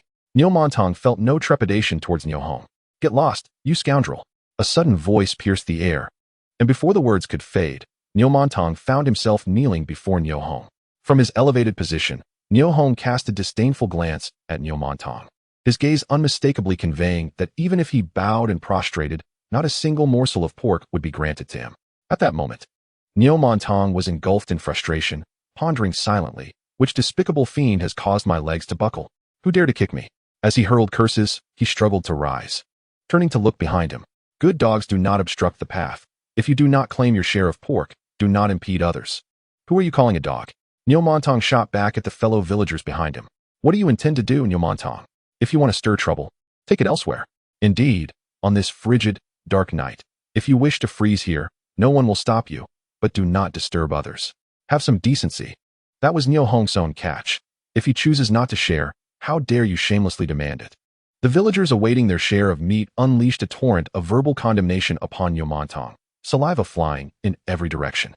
Realizing he had incurred the wrath of the crowd, Niu Mantang dared not linger, pointing a finger at Niu Hong while threatening, "Boy, wait and see. I shall have my revenge." Niu Hong merely smirked at the scene and shouted to the crowd, "Whoever takes on Niu Mantang will receive a pig's head and a pig's liver. With 3 slots available, first come, first served." Niu Mantang, on the verge of departing, was momentarily stunned, pondering what kind of trick Niu Hong was playing. Just then, voices rang out, "I volunteer." "I do too. Me as well." Niu Hong noticed that it was Niu Shulin, Chenamping, and Niu Weiliang eagerly responding. "Can I join?" Niu Chuan asked Niu Hong, who nodded affirmatively. "Yes, you may. Just do not kill him." "Great."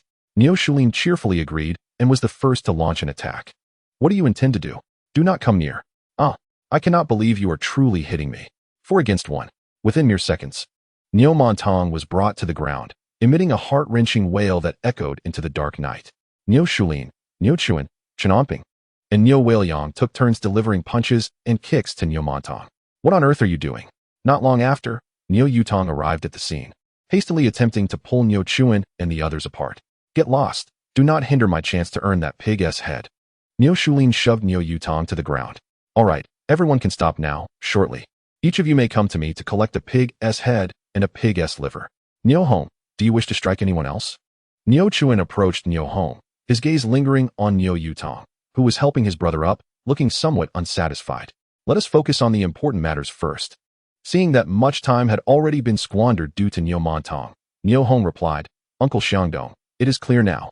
Please proceed with the registration." Coming right up, Niu Xiangdong looked at the bruised Niu Mantang, feeling as though he had just sipped honey, sweetness permeating from within. "You little scoundrel, after threatening me, are you now subdued? Next, Niu Hong, if you dare to incite violence against my brother, I will not spare you." Niu Yutong finally grasped who was truly to blame at the scene and glared at Niu Hong, rolling up his sleeves, ready to strike. Little did he know, as his words fell, Niu Shulin, Niu Chuan, Chenamping, and Niu Weiliang swiftly surrounded him. "What do you intend to do? Beat you? How foolish." Just as Niu Shulin finished speaking, Niu Chuan delivered a swift kick to Niu Yutong's calf, and Chenamping followed suit with a punch to Niu Yutong's cheek.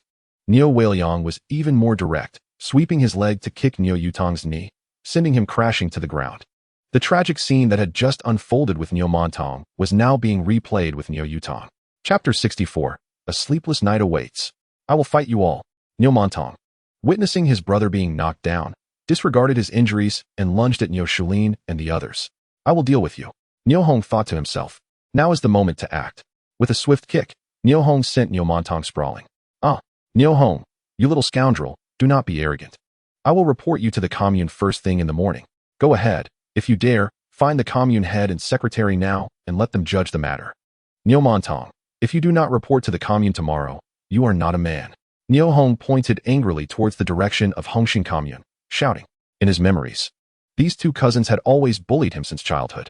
His father's cowardice and his uncle's indulgence had fueled their arrogance, leaving him to suffer in silence.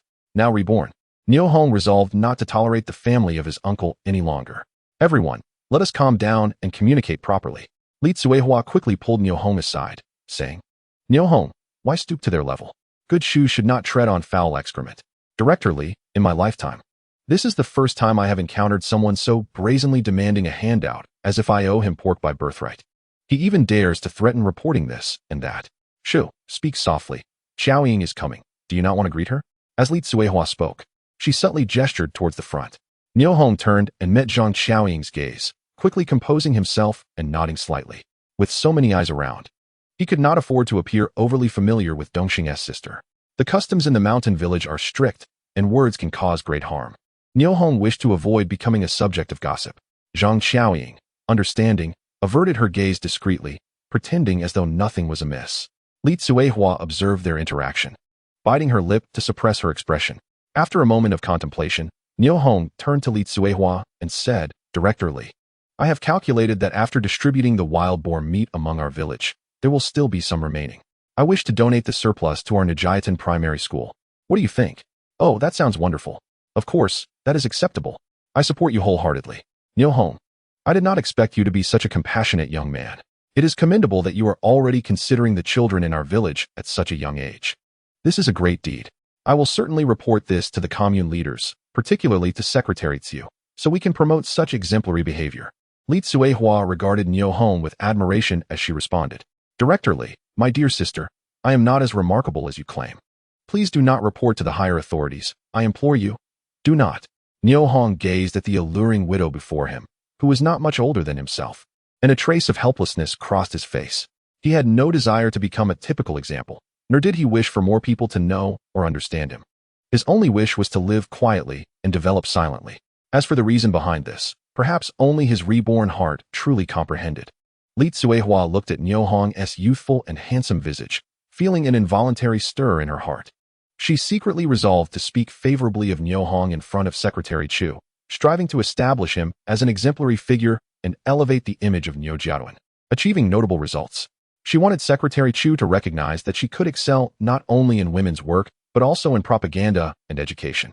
Niu Mantang and Niu Yutong, having failed to obtain the wild boar meat they so eagerly anticipated, departed the warehouse courtyard, limping away with their injuries. Upon returning home, under the dim light of an oil lamp, Niu Mantang grimaced and declared, Brother, our pain tonight cannot be in vain. What do you propose? Niu Yutong asked, observing the bruises marring his brother's face, a fierce anger igniting within him. I will go to the commune tomorrow and report to Secretary Chu. I will accuse Niu Hong of illegal hunting and misappropriating state property. I will also charge Niu Shulin, Niu Chun, Chen Anping, and Niu Weiliang with the unwarranted assault. Additionally, I will report Accountant Niu Xiangdong for defying superior instructions and treating the masses unfairly. I want them to face dire consequences. Niu Mantang spoke with indignation. Accuse them. I will accompany you. They will learn the consequences of their actions. Niu Yutong agreed wholeheartedly. In stark contrast to the disheartened Niu Mantang and Niu Yutong, Niu Shulin, Niu Chun, Chen Anping, and Niu Weiliang left the warehouse courtyard, each carrying their share of pork, including a pig's head and a pair of pig livers. Elated with their bounty, especially Niu Chun, who took a moment to bid farewell to Niu Hong, hoping to bridge the distance between them and deepen their friendship. Niu Hong merely smiled in response. On this winter night, as the temperature continued to drop, the enthusiasm of the remaining members in the courtyard remained undiminished. Chatting and laughing as they patiently queued for their share of pork, Niu Shengli called upon the militia to light several bonfires. The warm flames dispelling the chill of the winter night, creating a festive atmosphere within the warehouse courtyard. Unexpectedly, Zhang Xiaoying approached Niu Hong, greeting him while conversing with Li Tsuehua.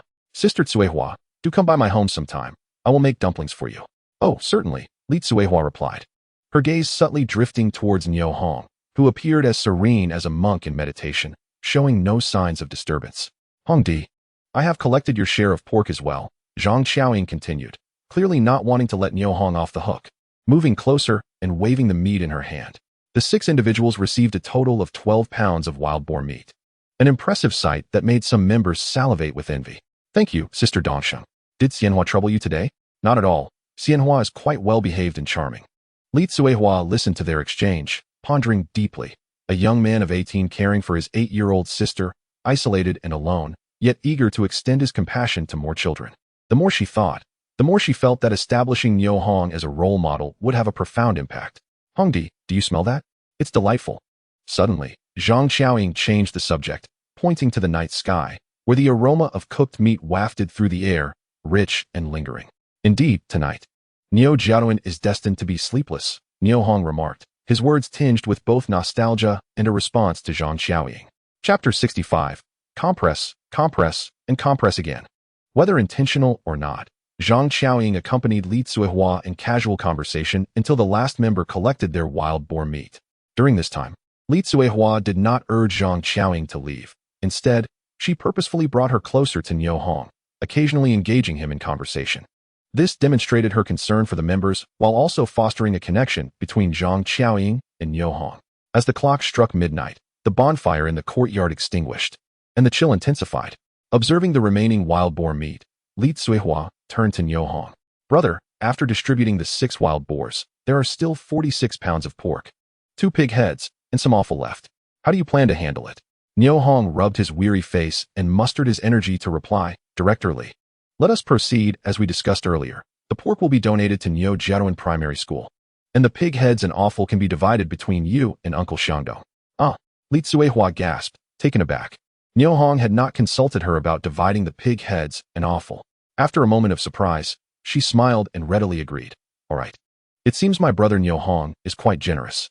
As she praised him, she discreetly glanced at Zhang Xiaoying, noticing a subtle smile playing on her lips, her expression unwavering. Uncle Niu Xiangdong, hearing his name, yawned widely and gently patted Niu Hong on the shoulder. Thank you, my dear nephew. I will not be polite. See you tomorrow. Niu Xingli, standing nearby, noticed that Niu Hong had left nothing for himself and snorted in dissatisfaction before turning away.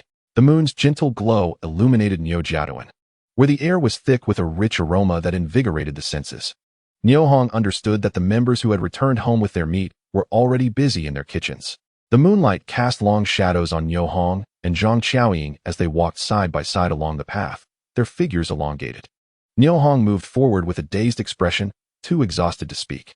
Sensing the heavy atmosphere, Zhang Xiaoying sighed softly and said, Hongdi, you must be exhausted tonight. Not too bad, Niu Hong replied lightly, not wishing to continue the conversation.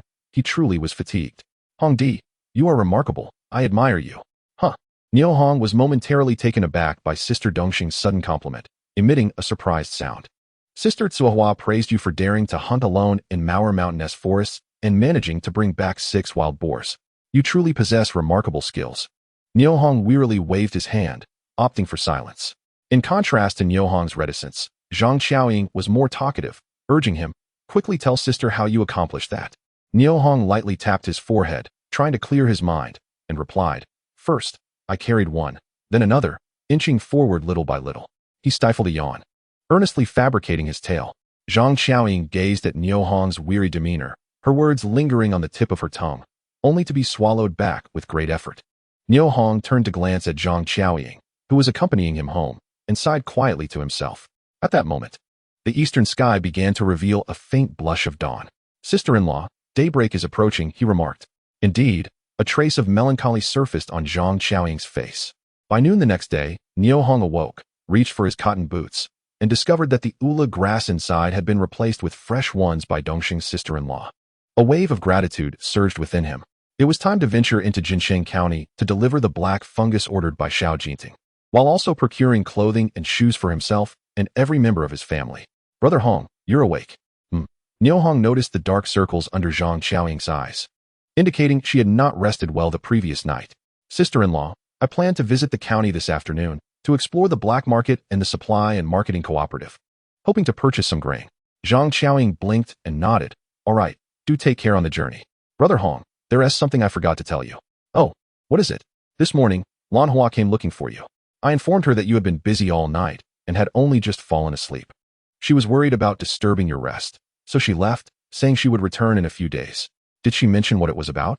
Niu Hong's heart stirred, and he quickly inquired. No, come eat breakfast, Zhang Xiaoying replied, beginning to bring the reserved dishes from the pot to the Kong table in the west room. Dongsheng, have you eaten? They had already dined, and this was reserved just for him.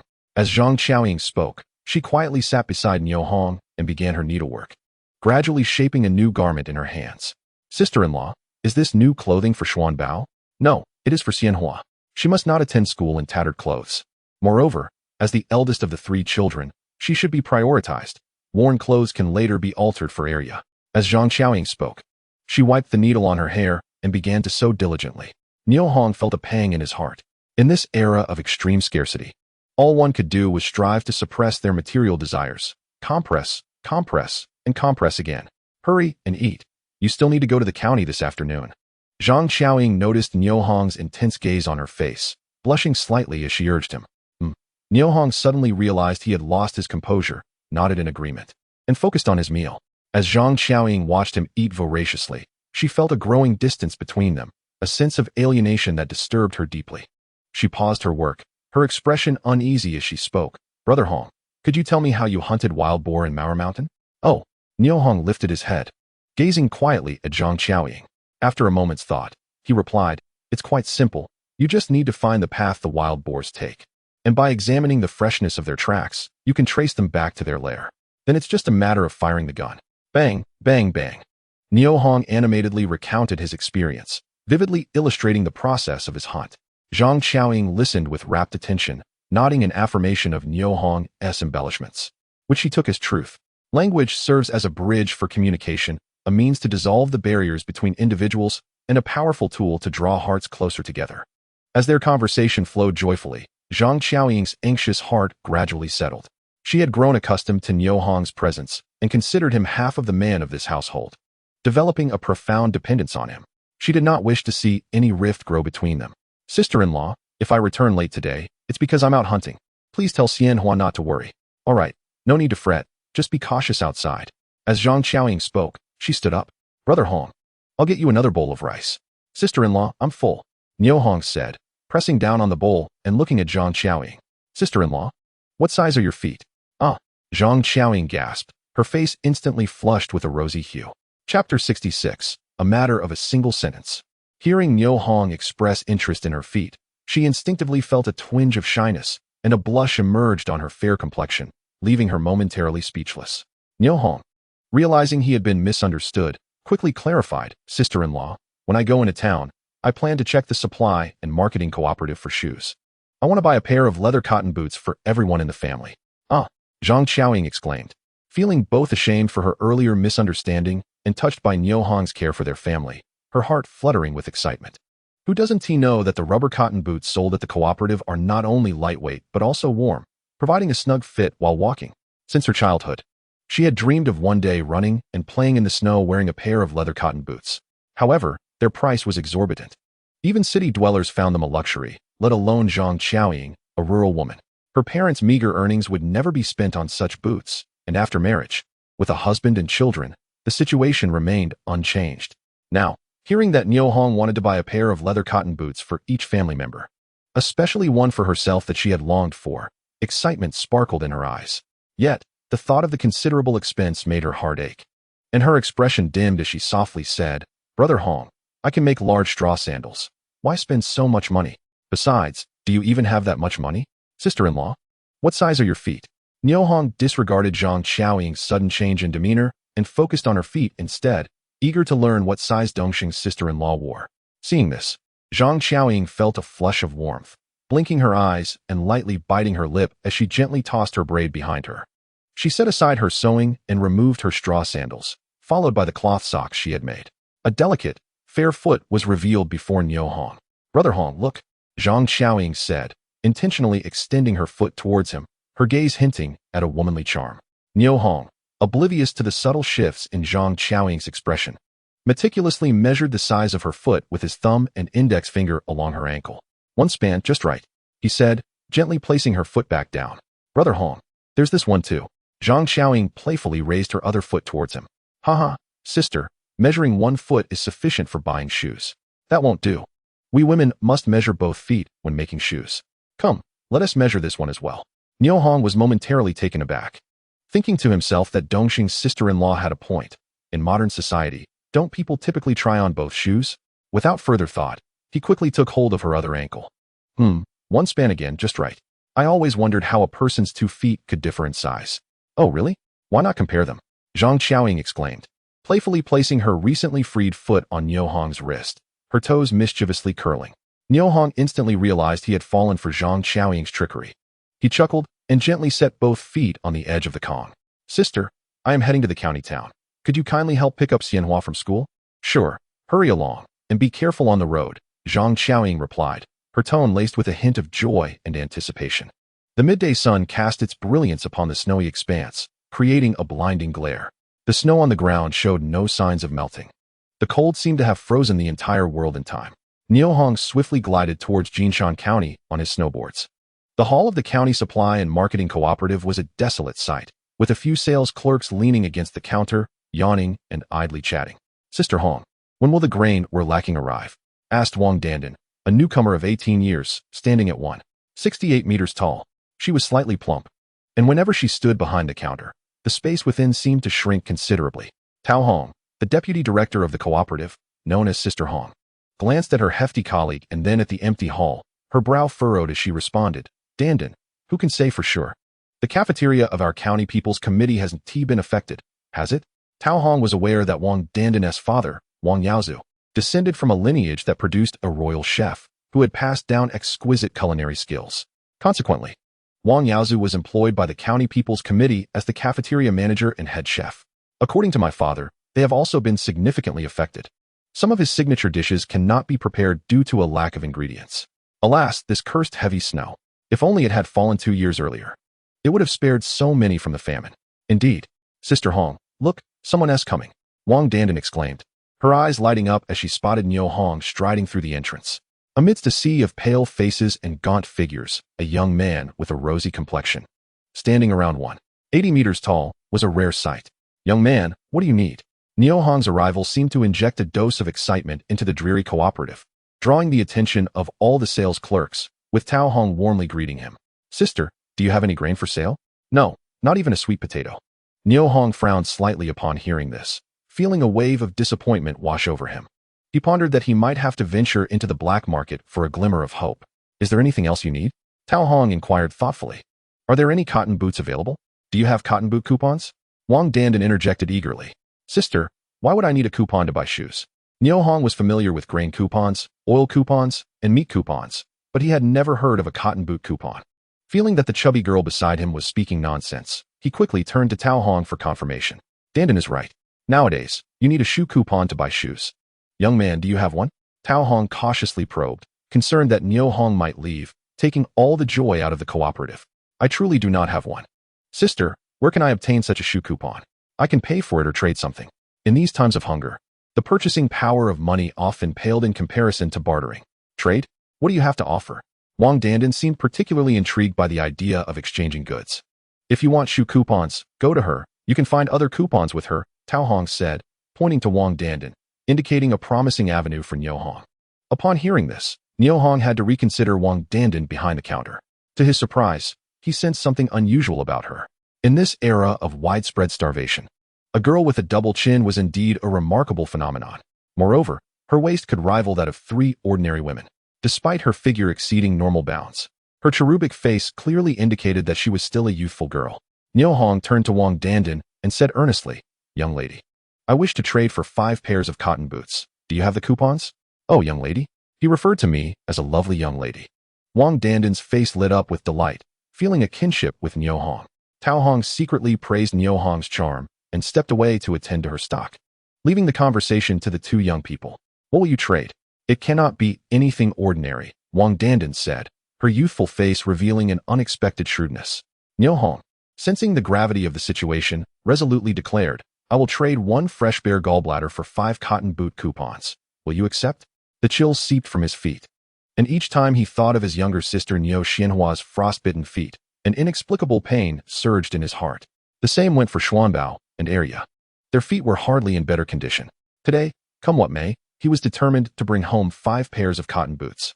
You wish to trade a fresh bear gallbladder? Wang Dandan gazed at Niu Hong in astonishment. Though young, she understood that fresh bear gallbladder was akin to soft gold, exceedingly precious. To offer such a valuable item for shoe coupons felt extravagant, akin to using a cannon to shoot a mosquito. Can we make the exchange? Niu Hong asked confidently, certain that this young lady would agree. Wang Dandan studied Niu Hong's serious demeanor, contemplating for a moment before responding, I will not take advantage of you. Since you have fresh bear gallbladders, you must also have bear paws. I will trade you 2 bear paws for 5 cotton boot coupons, plus 50 jean of grain coupons. How does that sound? Are you certain we can exchange bear paws? Niu Hong felt a surge of joy at the reduction of the trade's demands. Yes, 2 bear paws will suffice. Wang Dandan had her own calculations in mind for this exchange. Very well. Niu Hong agreed, glancing at the empty grain and oil section. He quietly added, let us forego the grain coupons. Could you exchange them for fabric tickets or cotton tickets? Wang Dandan noticed Niu Hong's thin cotton coat and understood his intent. With a subtle smile, she replied, I can offer you 10 jean of cotton tickets plus 6 feet of fabric tickets. How does that sound? Niu Hong nodded with a smile. Yes, please wait. I'll fetch the bear paws now. As Wang Dandan watched Niu Hong hastily leave, she almost called out that she did not have the cotton boot coupons on her person. Hongjia, I do not have the ticket for the cotton boots or the 6-foot fabric ticket on me. How can I exchange with him later? Oh, so it's this matter. It's simple. I'll lend it to you for now. Just remember to return it to me tomorrow. Oh, Hongjia, you truly are like a sister to me. As she spoke, Wang Dandan embraced Tao Hong's slender arm. Be gentle, be gentle. Your strength is quite overwhelming, little girl. Tao Hong said, affectionately patting the sturdy arms that embraced her. Dandan, why don't you want fresh bear bile? It's incredibly valuable. If you exchanged it for fresh bear bile, you would surely make a fortune. It's precisely because fresh bear bile is so precious that I cannot exchange it. I've already profited by trading 5 shoe tickets for 2 bear paws, and my father is currently lamenting the lack of ingredients for cooking, so this is just perfect. Oh, I didn't realize that our Dandan is such a dutiful daughter. Liang Fun, who was nearby, praised with a smile. Meanwhile, as Niu Hong was hurriedly searching for a secluded spot in Jingxian County to procure bear paws, a battle was unfolding in the courtyard of a household in Nujiatan. Hu Guiying chased after Niu Tiankai with a stick in hand, scolding him relentlessly. You wretched Niu Tiankai, your head is too big now. It seems there's no room for you here, is there? How dare you stay out all night? Just wait until I hammer you, you little brat. Oh, we were conducting research there. Do you even understand what research is? Huh, I don't understand. What kind of work requires staying up all night? You must be fooling a ghost. Hey, stop. Let me confess, all right? Niu Tiankai waved his hands at the approaching Hu Guiying. Speak. If you don't satisfy me, I'll take the scissors and cut you.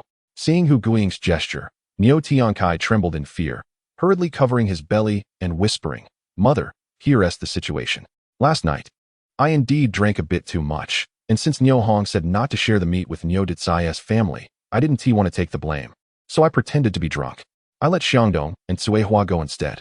As a result, after they left, I really passed out and was unaware of anything until Cuihua returned and woke me, mentioning her thoughts.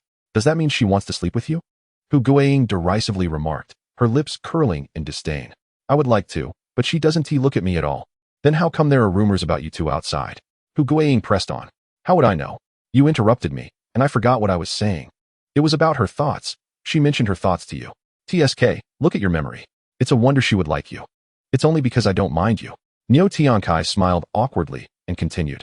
Cuihua wants to establish Niu Hong as an exemplary figure and is planning to take me to see the commune's secretary Chu. TSK, isn't that a trivial matter? Is that considered work? You really stayed out all night for this. Stop fooling me, Hu Guiying said as she raised the stick again. You foolish woman. What do you know? Once Niu Hong becomes a model, not only will he gain honor, but our Nujiatan will also share in the glory. We still don't have a brigade secretary, do we? Seizing this opportunity, I, as the brigade leader, can advance further in my position. Oh, that makes sense. This work should indeed be discussed in detail. What does Cuihua think? Hu Guiying finally understood her husband's good intentions. Our Nujiatan cannot accommodate her. I feel her ambitions lie at least with the commune, perhaps even in the county. Niu Tiankai pointed upwards. Hu Guiying looked disdainfully and coldly replied, TSK. Isn't she just younger and prettier than me? What is so impressive about that? With her disposition, being a women's director in the village is already a blessing. As for the commune or the county, why doesn't she just ascend to heaven? Sigh. A beautiful woman, young yet widowed, without children. She cannot possibly remain in Nujiatan for long. Niu Tiankai sighed and continued, we need not offend Suihua, and you need not hold a prejudice against her. What if she rises to prominence one day? Rise to prominence? Let alone that, surviving is already a challenge. Hu Guiying did not hold a favorable impression of Li Suihua. The gossip in the village regarding her husband and the women's director had filled her ears. Sigh, you, with your long hair and short knowledge. Niu Tiankai muttered, shaking his head slightly as he returned indoors. Niu Hong arrived in a secluded alley, his thoughts turning as he moved a black bear from the armory. With swift precision, he dispatched the bear, and 2 bloodied bear paws fell to the ground. Seizing the moment when no one was watching, Niu Hong quickly returned the bear paws and the black bear to the armory. It was not until he stood again before the gate of the supply and marketing cooperative that he retrieved the bear paws. In a fleeting moment, the cold outside froze the blood at the wound.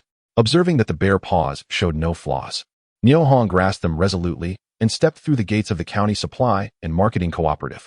Chapter 68, When is the transaction? Niu Hong gently pushed open the door of the county supply and marketing cooperative and walked straight to Wang Dandan, extending his hands forward. Little sister, I have brought the bear paws. Please have a look. Niu Hong said, his face filled with concern as he watched Wang Dandan, worried that such a young girl might be frightened by the bloody bear paws or even scream in shock. However, Wang Dandan's demeanor transformed Niu Hong's anxiety into relief. She calmly accepted the bear paws, examining them as if they were a girl's red hair tie. At times, she pressed on the bear paws to feel the fullness of the flesh. At other times, she brought them to her nose to ascertain if there was any unpleasant odor. When Wang Dandan's gaze fell on the severed edge of the bear paws, a fleeting expression of surprise crossed her face, quickly replaced by tranquility as she looked up at Niu Hong. Indeed, big brother, your bear paws are quite fresh. With ample flesh, the goods are in order. Here are 5 shoe tickets, 10 jean of cotton tickets, and a 6-foot fabric ticket. Please have a look. She handed the 3 types of tickets to Niu Hong. No need to check. Please exchange all the tickets for goods. I'll make up the difference. Niu Hong replied joyfully. Oh, all right. Wang Dandan responded, not moving but carefully wrapping the bear paws in oil paper and placing them on the cooler windowsill. She then turned to Niu Hong. Big brother, aside from these 2 bear paws, do you wish to sell other parts of the bear? I can offer a high price or barter with goods. Would you consider it? Wang Dandan blinked her beautiful eyes, her lively gaze filled with kindness. This suggestion stemmed from the salespeople's brainstorming after Niu Hong left, particularly Liang Fan, who strongly encouraged seizing such a lucrative opportunity. Upon hearing this, Niu Hong's interest was piqued. He had been troubled about finding a buyer for the black bear, and now that Wang Dandan expressed interest, he felt a surge of happiness. Upon reflection, I spoke. Consider this, little sister. I possess some roe deer meat, wild boar meat, wolf meat, and wild chicken. Do you require any? This utterance instantly piqued the interest of all the sales staff at the cooperative, their gazes towards Niu Hong filled with envy, and perhaps even a hint of jealousy. The fact that Niu Hong could enumerate a series of game indicates that he was not lacking in sustenance. In this extraordinary year of famine, food equates to everything. Without it, one faces the ultimate test of survival. In a certain sense, food represents the very essence of life for ordinary people, leaving the sales staff in profound awe. Wang Dandan was equally astonished. Her father was troubled about sourcing ingredients, while Niu Hong stood before her, evidently well supplied. A radiant smile blossomed on her face as she eagerly replied, yes, I need it. As long as your mountain goods are intact, I can accept them. Look, we still have plenty of empty space here, gesturing toward the bear grain and oil section. Young man, which village are you from? At that moment, Tao Hong approached and softly inquired, inadvertently interrupting the conversation between Niu Hong and Wang Dandan. Niu Hong smiled in response, saying, could you please help pack the items I purchased? I need to hurry back home. Wang Dandan shot a glance at Tao Hong, internally chastising her for rudely interrupting their amicable business discussion. Observing Niu Hong's lack of enthusiasm for her question, Tao Hong wisely refrained from pressing further and instructed the staff to calculate the price difference and prepare Niu Hong's goods. Brother, please wait a moment. Wang Dandan called out as she noticed Niu Hong about to exit the cooperative with his items. Little sister, do you have something to discuss? Niu Hong, favorably impressed by her, paused to regard Wang Dandan as she hurried towards him. Brother, my name is Wang Dandan. My father has good connections with the logistics of the County People's Committee. If you have any game, remember to seek me out. I can certainly help you secure a good price. Wang Dandan expressed her hopes for collaboration, her eyes glimmering with anticipation. Niu Hong, realizing her intent to partner with him, readily replied, regarding this matter, absolutely. I will bring more game the next time I come to the county. Do you have any other requests, little sister? His mind was preoccupied with purchasing grain from the black market, and he was reluctant to linger at the cooperative. Brother, your ability to hunt a black bear in this heavy snow indicates that you are a remarkable hunter, and I have great admiration for you. If your black bear has yet to find a buyer, could you sell it to me? Niu Hong chuckled, finding the young girl amusing, as she attempted to flatter him before expressing her desire to purchase his black bear. Certainly, but not today. I have other matters to attend to. I will deliver it when I next visit the county. Upon hearing this, Wang Dandan's expression dimmed momentarily before she regained her composure and gently urged, Brother, I have inspected the 2 bear paws you sold me, and they are indeed fresh. You did not deceive me. However, if you delay bringing me the black bear for a couple of days, will it still be fresh? You make a valid point, Niu Hong mused. Realizing that while he had a military warehouse where time stood still, he had overlooked the urgency of the situation. Wang Dandan's reminder prompted him to recognize the necessity of promptly disposing of the black bear's carcass. Little sister, do you have the funds? The price for an entire black bear is not insignificant. Niu Hong pondered deeply, aware that the essence of the transaction hinged on her financial capability. Wang Dandan's face shifted through several expressions upon hearing Niu Hong mention the payment, before she resolutely declared, Brother, based on the freshness of the bear's paws. If the bear's gallbladder is intact, I am willing to offer 500 yuan. Does that work for you? Niu Hong, taken aback, silently reflected on the idea that appearances can be deceiving. Despite her youth, Wang Dandan exhibited the qualities of someone capable of significant endeavors. Noticing the peculiar look on Niu Hong's face, Wang Dandan's cheeks flushed slightly, and she softly asserted, Brother, my offer is quite fair. Can we proceed? Indeed, little sister. When do you wish to finalize the transaction? Upon Niu Hong's agreement to sell the black bear, Wang Dandan, suppressing her joy, eagerly suggested, Brother, may I have half an hour to prepare the funds? Will that suffice? That will be sufficient, Niu Hong affirmed with a nod, preparing to depart, when he suddenly recalled something and halted. Little sister, will you be able to prepare the money within half an hour? 500 yuan was no small sum, akin to tens of thousands in modern terms. He doubted that an ordinary person could gather such a sum in just half an hour. Rest assured about the money. I will call my father and have him bring it to me. Niu Hong realized that the county cooperative was equipped with a telephone, and Wang Dandan's father would surely have one as well. He no longer doubted her words and turned to leave, only to hear Wang Dandan's voice behind him. Brother, please wait a moment. What is it, little sister? Niu Hong asked patiently, looking at the charming girl before him. May I know your name? I need to report it to my father. Otherwise, if I suddenly produce such a large sum, he will certainly think I am joking. Niu Hong smiled at her earnestness and replied, My name is Niu Hong, a village hunter. Niu Hong, good. I will remember your name, brother. We shall meet again in half an hour. With that, Wang Dandan waved goodbye and turned to leave.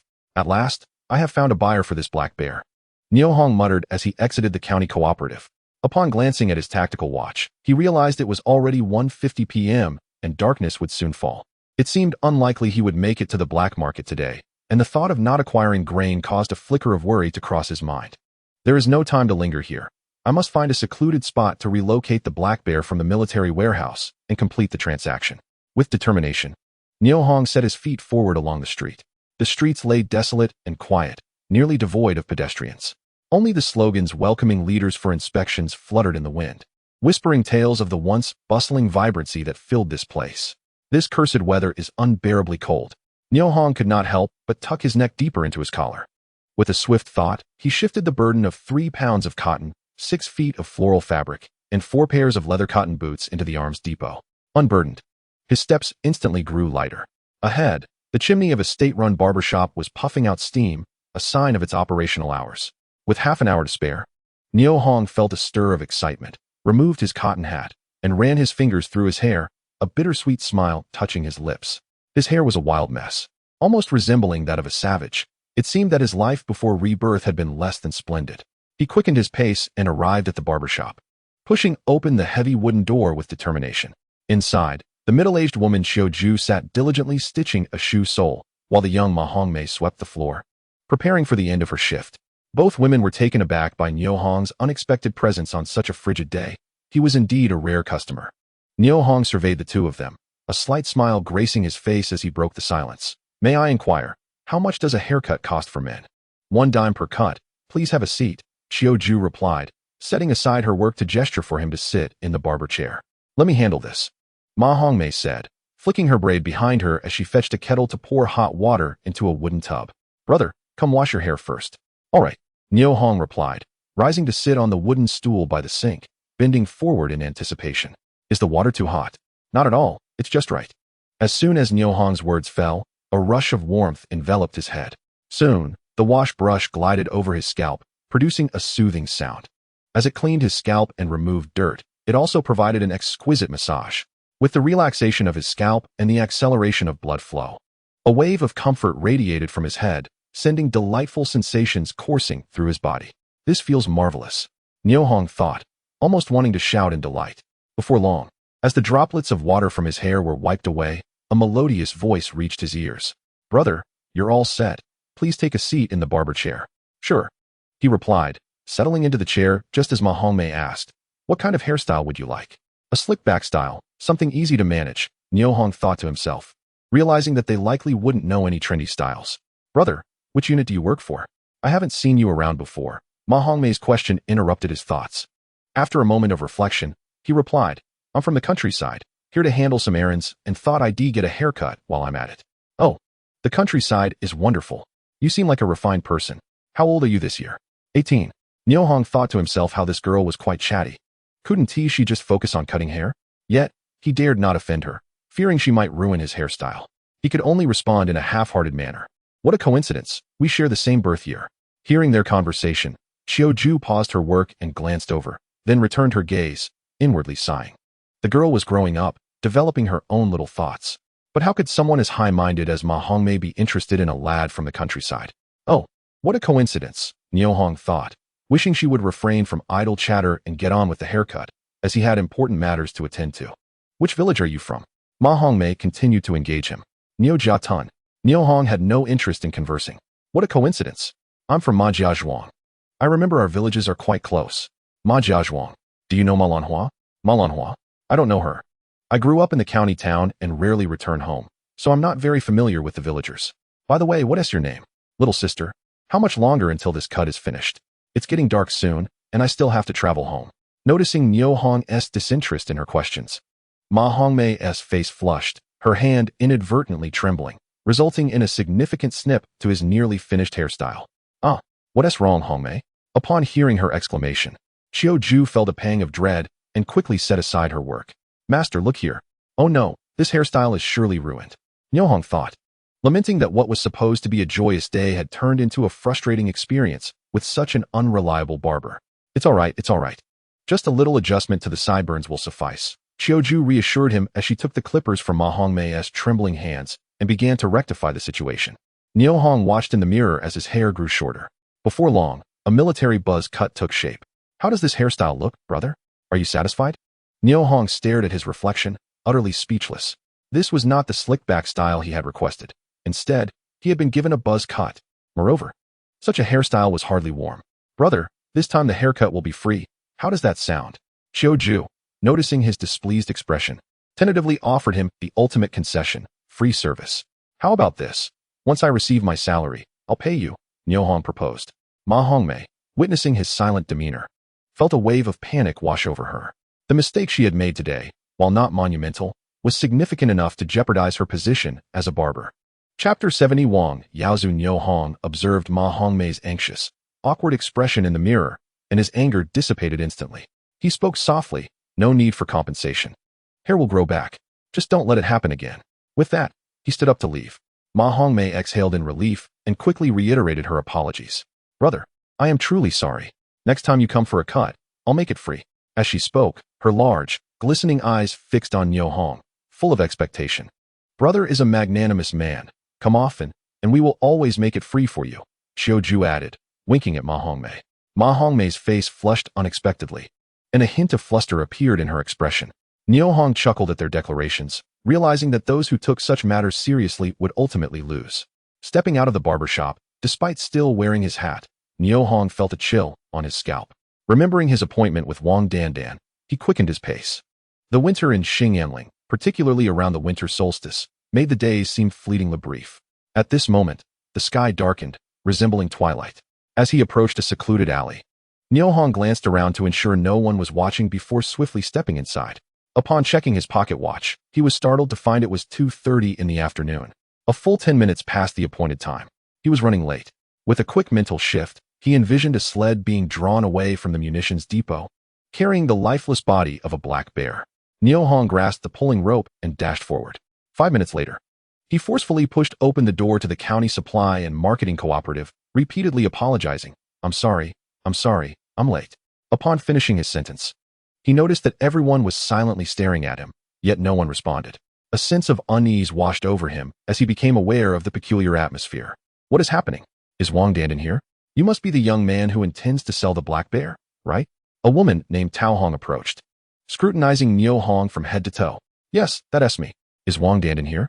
She took a call and stepped out. But she should return before the end of the workday. Please wait for her a while. Thank you, elder sister. May I ask when you finish work? At 3:30. So there is not much time left. Please be patient, Tao Hong replied before returning to her own tasks. With nothing to occupy himself, Niu Hong began to wander around the counter, searching for items of interest. Young man, do you need anything? A woman in her 40s at the counter asked with a smile. Elder sister, which items here can be purchased without tickets? Everything requires tickets. Liangfen glanced at the empty hall and lowered her voice. What do you want to buy? I can assist you. Niu Hong's eyes brightened upon hearing this, as he pointed at the fortified brand of malt extract on the shelf. Elder sister, how much is that can of malt extract? That is not possible. It requires a special supply certificate. I can't help you with that. Choose something else. What about the snowflake cream? How much for a box? $1.50 per box. But if you want my assistance, the price. Liangfen's expression conveyed the rest. Price is negotiable, Niu Hong quickly agreed. I see you are a straightforward young man.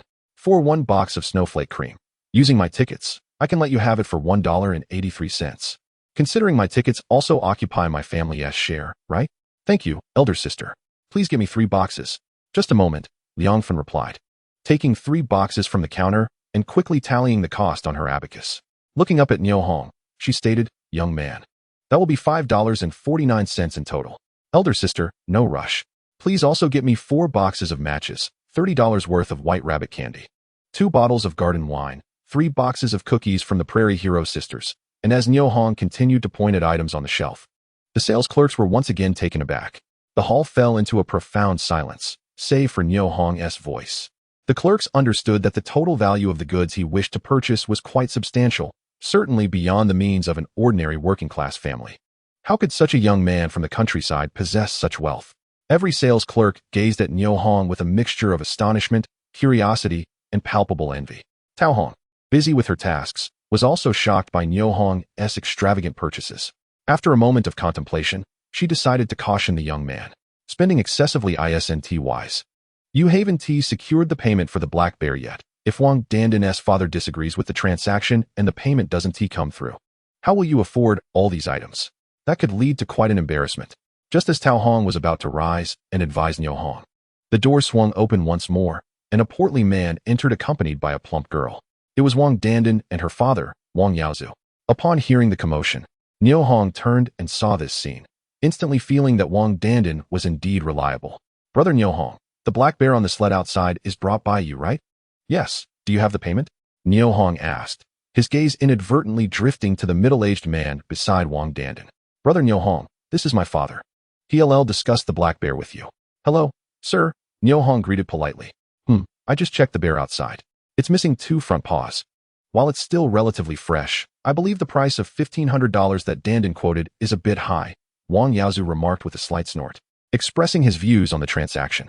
Upon hearing this, Niu Hong instantly understood that this middle-aged man was not straightforward, attempting to undermine his position. His mind raced, and he politely responded, Sir, please hold on a moment. Let me settle the payment for the items at the counter first. Without waiting for Wang Yaozu to respond, he approached the counter. Elder sister, I'll go with these items for now. How much do I owe you? At that moment, Liang Fun, her eyes sparkling with delight, pointed to the abacus. Young man, the total is $278.36. All right, please assist me in packing all the items, Niu Hong replied, not even glancing at the abacus. He pulled out 3 thick bundles of cash from his pocket and began to count the money leisurely. Wang Yaozu sat quietly on a nearby chair, gradually displaying signs of impatience on his face. Chapter 71. The key issue. He was the canteen administrator for the People's Committee of Jinshan County, responsible for many matters, and could not afford to waste much time here. Yet, Niu Hong continued to take his time counting the money at the counter. Wang Yaozu's breathing grew heavier. His inner turmoil akin to a tempest. Should he leave or stay and wait? The second hand of the clock on the wall ticked steadily, each tick resonating like a hammer striking against Wang Yaozu's chest. He originally intended to intimidate Niu Hong and significantly lower the price, but it felt as though his heavy-handed approach had landed on cotton, leaving him with a profound sense of helplessness. Now, neither leaving nor staying seemed tenable. The situation was exceedingly awkward. At that moment, by the counter, Liang Fan took the cash Niu Hong offered and was elated. Today, she had made a small profit through him, enough to rival her 2-month salary. The more she looked at this young man, the more she appreciated him. Little brother, if you ever need anything again, be sure to come find me. Her tone softened immensely as she spoke to Niu Hong, and had it not been for her age, she would have certainly adopted a more flirtatious tone. Certainly, Niu Hong replied with a smile, beginning to gather the various packages from the counter. Brother Niu Hong, my father is still waiting for you over there, Wang Dandan quietly reminded him. Oh, my apologies, I bought quite a lot today, making you wait, sir. Niu Hong turned to Wang Yaozu. If you find the price of the black bear too high, I can take it away right now. Without waiting for Wang Yaozu's reaction, he stepped toward the door of the county supply and marketing cooperative. Hey, wait a minute. Do you still have matters to attend to, sir? Niu Hong halted his steps and turned around. Young man, can you lower the price of the black bear a bit more? Wang Yaozu, suppressing his rising anger, looked at Niu Hong and spoke. No, on the contrary. I believe the price for this black bear is already quite low. I will not sell for less than 2,000 yuan. After finishing his words, Niu Hong continued towards the exit without looking back. Father, Wang Dandan stomped her foot and hurriedly chased after Niu Hong. Brother Niu, please don't leave yet. We can discuss this. Upon reaching the doorway, Niu Hong heard her voice and was compelled to stop once more, turning around to say, Little sister, you see, it's already dark outside, and I must continue my journey. 2,000 yuan is the price. If you can pay, then you may keep it. If not, I will take it back. Brother Niu, didn't we agree on 1,500 yuan initially? Why have you changed your mind? Indeed, I have changed my mind. Niu Hong replied, silently observing Wang Dandan before turning to leave. Although negotiations are typically a back-and-forth affair, Niu Hong detested such fickle bargaining tactics and lacked the patience to continue discussions with such individuals. Brother Niu, please lower the price a little more. Wang Dandan attempted several times to reach for Niu Hong's arm, but ultimately quelled the impulse. Little sister, as you can see, heavy snow has blocked the mountains, and capturing prey is quite challenging. Moreover, finding a black bear in winter is a rare opportunity. The price of 2,000 yuan is truly reasonable. After speaking, Niu Hong glanced at the plump girl before him and sighed inwardly. She could have taken advantage of the previous 2 bear paws, but instead suggested increasing the price and offering food stamps. Out of gratitude for her kindness, he was willing to sell her the black bear at a lower price. But her father had the audacity to complain about the price and demand further reductions. If that is the case, it may be best not to sell the black bear at all. Seeing his daughter unable to negotiate the price, Wang Yaozu stepped forward and said, Young man, let me explain my situation. I am the cafeteria manager and chef for the People's Committee of Jincheng County, and I also handle procurement of ingredients. If you can sell me this black bear for 1,300 yuan, I can provide you with more orders in the future. What do you think? Wang Yaozu finished, fixing his gaze intently on Niu Hong. I think not. As I stated before, if you can pay, you can keep it. If not, I will take it away immediately. Let us not waste each other's time. Young man, are you truly not considering it? Niu Hong chuckled. Uncle, it is already dark, and I must continue my journey. My apologies. After saying this, he pushed open the door to leave, only to be halted by Wang Dandan, who grasped his arm from behind. Brother Niu, you needn't heed my father's words. I will trade with you. If you say 2,000, then 2,000 it is. Is that acceptable? Do you have the money? At this critical moment, Niu Hong posed the essential question. Wang Dandan turned to her father and stretched out her hand, saying, Father, give me the money. You little girl, why are you so thoughtless? Wang Yaozu exclaimed, tightening his grip on the bag under his arm. Give me the money. Wang Dandan pressed on, not relenting. Seeing no alternative, Wang Yaozu reluctantly pulled out 2 bundles of 10 yuan bills from his bag and handed them to his daughter. At that moment, the entire supply and marketing cooperative hall fell silent. The sound of a pin dropping could be heard. Brother Niu, look, I have the money. Can we make the deal now? Wang Dandan said, waving the 2 bundles of cash in front of Niu Hong. Observing the seriousness on the young girl's face, Niu Hong quietly sighed. The little girl was a shrewd businesswoman and a kind-hearted person. Very well, he decided to take a step back. Little sister, since we are still trading, let us proceed with the original price we agreed upon. Ah, Wang Dandan exclaimed in surprise, then said, Really? Brother Niu? Of course it's true. Just because you called me brother, I cannot charge you more. Upon hearing this, Wang Dandan's serious expression transformed into one of excitement as she turned to her father.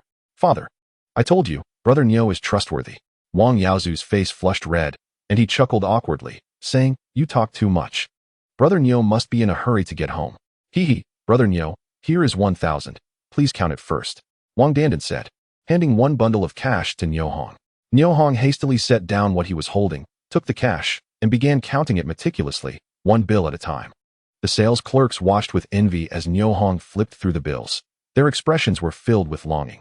The salaries of the cooperative's clerks ranged from 30 to 50 yuan a month, while Niu Hong's income, often exceeding 1,000, rendered their earnings trivial in comparison. After Niu Hong pocketed the payment, Wang Yaozu approached and extended his chubby hand. Niu Hong, you are welcome to visit our home whenever you have time. Chapter 72, Delight. The money was safely secured.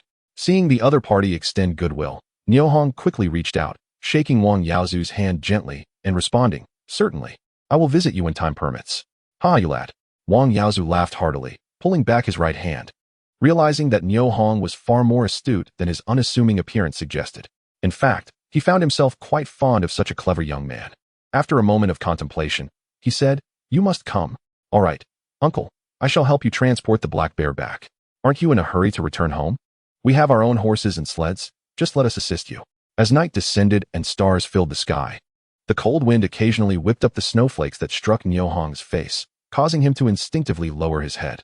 Despite not having purchased any food today and feeling ravenous, he could not suppress the excitement and elation within him. With another 1,500 yuan added to his pocket, this feeling was exhilarating. While money is not omnipotent, lacking it is certainly debilitating, in a time when pork costs only a few dimes. Considering that he had over 4,000 yuan in his pocket filled him with a sense of grandeur and an indescribable strength. Constructing a house in spring would require a few hundred yuan, and the bride price for marrying Lan Hua would be 100 yuan.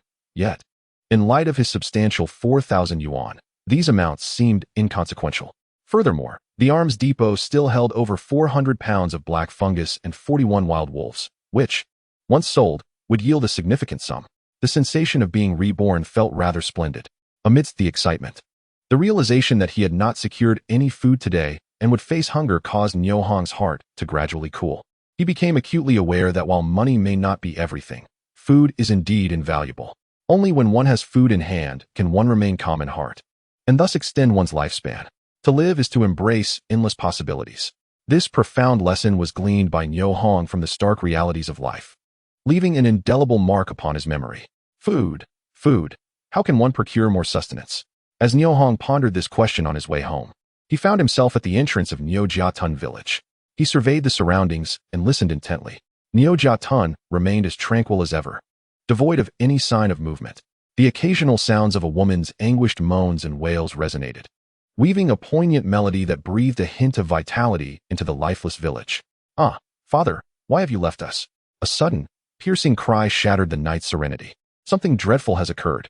Niu Hong halted his steps, tracing the source of the sound, and confirmed its general direction, his heart sinking in melancholy. Alas, another soul has departed this world.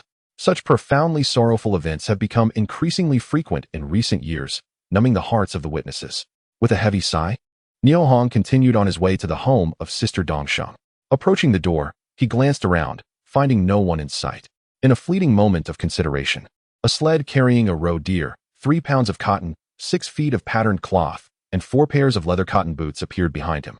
With a creak, Niu Hong forcefully pulled the sled's rope and pushed open the gate to the courtyard. Inside, upon hearing the creak of the gate, Niu Xianhua excitedly flung open the door and peered outside. Brother, you're back, she called, rushing out. Xianhua, quickly go back inside. It's cold out here, Niu Hong replied, hastily escorting her into the room while beginning to unload the cargo from the sled. Brother Hong is back. Have some warm water to warm yourself up, Zhang Xiaoying said, offering a cup of hot water with both hands. Thank you, sister. How is Brother Dongsheng today? Alas, he has fallen asleep again, Zhang Xiaoying sighed, her gaze drifting to the bundle, astonished as she inquired, Brother Hong, what is this large package you've brought back? It's cotton, sister.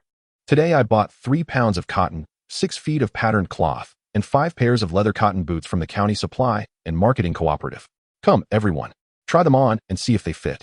Saying this, Niu Hong set the cup aside, opened the bundle, and began to pull out the leather cotton boots one by one. Wow, Brother Hong, these must be worth a pretty penny. Zhang Xiaoying exclaimed as she took the boots from him, holding them tightly in her arms, her long-held wish finally realized. Her eyes sparkled with uncontainable joy as she looked at Niu Hong. Sister, rest assured, these were exchanged for game. Fearing that Sister Dong Sheng might overthink, Niu Hong promptly explained. Brother Hong, hunting must be arduous, Zhang Xiaoying remarked, her mature demeanor reflecting her awareness of life's hardships and men's struggles. Though the boots were delightful, she was far more concerned about Niu Hong's efforts. Observing her concern, Niu Hong chuckled and replied, It's not hard at all, not in the least. I'm already wearing a pair. Sister, you all hurry and try them on to see if they fit. All right, Zhang Xiaoying agreed, beginning to distribute the boots. The three children donned their new cotton boots, leaping with excitement, reveling in their joy. What do you think this is?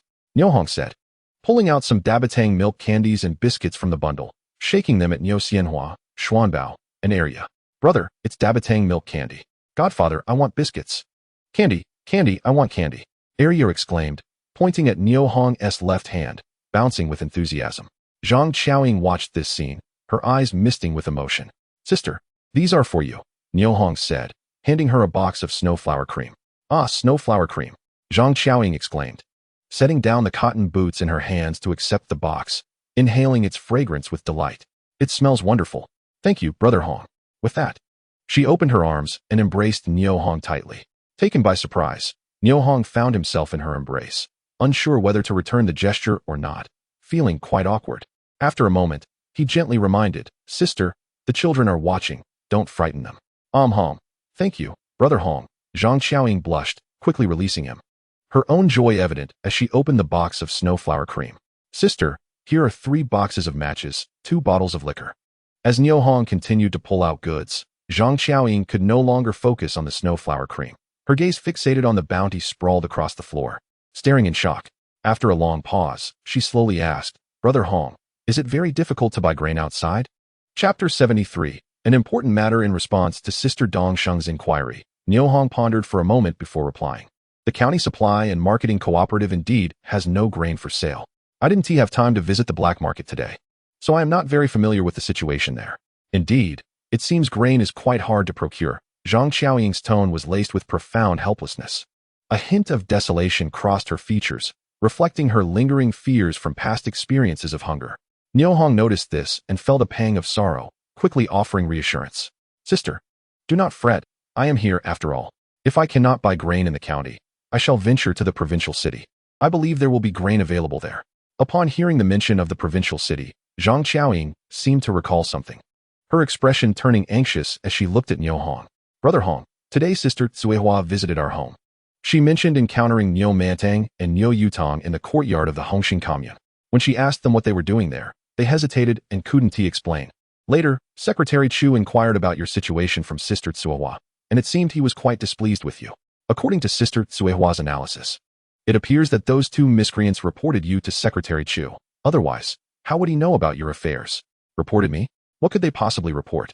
Isn't it just that I didn't share the wild boar meat with them? Humph. Let them go ahead and report. Things are not as simple as you think. Besides you, Secretary Chu also inquired about Niu Shulin, Niu Chun, Niu Weiliang, and Shenanping. Niu Hong paused, slightly taken aback. These 4 individuals were the ones who had assaulted Niu Mantang and his brother the night before. This indicated that the events of last night had reached Secretary Chu's ears. After contemplating, he said, Sister, I understand now. Those 2 indeed went to report. Brother Hong, perhaps you should lay low for a few days and return once the storm has passed. Sister, I haven't committed any crime. Why should I run away? Let us not dwell on these troubling matters. Try on the boots and see if they fit. Upon hearing this, Zhang Xiaoying's face flushed as she replied, Brother Hong, you haven't eaten yet, have you? Come, let us eat first. With that, Zhang Xiaoying carefully placed the cotton boots back in the bundle and turned towards the stove. Not long after, a steaming bowl of meat soup and 2 cornmeal pancakes were served on the Kong table in the west room. Observing the dinner that Sister Dongsheng had thoughtfully reserved for him, Niu Hong felt a surge of emotion and softly spoke, Sister, you heard the cries from the village just now, didn't you? I did. Hurry, let's eat, Zhang Xiaoying urged without surprise. Sister, there's something I don't understand. Last night, didn't everyone receive wild boar meat? How could there still be cases of starvation? Alas, every family has its own hardships. The meat may have been brought home, but whether one can bear to eat it or share it with the elderly and children is another matter altogether. Zhang Xiaoying's words suddenly enlightened Niu Hong. In times of hunger, some would rather let food spoil than consume it.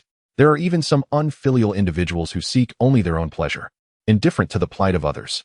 The wild boar meat distributed last night may not have reached everyone's mouth. Thus, the occurrence of starvation becomes understandable. It remains uncertain what thoughts the leaders of the production team would have upon discovering this. Zhang Xiaoying noticed Niu Hong lost in contemplation and gently patted his arm. Hongdi, eat quickly. The soup will lose its flavor if it gets cold. Oh, Niu Hong replied, breaking off a small piece of cornmeal pancake and beginning to eat slowly. At that moment, a faint sound came from the yard's fence gate. Sister, someone is coming. You eat. I will go take a look. After saying this, Zhang Xiaoying turned and walked toward the door. As the door opened, a cloud of white mist enveloped her. And as it dissipated, the face of a young woman appeared. Sister Cuihua, why have you come again? Upon recognizing the visitor, Zhang Xiaoying exclaimed in surprise. What? Am I not welcome? Li Cuihua playfully reproached Zhang Xiaoying. Sister Cuihua, are you here to see Niu Hong? Come in quickly, Zhang Xiaoying said as she hurriedly pulled Li Cuihua into the room. Has Niu Hong returned? Li Cuihua brushed the frost off her clothing and replied casually. He just got back and is eating in his room, Zhang Xiaoying said, gently closing the door to shut out the cold. Wow, so much cotton. Upon entering the room, Li Cuihua immediately noticed the cotton peeking out from a bundle on the floor. She approached, crouched down, and gently stroked it. Oh, such beautiful leather boots. Li Cuihua exclaimed again. She quickly picked up the leather boots and held them up to her feet, finding they were nearly the right size. Casting a meaningful glance at Zhang Xiaoying. Xiaoying, these boots are yours, right? Yes, Zhang Xiaoying replied, a faint blush creeping onto her cheeks. Did Niu Hong buy these for you? Li Cuihua asked enviously, tilting her head. He did. Zhang Xiaoying felt her cheeks burning and couldn't help but touch her face, hoping to cool her embarrassment.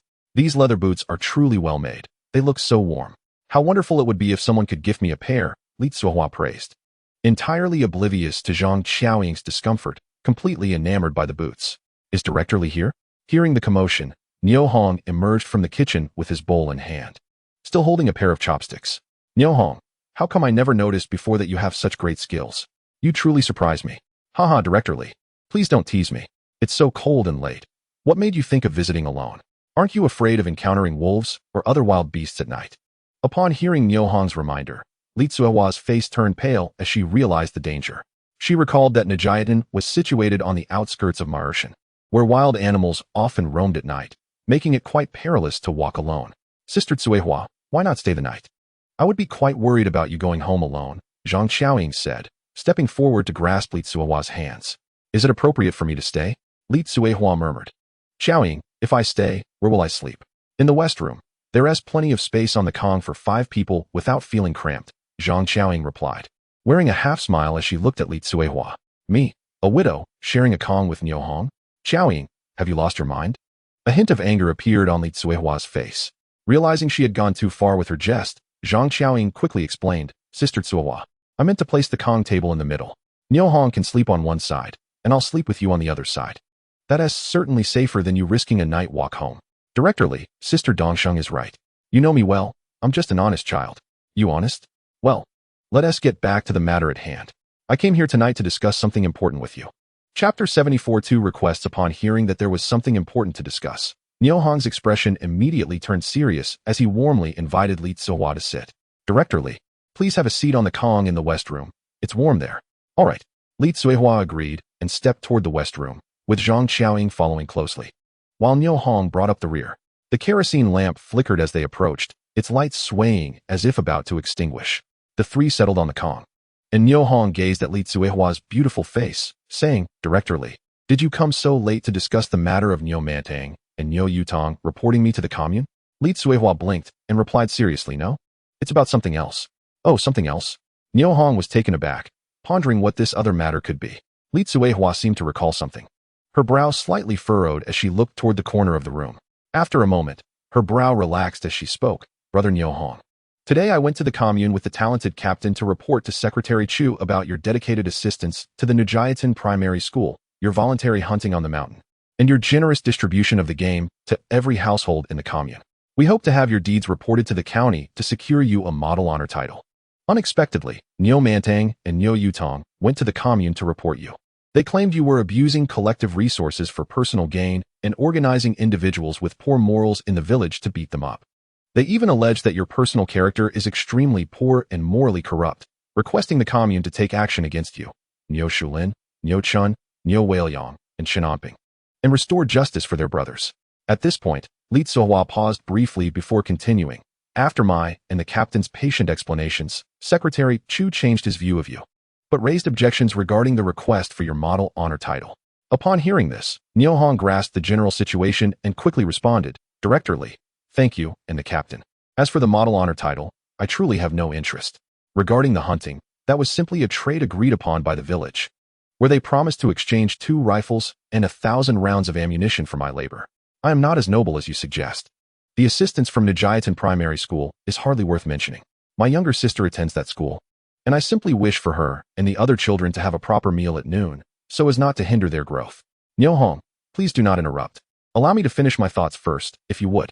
Li Tsuehua's tone bore a hint of annoyance at being cut off. Niu Hong awkwardly smiled and gestured for her to continue.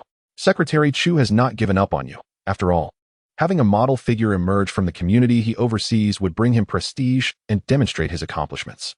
Thus, he has presented you with 2 requests." Upon hearing this, Niu Hong smiled slightly, but remained silent, motioning for Li Tsuehua to proceed. "The first request is for you to apologize to the brothers Niu Mantang and Niu Yutong, in hopes of winning their forgiveness. The second request is to represent the commune in searching for the families of the missing forestry workers in the county and to participate in the hunt for the man-eating northeast tiger. Directorly, please pause for a moment and let me say a few words." This time, Niu Hong interrupted her, not allowing Li Tsuehua to continue. "Apologizing is entirely out of the question. I would never apologize to them, even at the cost of my life. Niu Hong, can you please wait until I finish speaking?" Li Tsuehua shot a reproachful glance at him, halting his complaints. "Directorly, please go ahead. But I will only apologize to those 2 scoundrels when the sun rises in the west." "Tsuehua, that request is utterly unreasonable." Zhang Xiaoying chimed in supportively. "So, can you all let me finish my words?" Li Tsuehua frowned slightly, displaying her displeasure. Upon noticing this, Zhang Xiaoying, along with Niu Hong, fell silent. According to Secretary Chu's intentions, if Niu Hong agreed to represent the commune and participate in the search for the missing forestry workers, it would enhance his honor as a model citizen. Niu Hong, however, did not take Li Tsuehua's mention of searching for the missing workers to heart. Instead, he became deeply intrigued by the hunting of the northeast tiger. He quietly inquired, "Directorly, what exactly is the situation with this northeast tiger?" "It is as follows. Recently, a northeast tiger has been spotted near several forestry sites in Jincheng County, resulting in the deaths of 4 or 5 forestry workers. The threat is significant. Consequently, the county leadership has resolved to eliminate this menace while searching for the families of the missing workers. They have specifically requested experienced hunters from various communes and teams to form a special task force to venture into the mountains to search for the missing individuals and hunt the northeast tiger." Upon hearing this, Niu Hong felt a wave of apprehension. The intense interest he had just felt vanished in an instant. He looked at Li Tsuehua and decisively rejected the idea. "No, I will not go. That northeast tiger poses too great a danger." Li Tsuehua, unfazed by Niu Hong's refusal, smiled and said, "Niu Hong, your refusal comes a bit late. I am merely here to inform you that I have already registered your name with the captain." "What?" Niu Hong silently lamented the presumption of Li Tsuehua and Niu Tiankai, wondering how they could make such decisions without consulting him. This is a matter of life and death. One careless move could result in fatalities. He was quite displeased with their actions. "Sister Tsuehua, venturing into the mountains to hunt a tiger is too perilous. Why didn't you consult with Niu Hong before deciding whether to sign up?" Zhang Xiaoying, seeing Niu Hong's unwilling expression, also defended him. "He. Whoever kills the tiger will claim it, along with a 50 yuan reward and a bicycle ticket. If you truly do not wish to participate, I will cancel your registration with Secretary Chu tomorrow." Li Tsuehua looked at the 2 of them and said sternly, "No, wait." Upon hearing this, Niu Hong quickly interjected to stop Li Tsuehua. Although the bicycle ticket and 50 yuan were trivial to him, the allure of claiming the tiger was simply too great. The tiger's skin could be collected and admired, its bones could be used in medicine, and its flesh, blood, whip, gallbladder, and whiskers all have medicinal properties. It could be said that every part of the tiger is valuable. Selling it could yield a substantial profit. "Directorly, are you certain that whoever kills the tiger will claim it?" Of course, I am certain. There is a document from the County People's Committee, and I have a handwritten copy for you, complete with Secretary Chu's signature. Take a look. Li Tsuehua smiled as she pulled out a folded piece of white paper, spreading it under the dim oil lamp, then pushed it toward Niu Hong. In the faint light, Niu Hong read the words clearly. The tiger belongs to whichever hunter kills it, and the rewards will not be diminished. It indeed matched what Li Tsuehua had said. Niu Hong glanced at it briefly, then raised his head and said, Director Li, you know I am illiterate. What does it say? No worries, just take it. You can find someone who can read to explain it to you later. Oh, I am so tired, Li Tsuehua said, yawning widely, and then looking at Zhang Xiaoying. Xiaoying, please arrange something for me.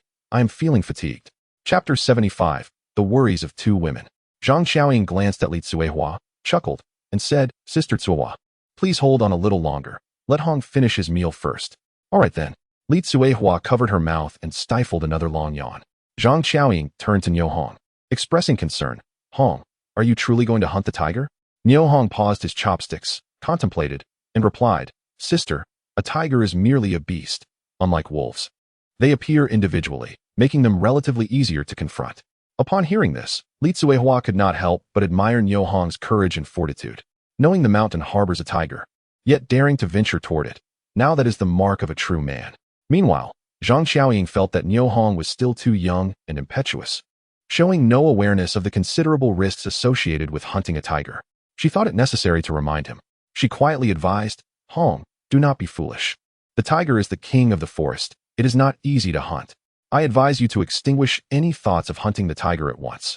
Under the dim light, Niu Hong looked at Dongxing's concerned expression and felt warmth in his heart. Sister, every part of the tiger is valuable, and moreover, the government offers rewards for hunting them. Why would I not seize such a splendid opportunity? Seeing Niu Hong so obstinate and unyielding to her advice, Zhang Xiaoying felt a twinge of regret and patiently reiterated, Hong, no matter how valuable it is, your life is worth far more. Please heed your sister's counsel and do not go. Listening to their conversation, Li Tsuehua thought Zhang Xiaoying had spoken too much that evening. Brother, I am tired. The exhausted Niu Xianhua, having played nearby, came over, took off her cotton boots, climbed onto the earthen Kong, and nestled into Niu Hong's embrace, her eyelids growing heavy. If you are tired, then sleep, Niu Hong said, turning to help arrange the bedding. Niu Xianhua did not even change her clothes. She lay down fully clothed, resting her head on the pillow, and within a minute, she was fast asleep. Watching this scene, Li Tsuehua felt a pang of melancholy, recalling her own past. 5 years ago, she was introduced to the veteran Niu Tianliang. Just 3 days into their marriage, Niu Tianliang heroically sacrificed his life while rescuing a drowning child, leaving her without even a son or daughter. Whenever Li Tsuehua saw the children of others frolicking in the sunlight, her heart and eyes brimmed with envy. Sister Tsuehua, are you all right? Niu Hong, illuminated by the dim oil lamp, noticed the glistening tears at the corners of Li Tsuehua's eyes and hurriedly inquired.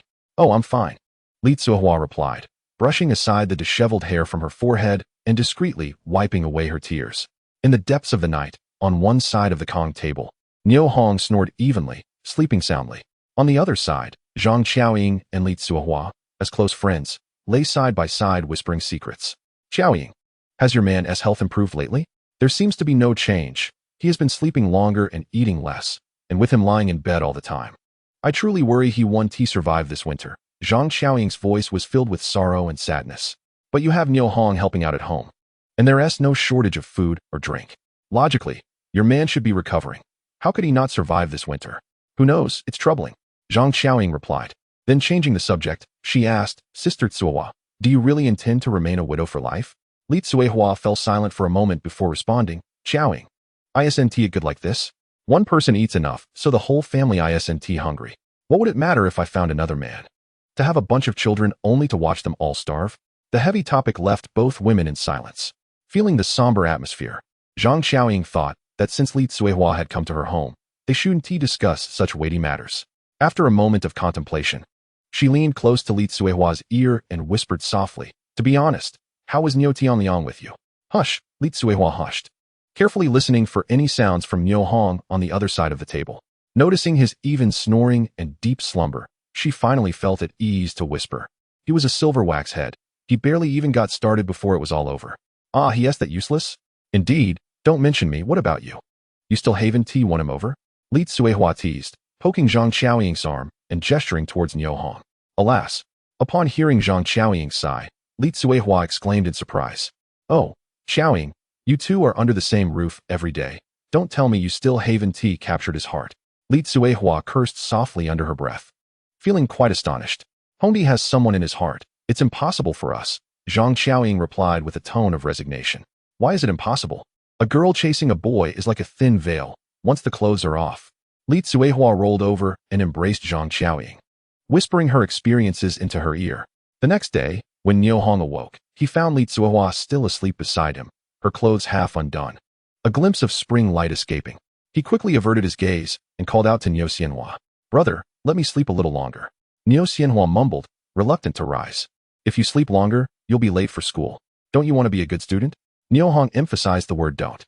"No, I don't want to be late," Niu Xianhua replied, scrambling up from the calm, blinking her eyes and looking at Niu Hong. "Brother, lately, Teacher Yao often asks about you, inquiring what you were busy with." Niu Hong's heart stirred. He took Niu Xianhua's small hand and said, "Next time Teacher Yao asks, tell her I've been hunting in the mountains. You can also ask her what wild game she likes. I can bring some back for her." Brother. Teacher Yao is really nice to me," Niu Xianhua replied understandingly, putting on her leather boots. Just as they were about to leave the room, Li Tsuehua's voice rang out. "Niu Hong, don't forget to report to Secretary Chu at the commune today." Niu Hong turned in surprise, seeing Li Tsuehua, who had just been sleeping soundly, now sitting up on the calm, her open clothing swaying, a hint of white spring light intentionally or unintentionally spilling forth. He quickly turned his face away, apologizing. "Sister Tsuehua, I'm sorry for disturbing you." "It's nothing. Just don't forget to report to the commune today." "I won't forget," Niu Hong assured, his gaze drifting to the window, where a gust of cold wind howled against the panes, creating a crackling sound. The reporting procedure was to first go to the commune, where someone would take them to the county for assembly. As Li Tsuehua spoke, she fastened the loose buttons under her arms, her hair cascading down, blocking the view between her and Niu Hong. Outside, a thick fog enveloped the area, visibility reduced to less than 10 meters, rendering everything beyond that indistinct. The foggy weather was an opportune time for wild beasts to venture out in search of food, posing significant risks for those living on the mountain's edge. Niu Hong carefully held Niu Xianhua's hand, navigating through the fog. Simultaneously, a silenced pistol appeared in his hand, ever vigilant for dangers lurking within the mist. Chapter 76. The subtle thoughts of Yao Ji. Niu Jiatun, located on the outskirts of Maoer Mountain, frequently experienced visits from wild animals. Alongside Niu Hong, Yao Ji and Du Huairu remained equally vigilant. At this moment, the two stood at the entrance of Niu Jiatun Primary School, welcoming students arriving for class. Observing the shadowy figures emerging from the fog, the women's innate sensitivity ignited a sense of inexplicable fear within them. Du Huairu tightly gripped the rolling pin in her hand, her eyes scanning the surroundings, ever watchful for any movements. Yao Ji, with her hands behind her back, clutched a dagger firmly. "Good morning, teacher." As a tender voice emerged from the fog, two silhouettes, one tall and one short, approached. Brother Niu Xianhua." Upon recognizing the figures stepping out from the mist, Yao Ji greeted them warmly, joyfully taking Niu Xianhua's small hand. The tension and fear in her heart were cast aside in that moment. "Thank you for your hard work, Teacher Yao," Niu Hong smiled at Yao Ji, his mind shifting as he returned the silenced pistol to the armory. After a few days apart, Yao Ji, once gaunt, now bore a more rounded face, revealing her original beauty. Her formerly sallow complexion transformed into a fair and smooth visage, radiating the youthful vitality of a young girl, smiling brightly at him. "Brother Niu, what brings you here to send Xianhua to school today?" Yao Ji inquired gently, her voice imbued with admiration. I have to go to the commune shortly, and it's on the way." Du Huairu, being the elder, took advantage of the moment while Niu Hong conversed with Yao Ji, stepping forward to express her gratitude. "Brother Niu, thank you so much for sending the wild boar meat. I truly appreciate it." "You're too polite, Teacher Du." Niu Hong began, but was interrupted by a woman's voice from behind. "Isn't that Brother Niu? What brings you here to send your sister to school today?" Upon hearing the voice, Niu Hong turned to see Li Xiangcao waving at him from a distance, accompanied by her close friend Lu Qiaoji. "Sister Shulin, Sister Jindo, are you both here to send your children to school as well?" "Indeed. Brother Niu Hong, come here for a moment. Sister-in-law has something to say to you." Li Xiangcao called out, waving her hand towards Niu Hong with urgency. Noticing this, Niu Hong chose to disregard her and turned back to Du Huairu and Yao Ji. Speaking earnestly, "Teacher Du, Teacher Yao, Should there be anything the school requires assistance with in the future, please do not hesitate to inform me. I implore you to refrain from being polite. Du Huairu smiled at Niu Hong, nodding in agreement. We certainly will. Ah, Brother Niu, please wait for me. Yao Ji exclaimed before swiftly dashing towards the school courtyard. 2 minutes later, she returned, breathless, clutching a glass bottle. Niu Hong's sharp gaze immediately recognized it as a bottle of garden wine. He was taken aback. Hadn't she just given him a bottle not long ago? It appeared she was intent on gifting him another. In this day and age, a bottle of garden wine was indeed quite a luxury. Brother Niu, this bottle of wine is for you. It will warm you up after hunting in the mountains. Yao Ji blushed as she looked at Niu Hong, forcibly pressing the bottle into his hands. Observing this, Niu Hong quickly declined. Teacher Yao, this wine is quite expensive. I cannot accept it. Please refrain from spending money on it in the future. As he attempted to return the bottle, Yao Ji stepped back, maintaining a clear distance between them, her intentions unmistakable. With a smile, she explained, Brother Niu, this bottle of wine was specifically brought to you by my father. I did not spend any money. So please enjoy it without concern. Oh, your father knows me? Niu Hong was astonished. How could Yao Ji, a young woman, introduce him to her family? Such a notion felt rather awkward. Indeed, I made the introduction. As she spoke, Yao Ji's face flushed even deeper, radiating a vibrant allure. Du Huairu observed the scene with a warm smile, her eyes filled with kindness, before turning to attend to other children arriving for school. Meanwhile, Li Xiangcao, standing nearby, wore a knowing expression. Please send my regards to your parents. Niu Hong sighed internally, tucking the wine bottle into his coat, smiling as he instructed her. Certainly. Yao Ji replied, her gaze fixed on Niu Hong, as if he were the entire world. Noticing the influx of parents dropping off their children at school, Niu Hong felt it was imperative not to overstay his welcome with the two teachers, so he promptly sought an excuse to take his leave. Seeing this, Li Xiangcao hurriedly approached, speaking in a conspiratorial tone. Brother Niu, how about accompanying sister-in-law back to her family home sometime? Niu Hong, upon hearing this, exaggeratedly feigned fear. You truly are my dear sister-in-law. Do you wish for me to be beaten by Shulin Gu since I haven't been punished these past few days? Li Xiangcao, with a playful glint in her eye, grasped Niu Hong's arm and winked. Do not worry. I will keep our little secret from Shulin Gu. As she spoke, her hand began to wander towards Niu Hong, revealing a surprising boldness. Brother Niu has indeed matured. Realizing the benefits of women, Niu Hong quickly intercepted her wandering hand. Sister Shulin, please refrain. We are in public, and it would invite gossip. After teasing Niu Hong for a moment, Li Xiangcao finally released him, adopting a serious demeanor. Brother Niu, I genuinely want you to accompany me back to my family home, to meet my sister, chat a bit, and perhaps see if the two of you could become a couple. Oh, so that is your intention. Thank you for your concern, sister-in-law. Unfortunately, I have no time today. Perhaps another day, Niu Hong replied as he took long strides into the thick fog, heading to the commune to report to Secretary Chu. With the elusive northeast tiger awaiting his return. At the home of Niu Dongsheng, just as Niu Hong departed, Li Tsuehua prepared to leave as well. Zhang Xiaoying, noticing this, quickly interjected, Sister Tsuehua, do you have something to attend to today?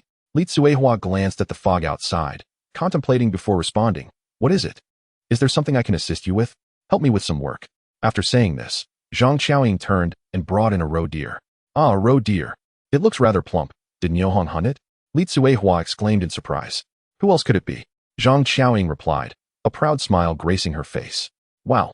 I envy you so much for having such a good brother like Niu Hong. Sister Tsuehua, why not consider marrying him and living together at my place? Well, that suggestion seems quite agreeable. Li Tsuehua smiled at Zhang Xiaoying, nodding earnestly in approval. Ha ha. Upon leaving the village, Niu Hong discovered the fog outside had thickened considerably, reducing visibility and filling him with apprehension regarding the day's journey to the county assembly. Chapter 77, The Path to Prosperity. Outside the village, Niu Hong paused, surveying the dense fog that obscured his view, merging the earth and sky into a singular hue, leaving him disoriented. It felt as though he were ensnared in a chaotic prison. Suddenly, he recalled the purpose of his journey. In addition to hunting the northeast tiger, he needed to locate the families of the forest workers for mushroom gathering. In such weather, accomplishing these two objectives seemed daunting. Even reaching the assembly point in Jinsheng County posed a significant challenge. Well, I should first report to Secretary Chu, he resolved, dispelling any hesitation. With a swift thought, he retrieved a helmet equipped with thermal imaging night vision from the armory and donned it. Anyone or any beast radiating heat would be rendered visible before this thermal imaging device. In the midst of the fog, ensuring clear visibility to detect potential hazards was paramount. He also donned specialized snow camouflage gear from the armory, sparing no expense for his safety, adorning himself with every piece of useful equipment. Embracing the warmth and security provided by modern technology, Niu Hong felt an exhilarating surge of confidence. This journey must culminate in the capture of the Northeast Tiger. It was time to set forth. Carefully discerning the direction of the Hongxing commune, he glided swiftly along the familiar path on his snowboards. The slick terrain and the pervasive fog that posed obstacles were rendered trivial under the aegis of modern technology. Within a mere 5 to 6 minutes, Niu Hong arrived at the entrance of the Hongxing commune courtyard. Observing the area to be deserted, he quickly reverted to his original attire. Under the shroud of fog, the commune courtyard lay in silence. Following Li Tsuehua's directions, he made his way to a room marked with a plaque indicating the secretary's office. Knock, knock, knock. Niu Hong politely rapped 3 times on the door. Come in. A rich male voice resonated from within. Stepping inside, Niu Hong was greeted by a wave of warmth. He saw a young man seated at a desk by the window, now gazing at him. You must be Secretary Chu? Niu Hong said, gently closing the door behind him. And you are? Hello, Secretary Chu. I am Niu Hong from Nujiatan, sent by Director Li Tsuehua to report to you. As Niu Hong scrutinized Secretary Chu, he estimated him to be around 30 years old, with a square face and thick eyebrows, exuding a demeanor that was both composed and mature. It is Niu Hong. Oh dear, what a thick fog. I thought you might not come after all. Please, have a seat. Chu Junbo remained seated, simply gesturing towards a row of chairs against the wall, inviting Niu Hong to sit there. Would you like some water? Thank you.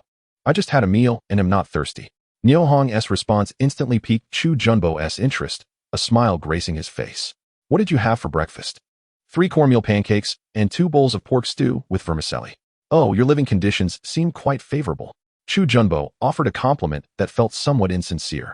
He mused internally that such a standard of living exceeded that of commune officials, wondering if Niu Hong was merely boasting. Hee, it's nothing special, Niu Hong replied nonchalantly. Then shifted the topic. Secretary Chu, how many people are gathering in Jincheng County today? Upon hearing Niu Hong change the subject, Chu Junbo cast him a knowing glance. Further solidifying his suspicions, he replied in a nonchalant manner, there are 5 of us in total, but the other 4 have yet to arrive. So let us wait here for them. All right, Niu Hong responded and fell silent. The room once again descended into quietude, save for the occasional sound of pages turning. While resting, Niu Hong surveyed the secretary's office before him. A single word sprang to mind, rudimentary. He felt that the term rudimentary aptly described it. There was a desk, a chair, and a file cabinet against the wall, and apart from that, only the row of chairs where he sat remained. The room was filled with books. Half of the desk was occupied by books and documents, while a hand-cranked telephone, quite antiquated in nature, rested in another corner. The file cabinet was crammed with books. Secretary Chu was deeply engrossed in flipping through the pages of a book, occasionally jotting down notes. Niu Hong recognized that he was studying. Time slipped by quietly, and about an hour later, the thick fog outside showed no signs of dissipating. The other 4 had not yet appeared, and Niu Hong could not help but feel a twinge of anxiety. Sitting here bored felt akin to being imprisoned, unable to endure any longer. Niu Hong stood up and looked at Chu Junbo. Secretary Chu, when will the other 4 arrive? When are we departing for Jincheng County? Chu Junbo set down his pen, gently closed the book, glanced at the thick fog outside, and a hint of worry crossed his face. Will they even make it? Niu Hong pressed for an answer. I'm not too sure. In such dense fog, even if everyone arrives, we won't be able to send you to Jincheng County by horse cart. Chu Junbo replied with a slight apology on his face. Observing the situation, Niu Hong thought to himself that it seemed he had made a pointless trip today. Just then, the phone on the desk rang suddenly, its tone urgent and loud. Chu Junbo hastily picked up the receiver. Hello, this is me. Yes, indeed. But there is heavy fog here, and only one person has arrived. All right, I will send someone over immediately for the gathering. We will certainly accomplish the task. Please rest assured, leader. Once Chu Junbo finished, he waited for the other party to hang up before setting the receiver down. He slowly turned to Niu Hong and said, Niu Hong, we can't wait any longer for the others. The leader just called and instructed us to head to Jincheng County immediately to gather and search for the families of the missing forest workers. All right, Niu Hong replied. Ready to head out. Wait a moment. Let me arrange a horse cart for you. As Chu Junbo spoke, he picked up a document from the desk, stood up with a slight limp, and made his way towards the door. Ah, so he has trouble with his legs, Niu Hong thought to himself. Letting go of his earlier grievances regarding Chu Junbo's initial lack of hospitality. Secretary Chu, there is no need to arrange a horse cart. I can ski there much faster. Oh, really? Chu Junbo looked at Niu Hong in surprise. Of course, it's true. As a hunter, we all have our unique ways of traveling. Niu Hong spoke with a serious demeanor. Comrade Niu Hong, then I appreciate your effort. Here is the introduction letter issued by the commune for you 5. Please keep it safe, Chu Junbo said, handing the document to Niu Hong. Secretary Chu, may I ask you something? Go ahead. Is it true that the Northeast Tiger belongs to whoever kills it? Chapter 78. Wealth and Rewards? Chu Junbo did not directly respond to Niu Hong, but turned back to the desk, opened a drawer, and retrieved a piece of paper. Niu Hong, look. This is a document issued by our County People's Committee. Niu Hong took the document and glanced at it. It was nearly identical to the one handwritten by Li Tsuhua, which put his mind at ease. Secretary Chu, this one has an official seal. It must be authentic. Chu Junbo, observing the earnestness of the simple and honest young man before him, felt no displeasure at Niu Hong's doubts. He chuckled and explained, of course, it's authentic. Official documents cannot be forged. A special meeting was convened by the County People's Committee regarding the capture of this Northeast Tiger, clearly stating that whoever kills it will claim ownership. Additionally, a reward of 50 yuan and a bicycle ticket will be granted. Chu Junbo noted Niu Hong's impassive expression and continued, the most significant aspect is the honor. To capture a tiger will first have you recognized as a tiger hunting hero by the County People's Committee, and second, it will earn you a significant merit. Do you understand what I mean? Niu Hong certainly understood. He was merely a destitute youth from Nijayatan, often going hungry. Compared to the bicycle ticket and the merit, what he valued most was the ownership of the tiger. He was confident in his ability to kill the tiger, and thus, selling it would yield substantial wealth. With money, all possibilities would unfold. He quickly replied, I understand. Remember, the gathering point is at the County People's Committee courtyard. Once you arrive, hand over the introduction letter to the person in charge. Be cautious on your journey. Got it, Niu Hong responded, opening the door and stepping outside. It was around 10 in the morning, and the pervasive fog showed no signs of lifting. At this rate, it could last the entire day. However, for someone like Niu Hong, equipped with modern technology, such obstacles were trivial. Exiting the commune gate, he changed his gear in a secluded area and swiftly skied towards Jincheng County. Nujayatan, home of Niu Tiankai. Hurrying back, Niu Monsong shouted excitedly before even entering the door. Team leader, I'm here. What is the joyous occasion that has you so loud? Hu Guiying paused her needlework, glancing disapprovingly at the boisterous Niu Monsong as he entered. Auntie, are you home? Niu Monsong smiled sheepishly and quickly lowered his voice to greet Hu Guiying. Is the team leader in? He asked, resting on the Kong in the East Room. You can go find him. Ah, Niu Monsong replied and hurried into the East Room, where he found Niu Tiankai lifting his head from the blankets to look at him. The captain, someone has spotted Niu Hong heading towards the commune. Should we ambush him on the way to the county town? Niu Monsong whispered conspiratorially into Niu Tiankai's ear, seeking guidance. Have you lost your mind? Attacking him on the road would easily leave traces. You should abandon this idea. Captain, what shall we do then? Rest assured, once he participates in this Northeast Tiger hunting operation, he won't return alive. Humph, daring to slap my Niu Tiankai, he must be asking for death. As he spoke, Niu Tiankai seemed to be transported back to that fateful night when he encountered Niu Hong at the Niu Jiatun Primary School. A moment that marked the greatest setback and humiliation of his life. It was a deep-seated disgrace that he could not overlook. He would not rest until this vendetta was avenged. Captain, have you made arrangements? Arrangements? He is going to the mountains to hunt tigers. If he gets eaten by one, isn't that quite normal? It has nothing to do with me. Niu Monsong's eyes darted, instantly grasping the crux of Niu Tiankai's words. The captain must have orchestrated something in advance, just like last time when he instructed him to confront Niu Dan in the mountains. This time, he surely made similar arrangements, but did not want more people to know. Not knowing is better. It saves me from being implicated if his plans are exposed. After a moment of contemplation, a smile spread across his face as he lowered his voice. Captain, if there's nothing else, I shall take my leave. Go ahead. Niu Tiankai replied and nestled back into his warm bed to continue his slumber. After more than an hour of gliding, Niu Hong finally reached the outskirts of Jincheng County. Compared to the wilderness, the fog in the county was considerably thinner, and he could vaguely see the outlines of buildings in the distance. In a secluded spot, Niu Hong changed back into his original attire and glided on his wooden snowboards towards the courtyard of the County People's Committee. Ahead, the chimney of the state-run barber shop continued to emit black smoke. Upon seeing this, Niu Hong recalled the girl with long braids inside, who had made a promise to him, and resolved that he would return for a haircut next time. A free haircut is an opportunity not to be missed.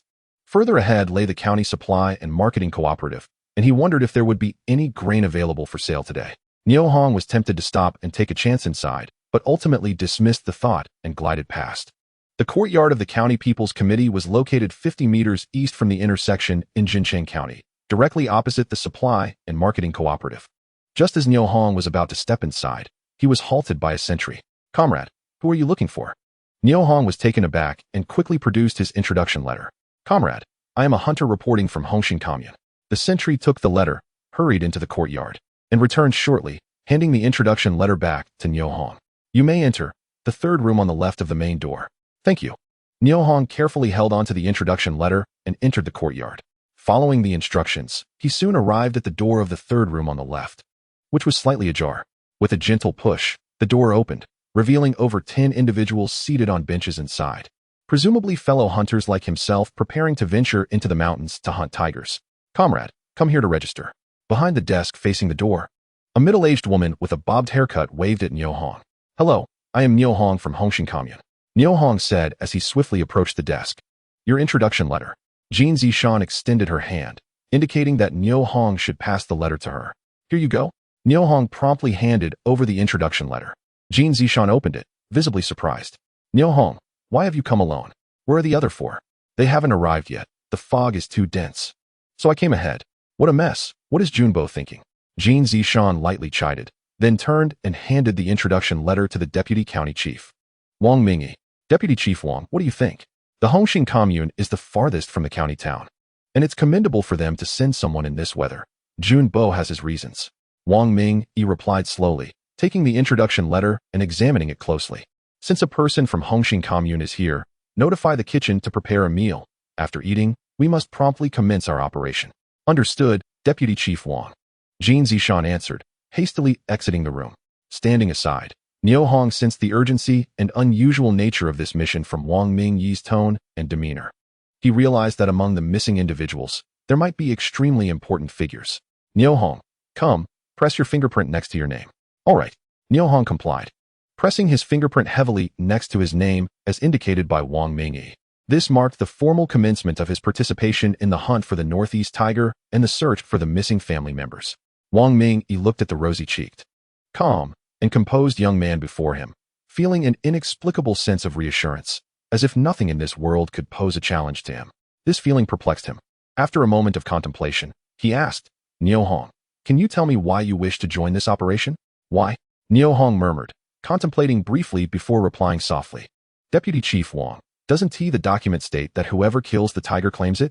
Niu Hong's rhetorical question immediately piqued Wang Mingyi's interest. "Oh, so you came for the tiger. How rare. Young man, you truly are formidable and commendable," Wang Mingyi exclaimed in surprise, giving Niu Hong a thumbs up. Niu Hong observed the excitement on the face of this man, who appeared to be in his 40s with thick eyebrows and large eyes, slightly scruffy with a beard, and felt a jolt in his heart. Is he praising me? This is clearly inviting trouble upon myself. Who doesn't know that fellow hunters are rivals? A tall tree attracts the wind. Deputy Chief Wang's self-praise is bound to incite jealousy. Niu Hong's assumptions were spot on. The other hunters in the room regarded Niu Hong with disdain and incredulity, unanimously deeming him an arrogant young man who was unaware of his limitations. They all mentally plotted that once they reached the mountains, they would ensure that this overly arrogant kid faced several obstacles, teaching him that there are greater powers beyond his own. One of the hunters calmly observed Niu Hong, while internally contemplating the benefits promised to him by Niu Tiankai.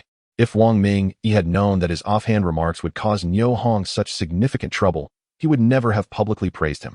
Niu Hong considered that at this moment, he should maintain humility and keep a low profile, striving to blend in with the other hunters in the room. He then declared loudly, "Deputy Chief Wang, isn't everyone here for the tiger?" His goodwill sparked a furious reaction akin to stirring a hornet's nest, as heavy breaths filled the room, with many internally cursing him, boasting, "Where did this half-hearted individual come from? Is it really so easy to confront a tiger? This fool is simply too pretentious. I am merely here to earn a few merits. Who the hell would genuinely want to confront a tiger? If you wish to court death, be my guest. No one will stop you. So why drag me into it? This insufferable idiot is infuriating." Wang Mingyi let out a slight sigh and spoke. "Niu Hong, you may not be aware, but this Northeast tiger has already claimed 6 or 7 lives and is currently exceedingly dangerous. If encountered in the mountains, one must not act recklessly. Ensure your safety before attempting to hunt it down. Thank you, Vice County Chief Wong, for your warning. How much do we know about the current situation with this northeast tiger? Knowing both ourselves and the enemy will ensure victory in every battle. Niu Hong did not ponder how others might think. He simply desired to gather more information about the northeast tiger and the missing family members before heading into the mountains to facilitate his subsequent actions. Wang Mingyi contemplated carefully, dipping his hand in the teacup to illustrate the tiger's movement trajectory on the table for Niu Hong. According to reliable sources, on November 23rd, the northeast tiger appeared in Dongfeng Forest Farm and claimed one life. On November 25th, it was spotted in Xing'an Forest Farm, injuring 2 individuals. On November 26th, it was sighted again. Finally, Wang Mingyi pointed towards a patch of primitive forest deep in Mauer Mountain. On November 28th, which was yesterday, it remains unknown whether the tiger caused any injuries at its current location. Niu Hong focused intently on the winding route depicted on the table, becoming lost in thought. After a prolonged silence, he spoke. Vice County Chief Wang, where did the missing family members of the forest farm staff last appear? Here. Wang Mingyi pointed to the location of Songjiang Forest Farm, which was on the afternoon of November 27th. Niu Hong furrowed his brow, contemplating. Vice County Chief Wang. It seems that Songjiang Forest Farm is quite close to the primitive forest of Mauer Mountain. Indeed, it has already penetrated deep into the primitive forest. Hiss. Except for Niu Hong, nearly all the hunters in the room gasped in unison upon hearing this. According to Wang Mingyi, they were certainly to venture into the primitive forest to hunt the tiger and search for the missing forest staff members. Although they were all regarded as skilled hunters in their respective communes, their abilities would prove laughable once they entered the depths of Mauer Mountain's primitive forest. The facts were clear. Throughout history, very few hunters have managed to emerge alive from the depths of Mauer Mountain. Even those who did survive remained tight-lipped about their experiences in the mountains. As a result, Mauer Mountain appeared even more mysterious and eerie. The only reason the forest staff dared to venture into the primitive forest was that they had first constructed a sufficiently large road for heavy machinery, like mountain-climbing tigers, to pass through. Otherwise, no matter how many entered, they would be unable to escape death. Today, requiring these hunters to venture into the depths of Mauer Mountain to rescue people and hunt was akin to signing their own death warrants. At that moment, many had already begun to reconsider their choices in their hearts. Some even contemplated fleeing the moment they entered Mauer Mountain or finding a safe spot to wait until dark before retreating. To hell with the tiger. To hell with rescuing anyone. The priority is to preserve one's own life and survive before considering anything else. Niu Hong, however, was oblivious to his companion's thoughts. His heart was already impatient to enter the mountains and locate the missing staff members to hunt the northeast tiger. Vice County Chief Wang, when shall we set off? After lunch, I presume? Who will provide the weapons and ammunition? The county's armed forces. Upon receiving the answers he sought, a joyful smile spread across Niu Hong's face. Wang Mingyi observed this with quiet astonishment. Others would typically display fear at the prospect of entering the depths of Mauer Mountain's primitive forest, yet he appeared excited and pleased. Was it possible that he had misjudged him from the beginning? Was he simply foolish, or did he possess great confidence in himself? Just as Wang Mingyi pondered the state of Niu Hong's mind, someone gently pushed open the door and entered. Chapter 80. The Missing Beauty. Jin Zishan gently opened the door and approached Wang Mingyi. Vice County Chief Wang, lunch is ready. Let everyone proceed to the dining hall. Very well. The lunch prepared by the county's People's Committee was not as lavish as expected. In fact, it was even inferior to what could be found at Sister Dongxing's home. Niu Hong gazed at the 2 cornmeal buns and a bowl of thin vegetable soup set before him, slightly furrowing his brow. The soup was essentially just hot water with 2 leaves of wild vegetables floating atop, and the buns were no larger than a baby's fist. Hunting and searching for missing persons in the mountains is an endeavor that demands considerable physical strength and energy. This meager meal is hardly sufficient. It seems that once I enter the mountains, my primary task will be to ensure I am well fed and hydrated to maintain my strength. However, I must not waste the food before me. Niu Hong picked up a bun and took a bite, only to notice that someone had already finished their meal and was looking around, still longing for more. My goodness, how long have they been starving to eat so quickly? Just as Niu Hong was struck by this thought, he heard someone speak. Those who have finished eating may go to the entrance to collect weapons and ammunition. This statement instantly quashed any lingering hopes among those present. It appeared that this was all the food available for lunch. Some murmured incomprehensibly as they slowly made their way outside. Seeing this, Niu Hong stuffed the remaining bun into his mouth, chewed it a couple of times, and washed it down with the vegetable soup. Lunch was swiftly concluded. Rising to his feet, he was about to step outside when his rebellious stomach emitted an untimely growl. Niu Hong smiled awkwardly at Wang Mingyi, who was watching him, and said, "Vice County Chief Wang, farewell. Let's go together. I will see you off." Wang Mingyi set down his soup bowl, stood, and accompanied Niu Hong as they made their way outside. "Vice County Chief Wang, is this what you eat at the government cafeteria every day?" Noticing Wang Mingyi's lack of arrogance, Niu Hong's tone became more casual. "Not exactly," Wang Mingyi replied with a slight sigh, giving Niu Hong's shoulder a pat. "Let's go. After collecting the weapons and ammunition, we should head into the mountains. Please be cautious on the way." "Certainly." Observing Wang Mingyi's reluctance to discuss further, Niu Hong chose not to press the topic. However, from the vice county chief's facial expressions and tone, he had already deduced the answer. As noon approached, the thick fog showed no signs of dissipating. Once they reached a secluded area, Wang Mingyi suddenly halted, pulled a photograph from his pocket, and handed it to Niu Hong. "Niu Hong, this is the wife of Chief Engineer Li from our Forestry Bureau, who is also on the list of missing persons. I hope that once you enter the mountains, you will do everything possible to bring her back, regardless of her fate. Consider it a responsibility to Chief Engineer Li." Niu Hong glanced down at the photograph, which depicted a young and beautiful woman with curly hair, smiling, her expressive eyes fixed upon him. In an instant, it dawned on him that this photograph must have been a cherished keepsake left by its owner for a beloved during their youth. Niu Hong carefully tucked the photo away and raised his gaze towards Wang Mingyi, inquiring with a hint of confusion, "Deputy County Chief Wang, with so many individuals participating in this operation, why hand the photograph to me?" Wang Mingyi offered a slight smile. "Regarding your situation, Jumbo has already briefed me over the phone, stating that you are an exceptionally experienced hunter. You once single-handedly felled 6 wild boars and successfully transported them out of Mauer Mountain. Such an achievement is remarkable. The identities of the missing individuals are rather unique, and I hope you can locate them and bring them all back." Niu Hong fell silent upon hearing this. He thought to himself that these families consisted of living women, who could not be compared to the deceased wild boars.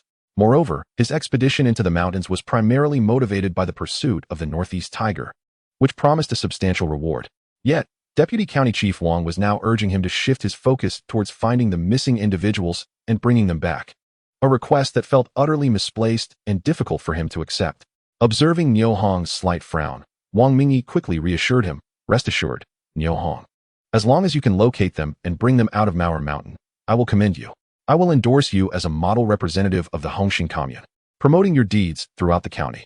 Such an honor is not to be taken lightly." Niu Hong, witnessing the urgency in Wang Mingyi's demeanor, realized that if he did not acquiesce, the deputy would remain unsatisfied. He nodded in agreement. "Very well, I shall do my utmost. But I cannot guarantee that I will find them, especially considering the current dreadful weather." Chief Engineer Li was sent by the higher-ups to investigate the sustainable development of the forest farm in Jinsheng County, and should any mishap befall his wife during this time, it would jeopardize the entire investigation concerning the county's economic development. Furthermore, the higher authorities' impression of the county's leadership would suffer significantly, leading to a prolonged stagnation in future evaluations and promotions. Thus, Party Secretary Hu Jinliang and County Mayor Qin Zirong unanimously declared during a meeting that regardless of the cost, they would ensure the recovery of Chief Engineer Li's wife, as they needed to provide him with a satisfactory explanation, whether alive or deceased. This daunting task was assigned to Deputy County Chief Wang Mingyi. However, in the face of the terrifying and eerie primeval forest of Mauer Mountain, finding suitable candidates to embark on the search proved challenging. In his moment of despair, Wang Mingyi received a suggestion from his university classmate Chu Junbo to enlist all the hunters in the county for the search, specifically recommending Niu Hong and sharing his commendable achievements. Hearing Niu Hong's agreement to venture into the mountains to search, Wang Mingyi felt a wave of relief wash over him, a gentle smile gracing his features. "Good. With your assurance, I am at ease. They have been missing for nearly 48 hours. We must not delay further. Let us depart." The two made their way to the guardhouse. Those who had collected their weapons and ammunition stood to the side, conducting routine inspections of their arms. Accompanied by Deputy County Chief Wang, Niu Hong did not even need to state his name to receive a rifle and 200 rounds of ammunition. "Comrade, can I request an additional standard number of bullets?" Seeing the opportunity for complimentary ammunition, Niu Hong seized the chance to ask for more. When hunting in the mountains, more bullets are always advantageous. 3 individuals were responsible for distributing the weapons, one of whom, a middle-aged man clad in a jacket with 4 pockets, smiled at Niu Hong and said, "Young comrade, 1 standard number of bullets is quite sufficient. Is yours not enough?"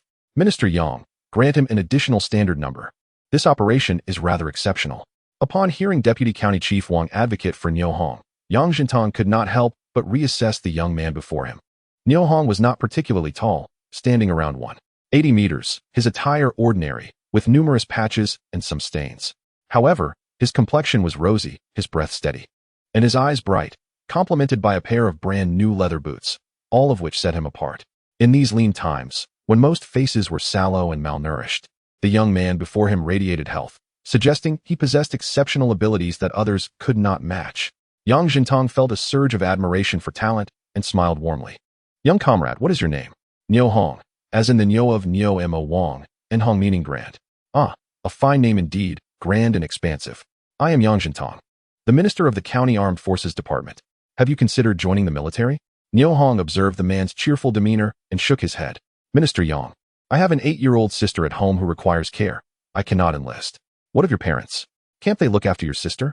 It is just my younger sister and me left at home. Oh. Yang Jintang expressed surprise at Niu Hong's situation and turned to have 2 additional standard numbers of bullets fetched. Upon receiving the 600 rounds, Niu Hong looked at Yang Jintang with delight and expressed his gratitude repeatedly. Thank you, Minister Yang. You're welcome. As for the hunt, there will be 3 individuals per group. With whom would you like to be paired? Yang Jintang inquired with concern. Minister Yang, I intend to go alone. Niu Hong's voice, though soft, captured the attention of everyone present. What is this? This boy wants to venture into the mountains alone to hunt. It's a reckless endeavor. Who doesn't know that hunting in the mountains requires at least 2 individuals for mutual support? Is he foolish enough to think he can manage alone? Not foolish, rather. He is overly arrogant, completely unaware of his own limitations. Humph, should I encounter him in the mountains, he will regret it. Thoughts swirled among those inspecting the firearms and ammunition, particularly among the hunters from the same commune, who began to whisper and speculate. Among them, one individual was particularly pleased, as if the promise from this talented hunter was within easy reach. This was Mu Jinshui, a hunter from Xiangyang commune. Likewise, Yang Jintang stared at Niu Hong, astonished, unable to close his mouth for some time. Niu Hong, are you truly certain you wish to go alone? Wang Mingyi, standing nearby, gently patted Niu Hong's shoulder, seeking confirmation. Yes, I am certain I will go alone. Gazing into Niu Hong's confident eyes, Wang Mingyi recalled Chu Junbo's earlier words. Niu Hong had single-handedly slain 6 wild boars in Maoer Mountain and had transported them out alone. Minister Yang, let us assign Niu Hong to a group by himself and do not impose restrictions on his route into the mountains. Yang Jintang looked at Wang Mingyi, incredulous. Deputy County Chief, are you sure this is appropriate? It is appropriate. Let us proceed as Niu Hong suggests. I have faith in him. Though Wang Mingyi himself felt uncertain about whether Niu Hong could indeed locate and bring back all the missing individuals, he trusted that his university classmate Chu Junbo would not deceive him. Very well, Yang Jintang reluctantly acquiesced, calling over one of his subordinates, Li Chun, and whispering a few instructions in his ear. Li Chun nodded in agreement and then turned to Niu Hong. Brother Niu Hong, please follow me. Niu Hong, perplexed, glanced at Wang Mingyi standing beside him. Rest assured, everything will be fine. Wang Mingyi smiled reassuringly at Niu Hong. All right, Niu Hong replied. And under the gaze of the onlookers, he departed with Li Chun, swiftly disappearing into the mist. After a brief interval of over 10 minutes, Li Chun halted in front of a warehouse door.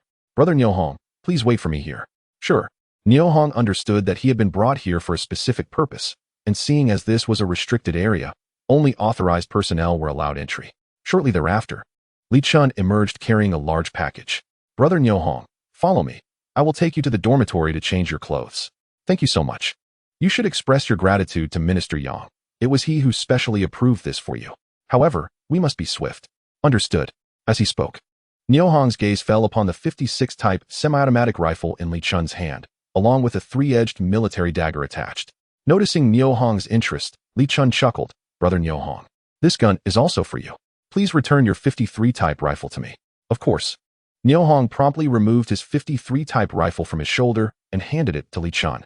Although the 56 type semi-automatic rifle did not match the advanced weapons in his own armory, it symbolized Minister Yang's goodwill and kindness, a favor he intended to acknowledge. After another 10 minutes, Niu Hong emerged from Li Chun's dormitory, now donned in military cotton clothing. Even as the biting cold wind blew against him, he no longer felt the chill. Let me escort you into the mountains, Li Chun offered. No need. I prefer to travel alone for greater agility and convenience. Despite their brief acquaintance, Niu Hong held a favorable impression of Li Chun, who was only a few years his senior. At a crossroads, the two waved goodbye. Subsequently, Niu Hong strapped on his snowboards, pushed off with force, and quickly vanished into the thick fog. Leaving Jinshan County, he journeyed northward directly towards the Songjiang forestry farm. The vast fog in the wilderness obscured all, providing Niu Hong with the cover he needed for his change of attire. Empowered by modern technology, Niu Hong sped along the pathways forged by the forestry workers. 10 minutes later, he entered the depths of the primitive forest on Maoer Mountain. Following the main road further, in less than a kilometer, he would reach the Songjiang forestry farm. Perhaps due to the elevation, the fog here had thinned considerably. No longer able to proceed, Niu Hong resolved to take advantage of the remaining cover of mist to build a bonfire and prepare some food to satiate his hunger. A sharp knife does not hinder the woodcutter, he thought. A full stomach would enable him to work effectively. Resolute, he scanned his surroundings and noticed a large rock about 10 meters to his left, with sparse trees nearby, an ideal spot for cooking. Wasting no time, he retrieved a pressure cooker, 3 clay pots from his armory, along with a grouse and a pinch of salt. The forest was abundant with timber and stones. Soon, a makeshift stove constructed from several stones blazed with a roaring fire, dispelling the surrounding fog and heating the pressure cooker. The accumulated snow in the cooker melted into water, which was then brought to a boil.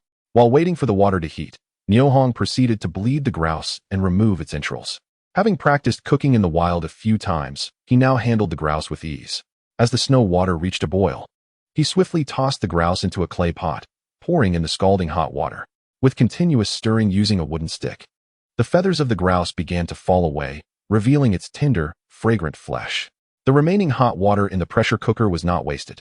He poured it into another clay pot, and with a thought, he moved it back to the armory, ensuring he would have hot water available anytime, anywhere in the future.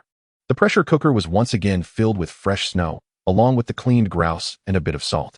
Over 10 minutes later, the cooker began to hiss, emitting steam as the grouse transitioned from raw to exquisitely cooked. The fragrant steam wafted around Niu Hong, lingering in the air. 2 more minutes, and it should be ready, he mused, then reconsidered. No, just 1 minute.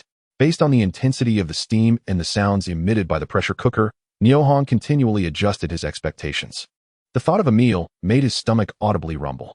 After the intense exertion of traveling quickly, the 2 corn buns he had eaten at noon had long been digested, leaving him ravenously hungry. Just as he prepared to extinguish the bonfire and open the pressure cooker for a hearty meal, he noticed through his helmet's thermal imaging night vision that a large group of people was approaching from the direction he had come. Upon closer inspection, he recognized them as the hunters he had seen at the registration point. Why are they here? Niu Hong suddenly realized his error. The cooking spot was too close to the main road, and the sounds and aromas from the pressure cooker would undoubtedly reveal his position. Chapter 82. What is this situation? With the opposing group now less than 200 meters away, Niu Hong quickly devised a plan. He retrieved a large and a small clay pot from the armory and calmly opened the pressure cooker, pouring the broth along with a small portion of the grouse into the larger pot, then placed it on the bonfire to continue simmering. The pressure cooker, helmet, and other items were methodically stored away in the armory, erasing all traces of his presence. Approaching were Mu Jinchu and a group of hunters. Following Wang Mingyi's instructions, they had chosen the same route into the mountains at the Songjiang forestry farm, aiming to locate the missing family members of the forestry workers more swiftly. Suddenly, someone called out, "Do you smell that? It's delicious." Yes, it smells like grouse broth. Among the crowd were experienced hunters who instantly recognized the source of the enticing aroma. Let us go see. Maybe we can join in and share some meat. According to the unwritten rules of the mountains, hunters who encountered fellow hunters dining were permitted to sit down and share a portion of food. Consequently, no one in the group opposed this suggestion, and they collectively quickened their pace towards the source of the fragrance. Upon arriving, they were immediately astonished by the sight before them. A young man clad in military attire was voraciously devouring from a clay pot with a dagger in hand. ISNT that the kid who was assigned to a group of 1. Despite Niu Hong's change of clothes, he was recognized at once. "Are you also here to hunt tigers?" Niu Hong glanced at the rifles in their hands and asked casually, "Hey, kid, do you have any food left? Share some with us." A voice from the crowd called out to Niu Hong, and all eyes shifted to him. "I'm afraid you've arrived too late. There's only this little bit left in the pot," Niu Hong replied, slicing a large piece of grouse meat and placing it in his mouth, finishing with a sip of broth. The crowd felt a surge of frustration, while their stomachs audibly protested in hunger.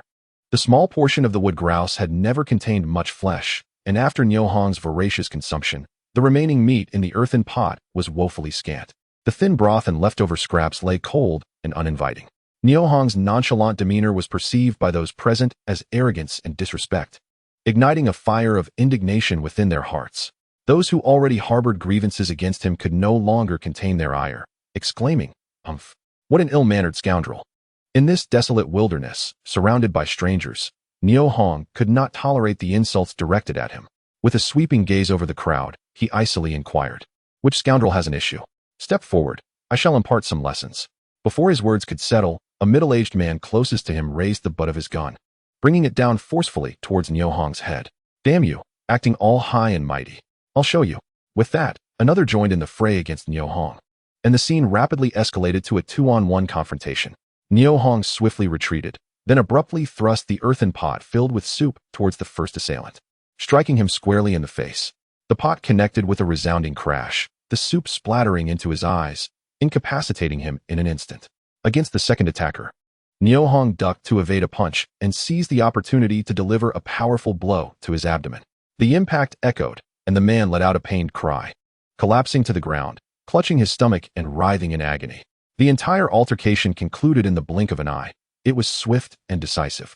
The display of Niu Hong's combat prowess left all present in utter shock, swiftly extinguishing the previously rampant bravado. No one dared to make another move. "Who had an issue with me just now? Step forward," Niu Hong demanded, hands firmly placed on his hips, his gaze piercing into the crowd. Silence ensued. "Who dares to be a coward, hiding behind bravado? What kind of man are you?" Suddenly, the unmistakable sound of a gun action being cycled resonated through the air. Just as the thought of gun flashed through Niu Hong's mind, he spotted an individual in the crowd brandishing a Type 53 rifle aimed directly at him. "I'm talking about you. What are you going to do about it?" The speaker was none other than Mu Jinshui, a smug grin adorning his face as he aimed the firearm at Niu Hong's chest. "Go ahead, pull the trigger if you dare," Niu Hong taunted. Gesturing to his own chest, unperturbed, he advanced step by step towards Mu Jinshui, who began to feel the mounting pressure of Niu Hong's approach, raising his rifle in alarm. "Stop right there, or I will shoot," Mu Jinshui shouted, panic creeping into his voice as he struggled to maintain composure. "Kneel," Niu Hong commanded coldly, his finger poised on the trigger of his semi-automatic rifle. "Stand still, you bastard." Mu Jinshui's resolve crumbled under the weight of Niu Hong's intimidation, and in a moment of desperation, he pulled the trigger. The hunters present felt a collective shiver, their minds racing with the realization of impending calamity. As the bullet left the chamber, Mu Jinshui's anxious heart relaxed momentarily, picturing the 100 yuan Niu Hong had promised him, a grin spreading across his face. However, the ensuing scene left everyone dumbfounded. Niu Hong staggered, but did not fall, nor did blood flow from his body. What was happening? Was he invincible? As Mu Jinshui's eyes widened in horror, Niu Hong's rifle came crashing down on his head with a forceful thud. One strike, then another, and yet a third. In that critical moment, Niu Hong refrained from pulling the trigger, unable to take a life before the watchful eyes of the crowd.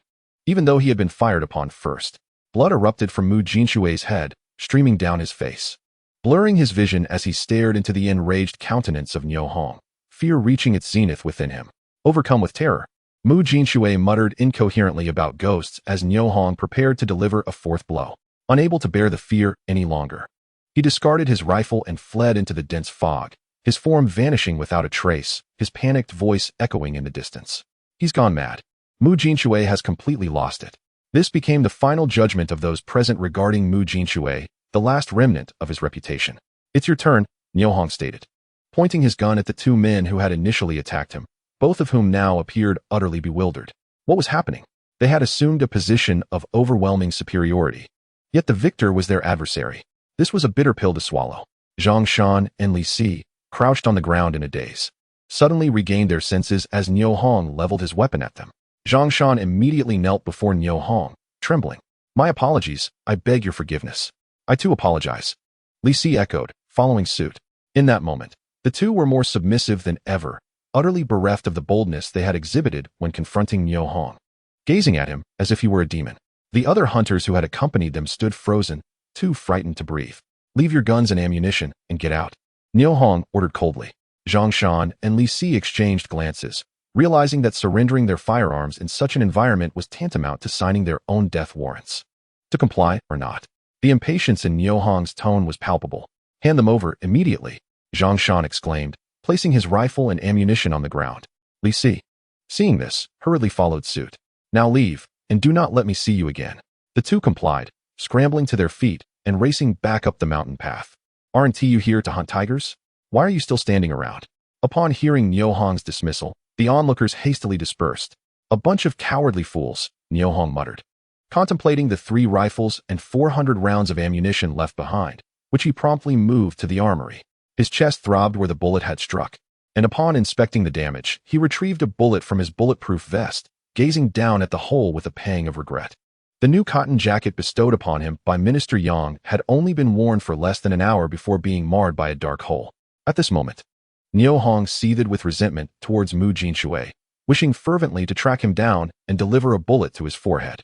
Returning to his previous spot at the dining table, Niu Hong took a deep breath, striving to calm his restless heart. 5 minutes later, Niu Hong extinguished the remaining campfire with the snow, oriented himself towards Songjiang Linchang, and swiftly glided forward on his snowboards. Wan Shanhong, the temporary head of Songjiang Linchang, had just seen off a group of hunters venturing into the mountains in search of people when he spotted Niu Hong approaching on his snowboards and hurriedly stepped forward to greet him. Comrade, you are late. Your team has just departed. I am without a team. I am a one-man unit. Niu Hong candidly replied to the slender man before him. A one-man unit? Wan Shanhong repeated incredulously, gazing at Niu Hong with widened eyes. Indeed, is there a problem? Comrade, it is not merely a problem. It is a significant issue. You are entering the mountains alone, and nightfall is imminent. Do you wish to court danger? Niu Hong smiled at the anxious man, recognizing that despite the harshness of his words, genuine concern lay beneath. Listen to me, while there is still light, return swiftly to where you came from.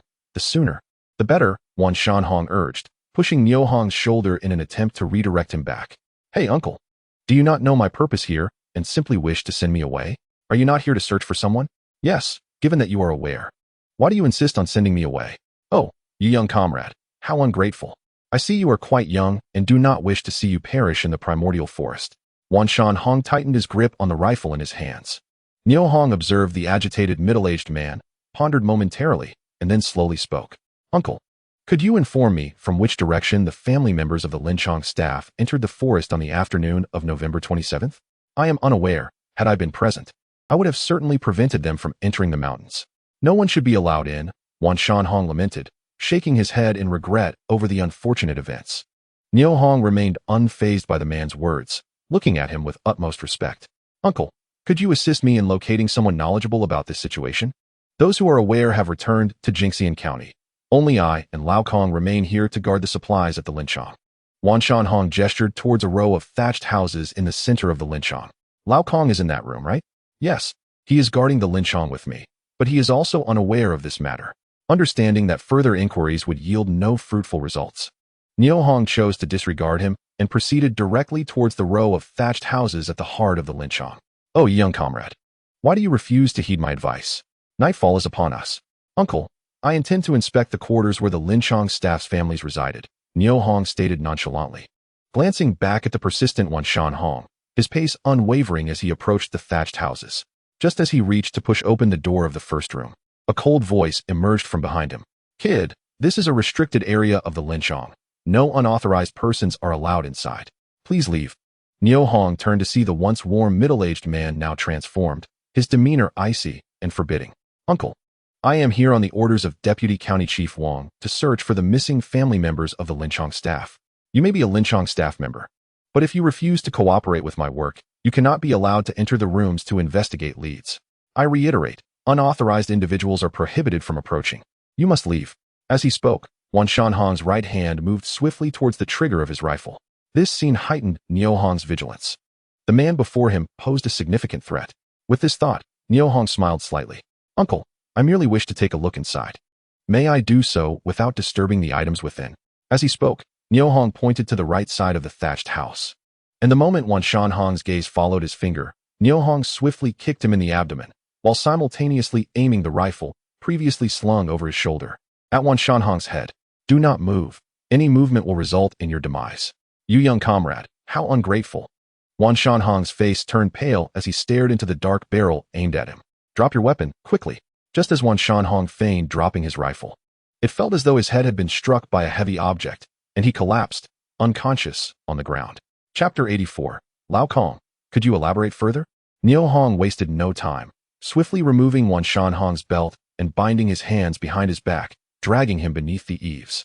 With a change of strategy, he moved both the fallen rifle and his own 56-style rifle into the armory. Gripping a dagger with the stealth of a cat, he quickly approached the first room on the left. The Linchong, shrouded in fog, appeared eerily tranquil. The mountain wind occasionally swept through, sending flakes of lingering snow against Niu Hong's cheeks with a biting chill. Listening intently, he detected no sounds emanating from the row of thatched houses. Hadn't the man stated that Lao Kong was inside? Why was there no sign of life? With his curiosity piqued, Niu Hong quickened his search through each room, ultimately discovering a man bound and lying on the floor at the end of the row. The dried blood on the man's head suggested that he had been subdued after losing consciousness. Upon seeing Niu Hong enter, the man made no sound, nor did he struggle. His expression remained oddly calm. "Are you Lao Kong?" The gagged man regarded Niu Hong's benevolent face and nodded slightly. Seeing this, Niu Hong swiftly removed the cloth obstructing Lao Kong's mouth. "Can you speak?" "I can." "Why are you bound here?" Niu Hong did not immediately untie the ropes binding Lao Kong. "Young brother, who are you?" Lao Kong's voice was hoarse, yet his demeanor was respectful. "My name is Niu Hong, and I have been assigned by Deputy County Chief Wang to search for the missing family members of the Linchong. Please answer my questions." "Brother Niu, I am Kong Lingxiang, a 76th-generation descendant of Confucius. Be wary of that scoundrel Wan Shanhong.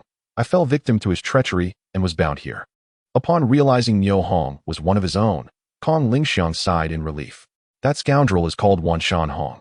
I knocked him unconscious, bound his hands, and left him at the other end of the building." "Ah, Brother Niu, quickly bind his feet as well. Otherwise, that scoundrel will surely escape. We must not let him get away." The urgency of this statement jolted Niu Hong into action. "All right, I will check outside." "Hey, wait, Brother Niu, first untie my bindings." Before Kong Lingxiang could finish, Niu Hong's footsteps had already faded into the distance. Navigating through the mist, he returned to the spot where Wan Shanhong had been. But now there was no trace of him.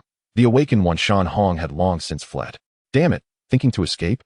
Not on my watch," Niu Hong muttered, refocusing his thoughts as he retrieved the 56-style rifle from the armory and donned the helmet equipped with thermal imaging and night vision capabilities.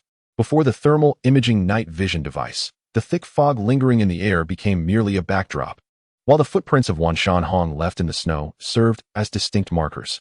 After pursuing for less than a kilometer, Niu Hong spotted Wan Shanhong, who was staggering in the snow with his hands clasped behind his back, merely 200 meters ahead.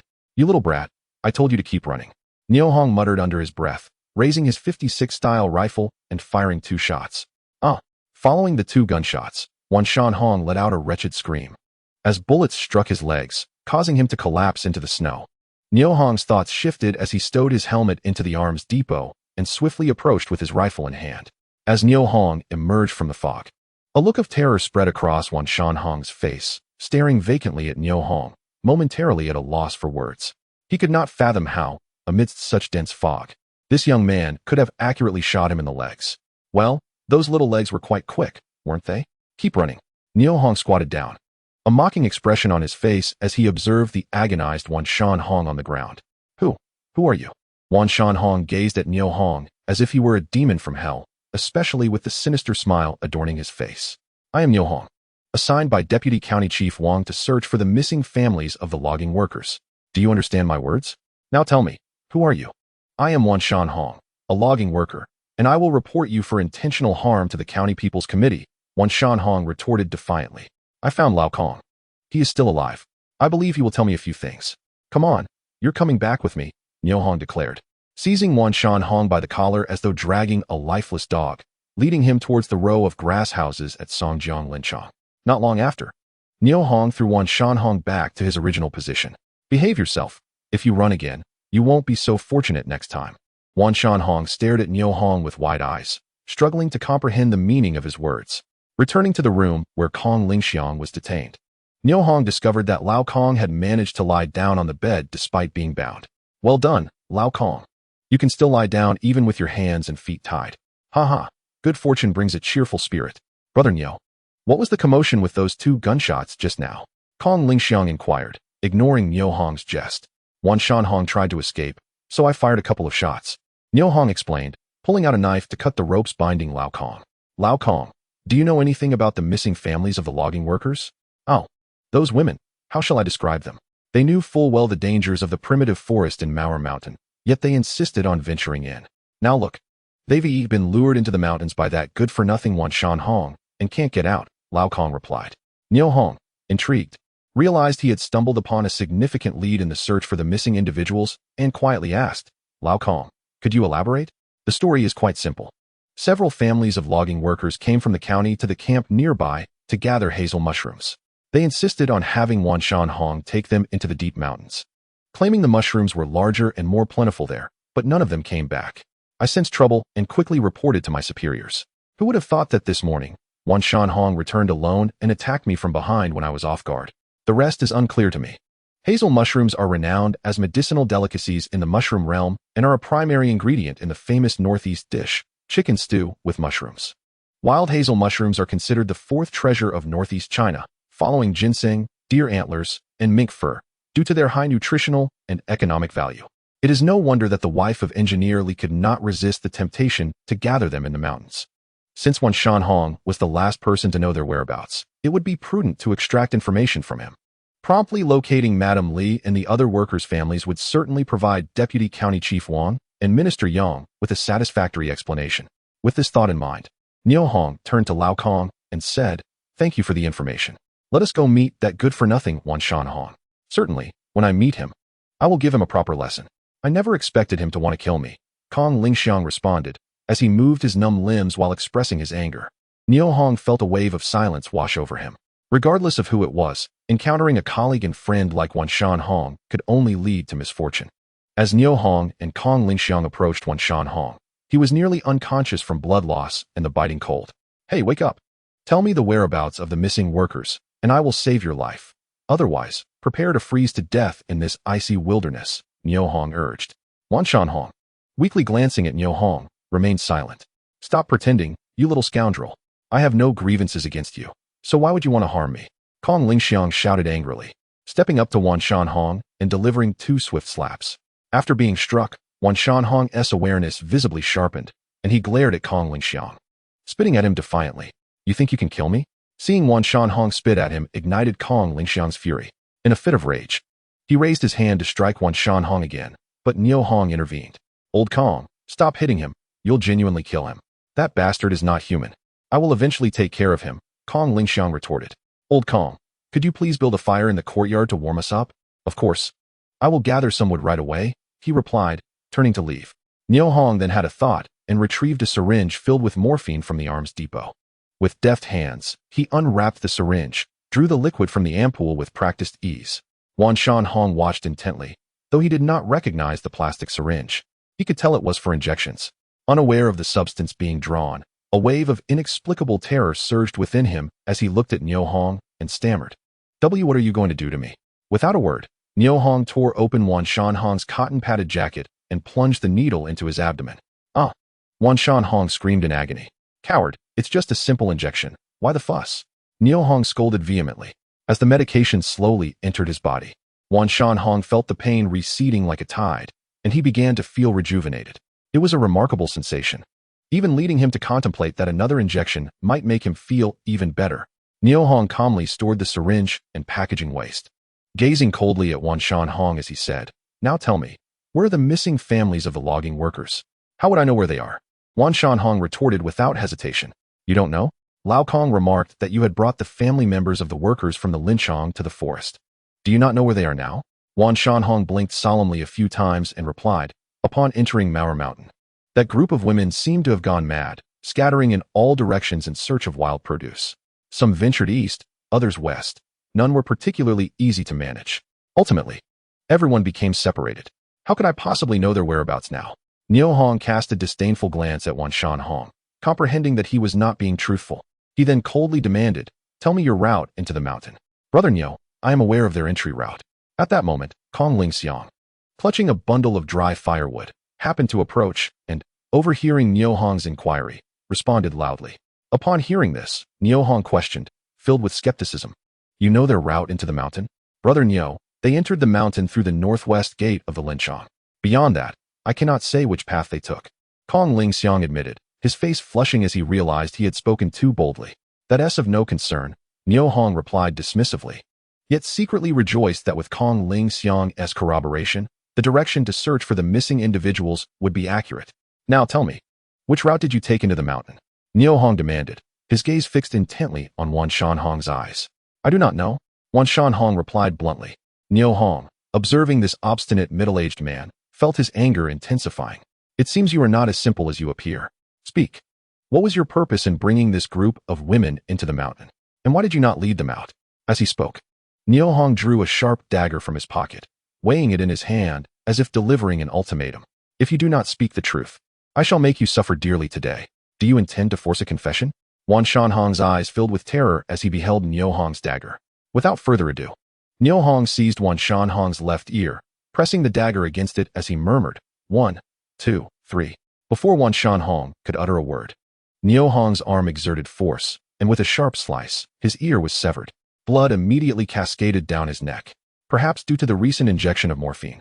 Wan Shanhong did not feel intense pain. However, upon seeing his left ear discarded on the ground, his fear surged beyond his limits, and his eyelids fluttered as he nearly fainted. At that moment, Niu Hong grasped his right ear, jolting him back to awareness. 1, 2. I will speak, I will speak. Wan Shanhong cried out, resembling a slaughtered pig. Dare to deceive me, and I shall flay you alive. Now speak. Having learned the direction in which the family members of the Linshang had gone missing, Niu Hong's impatience escalated, and he no longer wished to waste words with Wan Shanhong, his thoughts turning increasingly brutal. We entered the mountain through the northwest gate of the Linshang, and after entering, I followed the path they requested. I had no ulterior motives. As Wan Shanhong continued recounting the details, Niu Hong began to form a clearer picture of the last known location of the missing family members. Calculating the time since their disappearance, it had already surpassed 48 hours. Determined not to delay further, he resolved to set out immediately. Brother Lao Kong, please keep a close watch on him. Do not let him die. As for why this scoundrel undertook this act, we must uncover his motives. Deputy County Head Wang mentioned that enemy activities have been rampant lately, urging us all to remain vigilant. Once I return from the mountain, I will hand him over to the County People's Committee. Upon hearing this, Wan Shanhong slightly closed his eyes, lying motionless on the ground. Kong Ling Xiang, displaying concern, looked at Niu Hong and nodded, pointing towards the sky. Brother Niu, it will soon be dark. Will you still venture into the mountain? Yes, we cannot delay the search for the missing family members any longer. We must depart immediately. Farewell, Niu Hong concluded, turning swiftly and stepping into the thickening fog. Brother Niu truly possesses resolve. I admire him, Kong Ling Xiang expressed sincerely, then abruptly turned to glance at the incapacitated Wan Shanhong, sneering. You wretched creature, did you ever imagine you would find yourself in such a predicament? With that, he kicked violently at Wan Shanhong's injured leg. Crack. The already wounded leg could not withstand Kong Ling Xiang's heavy blow and broke at the sight of injury. Ack! Wan Shanhong emitted a wretched scream, his eyelids fluttering as he instantly lost consciousness. Niu Hong exited the northwest gate of Songjiang Linshang, following the footprints left in the snow. The so-called path was merely a small riverbed formed by summer floods. In winter, covered in deep snow, it became a trail into the mountains. However, the further he advanced, the thicker the fog grew. The forest grew darker than the mountains below, and combined with the dense fog, it rendered Niu Hong's journey increasingly arduous. He needed to hasten his pace. With that thought, Niu Hong swiftly donned a thermal imaging helmet, which rendered his vision remarkably clear. He vigorously glided on his snowboard, racing forward along the path of the footprints. Just as Niu Hong had traveled less than 2 kilometers, a sudden blood-curdling scream echoed from ahead.